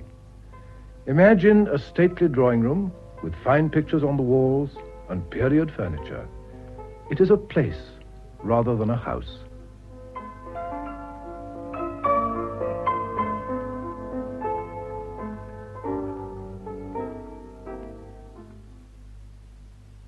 Elizabeth? Elizabeth? George, see if you can find Mrs. Cheney and ask her if she'd be good enough to come here. Very good, sir. Who is supposed to look after this room? I don't know, sir. Well, I wish when they dust they'd take care to replace the things exactly as they were before. Yes, sir. All right, you can go. Elizabeth! Anna, do you know where Elizabeth is? Oh, isn't she playing tennis, Arnold? No. Something very tiresome has happened. Oh? I wonder where the deuce she is. When do you expect Lord Porteous and Lady Kitty? They're motoring down in time for luncheon. Are you sure you want me to be here? Oh, yeah. It's not too late yet, you know. I can have my things packed and catch a train for somewhere or other. No, of course we want you. It'll make it so much easier if there are people here. It was exceedingly kind of you to come. Oh, nonsense. And I think it was a good thing to have Teddy Luton down. He's so, breezy, isn't he? Yes, that's his great asset. I don't know that he's very intelligent, but, you know, there are occasions when you want a bull in a china shop. Oh, my dear Elizabeth, I've been hunting for you everywhere. What have you been doing? Nothing. I've been standing on my head. My father's here. Where? At the cottage. He arrived last night. Damn. I wish you wouldn't say that, Elizabeth. If you're not going to say damn when a thing's damnable, when are you going to say damn? Well, I should have thought you could say, oh, bother, or something like that. But that wouldn't express my sentiments. Besides, at that speech day when you were giving away the prizes, you said there were no synonyms in the English language. I'm always willing to stand by anything I've said. There are no synonyms in the English language. In that case, I shall be regretfully forced to continue to say damn whenever I feel like it. I say, what about this tennis? Come in, Teddy. Husband and wife are having a scene. How splendid. What about? the English language. I wish you'd be serious, Elizabeth. The situation is none too pleasant. I think Teddy and I had better make ourselves scarce, Arnold. Nonsense. You're both in it. If there's going to be any unpleasantness, we want your moral support. That's why we asked you to come. Is anything up? Arnold's father arrived last night. Did he, by Jove? I thought he was in Paris. So did we all. He told me he'd be there for the next month. Have you seen him? No. He rang me up. It's a mercy I had a telephone put in the cottage. Would have been a pretty kettle of fish if he'd just walked in. Did you tell him Lady Catherine was coming? Of course not. I was flabbergasted to know he was here. And then I thought we'd better talk it over first. Is he coming along here? Yes. He suggested it. I couldn't think of any excuse to prevent him. Couldn't you put the other people off? Well, they're coming by car. They may be here any moment. It's too late to do that. Besides, it'd be beastly. I knew it was silly to have them here. Elizabeth insisted. After all, she is your mother, Arnold. That meant precious little to her when she went away. You can't imagine it means very much to me now. It's 30 years ago. Seems so absurd to bear malice after all that time. I do not bear malice. But the fact remains that she did me the most irreparable harm. I can find no excuse for her. Have you ever tried to? Oh, my dear Elizabeth, it's no good going over all that again. The facts are lamentably simple. She had a husband who adored her, a wonderful position, all the money she could want, and a child of 5. And she ran away with a married man. Perhaps your mother couldn't help herself if she was in love. And had no sense of honor, duty, or decency? Oh, yes, under those circumstances, you can explain a great deal. That's not a very pretty way to speak of your mother. Well, I can't think of her as my mother. What you can't get over is that she didn't think of you. It gives me a little thrill when I think that she loved that man so much. She sacrificed her name, her position, and her child to him. I wonder if you realize what it was to grow up under the shadow of that horrible scandal. Everywhere, at school and at Oxford, and afterwards in London, I was always the son of Lady Kitty Cheney. Yes, I know, Arnold. It was beastly for you. Would have been bad enough if it had been an ordinary case. But the position of the people made it 10 times worse. My father was in the House then, and Porteous was Under-Secretary for Foreign Affairs, and very much in the public eye. My father always used to say he was the ablest man in the party. Everyone was expecting him to be Prime Minister. You can imagine what a boon it was to the British public. They hadn't had such a treat for a generation. The most popular song of the day was about my mother. Did you ever hear it? Naughty Lady Kitty thought it such a pity. Oh, Arnold, don't. And then they never let people forget them. If they'd lived quietly in Florence and not made a fuss, the scandal would have died down. But those constant actions between Lord and Lady Porteous kept on reminding everyone. What were they having actions about? Well, of course, my father divorced his wife, but Lady Porteous refused to divorce Porteous. They were constantly wrangling in the law courts. Oh, I think it was monstrous of Lady Porteous. No, she knew he wanted to marry my mother, and she hated my mother. You can't blame her. Oh, it must have been very difficult for them. That's why they lived in Florence. Porteous has money, and they found people there who were willing to accept the situation. This is the first time they've ever come to England. My father will have to be told, Elizabeth. Yes. Has he ever spoken to you about Lady Kitty, Elizabeth? Never. I don't think her name has passed his lips since she ran away from this house 30 years ago. Oh, they lived here? Oh, naturally. There was a house party, and one evening neither Porteous nor my mother came down to dinner. The rest of them waited. They couldn't make it out. My father sent up to my mother's room, and a note was found on the pincushion. That's what they did in the Dark Ages. I think he took a dislike to this house from that horrible night. He never lived here again, and when I married, he handed the place over to me. He just has a cottage now on the estate that he comes down to when he feels inclined. It's been very nice for us. I owe everything to my father. I don't think he'll ever forgive me for asking these people to come here. I'm going to take all the blame on myself, Arnold. The situation was embarrassing enough anyhow. I don't know how I ought to treat them. Don't you think that it'll settle itself when you see them? After all, they're my guests. I shall try and behave like a gentleman. I wouldn't. We haven't got central heating. Will she expect me to kiss her? Surely. Oh, it always makes me uncomfortable when people are effusive. I can't understand why we never saw her before. I believe she tried to see me when I was little, but my father thought it better she shouldn't. Yes, but when you were grown up. She was always in Italy. I never went to Italy. It seems to me so pathetic that if you saw one another in the street, you wouldn't recognize each other. Well, is it my fault? You've promised to be very gentle with her and very kind. The mistake was asking Porteous to come too. Looks as though we condoned the whole thing. And how am I to treat him? Am I to shake him by the hand and slap him on the back? He absolutely ruined my father's life. I think it's very lucky that Anna and Teddy are here. I don't foresee a very successful party. I'm going to do my best. I gave you my promise, and I shall keep it. But I can't answer for my father. Here is your father. May I come in through the window, or shall I have myself announced by a supercilious flunky? Come in. We've been expecting you. Impatiently, I hope, my dear child. We thought you'd be in Paris for another month. I always reserve to myself the privilege of changing my mind. It's the only one elderly gentlemen share with pretty women. You know Anna. Of course I do. How very nice to see you here. Are you staying long? As long as I'm welcome. And this is Mr. Luton. How do you do? How do you do, sir? And you, are you going to stay long, Father? To luncheon, if you'll have me. That'll be jolly. I didn't mean that. Of course you're going to stay for luncheon. I meant, how long are you going to stay down here? A week. I think we'd better chuck our tennis. Yes. I want my father-in-law to tell me what they're wearing in Paris this week. I'll go and put the rackets away. Elizabeth, it's nearly 1 o'clock. Oh, I didn't know it was so late. Arnold, I wonder if I can persuade you to take a turn in the garden before luncheon. Thank you, Anna. Yes, I'd love it. Father, I want you to look at this chair I've just got. I think it's rather good. Charming. About 1750, I should say. Good design, isn't it? It hasn't been restored or anything. Very pretty. Yes. I think it was a good buy, don't you? Oh, my dear boy, you know I'm entirely ignorant about these things. It's exactly my period. Well, I shall see you at luncheon, then. Who is that young man, Elizabeth? Mr. Luton. Oh, he's the manager of a rubber estate in the FMS. And what are the FMS when they're at home? The Federated Malay States. He's just going back there. And why have we been left alone in this very marked manner? Have we? I didn't notice it.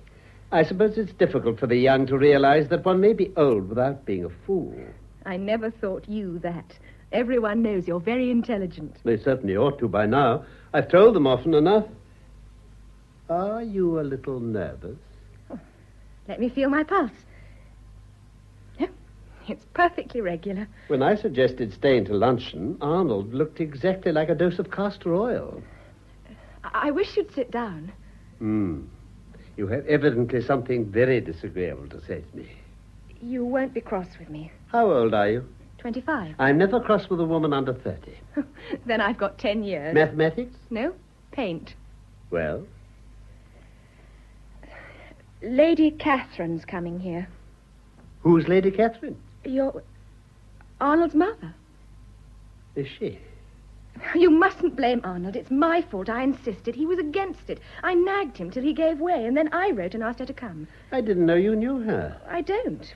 But I heard she was in London, and it seemed so heartless not to take the smallest notice of her. When is she coming? We're expecting her in time for luncheon. As soon as that. I understand the embarrassment. You see, we never expected you to be here. You said you'd be in Paris for another month. Oh, my dear child, this is your house. There's no reason why you shouldn't ask whom you please to stay with you. After all, whatever her faults, she's Arnold's mother. It seems so unnatural that they should never see one another. My heart ached for that poor, lonely woman. I never heard that she was lonely, and she certainly isn't poor. And there's something else. Yes? I couldn't ask her by herself. It would have been so insulting. I asked Lord Porteous, too. I see. I dare say you'd rather not meet them. I dare say they'd rather not meet me. I shall have a capital luncheon at my cottage. No one's ever talked to me about Lady Kitty. Won't you tell me what she was like? She was very like you, Elizabeth, only she had dark hair instead of red. Poor dear. It must be quite white now. I dare say. She was a pretty little thing. But she was one of the great beauties of her day. They say she was lovely. She had the most adorable little nose, like yours. Do you like my nose? And she was very dainty, with a beautiful little figure, very light on her feet. She was like a marquise in an old French comedy. Yes, she was lovely. And I'm sure she's lovely still. She's no chicken, you know. You can't expect me to look on it as you and Arnold do. When you've loved as she's loved, you may grow old, but you grow old beautifully. You're very romantic.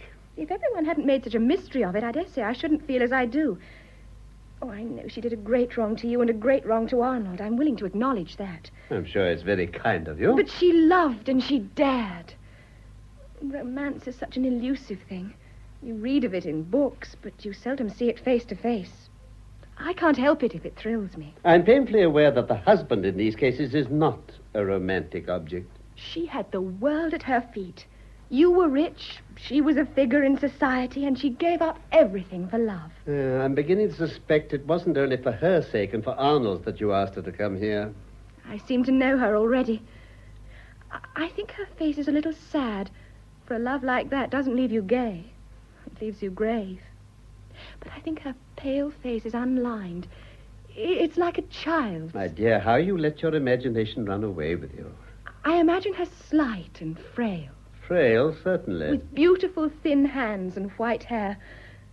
Well, you see, I never knew my mother. She died when I was a baby. I want Arnold's mother to be a mother to me. I've got so much to say to her. Are you happy with Arnold? Why shouldn't I be? I wonder what Hughie's like now. Lord Porteous? He wore his clothes better than any man in London. You know, he'd have been Prime Minister if he'd remained in politics. What was he like, then? He was a nice-looking fellow, fine horseman. I suppose there was something very fascinating about him. Yellow hair and blue eyes, you know. He had a very good figure. I liked him. I was his parliamentary secretary. He was Arnold's godfather. I know. I wonder if he ever regrets. I wouldn't. Well, I must be strolling back to my cottage. You're not angry with me? Oh, not a bit. Goodbye.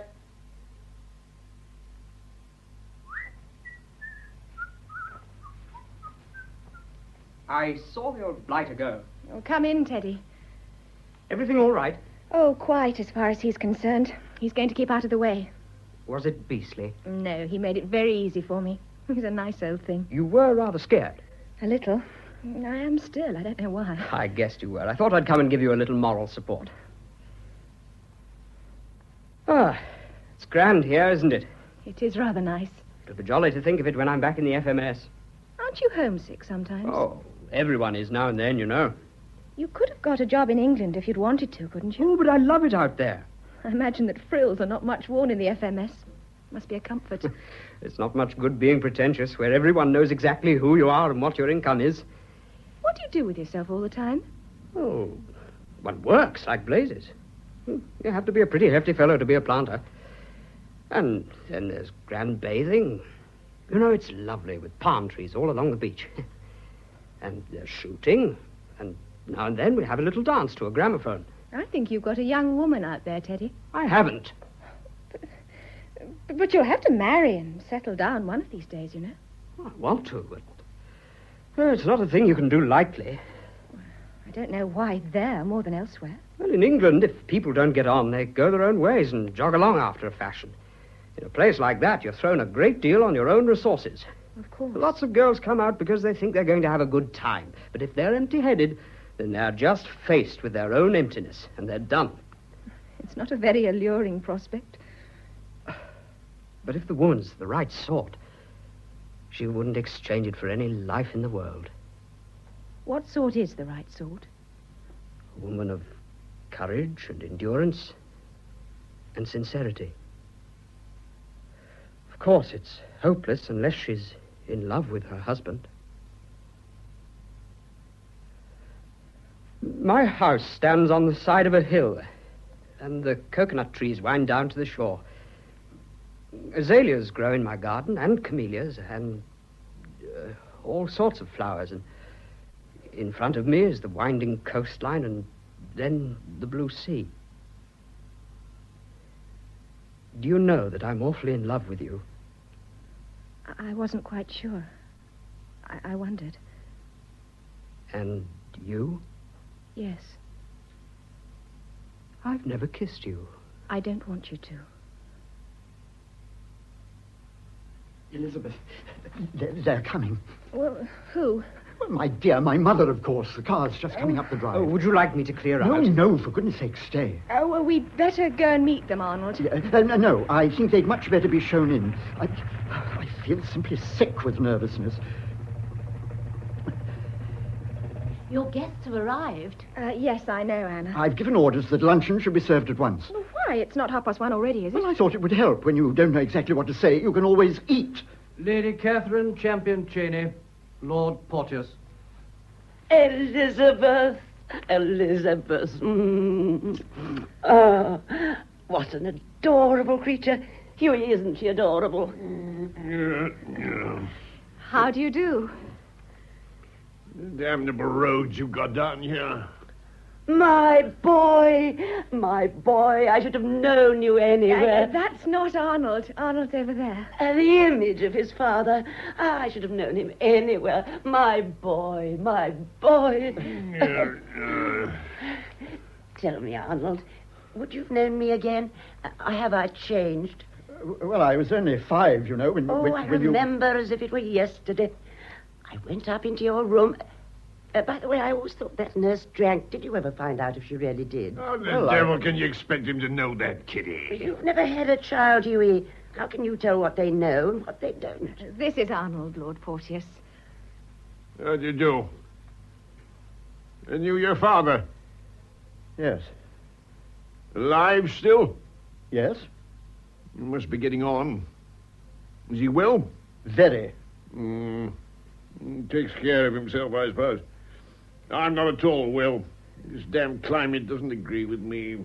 This is Mrs. Chesterton, Lady Kitty. How do you do? And this is Mr. Luton. I hope you don't mind a very small party. Oh, no, I shall enjoy it. I used to give enormous parties here. Political, you know. Oh, how nice you've made this room. Oh, that's Arnold. Do you like this chair? I've just bought it. It's exactly my period. It's a fake. What? I don't think it is for a minute. Leg's not right. Well, I don't know how you can say that. If there's anything right about it, it's the leg. I'm sure they're right. You know nothing whatever about it, Kitty. Well, that's what you think. I think it's a beautiful chair.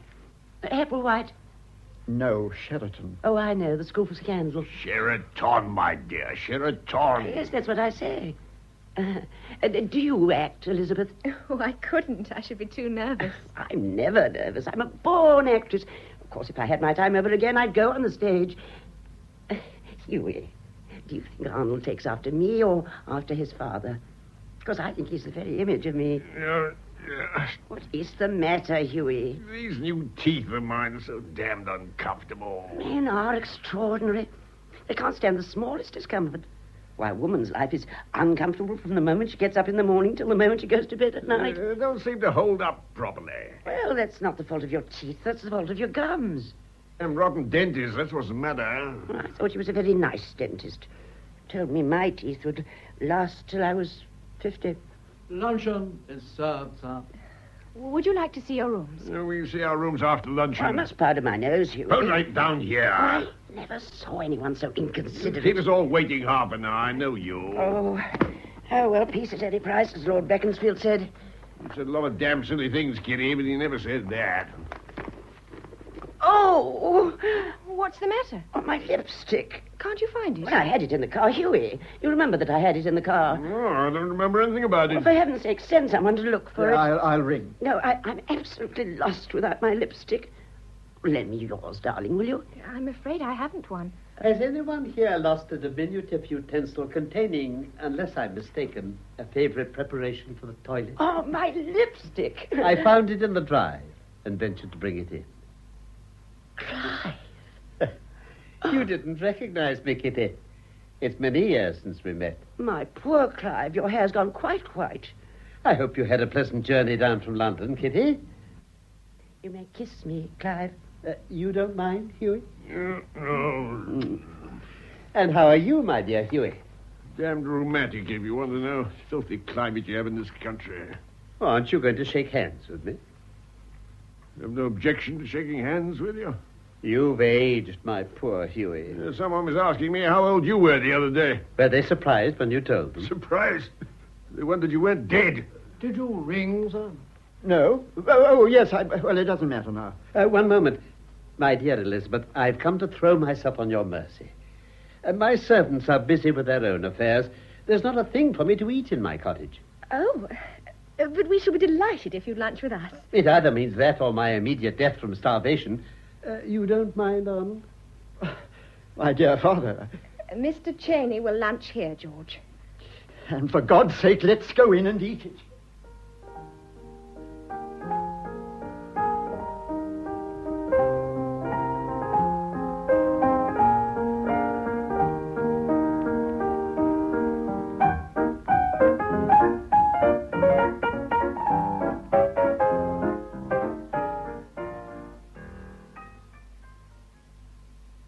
When will Arnold be back, Elizabeth? Soon, I think. He said after dinner.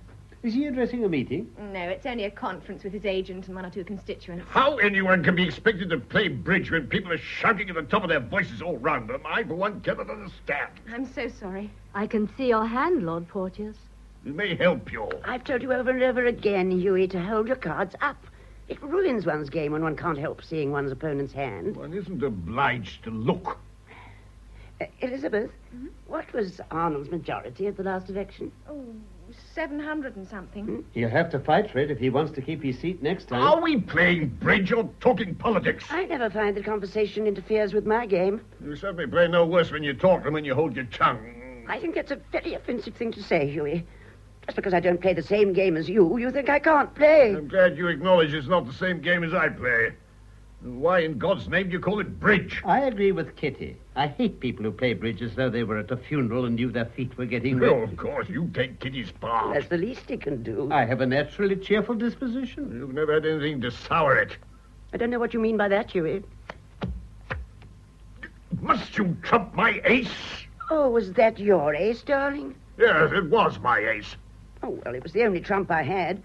I shouldn't have made it anyway. You needn't have told them that. Now she knows exactly what I've got. She knew before.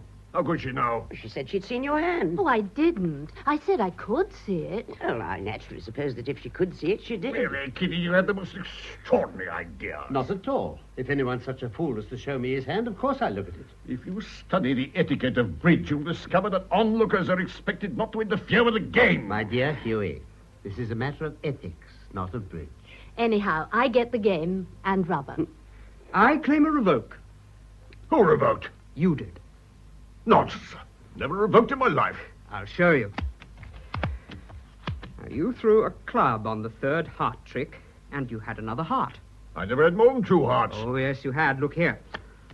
That's the card you played on the last trick but one. There's no doubt about it, Hughie. You revoked. I tell you, I did not revoke. I never revoke. You did, Hughie.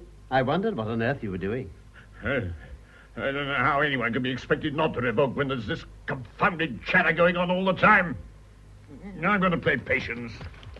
Well, I'm going to take a book and lie down in the hammock till it's time to dress. Would you like to come for a little stroll, Hughie? Red Queen. What for? Exercise. I hate exercise. 7 goes on the 8, Hughie. The 7 goes on the 8. I don't choose to put the 7 on the 8. That knave goes on the queen. I'm not blind, thank you. The 3 goes on the 4. All these go over. Am I playing this patience or are you playing it? Go away, both of you. You irritate me. We're only trying to help you, Hughie. I don't want to be helped. I want to do it by myself. I think your manners are perfectly deplorable, Hughie. Simply mad me when you play patience and people won't leave you alone. We won't say another word. That 3 goes. I believe it's coming out. If I'd been such a fool as to put that 7 up, I shouldn't have been able to bring these down. The 4 goes on the 5. Damn you, why don't you leave me alone? It's intolerable. It was coming out, my dear I fellow. know it was coming out. Confound you. A pity you are, Hughie. Pity me damned. I told you over and over again I will not be interfered with when I'm playing patience. Don't talk to me like that, Hughie. I shall talk to you as I please. Oh, you brute. You brute. You brute. Oh, damn. Now she's gonna cry. Upon my soul, they might be married, they frip so much. You promised to keep away. Why did you come back the moment they arrived? Curiosity, my dear child. A surely pardonable curiosity. And since then, you've been here all the time. You don't generally favour us with so much of your company when you're down at your cottage. I've been excessively amused. It struck me that whenever they start fripping, you took a malicious pleasure in goading them on. I don't think there's much love lost between them now, do you? I think, if you don't mind, No, don't go, Teddy. No, please don't. I'm only staying a minute. We were talking about Lady Kitty just before she arrived. Do you remember the pale, frail lady in black satin and old lace?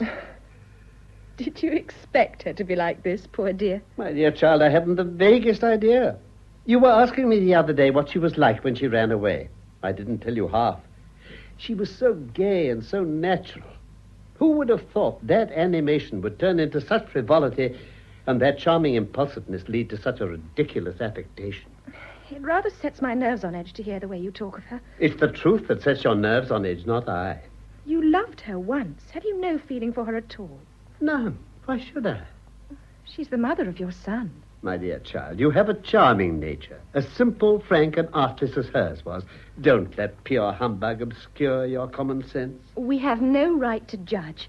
She's only been here 2 days. We know nothing about her. My dear, her soul is as thickly rouged as her face. She hasn't an emotion that's sincere. She's tinsel. You think I'm a cruel, cynical old man. Why, when I think of what she was, if I didn't laugh at what she has become, I should cry. How do you know she wouldn't be just the same now if she'd remained your wife? Do you think your influence would have had such a salutary effect on her? I like you when you're bitter and rather insolent. Do you like me enough to answer my question? She was only 27 when she went away. She might have become anything. She might have become the woman you expected her to be. We are the creatures of our environment. She's a silly, worthless woman because she's led a silly, worthless life. You're horrible today. I don't say it's I who could have prevented her from becoming this ridiculous caricature of a pretty woman grown old. But life could. Here she would have had the friends fit to her station and a decent activity and worthy interests. There is no more lamentable pursuit than a life of pleasure. At all events, she loved, and she loved greatly. I have only pity and affection for her. And if she loved, what do you think she felt when she saw that she had ruined Hughie? Look at him. He was tight last night after dinner and tight the night before. I know. And she took it as a matter of course. How long do you suppose he's been getting tight every night? Do you think he was like that 30 years ago? Can you imagine that was a brilliant young man whom everyone expected to be Prime Minister? Look at him now. A grumpy, sodden old fellow with false teeth. You have false teeth, too. Yes, but damn it all, they fit. She's ruined him, and she knows she's ruined him. Why are you saying all this to me? Am I hurting your feelings? I think I've had enough for the present. I'll go and have a look at the goldfish. I want to see Arnold when he comes in. Oh, I'm afraid we've been boring, Mr. Luton. Not at all. When are you going back to the FMS? In about a month. I see. I wonder what he has at the back of his head. Do you think he was talking at you? He's as clever as a bag full of monkeys. It seems very difficult to get a few minutes alone with you. I wonder if you've been making it difficult. I wanted to think. I've made up my mind to go away tomorrow. Why? I want you all together or not at all. You're so arbitrary. You said you cared for me. I do. Do you mind if we talk it over now? No. It makes me feel rather shy and awkward. I've repeated to myself over and over again exactly what I want to say to you, and now all I'd prepared seems rather footling. I'm so afraid I'm going to cry. I feel it's also tremendously serious, and I think we ought to keep emotion out of it. You're rather emotional, aren't you? So are you, for the matter of that. That's why I wanted to have everything I meant to say to you cut and dried. I think it would be awfully unfair if I made love to you and all that sort of thing, and you were carried away. I wrote it all down and thought I'd send it to you as a letter. Why didn't you? The letter seems so cold. You see, I love you so awfully. For goodness sake, don't say that. No, you mustn't cry. Please don't, or I shall go all to pieces. I'm sorry. It doesn't mean anything, really. It's only tears running out of my eyes. Our only chance is to be awfully matter-of-fact. What's the matter? I've got a sort of lump in my throat. It's idiotic. I think I'll have a cigarette.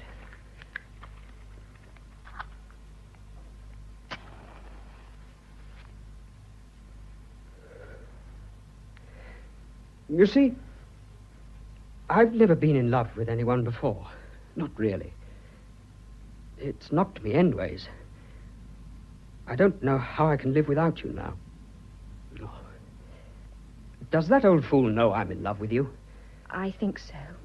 When he was talking about Lady Kitty smashing up Lord Portier's career, I thought there was something at the back of it. I think he was trying to persuade me not to smash up yours. Well, I'm sure that's very considerate of him, but I don't happen to have one to smash. I wish I had. It's the only time in my life I've wished I were a hell of a swell, so that I could chuck it all and show you how much more you are to me than anything else in the world. You're a dear old thing, Teddy. You see, I'm not at all romantic and that sort of thing. I'm just a common or garden businessman. All this is so dreadfully serious, and I think we ought to be sensible. You owl. No, Elizabeth, don't say things like that to me. I want you to consider all the pros and cons, and my heart's thumping against my chest, and you know I love you. I love you. I love you. Oh, my precious. No, don't be idiotic, Elizabeth. I'm not going to tell you that I can't live without you in a lot of muck like that. You know that you mean everything in the world to me. Oh, my God. Do you think there's anything you can say to me that I don't know already? But I haven't said a single thing I wanted to. I'm a businessman, and I want to put it all in a business way, if you understand what I mean. I don't believe you're a very good businessman. You don't know what you're talking about. I'm a first-class businessman, but somehow this is different. What I want to say is perfectly simple. I'm a very ordinary businessman. You've said that before. Shut up. I haven't got a bob besides what I earn. I've got no position. I'm nothing. You're rich and you've got everything that anyone can want. But after all, there's only one thing that really matters in the world, and that's love. I love you. Oh, chuck all this, Elizabeth, and come to me. Are you cross with me? Furious. Darling. If you don't want me, tell me so at once and let me get out quickly. Teddy, nothing in the world matters anything to me but you. I'll go wherever you take me. I love you. Oh, my God. Does it mean as much to you as that? Oh, Teddy. Don't be a fool, Elizabeth. It's you, the fool. You're making me cry. You're so damned emotional. You're damned emotional yourself. I'm sure you're a rotten businessman. I don't care what you think. Oh, you've made me so awfully happy. I say, what a lark life's going to be. Teddy, you are an angel. Let's get out quick. It's no good wasting time. Elizabeth. What? Nothing. I just like to say Elizabeth. You fool. I say, can you shoot? No. I'll teach you. You don't know how grand it is to start out from your camp at dawn and travel through the jungle, and you're so tired at night, and the sky's all starry. Isn't it fun being in love with someone who's in love with you? I say, I think I'd better clear out at once, don't you? Seems rather rotten to stay on in this house. You can't go tonight. There's no train. I'll go tomorrow. I'll wait in London till you're ready to join me. I'm not going to leave a note on the pincushion like Lady Kitty, you know. I'm going to tell Arnold. Are you? Don't you think there'll be an awful bother? I must face it. I should hate to be sly and deceitful. Well, then let's face it together. No, I'll talk to Arnold by myself. You won't let anyone influence you? No. There's the car. Arnold's come back. I must go and bathe my eyes. I don't want them to see I've been crying. All right. Elizabeth. What? Bless you. Idiot.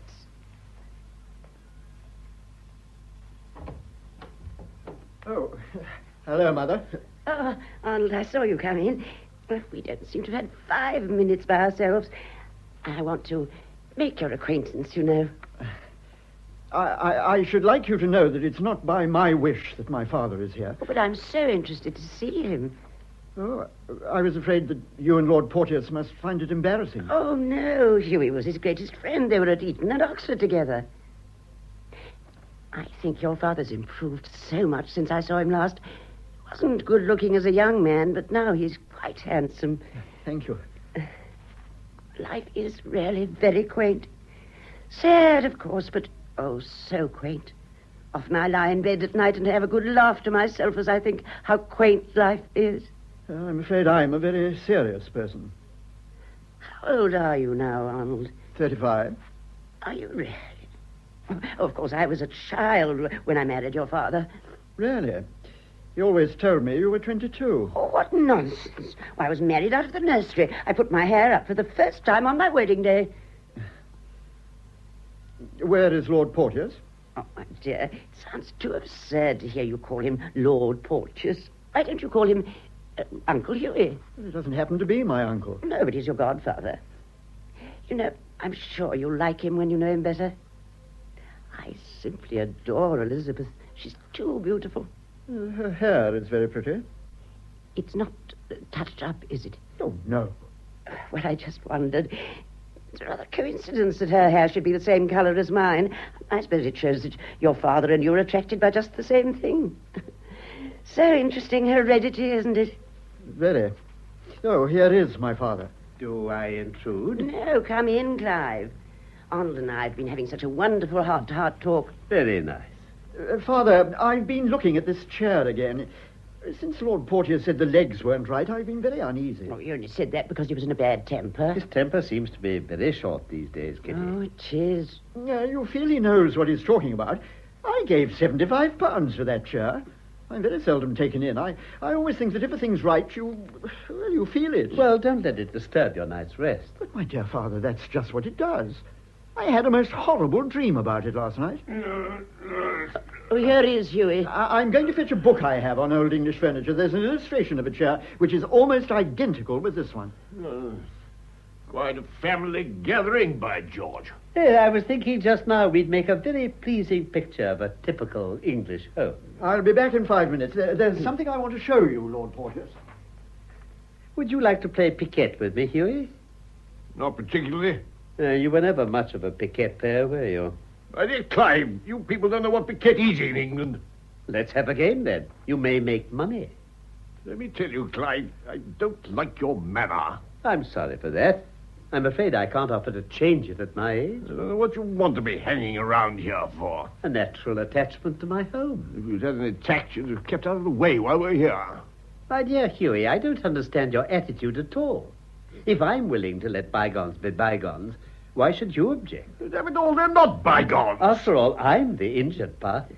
How the devil are you the injured party? Well, you did run away with my wife, didn't you? Now, don't let's go into ancient history. I can't see why we shouldn't all be friends. I beg you not to interfere, Kitty. I'm very fond of Clive. You never cared two straws for Clive. You only say that to irritate me. Not at all. I don't see why he shouldn't come and stay with us. Oh, I'd love to. I think Florence in springtime is delightful. Have you central heating? I never liked you. I don't like you now. And I never shall like you. How very unfortunate, because I liked you. I like you now, and I shall continue to like you. There's something very nice about you, Clive. If you think that, why the devil did you leave him? Are you going to reproach me because I love you? How utterly detestable you are. No, don't quarrel with one another. It's all his fault. I'm the easiest person in the world to live with. But really, he tried the patience of a saint. Come, don't get upset, Kitty. When two people live together, there must be a certain amount of give and take. Would you have the very great kindness to mind your own business? It is his business. He naturally wants me to be happy. I have the very greatest affection for Kitty. Then why the devil didn't you look after her properly? My dear Hughie, you were my greatest friend. I trusted you. It may have been rash. It was inexcusable. I don't know what you mean by that, Hughie. Don't try to bully me, Kitty. Oh, I know what you mean. Then why the devil did you say you didn't? Well, when I think that I've sacrificed everything for that man, and for 30 years I've had to live in a filthy marble palace with no sanitary conveniences. You mean to say that you haven't got a bathroom? I've had to wash in a tub. Oh, my poor Kitty, how you've suffered. Really, Kitty, I'm sick of hearing of the sacrifice you've made. I suppose you think I sacrificed nothing. I should have been Prime Minister by now if it hadn't been for you. Nonsense. What do you mean by that? Everyone said I should be Prime Minister. Shouldn't I have been Prime Minister, Clive? It was certainly the general expectation. I was the most promising young man of my time. I was bound to get a seat in the cabinet at the next election. Well, they'd have found you out just as I found you out. I'm sick of hearing that I ruined your career. You never had a career to ruin. Prime Minister. You haven't the brain. You haven't the character. Cheek, push, and a gift of the gab will serve very well instead, you know. Besides, in politics, it's not the men that matter. It's the women at the back of them. I could have made Clive a cabinet minister if I'd wanted to. Clive? With my beauty, my charm, my force of character, my wit, I could have done anything. Clive was nothing but my political secretary. When I was Prime Minister, I might have made him governor of some colony or other. Western Australia, say. Out of pure kindness. You think I would have buried myself in Western Australia with my beauty and my charm? Or Barbados, perhaps? Barbados. Barbados can go to Barbados. That's all you've got. Nonsense. I'd have had India. I'd never have given you India. You would have given me India. I tell you I wouldn't. The king would have given me India. The nation would have insisted on my having India. I would have been in vice reign or nothing. I tell you that as long as the interests of the British Empire...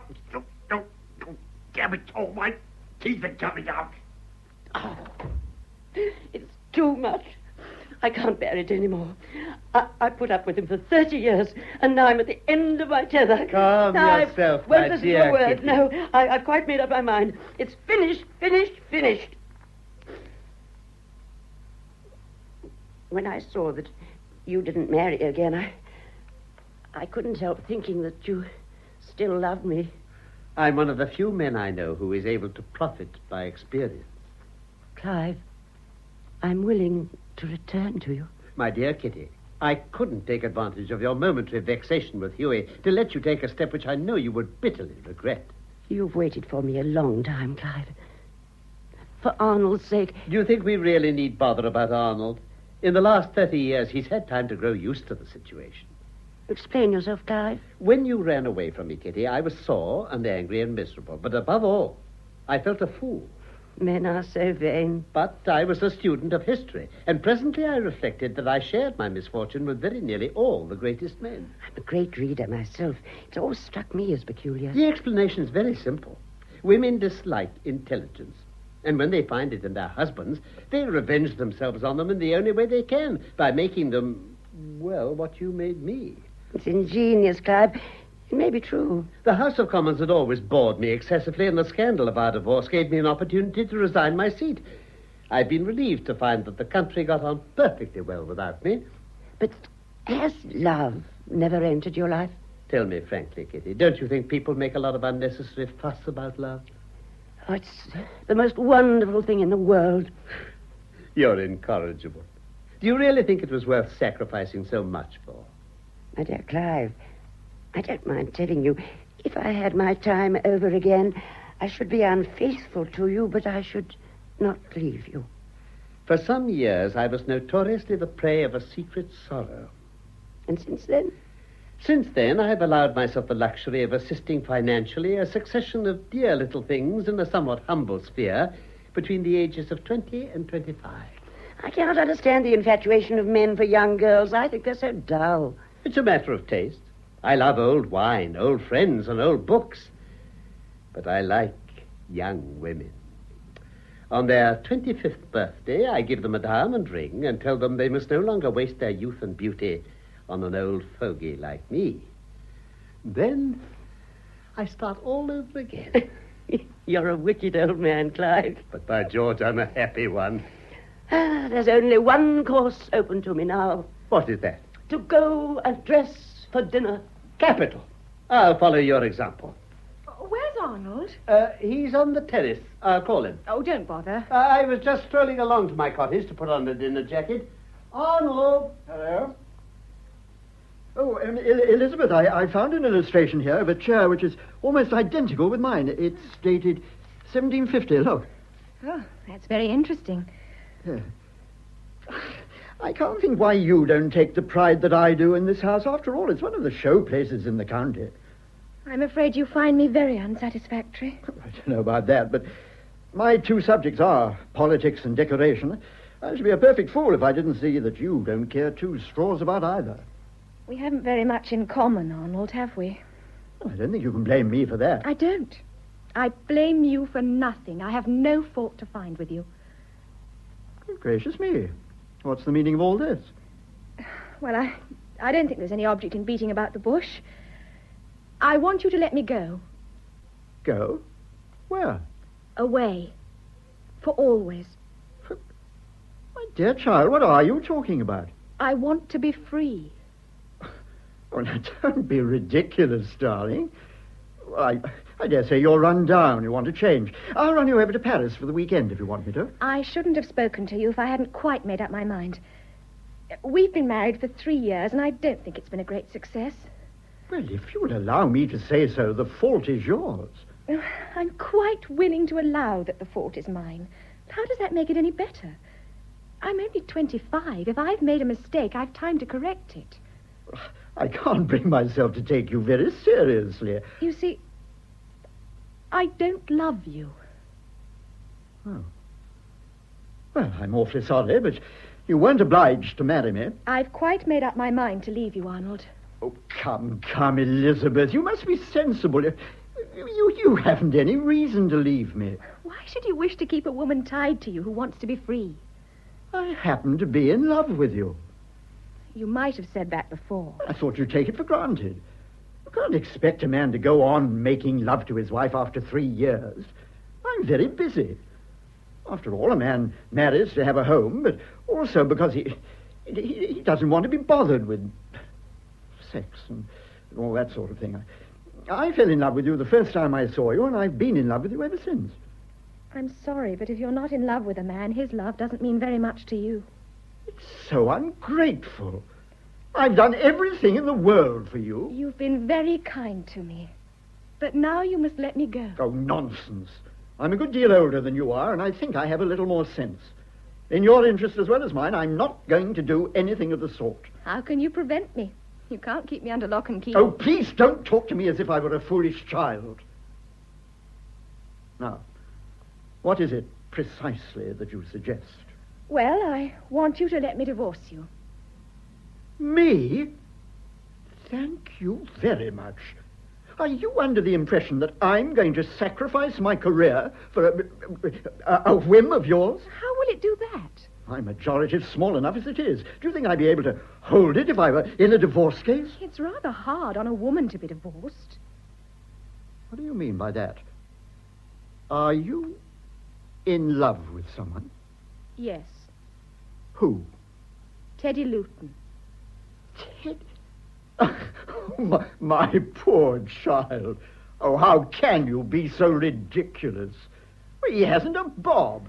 He's a perfectly commonplace young man. I've fallen desperately in love with him, Arnold. Well, you better fall desperately out. He wants to marry me. I dare say he does. He can go to hell. It's no good taking it like that. Is he your lover? Certainly not. Well, it shows he's a mean skunk to take advantage of my hospitality to make love to you. It's because I wanted to do nothing shabby that I told you straight out how things were. How long have you been thinking of this? I've been in love with Teddy ever since I knew him. You never thought of me at all, I suppose. Oh, yes, I did. I was miserable. But I can't help myself. I wish I loved you, but I don't. I recommend you to think very carefully before you do anything foolish. I have thought very carefully. I don't know why I don't give you a sound hiding. I'm not sure that it wouldn't be the best thing to bring you to your senses. Oh, Arnold, don't take it like that. Well, how do you expect me to take it? You come to me quite calmly and say, I've had enough of you. We've been married 3 years, and I think I'd like to marry somebody else now. Shall I break up your home? What a bore for you. Do you mind my divorcing you? It'll smash up your career, will it? What a pity. Oh, no, my dear, I may be a fool, but I'm not a damn fool. Teddy is leaving here by the first train tomorrow. I warn you that I mean to join him as soon as he can make the necessary arrangements. Where is he? I don't know. I suppose he's in his room. George! George! Yes, sir. Tell Mr. Luton to come here at once. Ask Mr. Luton if he wouldn't mind coming here for a moment. Very good, madam. What are you going to say to him? That's my business. I wouldn't make a scene if I were you. I am not going to make a scene. Why did you insist on my mother coming here? It's seemed to me rather absurd to take up the attitude that I should be contaminated by her when... When you were proposing to do exactly the same thing. Well, now you've seen her, what do you think of her, Do you think it's been a success? Is that the sort of woman a man would like his mother to be? I've been ashamed. I've been so sorry. It all seemed dreadful and horrible. Well, this morning I happened to notice a rose in the garden. It looked all overblown and bedraggled. It was like a painted old woman. And I remembered that I'd looked at it a day or two ago. It was lovely then, fresh and blooming and fragrant. Well, it may be hideous now, but that doesn't take away from the beauty it had once. That was real. Poetry, by God, as if this were the moment for poetry. Did you want me, Elizabeth? I sent for you. When will it be convenient for you to leave this house? I was proposing to go tomorrow morning, but I can very well go at once if you like. I do like. Very well. Is there anything else you wish to say to me? Do you think it was very honorable to come down here and make love to my wife? No, I don't. I haven't been very happy about it. That's why I wanted to go away. Upon my word, you're cool. I'm afraid it's no good saying I'm sorry and that sort of thing. You know what the situation is. Is it true that you want to marry Elizabeth? Yes. I should like to marry her as soon as ever I can. Have you thought of me at all? Has it struck you that you're destroying my home and breaking up my happiness? I don't see how there could be much happiness for you if Elizabeth doesn't care for you. Well, let me tell you that I refuse to have my home broken up by a tuppenny-halfpenny adventurer who takes advantage of a foolish woman. I refuse to allow myself to be divorced. I can't prevent my wife from going off with you if she's determined to make a damn fool of herself. But this I tell you, nothing will induce me to divorce her. Arnold, that would be monstrous. We could force you. How? If we went away together openly, you'd have to bring an action. 24 hours after you leave this house, I shall go down to Brighton with a chorus girl, and neither you nor I will be able to get a divorce. We've had enough divorces in our family. And now get out! Get out! Get out!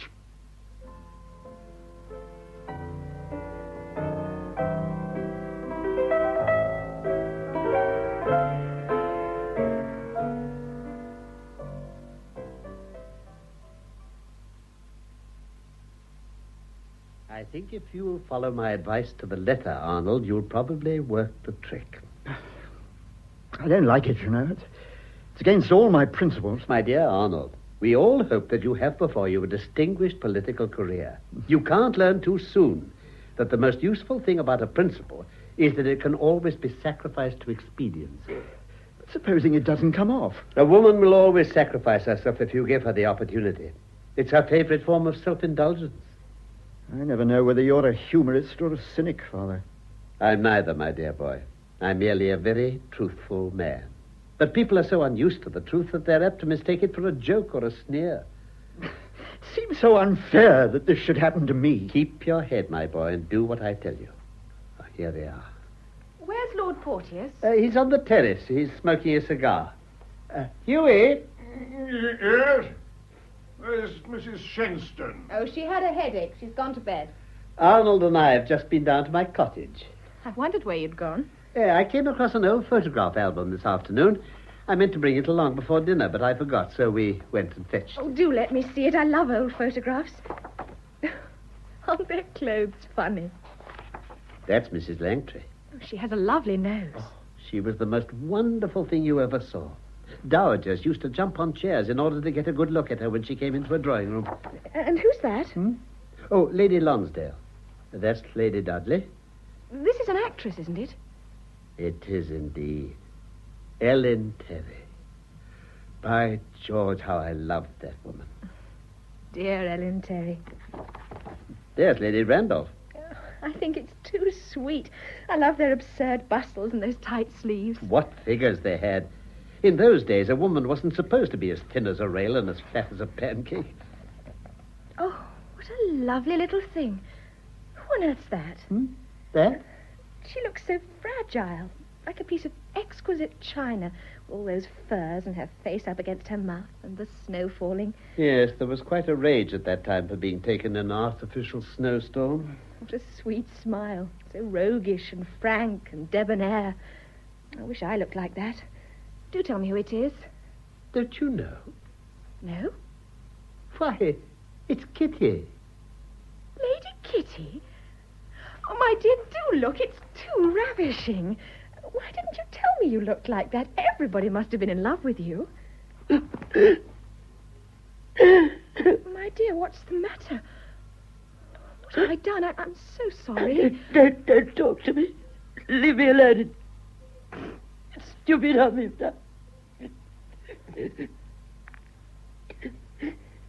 Come out on the terrace, Elizabeth. Did you do that on purpose?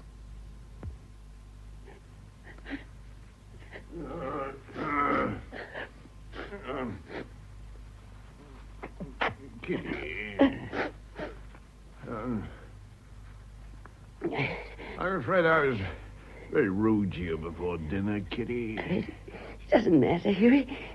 I'm sure I was very exasperated. I didn't mean what I said, you know. No, neither did I. Of course I know. I never have been Prime Minister. How can you talk such nonsense, Hughie? No one would have had a chance if you'd remained in politics. No, I haven't the character. You've more character than anyone I've ever met. Besides, I don't know that I much wanted to be Prime Minister. Oh, but I should have been so proud of you. And of course you'd have been Prime Minister. I'd have given you India, you know. I think it'd have been a very popular appointment. I don't care tuppence about India. I'd been quite content with Western Australia. My dear, you don't think I'd let you bury yourself in Western Australia? Or Barbados. Never. Kept you in London. Hello. Photographs. No. Don't look. No, don't be silly. Isn't it hateful to grow old?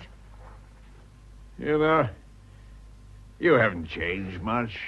Oh, Hughie. Oh, how can you talk such nonsense? Of course, you're a little more mature, but that's all. A woman's all the better for being rather mature. Do you really think that? On my soul, You're I not do. just saying it to please me. No. Let me look at the photograph again. Well, the fact is, if your bones are good, age doesn't really matter. You'll always be beautiful. Silly of you to cry. It hasn't made my eyelashes run, has it? Not a bit. It's very good stuff I have now. They don't stick together either. Look here, Kitty. How much longer do you want to stay here? Oh, I'm quite ready to go whenever you want. Clive gets on my nerves. I don't like the way he keeps hanging about you all. Hughie, you don't mean to say you're jealous of poor Clive? Of course I'm not jealous of him. He does look at you in a way that I can't help thinking rather objectionable. Hughie, you may throw me downstairs like Amy Robsart. You may drag me about the floor by the hair of my head. I don't care. You're jealous. I shall never grow old. Well, damn it all, the man was your husband. My dear Hughie, you never had your style. By the moment you come into a room, everyone looks and says, who the devil's that? What? You think that, do you? Well, there's something in what you say. These damn radicals can say what they like, but by God, Kitty, when a man's a gentleman... Well, damn it all, you know what I mean.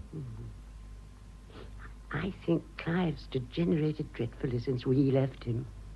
What do you say to making a beeline for Italy and going to San Michele? Oh, Hughie! But it's years since we were there. Wouldn't you like to see it again?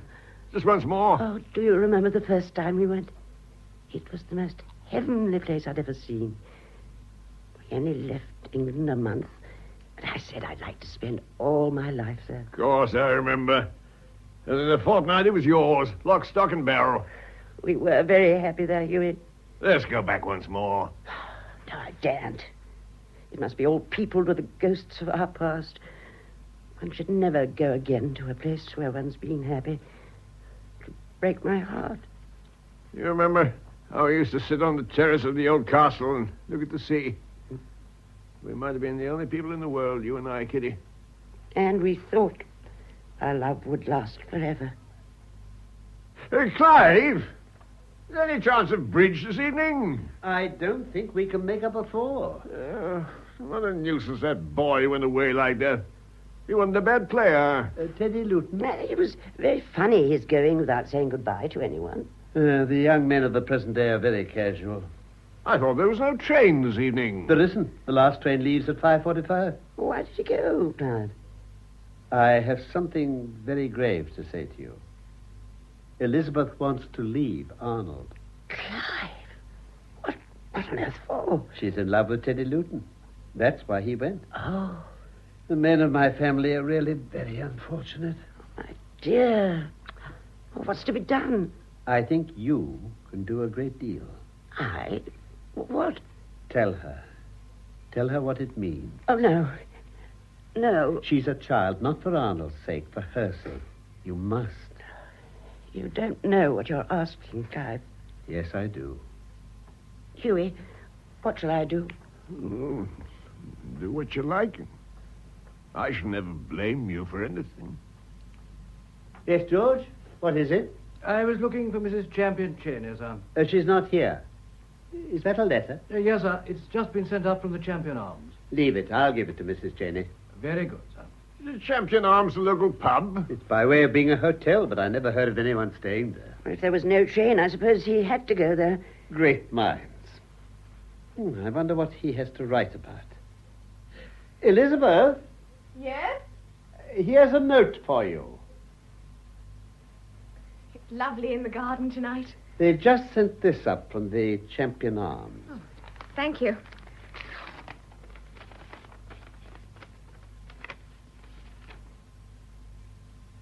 Oh. Hughie, I wish you'd fetch me a cloak. I'd like to take a little stroll in the garden, but after 30 years in Italy, I find these English summers rather chilly. Very well, my dear. I want to talk to Elizabeth, Clive. I'll leave you. What does he say? Who? Mr. Luton. They've told you? Yes. And now they have. I think I knew it all along. I don't expect you to have much sympathy for me. Arnold's your son. So pitifully little. I'm not suited for this sort of existence. Arnold wants me to take what he calls my place in society. I get so bored with those parties in London. Are you very much in love with Mr. Luton? I love him with all my heart. And he? He's never cared for anyone but me. He never will. Will Arnold let you divorce him? No, he won't hear of it. He refuses even to divorce me. Why? He thinks a scandal will revive all the old gossip. Oh, my poor child. It can't be helped. I'm quite willing to accept the consequences. You don't know what it is to have a man tied to you only by his honor. When married people don't get on, they can separate. But if they're not married, it's impossible. It's a tie that only death can sever. If Teddy stopped caring for me, I shouldn't want him to stay with me for 5 minutes. One says that when one's sure of a man's love. But when one isn't anymore, it's so different, Elizabeth. In those circumstances, one's got to keep a man's love. It's the only thing one has. I'm a human being. I can stand on my own feet.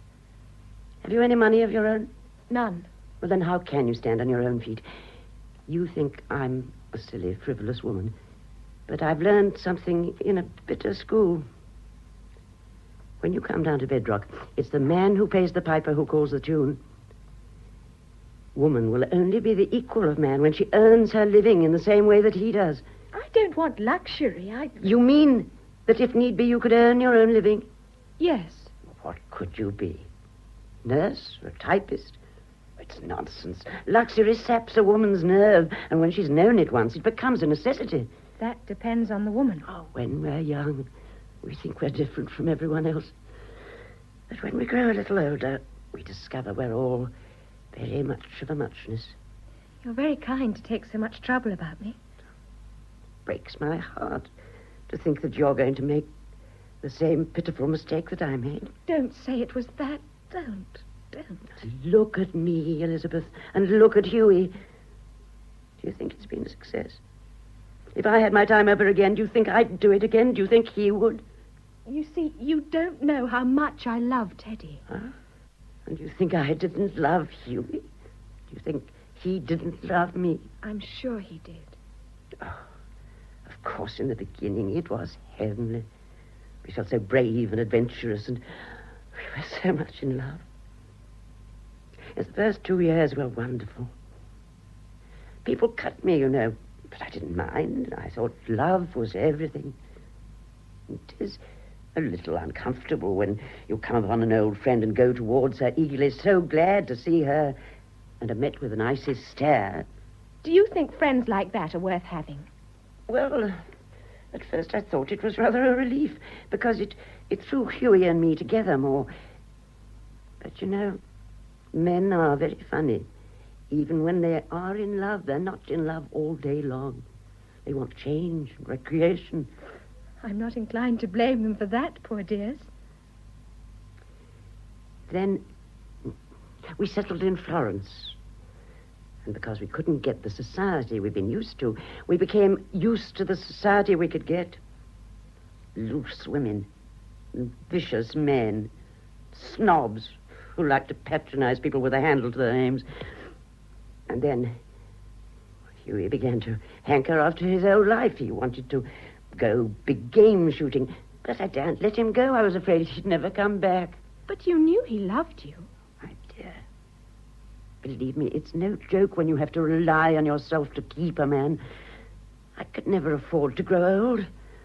My dear, I'll tell you a secret that I've never told to a living soul. What's that? My hair is not naturally this color. Really? Oh, touch it up. Well, you'd never have guessed, would you? Never. Well, nobody does. But, my dear, it's white. Prematurely, of course, but white. However tired I've been, I've had to be brilliant and gay. I've never let Hughie see the aching heart behind my smiling eyes. You poor dear. And when I saw he was attracted by someone else, the fear and jealousy that seized me, I didn't dare to make a scene as I should have done if I'd been married. I had to pretend not to notice. But do you mean to say he fell in love with anyone else? Oh, of course he did eventually. You must have been very unhappy. I was. Dreadfully.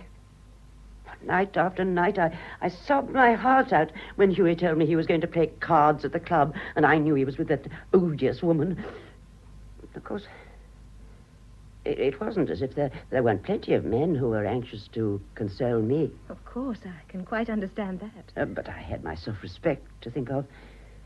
Whatever Hughie did, I would do nothing I should regret. You must be very glad now. Notwithstanding all my temptations, I have been absolutely faithful to Hughie, in spirit. I don't think I understand what you mean. Well, there was an Italian boy who was so desperately in love with me that his mother was afraid he'd go into a consumption. What could I do? Those Italians are so passionate. They had such beautiful eyes. But I think that's dreadful. Are you shocked? One sacrifices one's life for love, and then one finds that love doesn't last. The tragedy of love isn't death or separation. One gets over them. The tragedy of love is indifference. Oh, Elizabeth, can I have a little talk with you? Of course. Shall we go for a stroll in the garden? If you like, Arnold. No, stay here. I'm going out anyway. I want you to listen to me for a few moments, Elizabeth.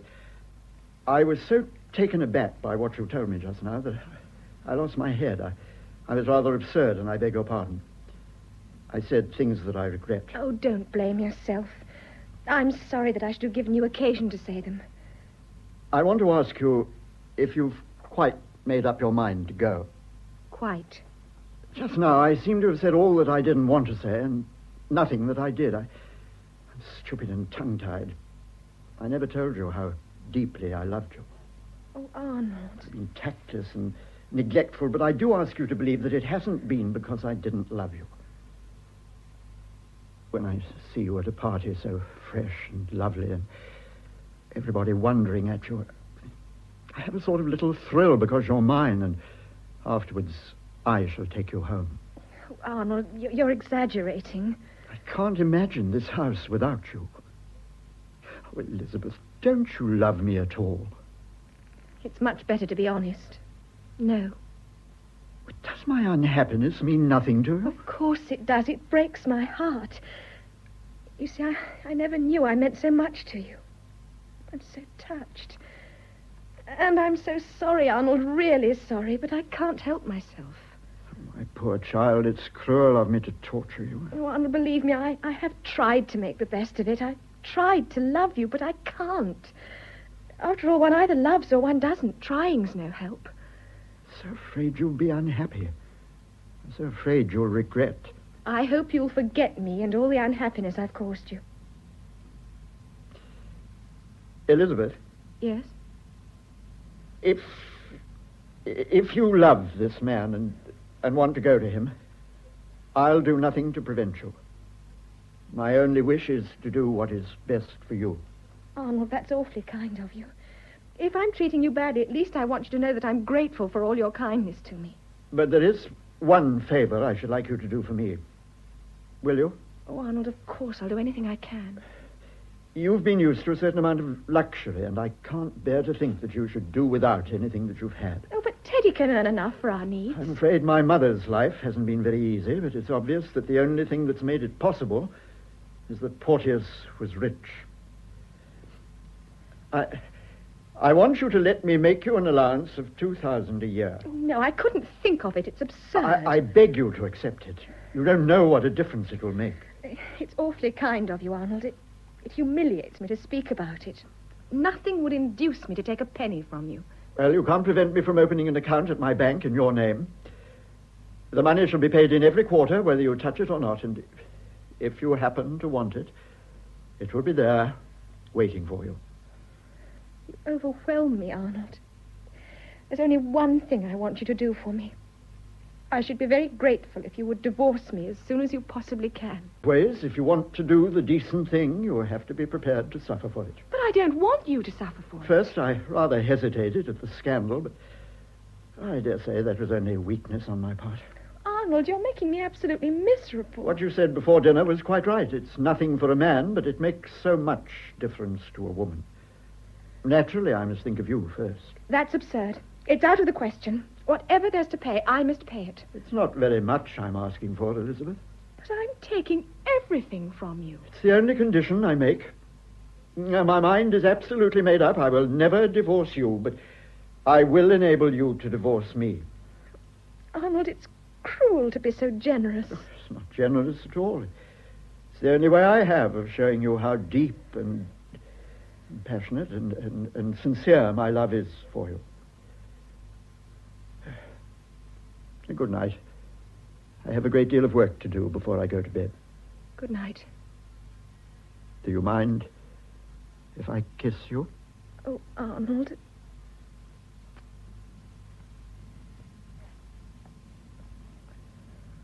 You alone, Elizabeth?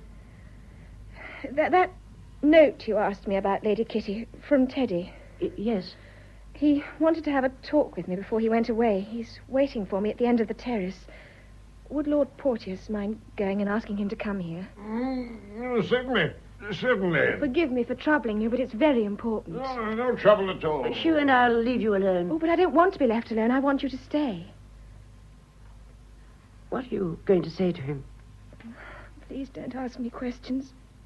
I'm so frightfully unhappy. Oh, my dear child. No, isn't life rotten? Why can't one be happy without making other people unhappy? I brought him. He said he'd be damned if he'd come. When a lady sent for him. Are these the manners of the young men of today? When you've been solemnly kicked out of a house once, I think it seems rather pushing to come back again as though nothing had happened. Teddy, I want you to be serious. Darling, I had such a rotten dinner at that pub. If you asked me to be serious on the top of that, I should cry. Don't be idiotic, Teddy. I'm so utterly wretched. What is it? I can't come away with you, Teddy. Why not? I don't love you enough. Fiddle. Don't say fiddle to me. I shall say exactly what I like I won't to be you. bullied. Now, look here, Elizabeth. You know perfectly well that I'm in love with you, and I know perfectly well that you're in love with me, so what are you talking nonsense for? I can't say it if you're cross with me. I'm not cross with you, silly. Oh, it's harder still when you're being rather an owl.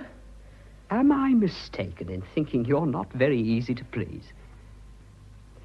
Now tell me exactly what you want to say. By the way, do you want Lady Kitty and Lord Porteous to be here? Yes. Elizabeth asked us to stay. Oh, I don't mind, bless you. I only thought you might feel rather in the way.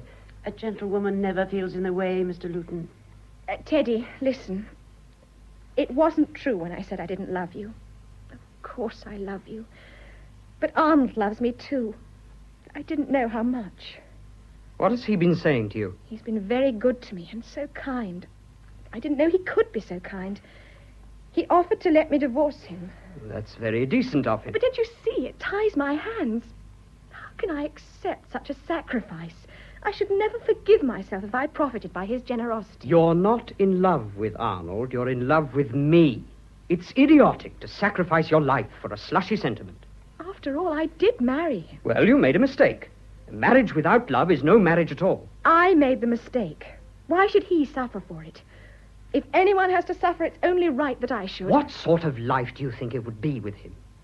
When two people are married, it's very difficult for one of them to be unhappy without making the other unhappy, too. I can't take advantage of his generosity. I dare say he'll get a lot of satisfaction out of it. Oh, you're being beastly, Teddy.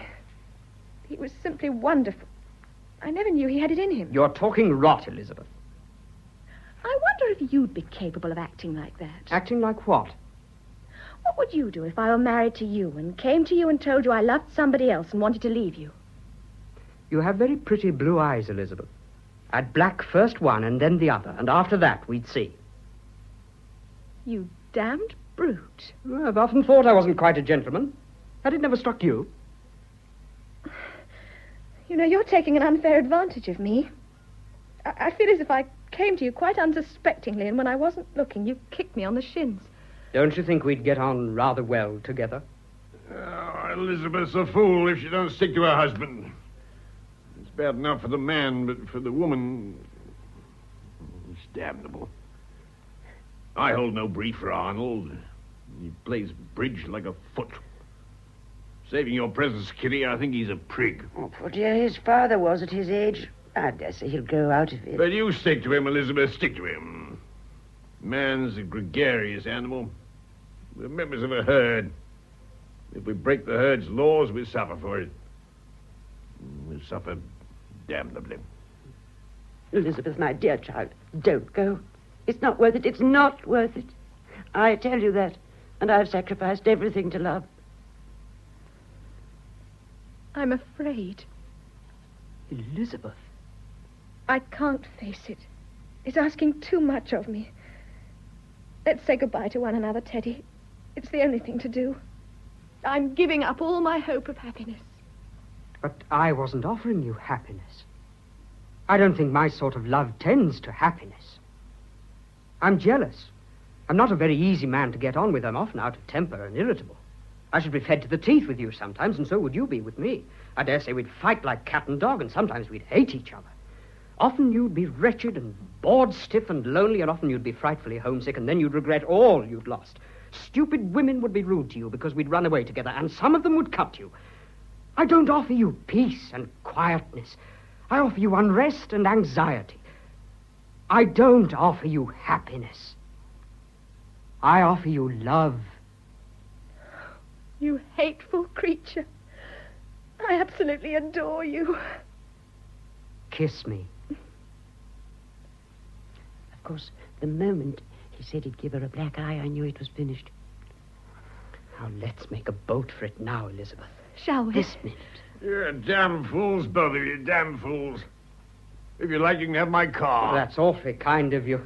As a matter of fact, I got it out of the garage. It's just along the drive. How do you mean you got it out of the garage? Well, I thought there'd be a lot of bother, and it seemed to me the best thing would be for Elizabeth and me not to stand upon the order of our going, you know. Do it now. An excellent motto for a businessman. It's speechless. I'm absolutely speechless. Oh, hang it all. I couldn't carry Elizabeth all the way to London. She's so damn plump. You dirty dog. Well, I like him, Kitty. No good pretending I don't like him. The moon's shining, Elizabeth. We'll drive all through the night. They better go to San Michele. I wired to have it got ready for him. That's where we went when Hughie and I... You dear things. I envy you. No, don't cry, Kitty. Confound you, don't cry. Come, darling. But I can't go like this. Nonsense. Lady Kitty will lend you her cloak, won't you? You're capable of tearing it off my back if I don't. And we'll buy you a toothbrush in London in the morning. Oh, she must write a note for Arnold. I'll put it on her pincushion. Pincushion be blowed. Come, darling. We'll drive through the dawn and through the sunrise. Goodbye. Goodbye. Goodbye, you darling. Goodbye. Goodbye. Oh, Hughie, how it all comes back to me. Will they suffer, or we suffered? And have we suffered all in vain?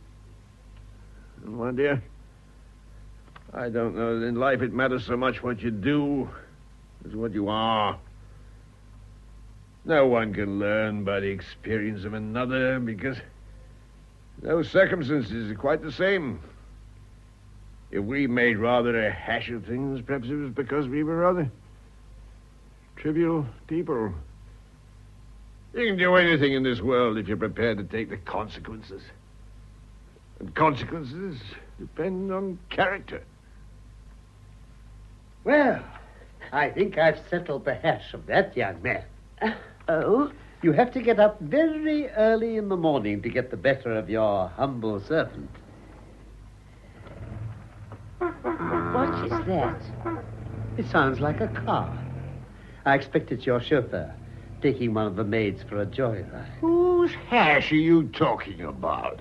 Mr. Edward Luton's, my dear Hughie. I told Arnold exactly what to do, and he's done it.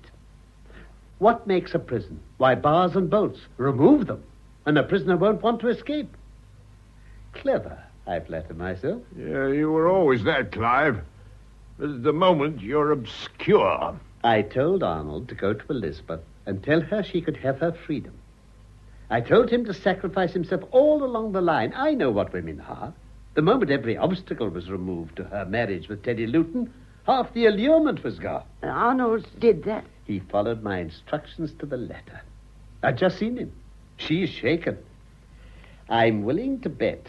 Bet? £500 to a penny that she won't bolt. A downy old bird, eh? Yeah. Downy's the word. Downy.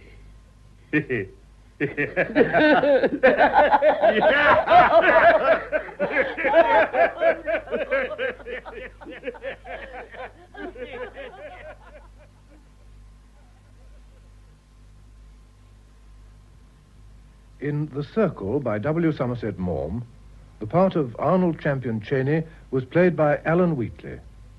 George, Peter Tuddenham, Anna Shenstone, Dorrit Wells, Elizabeth Patricia Gallimore, Edward Luton, Brian Hewlett, Clive Champion Cheney, Carlton Hobbs, Lady Kitty, Griselda Harvey, and Lord Porteous, Stephen Murray. The play was produced by Val Gielgud. Lux presents Hollywood.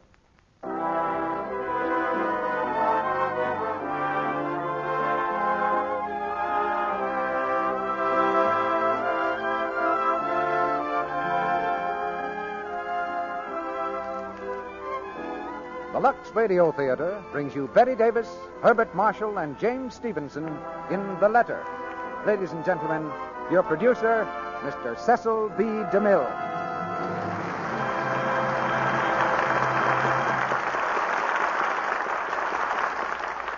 Greetings from Hollywood, ladies and gentlemen.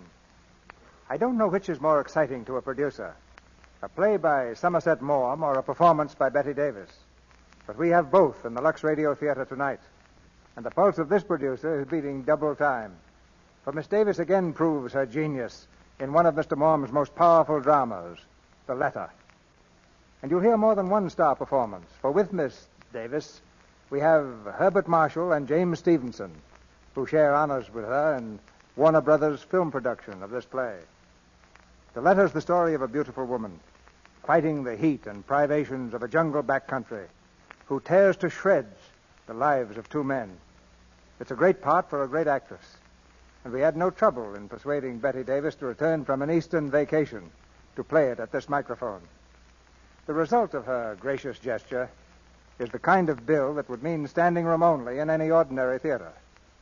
But, of course, this theater always has enough seats to go round, all the way around, the whole country. That's one reason it's a national theater. Tonight's performance comes to you with the best wishes of Lux Flakes. And just as you have made this theater a weekly custom in so many American homes, you've made Lux Flakes a daily custom in your homes, too. And that adds up to an all-American rating for both plays and product. And now get ready for a dramatic experience you'll never forget. The curtain rises on The Letter, starring Betty Davis as Leslie Crosby, Herbert Marshall as Robert Crosby, and James Stevenson as Howard Joyce, with Sen Young as the lawyer's assistant.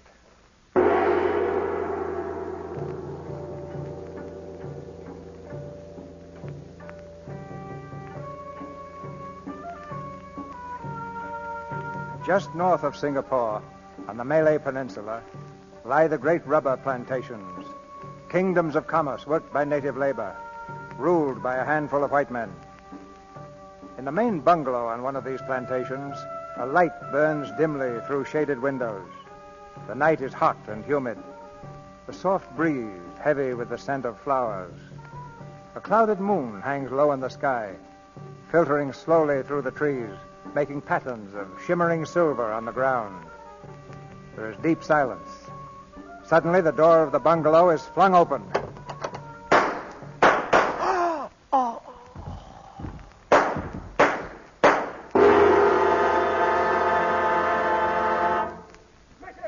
Missy, I hear gunfire.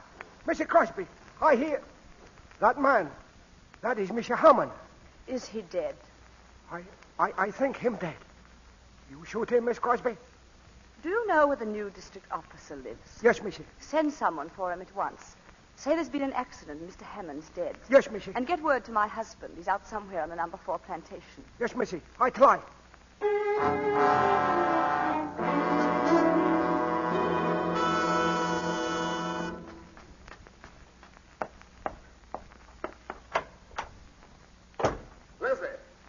Leslie, where are you? Leslie, I'm here. Mr. Crosby? Huh? I'm John Withers, the new district officer. Where's Mrs. Crosby? She locked herself in the room. She wouldn't see me until you came. Excuse me. Leslie, let me in. Leslie, darling, it's Robert. Leslie, what's happened? Didn't they tell you?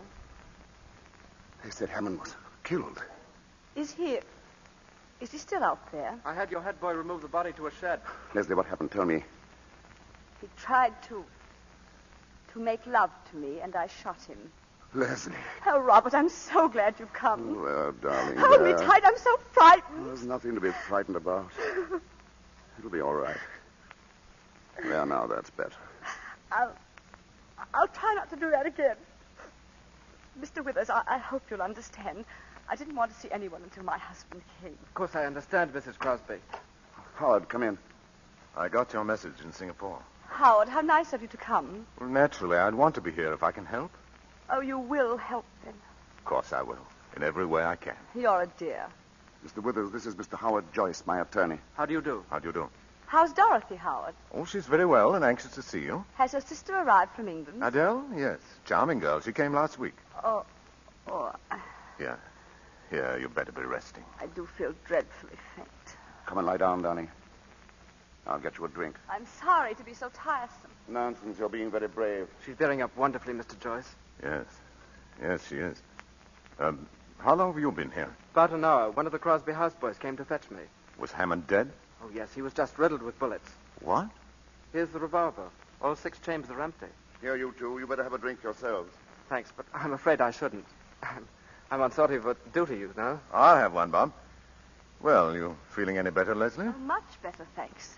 Mrs. Crosby, I know it seems brutal, but I'm afraid it's my duty to ask you some questions.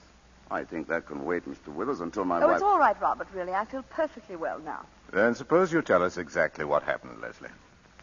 I'll try. And take your time, Mrs. Crosby. Remember, we're all friends here. You've been so patient. Well, as you know, Robert was spending the night at number 4 plantation. Oh, I never mind being alone. A planter's wife gets used to that. My dear. I had dinner rather late, and I started working on my lace.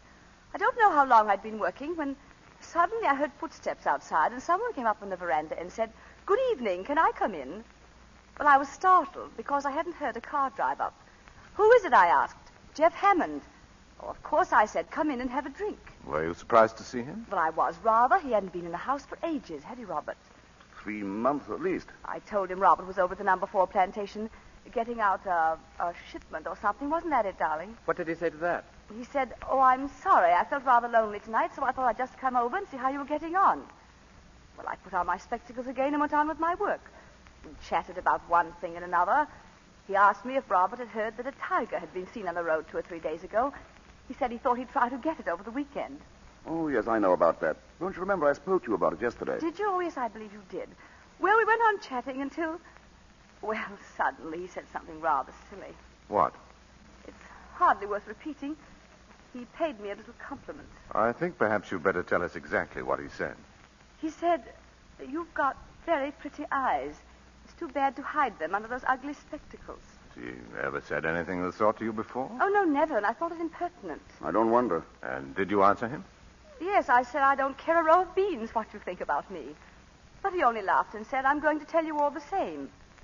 I think you're the prettiest thing I've ever seen." Leslie. Let her finish, Paul. "In that case," I said, "I can only think you half-witted." He laughed again and moved his chair up closer. But, Mrs. Crosby, I wonder you didn't throw him out there and then. Well, I didn't want to make a fuss. I think a woman makes a perfect fool of herself if she makes a scene every time a man pays her a compliment. When did you first suspect that Hammond was serious? The next thing he said. He looked at me straight in the face and he said, "Don't you know that I'm awfully in love with you?" Swine. Were you surprised? Of course I was surprised. Well, we've known him for 7 years, Robert, and he's never paid me the smallest attention. I didn't suppose he even knew what color my eyes were. We hadn't seen very much of him the last few years. Yes. Go on, Leslie. Well, he helped himself to another whiskey and soda. I began to wonder if he'd been drinking before. "I wouldn't drink any more if I were you," I said. He emptied his glass and asked me in a funny, abrupt way, "Do you think I'm talking to you like this because I'm drunk?" I said, "That's the most obvious explanation, isn't it?" Oh, it's awful having to tell you all this. I'm so ashamed. I wish there were some way we could spare you, Mrs. Crosby. Leslie, it's for your own good that we know the facts. All you can remember of them. Very well. I'll tell you the rest. I got up from my chair. I was standing in front of the table, about here.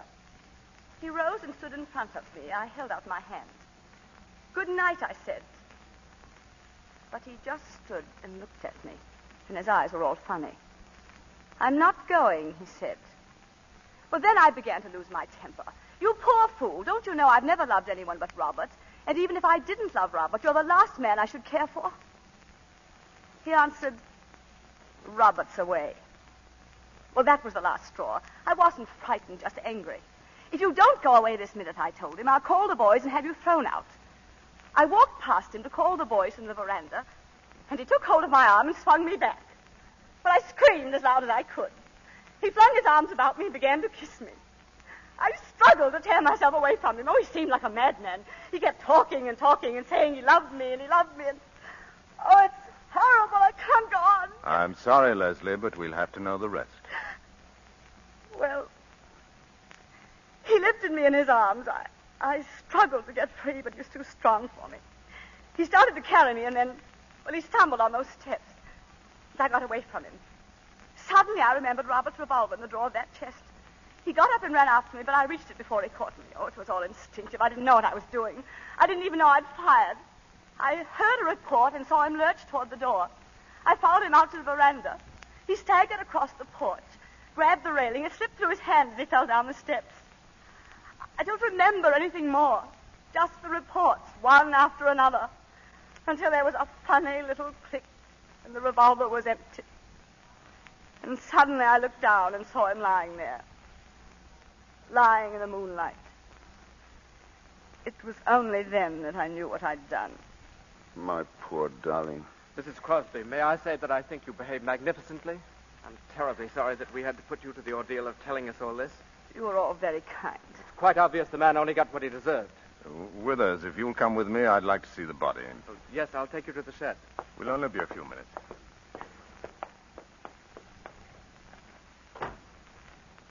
My poor child. Oh, Robert. What have I done? You've done what any woman would have done in your place. Only 9/10 on them wouldn't have had the courage. And yet I'd give almost anything if I could bring him back to life. It's so horrible to think that I killed him. Leslie. Why, there isn't a man or a woman in the colony who won't be proud to know you.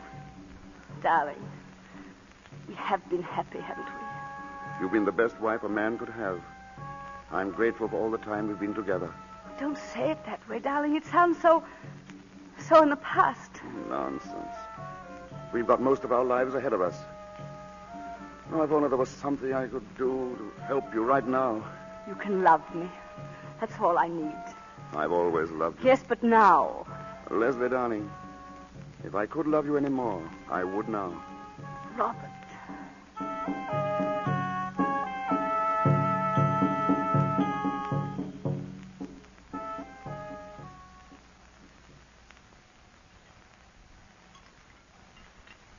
You have to be very indulgent towards my cooking, gentlemen. I can't vouch for it. Well, I can and will. Funny. The head boy running off tonight. Yes, it is odd. Well, he couldn't have done better than this, my dear. It's delicious. It certainly is. Thank you, gentlemen. I think we should start for Singapore as soon as we've finished. Right away. Why, it's still dark, Howard. It'll be 8 o'clock by the time we get there. We'll ring the Attorney General and find out when we can see him. I think that's the first thing to do, don't you, Withers? Yes, I think that's the best thing to do. Would I have to be arrested? Well, you see, Mrs. Crosby, as a matter of fact, I think you're by way of being under arrest now. It's purely a matter of form, Mrs. Crosby. Shall I be imprisoned? That's up to the Attorney General. It's possible that after you've told him your story, he'll be able to accept bail. He's a very good fellow. I'm sure he'll do everything he can. How do you mean, be able to accept bail? Well, my dear, it depends on what the charge is. What? What do you mean by that? I think it not unlikely that he'll say that only one charge is possible. And in that case, well, I'm afraid an application for bail would be useless. What charge? Murder. Leslie? Oh, I'm quite all right. More coffee, darling. No. As a matter of fact, if we're going to leave, I better put a few things together. Won't be long. Let me do it, Robert. Don't bother, dear. Oh, Leslie, Yes? there's just one question I'd like to ask you. Yes, what is it, Howard? When I was looking at Hammond's body, Oh. Yes? it seemed to me that some of the shots must have been fired after he was lying on the ground. I'm afraid it sounds very cold-blooded, but I was so terrified. I didn't know what I was doing. Everything was confused and blurred. Well, there, Leslie, I shouldn't have brought it up tonight. Put it out of your mind.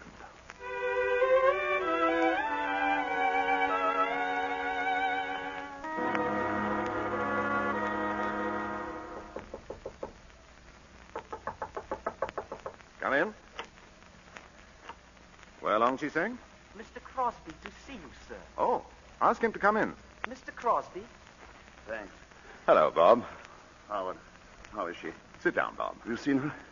If I can be of any assistance, sir, I shall remain within call. Not at the moment, Ong, thanks. Ong's been of great help on the case. He finds out everything. The perfect confidential clerk. I tried to catch her at the house. I had to see you, Howard. Well, you needn't hesitate about coming to the office, Bob. You know you're always welcome. How is everything? Everything's fine. In fact, Leslie's much better than you. She hasn't turned a hair. She's worth 10 of me. I don't mind confessing, I'm all in. It's the first time we've been separated for more than a day since we were married. Oh, you mustn't let yourself go to pieces, Bob. I've tried to work, but it's no good. The estate can go to blazes for all I care. I hate the house and every tree on the place. And why not stay in town with us? Dorothy's for it, and so am I. Thanks, I think I will. I won't be so lonely. Oh, you better get some sleep and alter your planter's clothes before you see Leslie. You don't want her to have to cheer you up.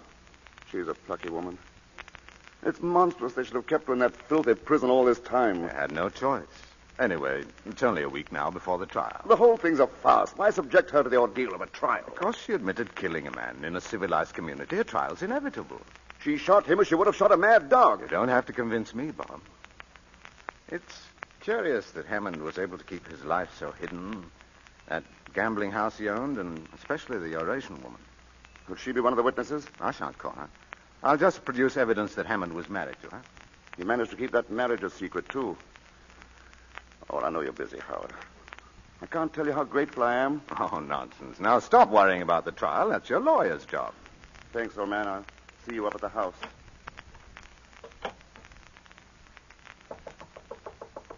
Yes? Mr. Joyce, Well, on? if you are not too busy, sir, might I trouble you for a few words in private conversation? No trouble at all, on. It has to do with the case of the Crown versus Crosby. Yes? A friend has brought me information, sir, that there is in existence a letter from the defendant to the unfortunate victim of the tragedy. Well, that's not surprising. In the course of 7 years, I've no doubt Mrs. Crosby often had occasion to write to Mr. Hammond. But the letter, sir, was written on the day of the late Mr. Hammond's death. Well? You will no doubt recall that Mrs. Crosby has stated that until the fatal night, she had had no communication with the deceased for several weeks. In my opinion, this letter indicates that her statement is not, in every respect, accurate. Have you seen the letter? I have with me a copy, sir. The original is in possession of a woman who happens to be the widow of Mr. Hammond, deceased. May I read it? Oh, certainly, sir. Of course, as I said, this is but a copy in my handwriting. You can understand it, sir? Perfectly. Ong, it's inconceivable that Mrs. Crosby should have written such a letter. May I suggest, sir, that it would be well to make sure, since my friend is of the opinion that the letter might be of some interest to the prosecutor. I'm obliged to, Ong. I'll give the matter my consideration. Very good, sir. Do you wish me to communicate that to my friend? Might be well if you kept in touch with him. Yes, sir. It might be very well.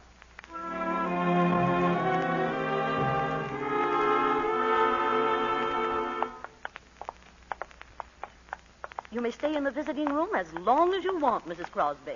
The warden's orders. That's very nice of him. Thank you. Howard, how good of you to come.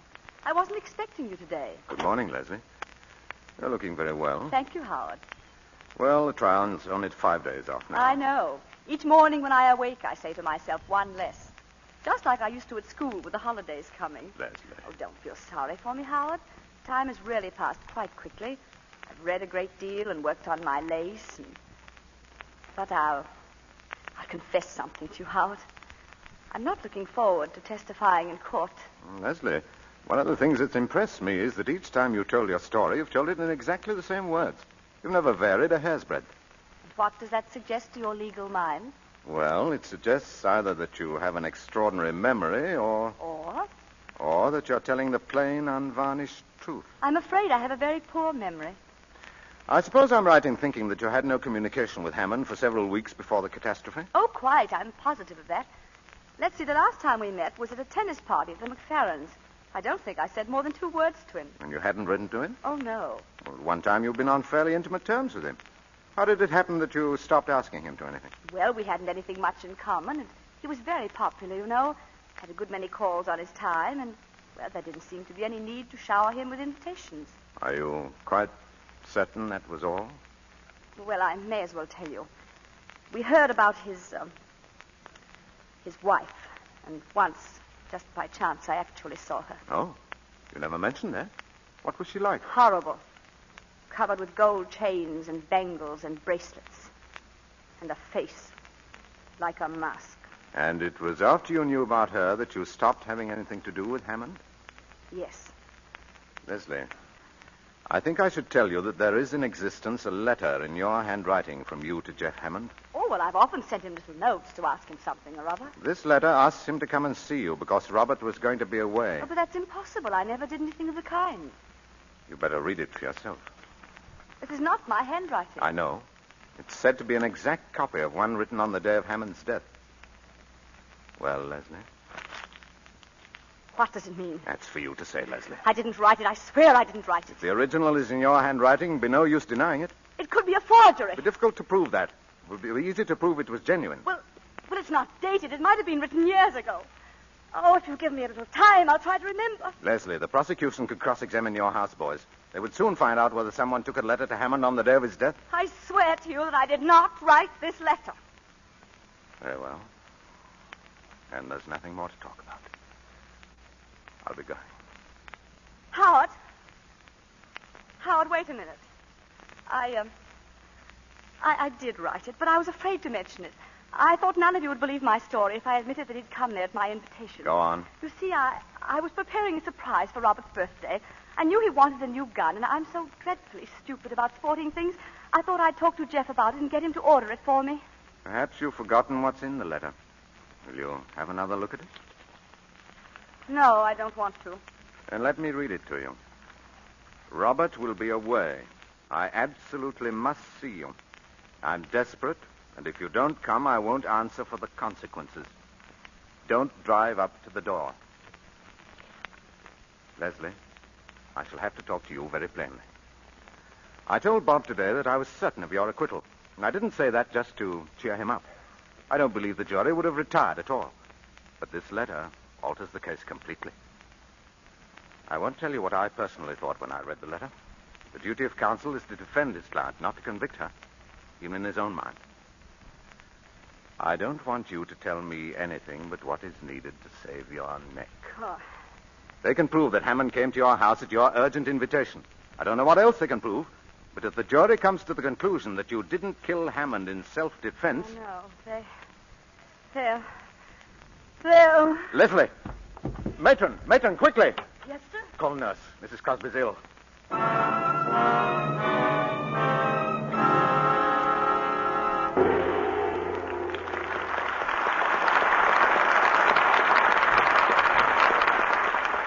Mr. DeMille will return in just a moment with our stars, Betty Davis, Herbert Marshall, and James Stevenson, for Act 2 of The Letter.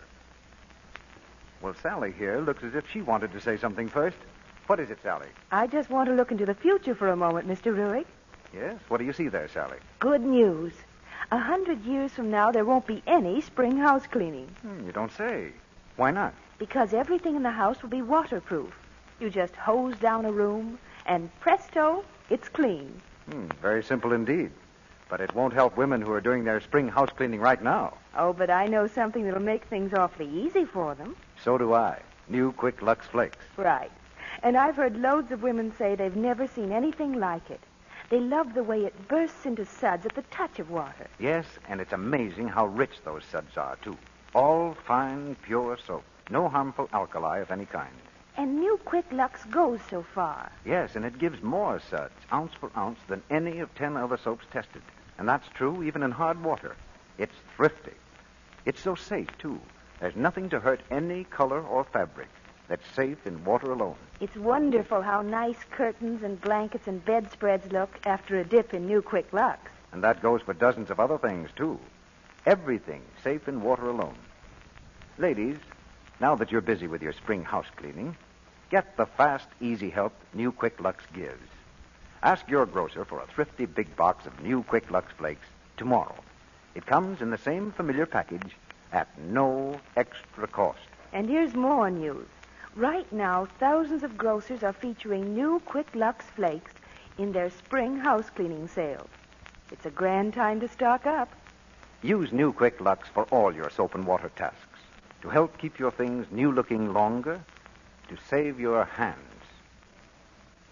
We pause now for station identification. This is the Columbia Broadcasting System.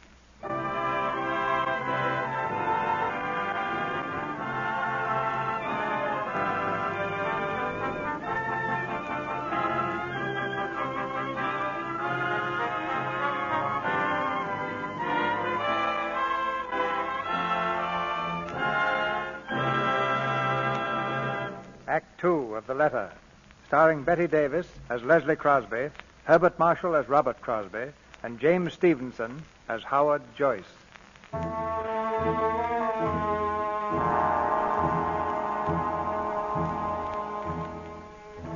In that split fraction of a moment, before her mind slipped into the blackness, Leslie Crosby realized that the letter she had written to Jeff Hammond was damning evidence, enough to hang her.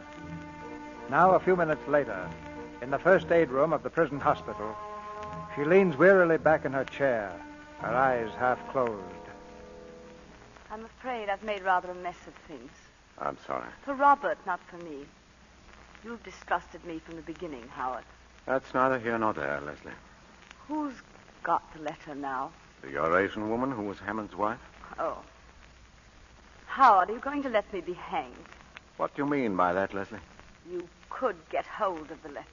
Do you think it's so easy to do away with unwelcome evidence? But surely nothing would have been said to you if the owner wasn't quite prepared to sell it. That's quite true. But I'm not prepared to buy it. Oh, but it wouldn't be your money. Robert has saved some. I wasn't thinking of the money. I don't know if you'll understand this, Leslie, but I've always thought of myself as an honest man. You're asking me to do something which is no better than suborning a witness. Do you mean to say you can save me and you won't? What harm have I ever done you? You can't be so cruel. I want to do my best for you, Leslie, but a lawyer has a duty to his profession and to himself. I can't do what you ask. Poor Robert, he doesn't deserve it. He's never hurt anyone in his life. He's so kind and simple and good, and he trusts me so. I mean everything to him, everything in the world. And this will ruin his life. Oh, I know what you're thinking. You despise me. You think he's well rid of me if they do hang me. I don't despise you. It isn't important what I feel about you, do you understand? I'm going to do what I can. Bob will want to know what the money's for. Will it be a very large sum? I imagine this woman has a pretty shrewd idea of the letter's value. You won't have to show Robert the letter, will you? I'll do everything possible to prevent him from seeing it. He'll be an important witness, and he should be as firmly convinced of your innocence as he is now. And after the trial? I'm going to try and save your life. Oh, if Robert loses his trust in me, he loses everything.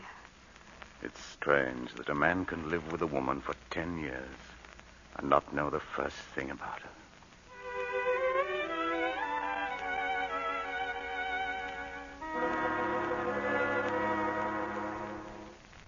Do you think your friend could be induced to part with the letter? I believe so, sir. But my friend has not got the letter. The woman has it. She did not know its value until my friend told her. What value did he put on it? $10,000, sir. Only 10,000? Why not 50 or 100? For the reason, sir, that Mr. Crosby has in the bank of the British Malaya Company a savings account in the amount of only $10,450. $10,000 is a good deal of money, Ong. Yes, it is a good deal of money. Well, I'll speak to Mr. Crosby. Have the woman come to my office. I was about to mention, sir, she made 2 conditions. She insists that the money shall be brought to her. I can take you to the house whenever you are ready, sir. What's the other condition? That Mrs. Crosby shall bring it to her personally. You must be mad. Good heavens, man. Do you suppose Mrs. Crosby can just walk out of a prison cell whenever she feels like it? My friend thinks you could arrange to have her stay at your house until the trial. I believe the judge will permit it if you are responsible for her, sir. Ong Chi Seng. Yes, sir. What are you getting out of this? $2,000, sir. And the satisfaction of being of service to you and our client.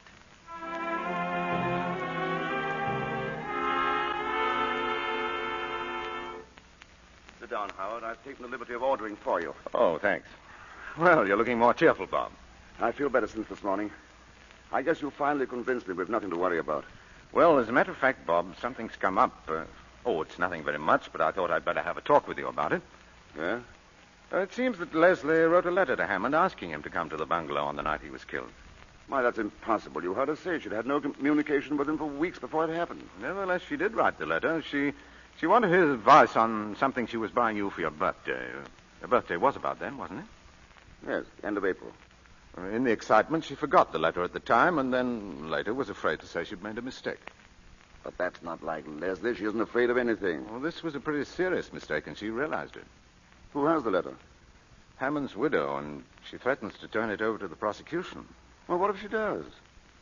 Leslie can explain it in court just as she explained it to you. Yes, but don't you see, it might alter things a good deal in the minds of the jury if Hammond came to your house by invitation. Well, what's to be done about it? I think we must get hold of that letter. I want you to authorize me to buy it. I'll do whatever you think is right. Buy the letter. I'll pay you back whatever it costs. Good. Now I'll put the matter out of your mind. Oh, by the way, Leslie will be at the house tonight. I arranged to have her released pending trial.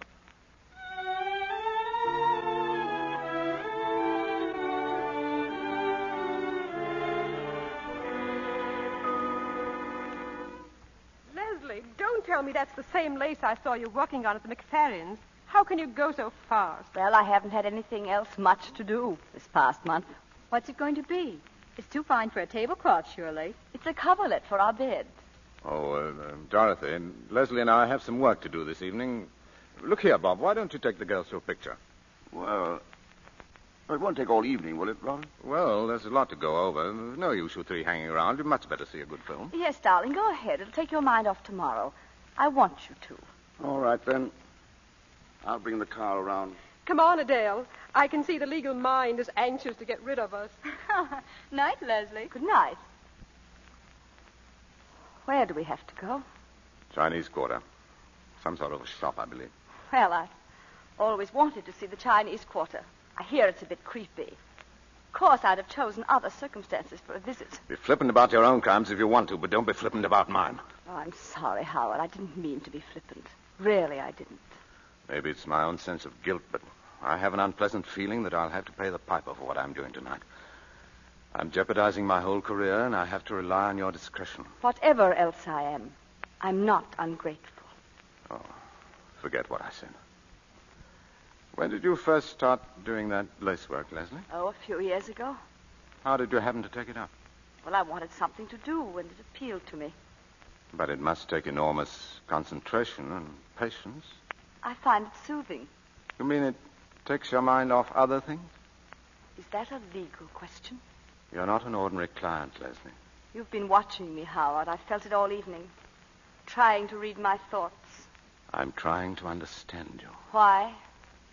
Because I'm so evil.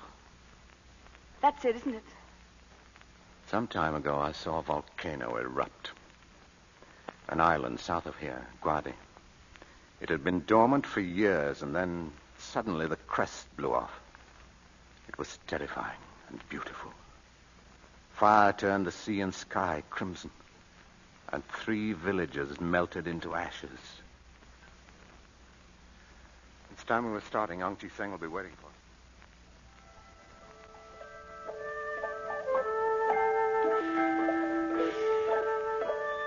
Come in. Please come in. This is the shop of my friend. If you will wait here, I will return in just a moment. Let's not be too long about it, Ong. I will speak to the lady at once, sir. Well, they seem to have a little of everything to sell here. Most of these shops do. That looks like good jade. And this dagger. See the workmanship and the ivory handle. Imagine all that on a knife. He who kills with an unworthy tool commits 2 crimes, one against himself. Will you follow me, please? The lady will see you now.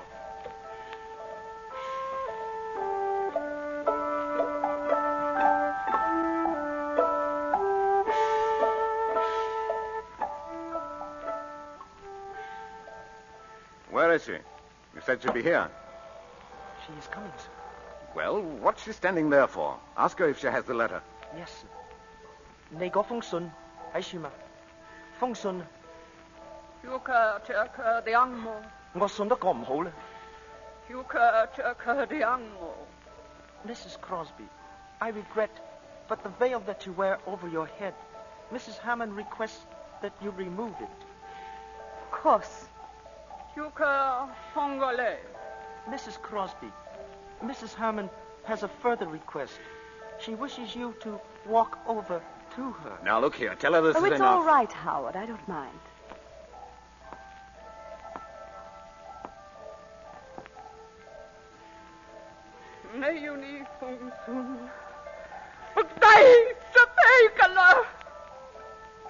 What does she say? Mrs. Hammond, you may have the letter if you will pick it up at her feet. Thank you.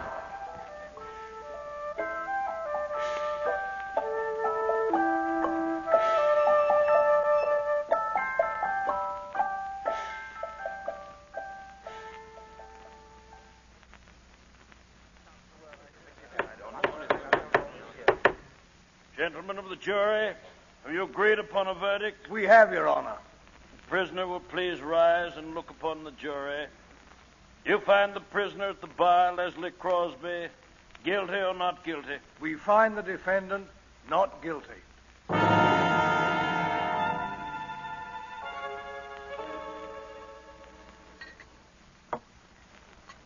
And from From that day on, I made a solemn vow that I wouldn't make another cocktail until Leslie was acquitted. So if these aren't up to my usual high standard, remember, I'm out of practice. Dorothy, darling, they're wonderful. Never been better. Robert Crosby, right now you wouldn't know what you were drinking. I guess that's right.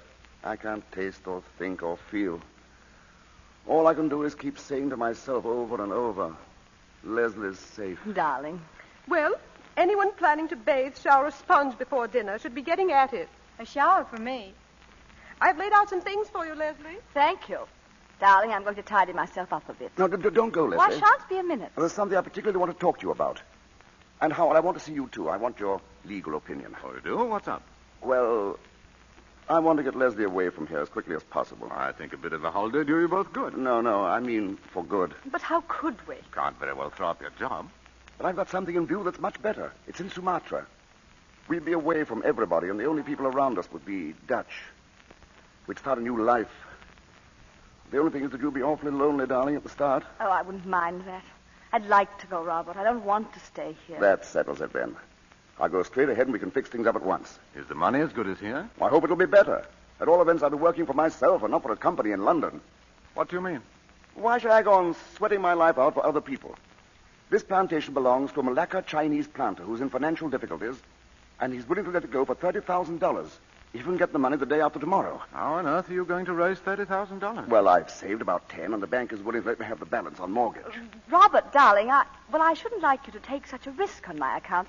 I'll be perfectly all right here. Really, I shall. Nonsense, darling. You just said you wanted to go. No, but I'm not sure it wouldn't be a mistake to run away. Everyone's been so kind, and they'll all help to make it easy for us. I think the thing to do is to stick it out here. Well, anyhow, it's not a thing you want to rush into. Let's wait and see. Why should I wait? It's a good thing, and I don't want to lose it. Look, I've got all the papers in my briefcase. I'll go and get them, and you can see for yourself. And I have a couple of photographs of the bungalow to show Leslie. I don't want to see them. Please, Robert. Oh, come, darling. That's just nerves. That shows how necessary it is for you to get away. But, Robert... Leslie, darling, in this case, you must let me have my own way. I won't be a minute. Howard, what are you going to do? What can I do? Oh, don't tell him now. I can't bear any more. You heard what he said? Wants the money at once to buy the estate. He can't. He hasn't got it. Give me a little time. I can pay it back. Leslie, I can't afford to let you have a sum like that. I've mortgaged everything I own. I was glad to advance it, but I can't. Where is the letter? I have it in my pocket. Oh, it will break his heart. What shall I do? I don't know, Leslie. If I tell him, he'll want to see the letter, of course. Here we are. He's coming. What shall I do, Leslie? It's up to you. Well? Tell him. Tell him and have done with it.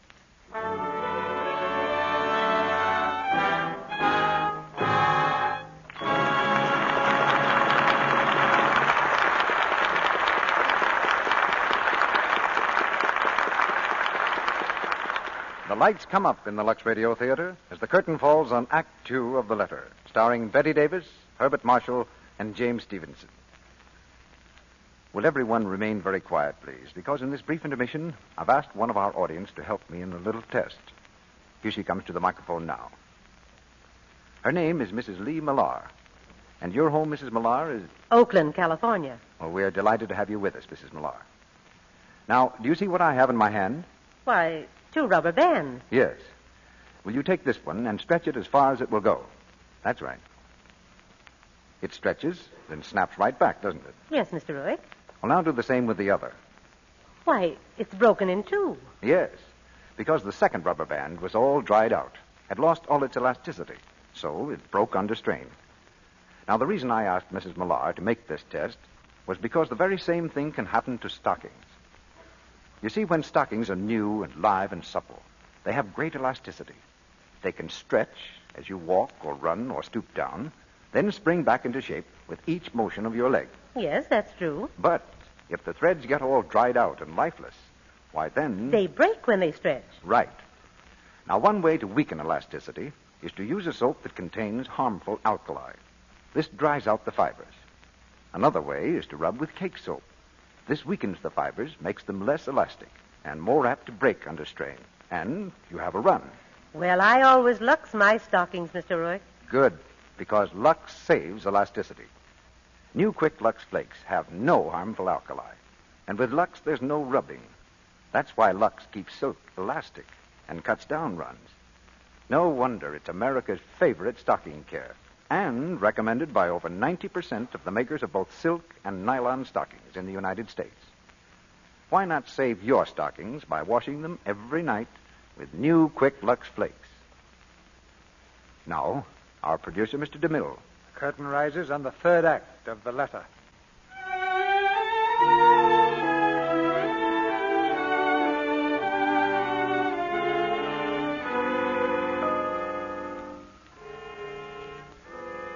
Robert Crosby has returned to the room, his thoughts full of plans for the purchase of the new plantation.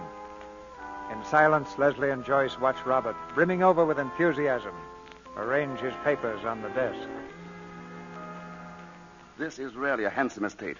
We'll be stealing it for $30,000. Bob, I don't like to throw cold water on your plans, but hasn't it struck you that the costs of what we've just been through will be pretty heavy? Costs? Oh, yes, the legal expenses. Oh, you know, I couldn't charge you anything for my services, but there are certain out-of-pocket expenses. That's awfully decent of you. I'm not sure I could accept that.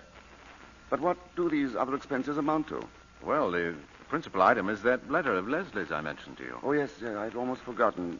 You see, you were going to... I had to pay a great deal of money for it. Well, if you thought it necessary, I'm not going to grouse. How much was it? $10,000. $10,000? Well, you must have been mad. You may be quite sure I wouldn't have given that if I could have got it for less.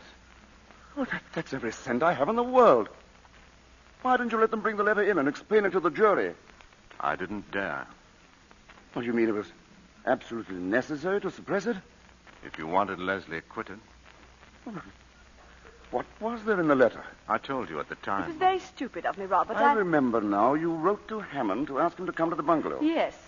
You wanted to get something for me, didn't you? Yes, I wanted to get you a gun. He knew all about that sort of thing, and you know how ignorant I am. Buying that letter was a criminal offense, wasn't it? Well, not the sort of thing a respectable lawyer does in the ordinary way of business. It was a criminal offense. Yes, it was. I might be disbarred for it. Then why did you do it, you of all people? What were you trying to save me from? Leslie, you knew I was buying a gun from Cameron. Why did you want to make me a present of another? But how should I know you're going to buy a gun? Well, because I told you. Well, I'd forgotten. I can't remember everything. You hadn't forgotten that. What do you mean, Robert? Why are you talking to me like this? Who has the letter now? I have. Where is it? Bob, it's not your letter or mine. I've got to pay $10,000 for that letter. I'm going to see it. Let him see it. Thank you.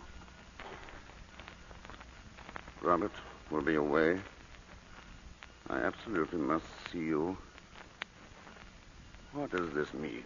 Means that I was in love with Jeff Hammond. No, you couldn't. We've been in love for years. It's not true. I used to meet him constantly, once or twice a week.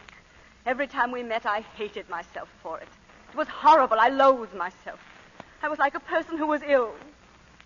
Then came a time about a year ago when he began to change toward me. I didn't know what was the matter. I was frantic. I made scenes. I threw myself at his feet. Leslie! Then I heard about that native woman. Oh, I couldn't believe it. I wouldn't believe it. At last I saw her. I saw her walking in the village with those hideous spangles and that chalky face and eyes like a cobra's eyes. But I couldn't give him up. I sent for him. You've read the letter. Oh, I'd always been so careful about writing before. But this time I didn't care. I hadn't seen him for 10 days. He came and I told him I knew about his marriage. Oh, at first he denied it. I was frantic. I don't know what I said to him. I hated him because he'd made me despise myself. I insulted him. I cursed him. At last he turned on me. He told me he was sick and tired of me, that it was true about the other woman, that she was the only one who really meant anything to him. He said he was glad I knew because now I'd leave him alone. I knew if he went out that door, I'd never see him again. I seized the revolver and fired.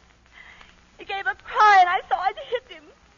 I ran after him and I fired and fired and fired until there were no more cartridges. That's what happened.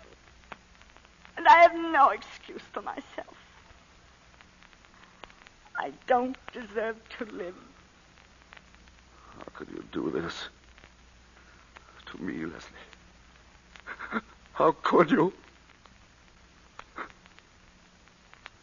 I'm sorry.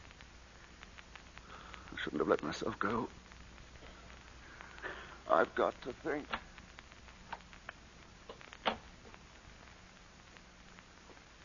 Leslie, Well, he's going to forgive you. yes. He's going to forgive me.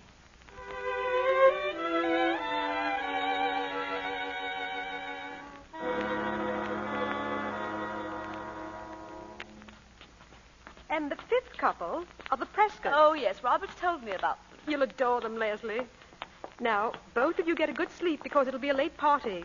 Good night. Good night, Dorothy. Good night. Robert, it's lucky you brought your dinner coat. You'd hardly fit in one of Howard's.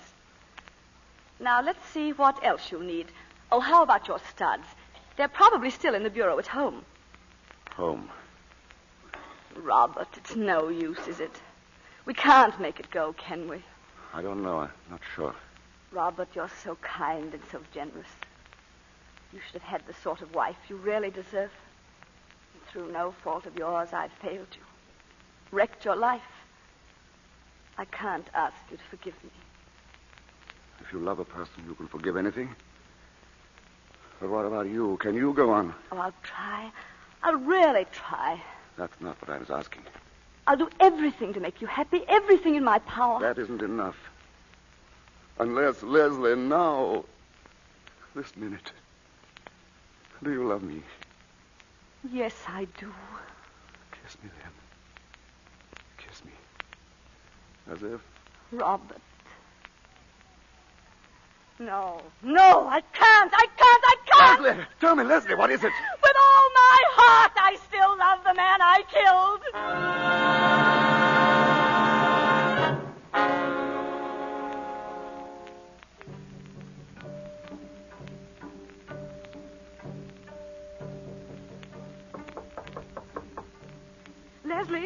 Leslie, let me in. My dear, they're all waiting for you. This is your party, you know. I'm sorry, Dorothy. I took rather long to dress. Leslie, isn't that your lace work? Yes. Were you working on it just now? A little. I'm anxious to finish it. Leslie, please come downstairs. Of course, dear. In a few minutes. Very well.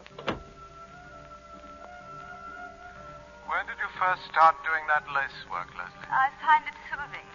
You mean it takes your mind off other things? I couldn't give him up. I sent for him. At last he turned on me. He was sick and tired of me. She was the only one who meant anything to him.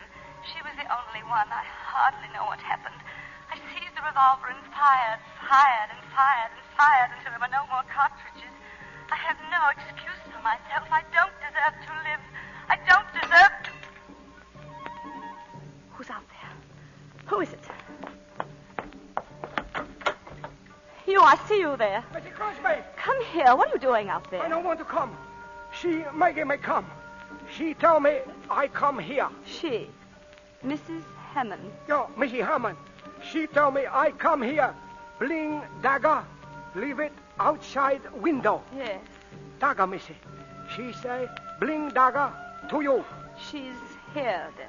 Miss Hammond on path by gate. You no go in garden, Miss Crosby. She kill you. She wait there. That is what dagger mean. She kill you, you go in garden. Missy, you know tell police I come. You know tell police I come. You know tell police I come. Dagger. See the workmanship on the ivory handle. Imagine all that on a knife. He who kills with an unworthy tool commits two crimes. One against himself. I don't deserve to live. I don't deserve to live. I don't deserve to live.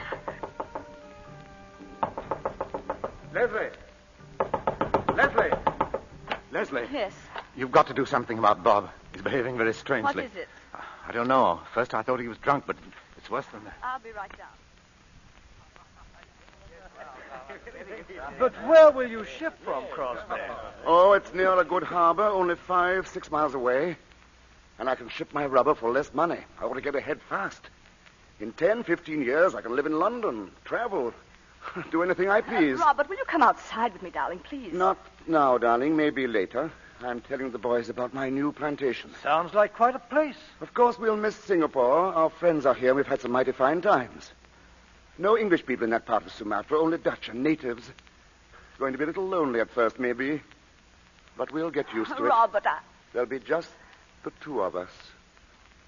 But my wife's a good sport. Always can count on her. She's not afraid of anything. And we'll have each other. That's the important thing. Stop it! Stop it! I can't stand anymore. I can't stand it. Give me a drink. I want a drink. Howard, where is Leslie? Where did she go? She ran out into the garden. The garden. I'll find her. No, let her alone.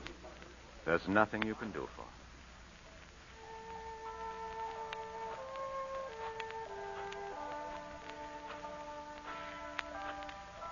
You no go in garden.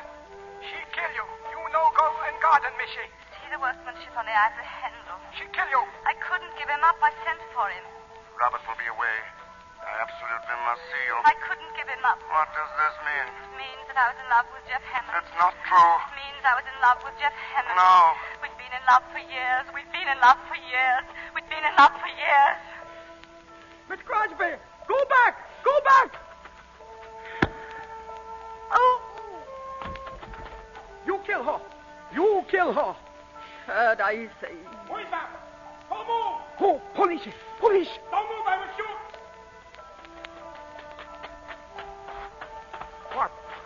What you do here? I do nothing. I tell her not go into garden. I tell her. Oh, this woman. She's dead. John had I fella. What the sick? She say she kill her.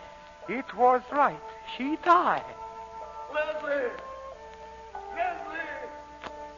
Leslie!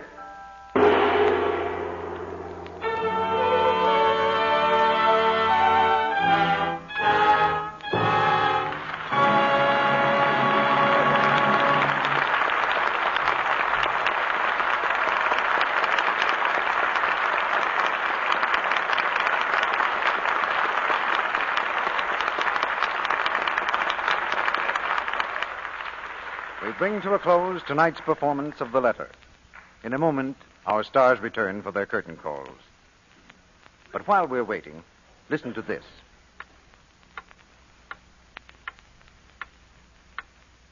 Hear that clock? Morning, noon, and night. 3 times a day, 7 days a week, the dishes have to be washed. You can't get around it. But you can make it pleasanter, the way thousands of women have.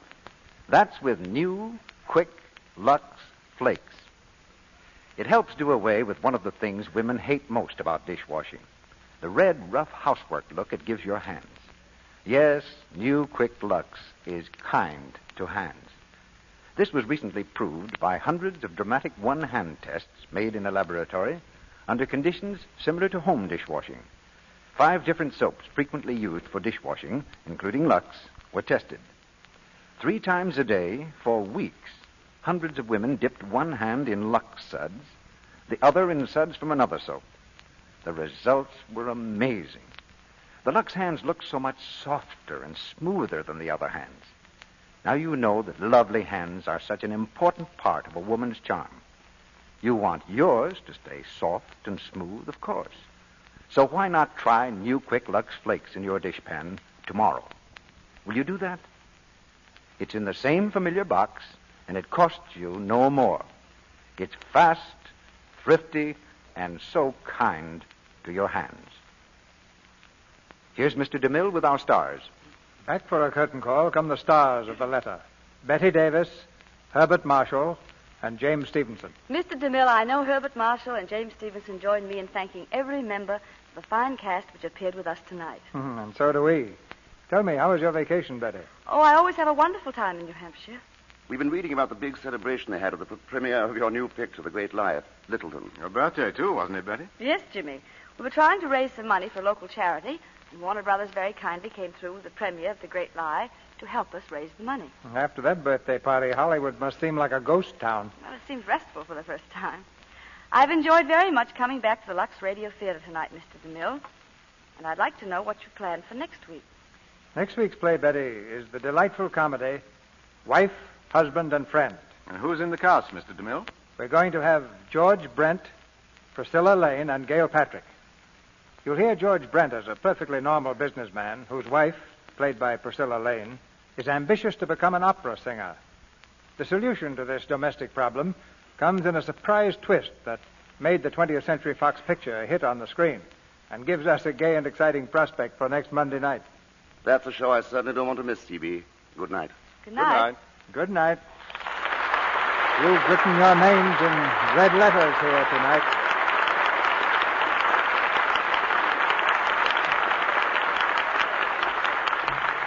Ladies and gentlemen, we have just learned that the Lux Radio Theater has again been selected by the readers of the Movie Radio Guide magazine as the best dramatic program on the air. It's the third consecutive year that this theater has received the Movie Radio Guide Award. And to all who participated in the poll, we express the gratitude of our sponsors and of the entire staff of this theater.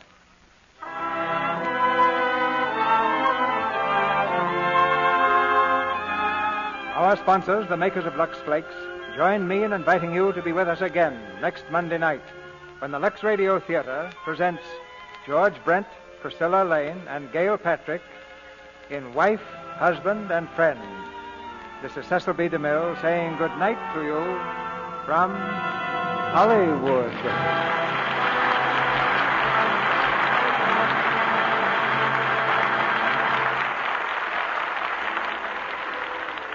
Herbert Marshall will soon be seen in the Columbia picture Adventure in Washington. James Stevenson appeared through the courtesy of Warner Brothers Studio and will soon be seen in their production of Shining Victory. Now, an important announcement. As you know, many localities switch to daylight saving time next Sunday. If your community is one of those changing to daylight saving time, you will hear this program at the usual hour. If your community remains on standard time, tune in 1 hour earlier. Check your newspaper or radio magazine for the correct time.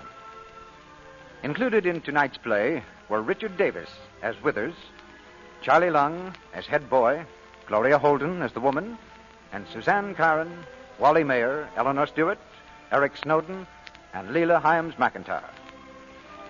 Our music is directed by Louis Silvers.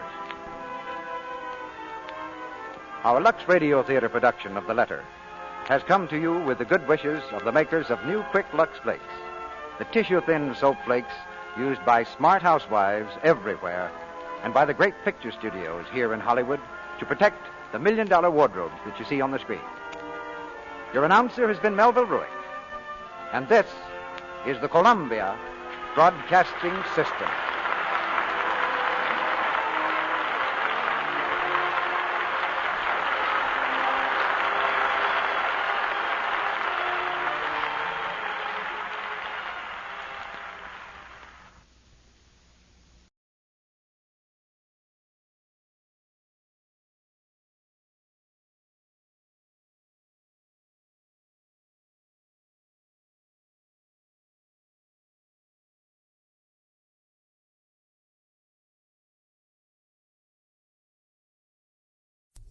Lux presents Hollywood. Greetings from Hollywood, ladies and gentlemen. Some stars are born to fame. Others have fame thrust upon them. Then there's a third kind, like Betty Davis. All the honors in Hollywood have come to her at one time or another. Those who judge stars by box office value place her among the leaders. Those who judge by purely artistic standards accord her the same position. She's won the Academy Award twice. And yet I doubt whether Betty has ever been completely satisfied with one of her performances. Like most great artists, she always found some detail that might be improved, but neither the box office nor the critic judge as harshly as her own instinct. Tonight, we present Betty Davis in The Letter by Somerset Maugham. She gave one of her finest performances in the Warner Brothers picture, and that was only fitting, because it was in another Maugham story called Of Human Bondage that Betty really came of age as an actress. The Letter packs the drama of a lifetime into a few weeks of love and violence and death. It's a great play for a great actress. But you'll hear more than one star performance because Herbert Marshall will play opposite Betty in the same part he had in the picture. And our third star is Vincent Price, who makes his first appearance here tonight. When I was first connected with the theater, the audience which enjoyed a production like this was limited to the few hundred people who could crowd into a Broadway playhouse. You can picture the riot there'd be if tonight's stars were appearing on Broadway for one night only. But today, Lux Flakes has made it possible for 30 or 35 million people to hear the play at the same time, and every one of you has the best seat in the house. The soldier in New Guinea is in the third row center, right beside the banker who is listening from his Park Avenue apartment. And Lux Flakes is at work in both places, in millions of American homes and abroad where a steel helmet may do double duty as a washtub. Here's the curtain now for the first act of The Letter, starring Betty Davis as Leslie, Herbert Marshall as Robert Crosby, and Vincent Price as Howard Joyce.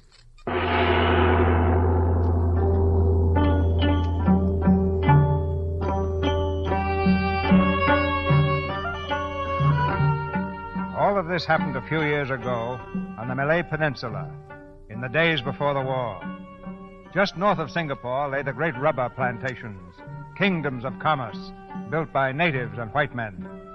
On this particular night, in the main bungalow of one of these plantations, a light burns dimly through a shaded window. The night is hot and humid, the soft breeze heavy with the scent of flowers. A clouded moon hangs low in the sky, filtering slowly through the trees, making patterns of shimmering silver on the ground. There is deep silence. Suddenly, the door of the bungalow is flung open.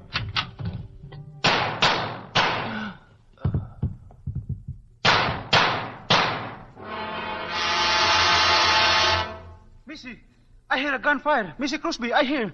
That man, that is Mr. Hammond. Is he dead? I think him dead. You see him, Missy Crosby? Do you know where the new district officer lives? Yes, Missy. Send someone for him at once. Say there's been an accident and Mr. Hammond's dead. Yes, Missy. And get word to my husband. He's out somewhere on the number 4 plantation. Yes, Missy, I try.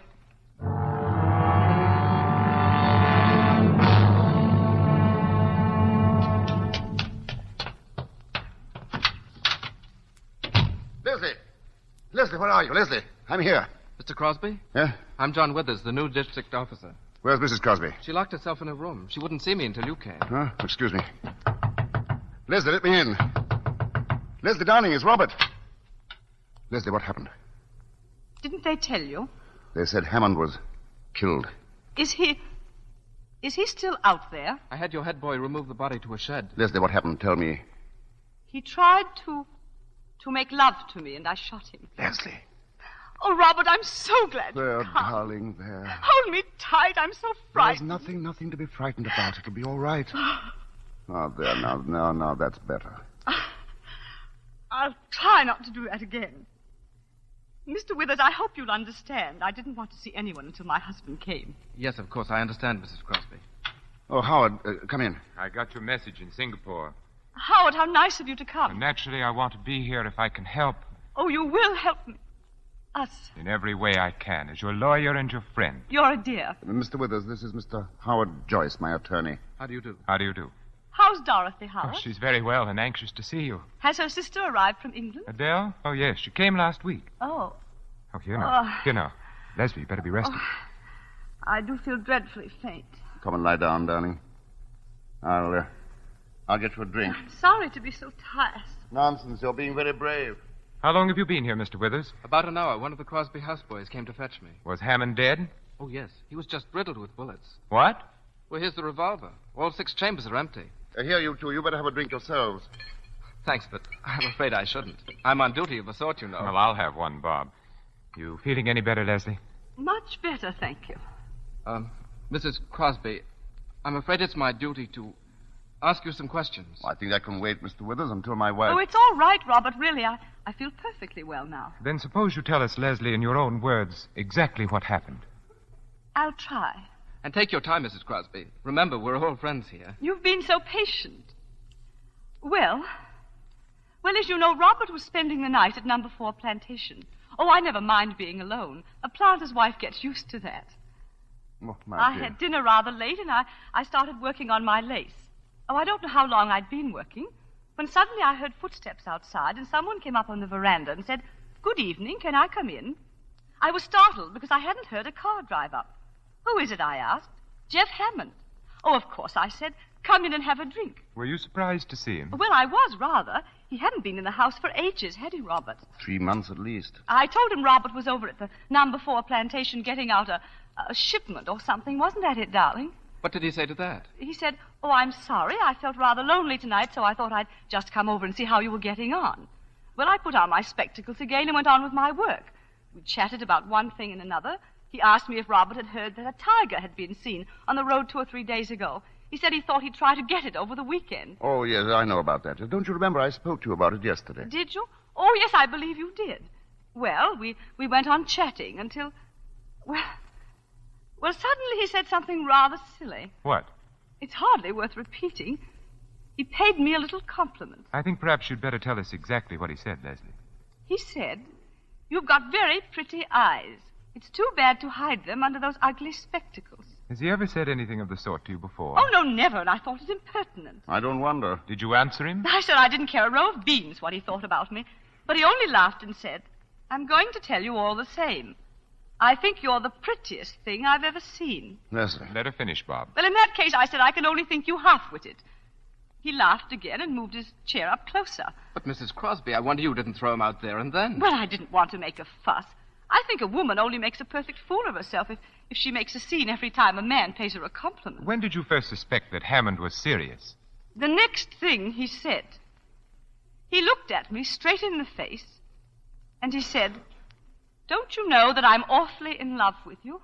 Swine. Were you surprised? Of course I was surprised. Well, we've known him for 7 years, Robert, and he's never paid me the smallest attention. Why, I didn't suppose he even knew what color my eyes were. We hadn't seen very much of him the last few years. Yes. Go on, Leslie. Well, he helped himself to another whiskey and soda. I began to wonder if he'd been drinking before. "I wouldn't drink any more if I were you," I said. He emptied his glass and asked me in a funny, abrupt way, "You think I'm talking to you like this because I'm drunk?" I said, "That's the most obvious explanation, isn't it?" Oh, it's awful having to tell you all this. I'm so ashamed. I wish there was some way we could spare you, Mrs. Crosby. Leslie, it's for your own good that we know the facts, all you can remember of them. Very well. I'll tell you the rest. I got up from my chair. I was standing in front of the table about here. He rose and stood in front of me. "Good night," I said. But he just looked at me, and his eyes were all funny. "I'm not going," he said. Well, then I began to lose my temper. "You poor fool. Don't you know I've never loved anyone but Robert? And even if I didn't love Robert, you're the last man I should care for." He answered, "Robert's away." Well, that was the last straw. Oh, I wasn't frightened, just angry. "If you don't go away this minute," I told him, "I'll call the boys and have you thrown out." I walked past him to call the boys, and he took hold of my arm and swung me back. Oh, I screamed as loud as I could.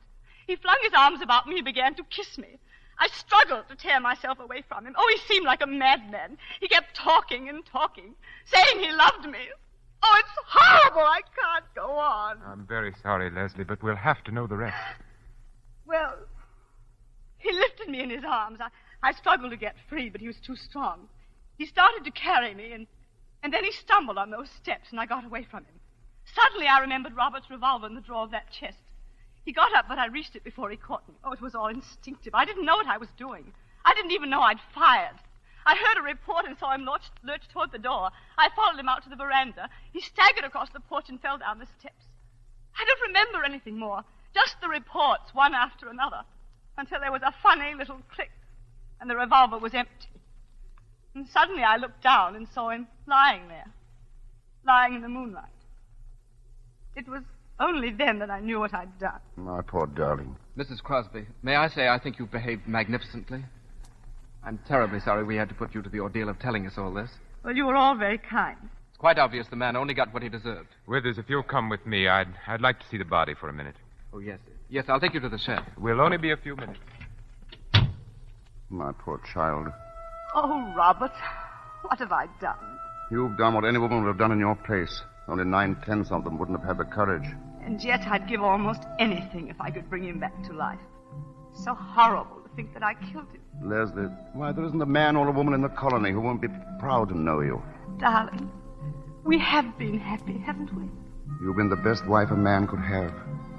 I'm grateful for all the time we've been together. Oh, Robert, don't say it that way. It sounds so in the past. Oh, nonsense. We've got most of our lives ahead of us. Oh, if only there was something I could do to help you right now. You can love me. That's all I need. I've always loved you. Yes, but now. Leslie, darling, if I could love you any more, I would now. Robert.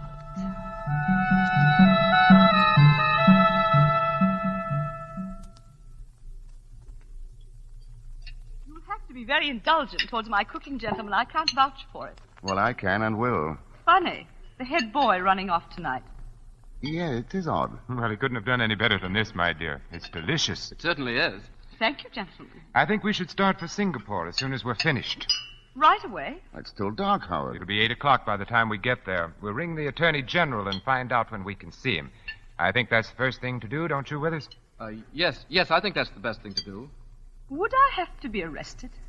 Well, you see, Mrs. Crosby, as a matter of fact, I think you're by way of being under arrest now. It's purely a matter of form, Mrs. Crosby. Shall I be imprisoned? Well, that's up to the Attorney General. But it's quite possible he'll be able to accept bail. He's a very good fellow, and I'm sure he'll do everything he can. How do you mean, be able to accept bail? Well, my dear, it depends on what the charge is. What do you mean by that? I think it not unlikely that he'll say that only one charge is possible, and in that case, well, I'm afraid that an application for bail would be useless. What charge? Murder. Leslie. Oh, I'm quite all right. More coffee, dear. No. As a matter of fact, if we're going to leave, I'd better put a few things together. I won't be long. Let me do it, Robert. No, don't bother, dear. Oh, Leslie. Yes? There's just one question I'd like to ask you. Yes, what is it, Howard? Just before, when I was looking at Hammond's body... Oh, yes? It seemed to me that some of the shots must have been fired after he was lying on the ground. I'm afraid it sounds very cold-blooded. But I was so terrified I didn't know what I was doing. Everything was confused and blurred. Well, there, Leslie, I shouldn't even have brought it up tonight. Put it out of your mind.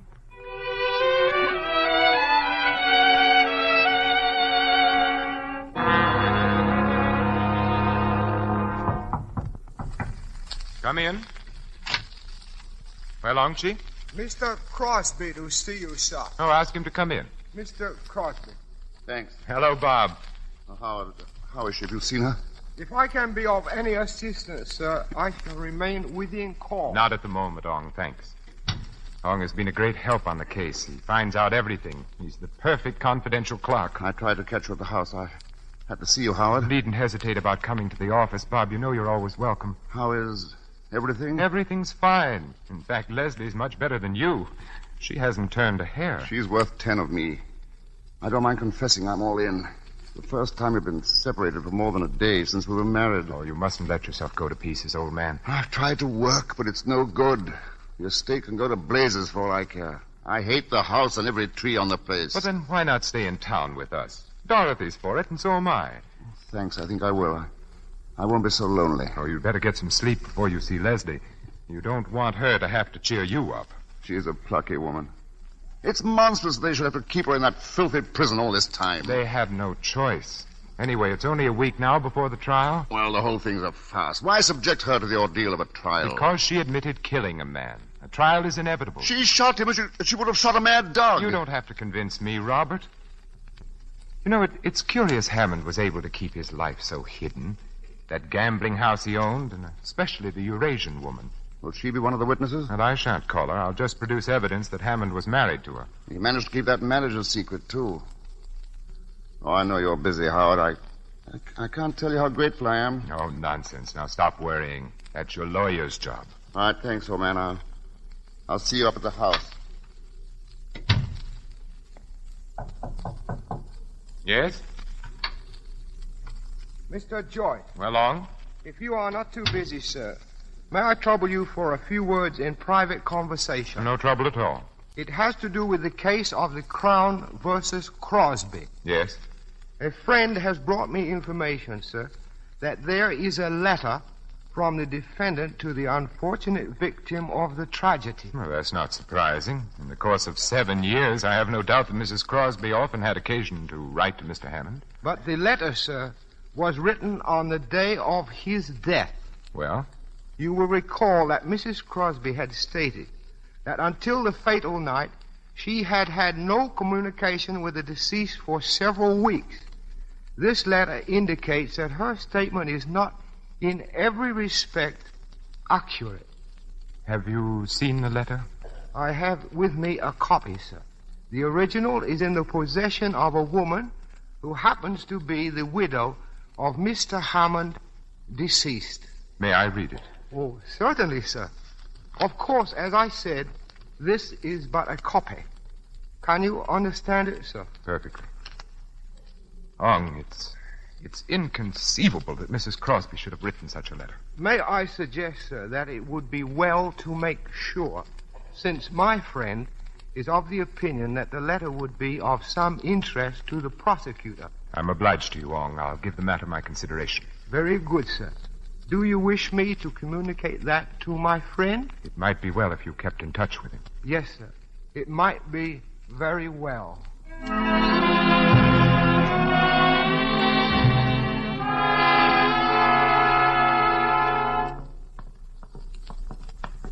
You may stay in the visiting room as long as you want, Mrs. Crosby. The warden's orders. That's very nice of him, thank you.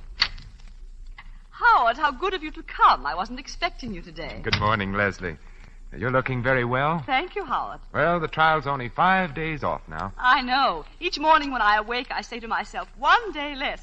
Just like I used to at school with the holidays coming. Oh, Leslie. Oh, don't feel sorry for me, Howard. The time has really passed quite quickly. I've read a great deal and worked on my lace. But I will confess something to you, Howard. I'm not looking forward to testifying in court. Leslie, one of the things that it's impressed me is that each time you've told your story, you've told it in exactly the same words. You've never varied a hair's breadth. And what does that suggest to your legal mind? Well, it suggests either that you have an extraordinary memory or that you're telling the plain, unvarnished truth. I'm afraid I have a very poor memory.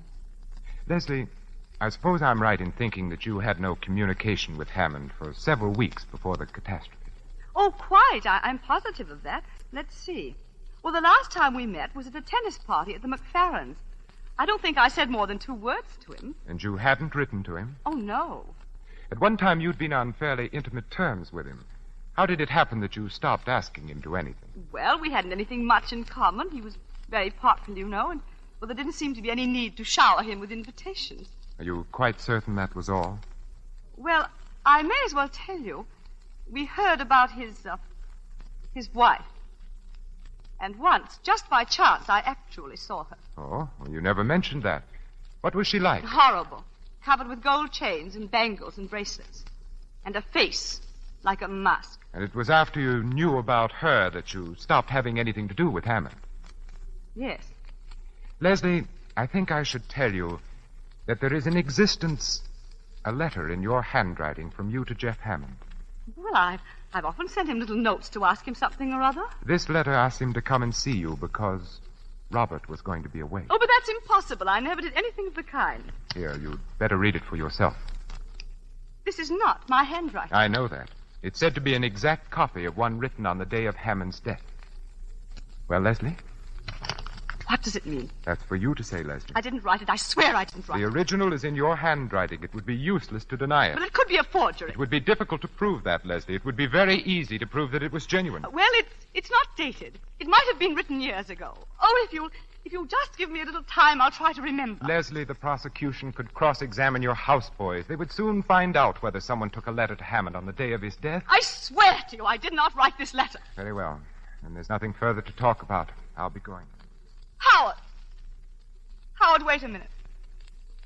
I did write it. But you see, I was afraid to mention it. I thought none of you'd believe my story if I admitted that he'd come there at my invitation. Go on. You see, I was preparing a surprise for Robert's birthday. I knew he wanted a new gun, and, I'm so dreadfully stupid about sporting things. I thought I'd talk to Jeff about it and get him to order it for me. Perhaps you've forgotten what's in the letter. Will you have another look at it? No, I don't want to. Then let me read it to you. Robert will be away. I absolutely must see you. I'm desperate, and if you don't come, I won't answer for the consequences. Don't drive up to the door. Leslie, I'll have to talk to you very plainly. I told Robert today that I was certain of your acquittal. And I didn't say that just to cheer him up. I don't believe the jury would have retired at all. But this letter alters the case completely. I won't tell you what I personally thought when I read the letter. The duty of counsel is to defend his client and not to convict her, even in his own mind. I don't want you to tell me anything but what is needed to save your neck. Oh. They can prove Hammond came to your house at your urgent invitation. I don't know what else they can prove, Leslie, but if the jury comes to the conclusion that you didn't kill Hammond in self-defense... I know that... Leslie! Matron, quickly! Yes, sir? Call the nurse. Mrs. Crosby is ill.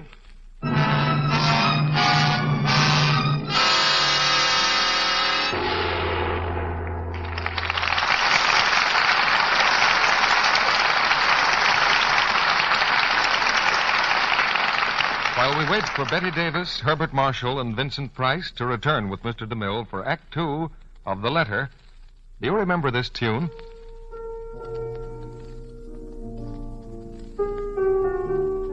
It's a song I've always liked. Remember?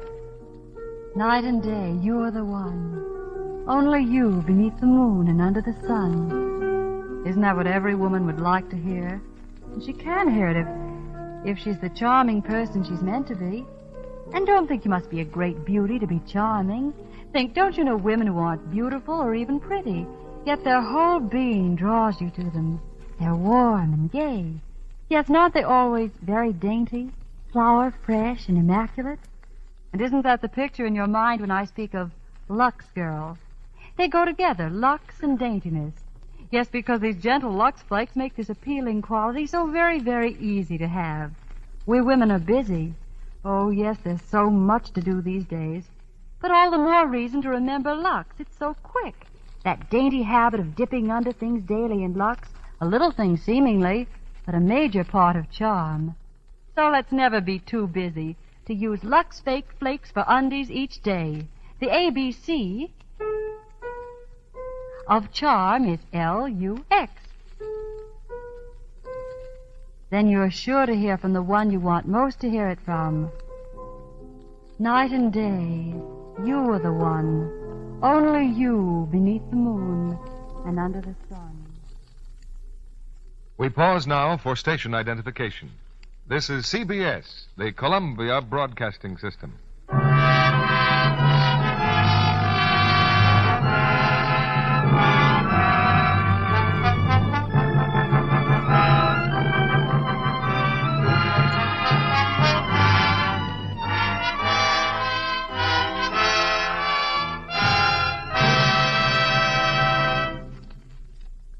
Act 2 of The Letter, starring Betty Davis as Leslie, Herbert Marshall as Robert Crosby, and Vincent Price as Howard Joyce. In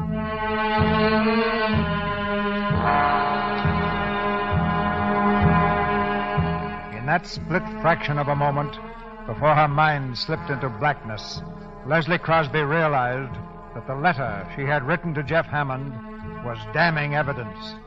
Evidence enough to hang her. Now, a few minutes later, in the first aid room of the prison hospital, she leans wearily back in a chair, her eyes half closed. I'm afraid I've made rather a mess of things. I'm sorry. For Robert, not for me. You've distrusted me from the beginning, Howard. That's neither here nor there, Leslie. Who's got the letter now? The Eurasian woman who was Hammond's wife. Oh. Howard, are you going to let me be hanged? What do you mean by that, Leslie? You could get hold of the letter. Do you think it's so easy to do away with unwelcome evidence? But surely nothing would have been said to you if the owner wasn't prepared to sell it. That's quite true. But I'm not prepared to buy it. Oh, but it wouldn't be your money. Robert has saved some. I wasn't thinking of the money. I don't know if you will understand this, Leslie, but I've always thought of myself as an honest man. You're asking me to do something which is no different from suborning a witness. Do you mean to say that you can save me and you won't? What harm have I ever done you? You can't be so cruel. I want to do my best for you, Leslie. But a lawyer has a duty to his profession and to himself. I can't do what you ask. Oh, poor Robert. He doesn't deserve it. He's never hurt anyone in his life. He's so kind and simple and good. And he trusts me so. I mean everything to him, everything in the world. And this will ruin his life. Oh, I know what you're thinking. You despise me. You think he's well rid of me if they do hang me. It isn't important what I feel about you. Do you understand? But I'm going to do what I can. Oh, Howard. Bob will want to know what the money's for. Will it be a very large sum? Well, I imagine this woman has a pretty shrewd idea of the letter's value. You won't have to show Robert the letter, will you? I'll do everything possible to prevent it. He'll be an important witness, and he should be as firmly convinced of your innocence as he is now. And after the trial? I'm going to try to save your life. Oh, if Robert loses his trust in me, he loses everything. It's strange that a man can live with a woman for 10 years and not know the first thing about her.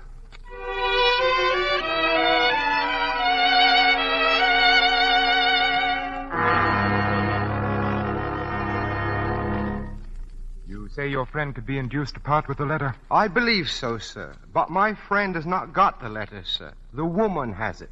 She did not know the value of it till my friend told her. What value did he put on it? $10,000, sir. Only 10,000? Well, why not 50 or 100? For the reason, sir, that Mr. Crosby has in the bank a savings account in the amount of only $10,450. $10,000 is a good deal of money on. Well, I'll speak to Mr. Crosby. Have the woman come to my office. I was about to mention, sir. She made 2 conditions. She insists that the money shall be brought to her. I can take you to the house whenever you are ready. What is the other condition? That Mrs. Crosby shall bring it to her personally. Why, you must be mad. Great heavens, man. Do you suppose Mrs. Crosby can just walk out of a prison cell whenever she feels like it? My friend thinks you could arrange to have her stay at your house until the trial. I believe the judge will permit it if you are responsible for her, sir. Very well. Ong, tell me something. Yes, sir. What are you getting out of this? $2,000, sir, and the satisfaction of being of service to you and our client.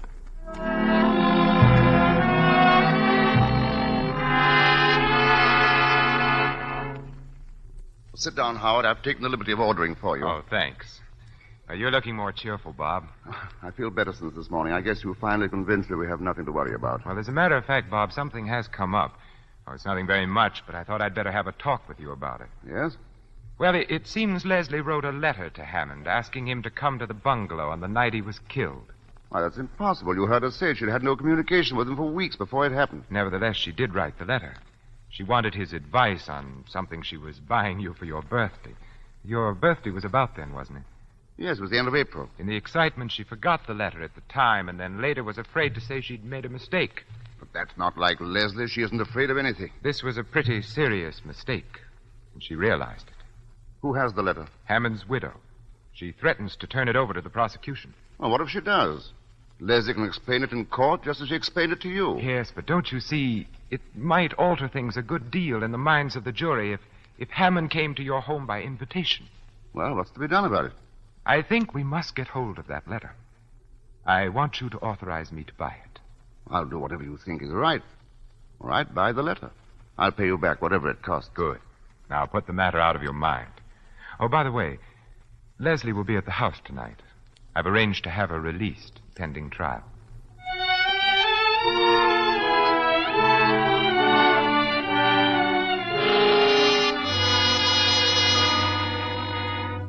Leslie, don't tell me that's the same lace I saw you working on at the McFerrins. How can you go so fast? Well, I hadn't anything much else to do this past month. What's it going to be? It's too fine for a tablecloth, surely.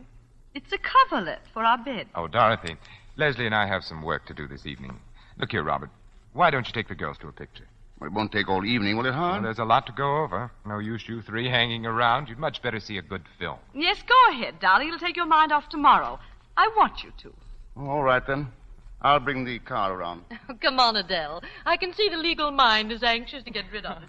Good night, Leslie. Good night. Where do we have to go? The Chinese Quarter. Some sort of shop, I believe. I've always wanted to see the Chinese Quarter. I hear it's a bit creepy. Of course, I'd have chosen other circumstances for a visit. Be flippant about your own crimes if you like, but don't be flippant about mine. Oh, I'm sorry, Howard. I didn't mean to be flippant. Really, I didn't. Maybe it's my own sense of guilt. I have an unpleasant feeling that I'll have to pay the piper for what I'm doing tonight.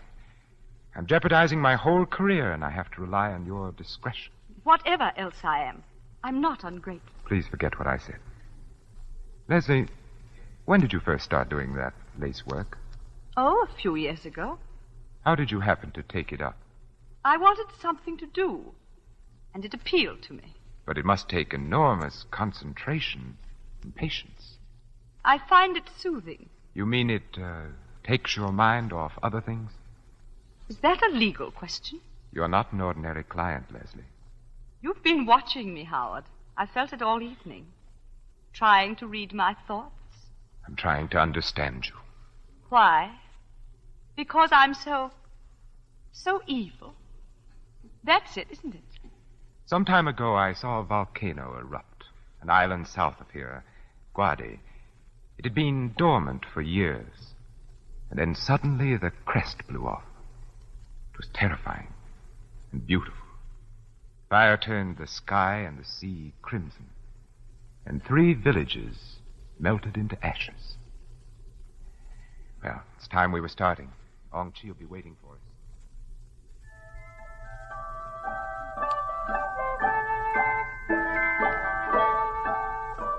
Come in, please, come in. This is the shop of my friend. If you will wait here, I shall return in just a moment. And let's not be too long about it, Ong. I will speak to the lady at once, sir. They seem to have a little of everything to sell here. Yes, most of these shops do. That looks like good jade. And this dagger. See the workmanship on the ivory handle? Imagine all that on a knife. He who kills with an unworthy tool commits 2 crimes. One against himself. Will you follow me, please? The lady will see you now.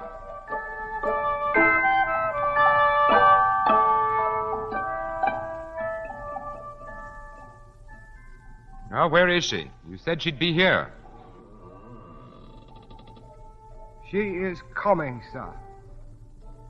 Well, what is she standing there for? Ask her if she has the letter. Yes, sir. Nego feng su he sama function. Gilgen no yen twigamo. How mung koi? Gil twigamo. Mrs. Crosby, I regret, but the veil that you wear over your head, Mrs. Hammond requests that you remove it. Of course. Gil kui hang lai nishi. Mrs. Crosby, Mrs. Hammond has a further request. She wishes you to walk over to her. Now, look here. Tell her this is enough. Howard, it's all right. I don't mind. Ne seng oi fangsun. Ne nung gim hega. Heyunga deha. What does she say? Mrs. Hammond say you may have the letter if you will pick it up at her feet. Thank you.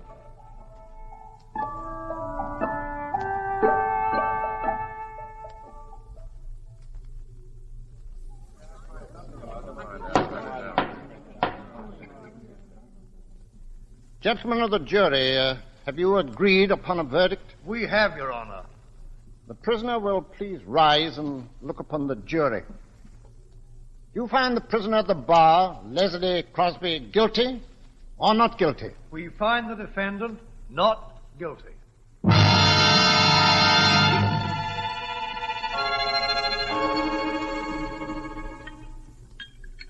And from that day on, I made a solemn vow that I wouldn't make another cocktail until Leslie was acquitted. So if these aren't up to my usual high standards, remember, I'm out of practice. Oh, Dorothy, they're wonderful and never been better. Robert Crosby, right now you wouldn't know what you were drinking. I guess that's right. I can't taste or think or feel. All I can do is keep saying to myself over and over, Leslie's safe. Darling. Well, ladies and gentlemen, anyone planning to bathe, shower, or sponge before dinner should be getting at it. Well, a shower for me. Oh, I've laid out some things for you, Leslie. Thank you. Darling, I'm going to tidy myself up a bit. No, don't go, Leslie. I shan't be a minute. Well, there's something I particularly want to talk to you about. And, Howard, I want to see you, too. I want your legal opinion. Oh, you do? Oh, what's up? Well, I want to get Leslie away from here as quickly as possible. Well, I think a bit of a holiday would do you both good. No, I mean for good. But how could we? Well, you can't very well throw up your job. Well, I've got something in view that's much better. It's in Sumatra. We'd be away from everybody, and the only people around us would be Dutch. We'd start a new life. The only thing is that you'll be awfully lonely, darling, at the start. Oh, I wouldn't mind that. I'd like to go, Robert. I don't want to stay here. That settles it, then. I'll go straight ahead and we can fix things up at once. Is the money as good as here? Well, I hope it'll be better. At all events, I'll be working for myself and not for a company in London. What do you mean? Why should I go on sweating my life out for other people? This plantation belongs to a Malacca Chinese planter who's in financial difficulties, and he's willing to let it go for $30,000 if he can get the money the day after tomorrow. Well, how on earth are you going to raise $30,000, Bob? Well, I've saved about 10, and the bank is willing to let me have the balance on mortgage. Robert, darling, I shouldn't like you to take such a risk on my account. I'll be perfectly all right here. Really, I shall. Nonsense, darling. You just said you wanted to go. But I'm not sure it wouldn't be a mistake to run away. Everyone's been so kind, and they'll all help to make it easy for us. I do think the thing to do is to stick it out here. Anyhow, Bob, it's not a thing you want to rush into. Let's wait and see. Why should I wait? It's a good thing, and I don't want to lose it. Look, I've got all the papers in my briefcase. I'll go and get them, and you can see for yourself. And I have a couple of photographs of the bungalow to show Leslie. I don't want to see them. Please, Robert. Oh, now, come, darling. That's just nerves. That shows how necessary it is for you to get away. But, Robert, Leslie, darling, in this case, you must let me have my own way. I won't be a minute. Howard, what are you going to do? What can I do? Oh, don't tell him now. I can't bear any more. You heard what he said, Leslie. He wants the money at once to buy the estate. He can't. He hasn't got it. Oh, give me a little time. I'll pay it back. Leslie, I can't afford to let you have a sum like that. I've mortgaged everything I own. I was glad to advance it, but Where is the letter? I have it in my pocket. Oh, it will break his heart. What shall I do? I don't know, Leslie. If I tell him, he'll want to see the letter, of course. Here we are. Well, he's coming. It's up to you, Leslie. Oh, tell him. Tell him and have done with it.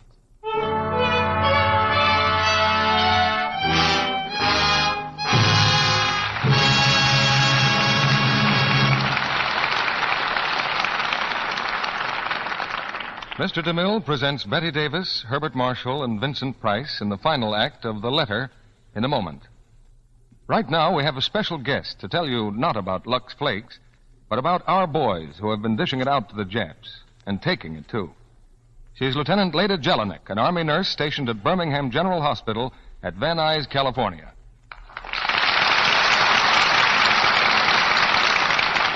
I suppose you're quite busy these days, Lieutenant Jelinek.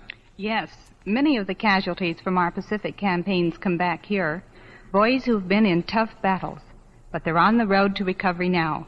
You know, about 97% of our wounded men live to tell the stories of their adventures every day. We need them desperately now, and will continue to need even more as we carry the attack to the enemy. So, please, keep right on saving used fats and turning them in. The medicines they make will help bring these boys back alive. Thank you, Lieutenant Leda Jelinek. Yes, ladies, every drop of grease from your frying pan or broiler will help make more of those life-saving medicines. So put aside a tin can of any size or shape, never use glass, and pour in every drop of used fat. Don't throw out even a spoonful, no matter how burned or black or smelly it is. Just a tablespoonful a day will add up to a pound a month. And your butcher will give you 2 meat ration points for each pound, as well as 4 cents when you turn it in. Within 3 weeks, it will be ready to be made into life-saving drugs. Remember, your used kitchen fats may save a wounded man's life. Now, Mr. DeMille returns to the microphone. After the play, we'll ask Betty Davis about a certain special hobby of hers. But now here's the curtain for the third act of The Letter, starring Betty Davis, Herbert Marshall, and Vincent Price.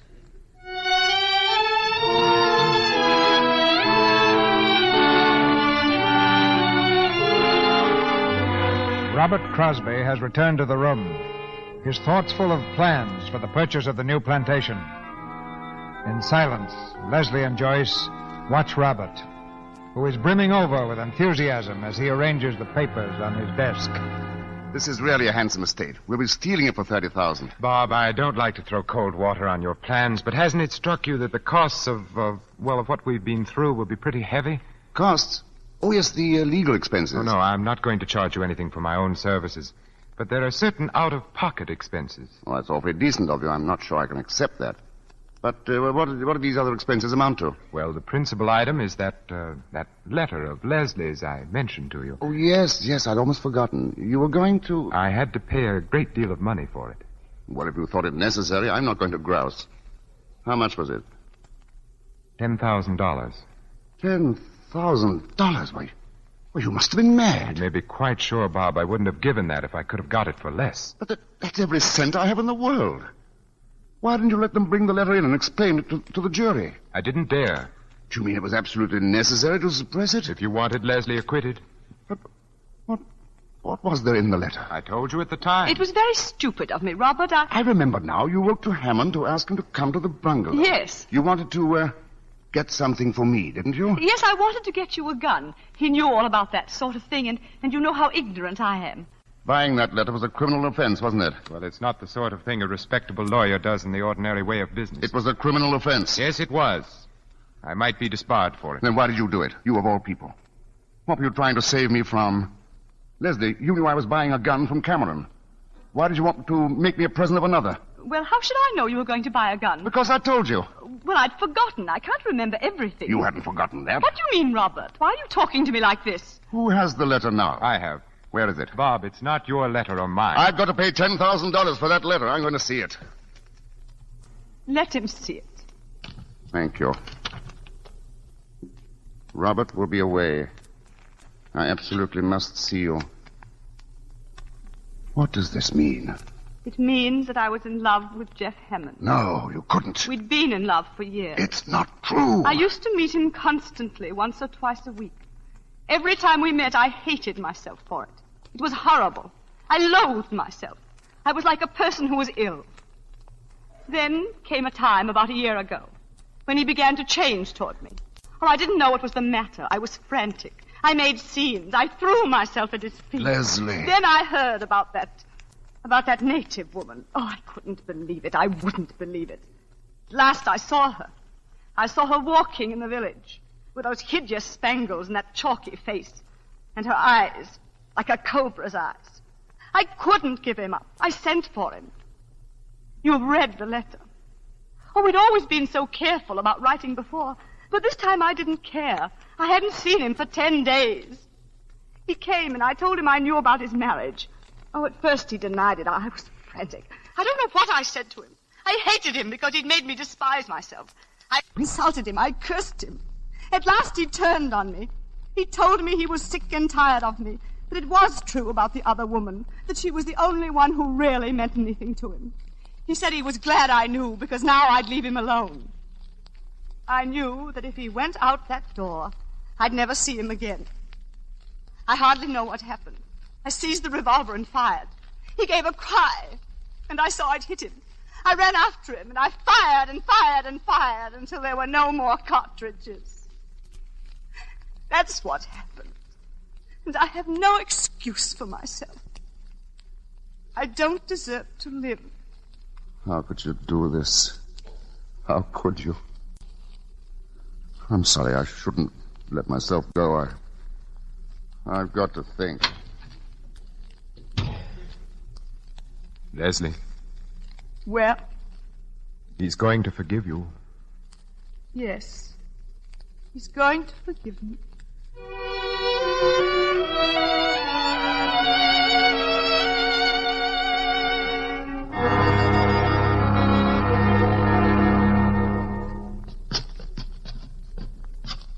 And the fifth couple are the Prescotts. Oh, yes, Robert's told me about them. Oh, you'll adore them, Leslie. Well, now, both of you get a good sleep, because it'll be a late party. Good night. Good night, Dorothy. Night. It's lucky you brought your dinner coat, Robert. You hardly fit in one of Howard's. Now, let's see what else you'll need. Oh, well, how about your studs? They're probably still in the bureau at home. Home. Robert, it's no use, is it? We can't make it go, can we? I don't know. I'm not sure. Robert, you're so kind and so generous. You should have had the sort of wife you really deserve. Through no fault of yours, I've failed you, wrecked your life. I can't ask you to forgive me. If you love a person, you can forgive anything. But what about you? Can you go on? I'll try. I'll really try. That's not what I'm asking. I'll do everything to make you happy, everything in my power. That isn't enough. Unless... Leslie, now, this minute, do you love me? Yes, I do. Kiss me then. Kiss me as if... Robert. No. No, I can't. I can't. Leslie, I can't. tell me, Leslie, what is it?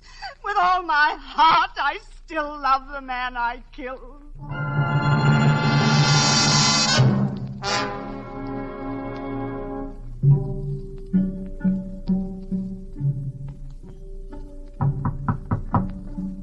Leslie? Leslie, let me in. My dear, they're all waiting for you. This is your party, you know. I'm sorry, Dorothy. I took rather long to dress. Why, Leslie, isn't that your lace work? Yes. Were you working on it just now? A little. I'm anxious to finish it. Oh, Leslie, please come downstairs. Of course, dear. In a few minutes. Very well. When did you first start doing that lace work, Leslie? I find it soothing. You mean it takes your mind off other things? I couldn't give him up. I sent for him. At last he turned on me. He was sick and tired of me. She was the only one who meant anything to him. She was the only one. I hardly know what happened. I seized the revolver and fired. Fired and fired and fired until there were no more cartridges. I have no excuse for myself. I don't deserve to live. I don't deserve to... Who's up there? Who is it? You, I see you there. Mrs. Crosby. Come here. What are you doing out there? I no want to come. She make me come. She tell me I come here. She? Missy Hammond. She tell me I come here. Bring dagger. Leave it outside window. Of course. Mrs. Hammond. Dagger, Missy. She say bring dagger to you. She's here, then? Yes, Missy Hammond on path by gate. You no go in garden, Missy Crosby. She kill you. She wait there. That is what dagger mean. She kill you, you go in garden. Missy, you no tell police I come? Missy, you no tell police I come? Dagger, see the workmanship on the ivory handle. Imagine all that on a knife. He who kills with an unworthy tool commits two crimes, one against himself. I don't deserve to live. I don't deserve to live. I don't deserve to live. Leslie. Leslie. Yes? Leslie, you've got to do something about Robert. He's acting very strangely. What is it? I don't know. At first I thought he was drunk, but it's worse than that. I'll be right down. But where will you ship from, Crosby? Oh, it's near a good harbor, only 5-6 miles away. And I can ship my rubber for less money, or to get ahead fast. In 10-15 years, I can live in London, travel, do anything I please. Robert, will you come with me, darling, please? Not now, darling. Maybe later. I'm telling the boys about my new plantation. Sounds like quite a place. Of course, we'll miss Singapore. Our friends are here, and we've had some mighty fine times. No English people in that part of Sumatra, only Dutch and natives. Going to be a little lonely at first, maybe, but we'll get used to it. Robert. There'll just be the two of us. But my wife's a good sport. Always can count on her. She's not afraid of anything. And we'll have each other. That's the important thing. Stop it. I can't stand anymore. I can't stand it. Give me a drink. I want a drink. Howard, where is Leslie? She ran out into the garden. Garden. Oh, I'll find her. No, let her alone. There's nothing you can do for her.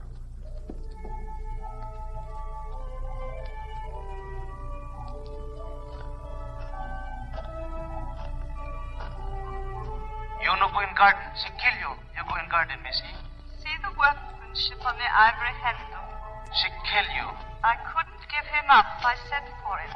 Robert will be away. I absolutely must see you. I couldn't give him up. What does this mean? It means that I was in love with Jeff Hammond. That's not true. It means I was in love with Jeff Hammond. No. We'd been in love for years. Been in love for years. We'd been in love for years. Mr. Crosby, go back. Go back. Oh! You killed her. You killed her. Kui Ying say. Who is that? Don't move.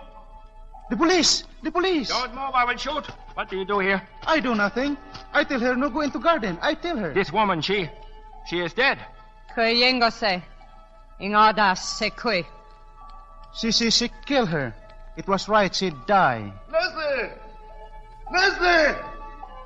Leslie!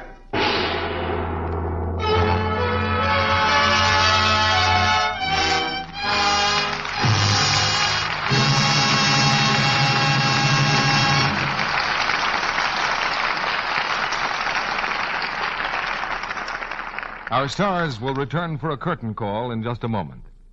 Meantime, we take you to a home, almost anywhere, and a mother who might be almost anyone. Mrs. Thompson is in her kitchen, and she's getting ready to do her dinner dishes. There, all scraped and rinsed.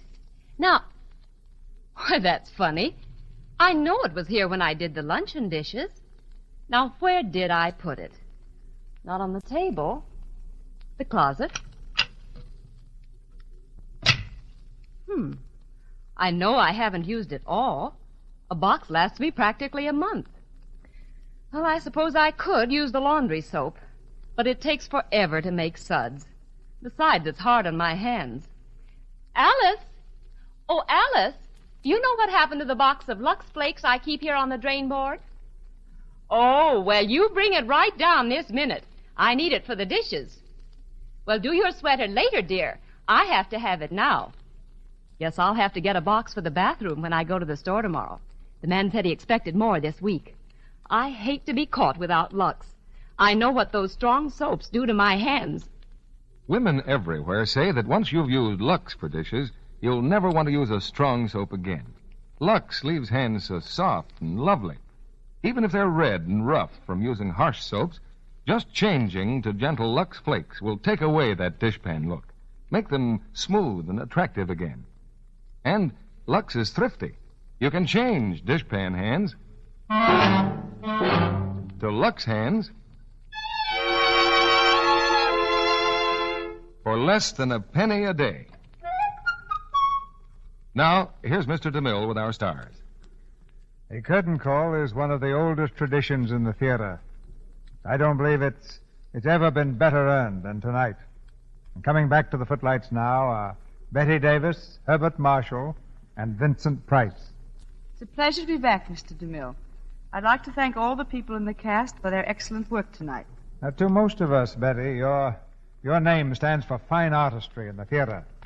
But I think that when this war is over, many, many thousands of soldiers will remember you for another reason. That being the Hollywood canteen which Betty started. I've seen the canteen in action, and it's a very fine thing to be remembered for.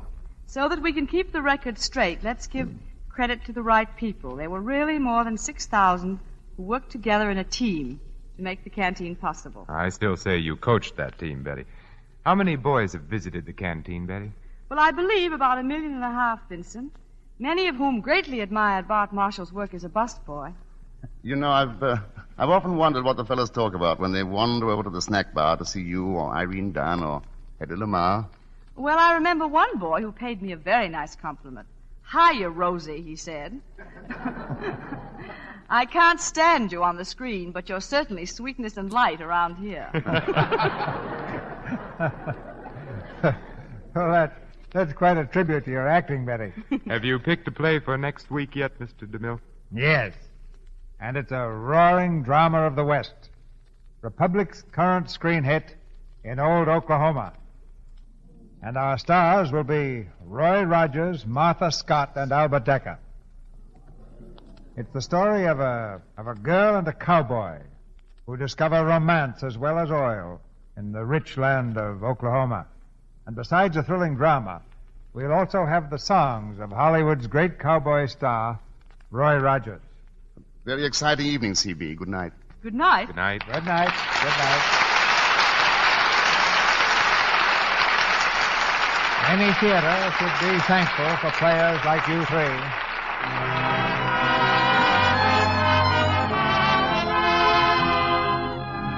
Our sponsors, the makers of Lux Flakes, join me in inviting you to be with us again next Monday night when the Lux Radio Theater presents Martha Scott, Roy Rogers, and Albert Decker in Old Oklahoma. This is Cecil B. DeMille saying good night to you from Hollywood.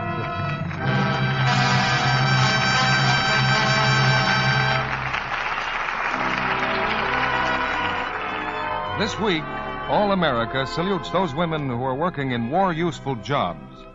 Women must get into the war with their hands as well as their hearts, until victory is finally won.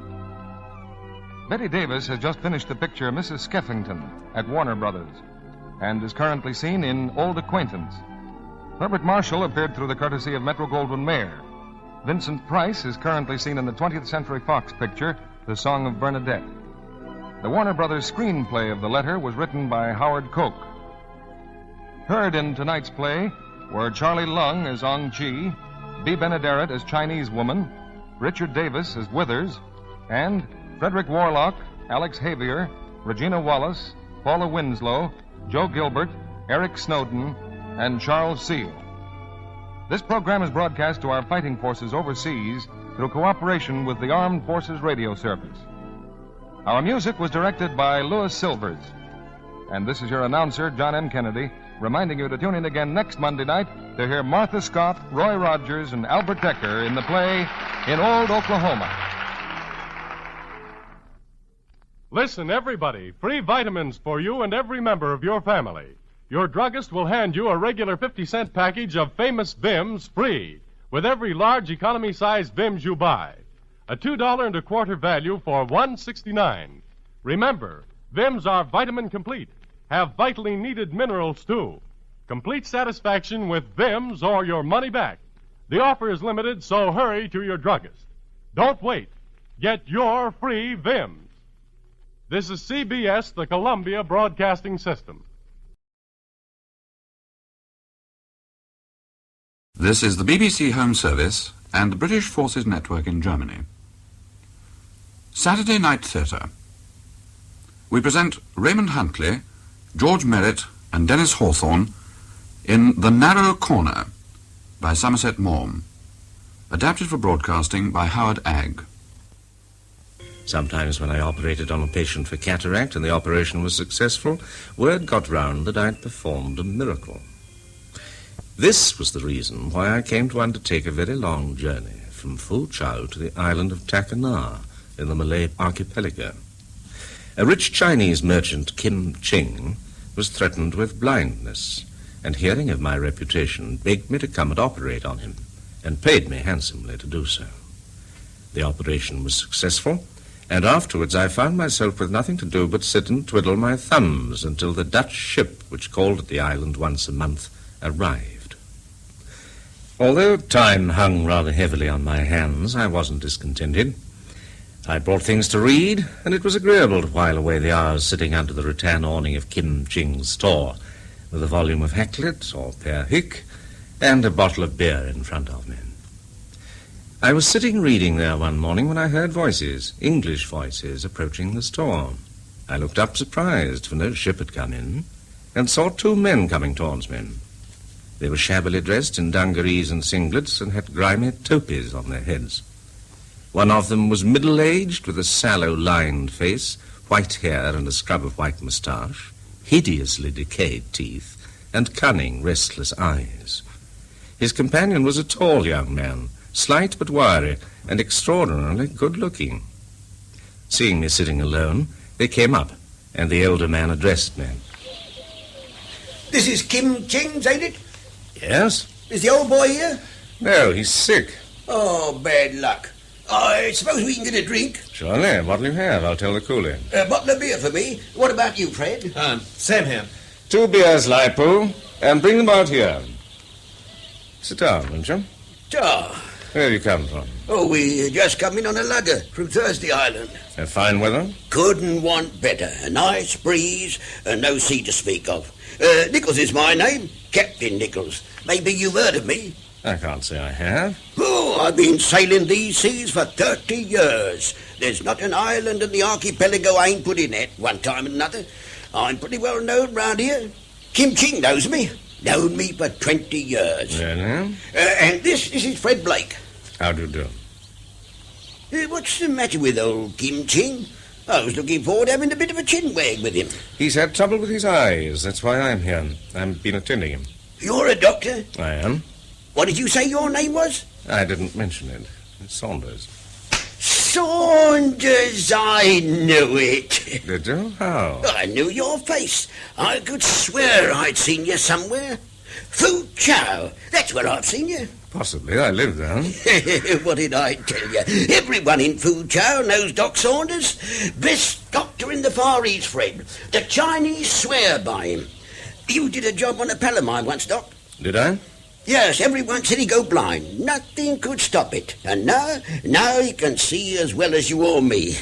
Well, this is a joyful surprise. Shake hands, Doc. And I don't mind telling you it's a bit of luck for me coming across you like this. Hey, Fred? The Doc's the very man I wanted to meet. I suffer from dyspepsia, something chronic. Oh, you and your dyspepsia. Oh, you can talk like that because you don't know what it is. I'm a martyr to it. It's like this, Doc. I enjoy my food, not foul house, mind you. I like it good, and I like it simple. Not a big eater. I've never been that. Cut off the joint, a couple of veg, with a bit of cheese to finish up with, and I'm satisfied. Mm-hmm. Well, you couldn't eat anything simpler than that, now, could you? Well, 20 minutes after, regular as clockwork. Ooh, agony. I tell you, life ain't worth living when you suffer like that. If there's anyone that can do anything for me, it's you. I know that, Doc. Well, I can't work miracles. No, yeah, but you can't expect anyone to do much in a minute for a chronic condition like yours. No, I don't ask that, but you can prescribe for me, can't you? There's nothing I won't try. What I'd like you to do is to make a thorough examination of me, see? How long are you staying here? Oh, our time's our own. But we're pushing off as soon as we've got what we want. You trading? Yes, in a manner of speaking. If anything comes along, we ain't going to miss a chance. Who wouldn't? What cargo are you carrying? Oh, a bit of everything. Not going to Macassar by any chance? We might be. Why? Oh, I just wondered. Look here, why don't you both come and dine with me tonight? I'm staying at the rest house, about 10 minutes' walk from here, through the plantation. I can get you some sort of meal. That would be fine. A change from the lugger, wouldn't it, Fred? No, you don't want to be bothered with us. No bother. I'll meet you there about 6. Don't you worry, Doc. We'll be there. Ta. I was intrigued by these two strangers who'd so unexpectedly appeared on the island, and curious as to what the connection was between them. Fred Blake didn't at all give the impression of being a born sailor. He was hard to place. Obviously, he was not a roughneck. He had manners, and came, I should have said, of a good family. But why he was sailing those lonely seas on a purling lugger with someone like Captain Nichols was mysterious. If they were in partnership, then I was inclined to think that it wasn't a very honest one, and that Fred Blake would almost certainly come out of it the worse. Purposely, then, I made my way later in the day to Kim Ching's house and paid him a quite unnecessary call, for there was nothing more now that I could do for him. He was lying on his bed under mosquito curtains, slowly waving a fan to and fro in front of his face. The room was hot and airless. Sit down, Doctor. Thank you. I hear we have visitors on the island. A lugger came in this morning. Yes, it's anchored beside your schooner in the lagoon. Yes? The schooner does make it look very small, very shabby. Why are they here? What do they want? I don't know. But I am told that you were talking to them at the store this morning. Yes, they stopped for a glass of beer. They say they're trading. That is not the truth. Oh? They have nothing in the lugger but ballast. Stones, my men have told me. Well, no cargo at all? Nothing. Opium, perhaps? No. Then they may be here just on pleasure. Captain Nichols does not sail for pleasure. Oh, he's been to see you, then? No, he sent a message saying that he would like to see me, but I refused. Mm-hmm. He says he knows you well. Give me your opinion, Doctor. Of what? Of Captain Nichols. You want my honest opinion? Of course. Well, I should say he was a bad hand. I think he'd put his hand to anything, clean or dirty. But he is genial and amusing. He does not amuse me. No? I employed him once on one of my schooners. He stole and cheated. He drank. I had to get rid of him. He is mean, crafty, and dishonest. How does he manage to get work, then? Some people are not particular. They do not ask questions. And Nichols knows his job. He is a first-rate seaman. For that, I was sorry to lose him. Mm-hmm. Who is this man with him? Someone called Fred Blake. Young, very good-looking, but rather surly, I thought. They're certainly an odd couple. I've asked them to dine with me at the rest house this evening. I'll be able to tell you more about them then. Will you please give Captain Nichols a message from me? Of course. Tell him to get out of here pretty damn quick. At 6 o'clock, as I'd arranged, I sauntered down to the rest house to meet Captain Nichols and Fred Blake. They were both waiting for me, and we had a drink. The captain was full of small talk and facetious jokes, and I noticed that his shifty eyes were never still, whereas his young friend hardly spoke, and there was a sullen look on his face, as though he'd been dragged there against his will. An adequate dinner had been prepared for us, and before dinner I went to my medicine chest and mixed something in a glass for the captain to help him eat his dinner in comfort. Well, I must say, this is a treat after what we've had to eat on the lugger. A real treat. Well, most of it comes out of tins, I'm afraid, but the boy knows how to flavour it up. No, it's the best dinner I've had since I left home. Where is your home? Brisbane. Yes.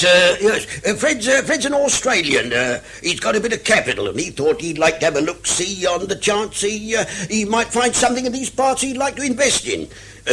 Buy a plantation or do a bit of pearl fishing. I know all these islands inside out, and what I say is there's a rare lot of chances for a young fellow with a bit of capital. That's why we put in here. My idea, that was. It struck me we might do business with old Kim Chin. I sent him a message saying I'd like to see him and have a talk with him. Yes, so he told me. Ah, did he? What else did he say? Tell me to tell you that you'd better get out of here pretty damn quick. Well, that's a nice way to talk, I must say. What's he got against me? My impression is that he's got a good memory. Well, we had a bit of a disagreement, I'll own that, but it was donkeys years ago. There's no sense in holding the thing up against a fella all that while. Forgive and forget, I say. Live and let live. Oh, you know, I don't believe I'm going to have dyspepsia tonight. Oh, I don't think you will. You're a magician, Doc. Thank you. What was that stuff you gave me? Oh, a little preparation I found useful in cases like yours. Do you think you could cure me? I don't know about that. But if I could watch you for a few days and try one or two things, I might be able to do something for you. I've a good mind to stay on here for a bit and let you see. We're in no hurry. What about Kim Ching? Well, he can't force me to clear out. Well, you ought to know Chinamen as well as I do, Captain, if they've got their knife in. Ah, to hell with that. It was only a matter of a couple of £100. Old Kim's as rich as be damned. Now, what difference can that make to him? He's an old crook anyway. You ever notice that nothing hurts the feelings of a crook so much as to have another crook do the dirty on him? That's a good one. I like you, Doc. You don't mind what you say, do you? Well, it takes all kinds to make a world. Indeed. Keep your eyes skinned, I say, and let the devil take the hindmost. And where you see a chance of making a bit, well, you're a fool if you don't take it. Now then. What about me and Kim Ching and staying on here for a bit? Oh, come off it, Nichols. We're not going to risk running into trouble here. We're sailing tomorrow. Who says we are? I do. Well, you can think again. We're sailing when I say we sail, see? Getting rid of my dyspepsia is more important to me Look than... here, I've got an idea. What? I don't want to sit around on this island idling my time away for another 3 weeks till the Dutch boat comes in. Fred Blake seems to want to sail tomorrow. Very well, then.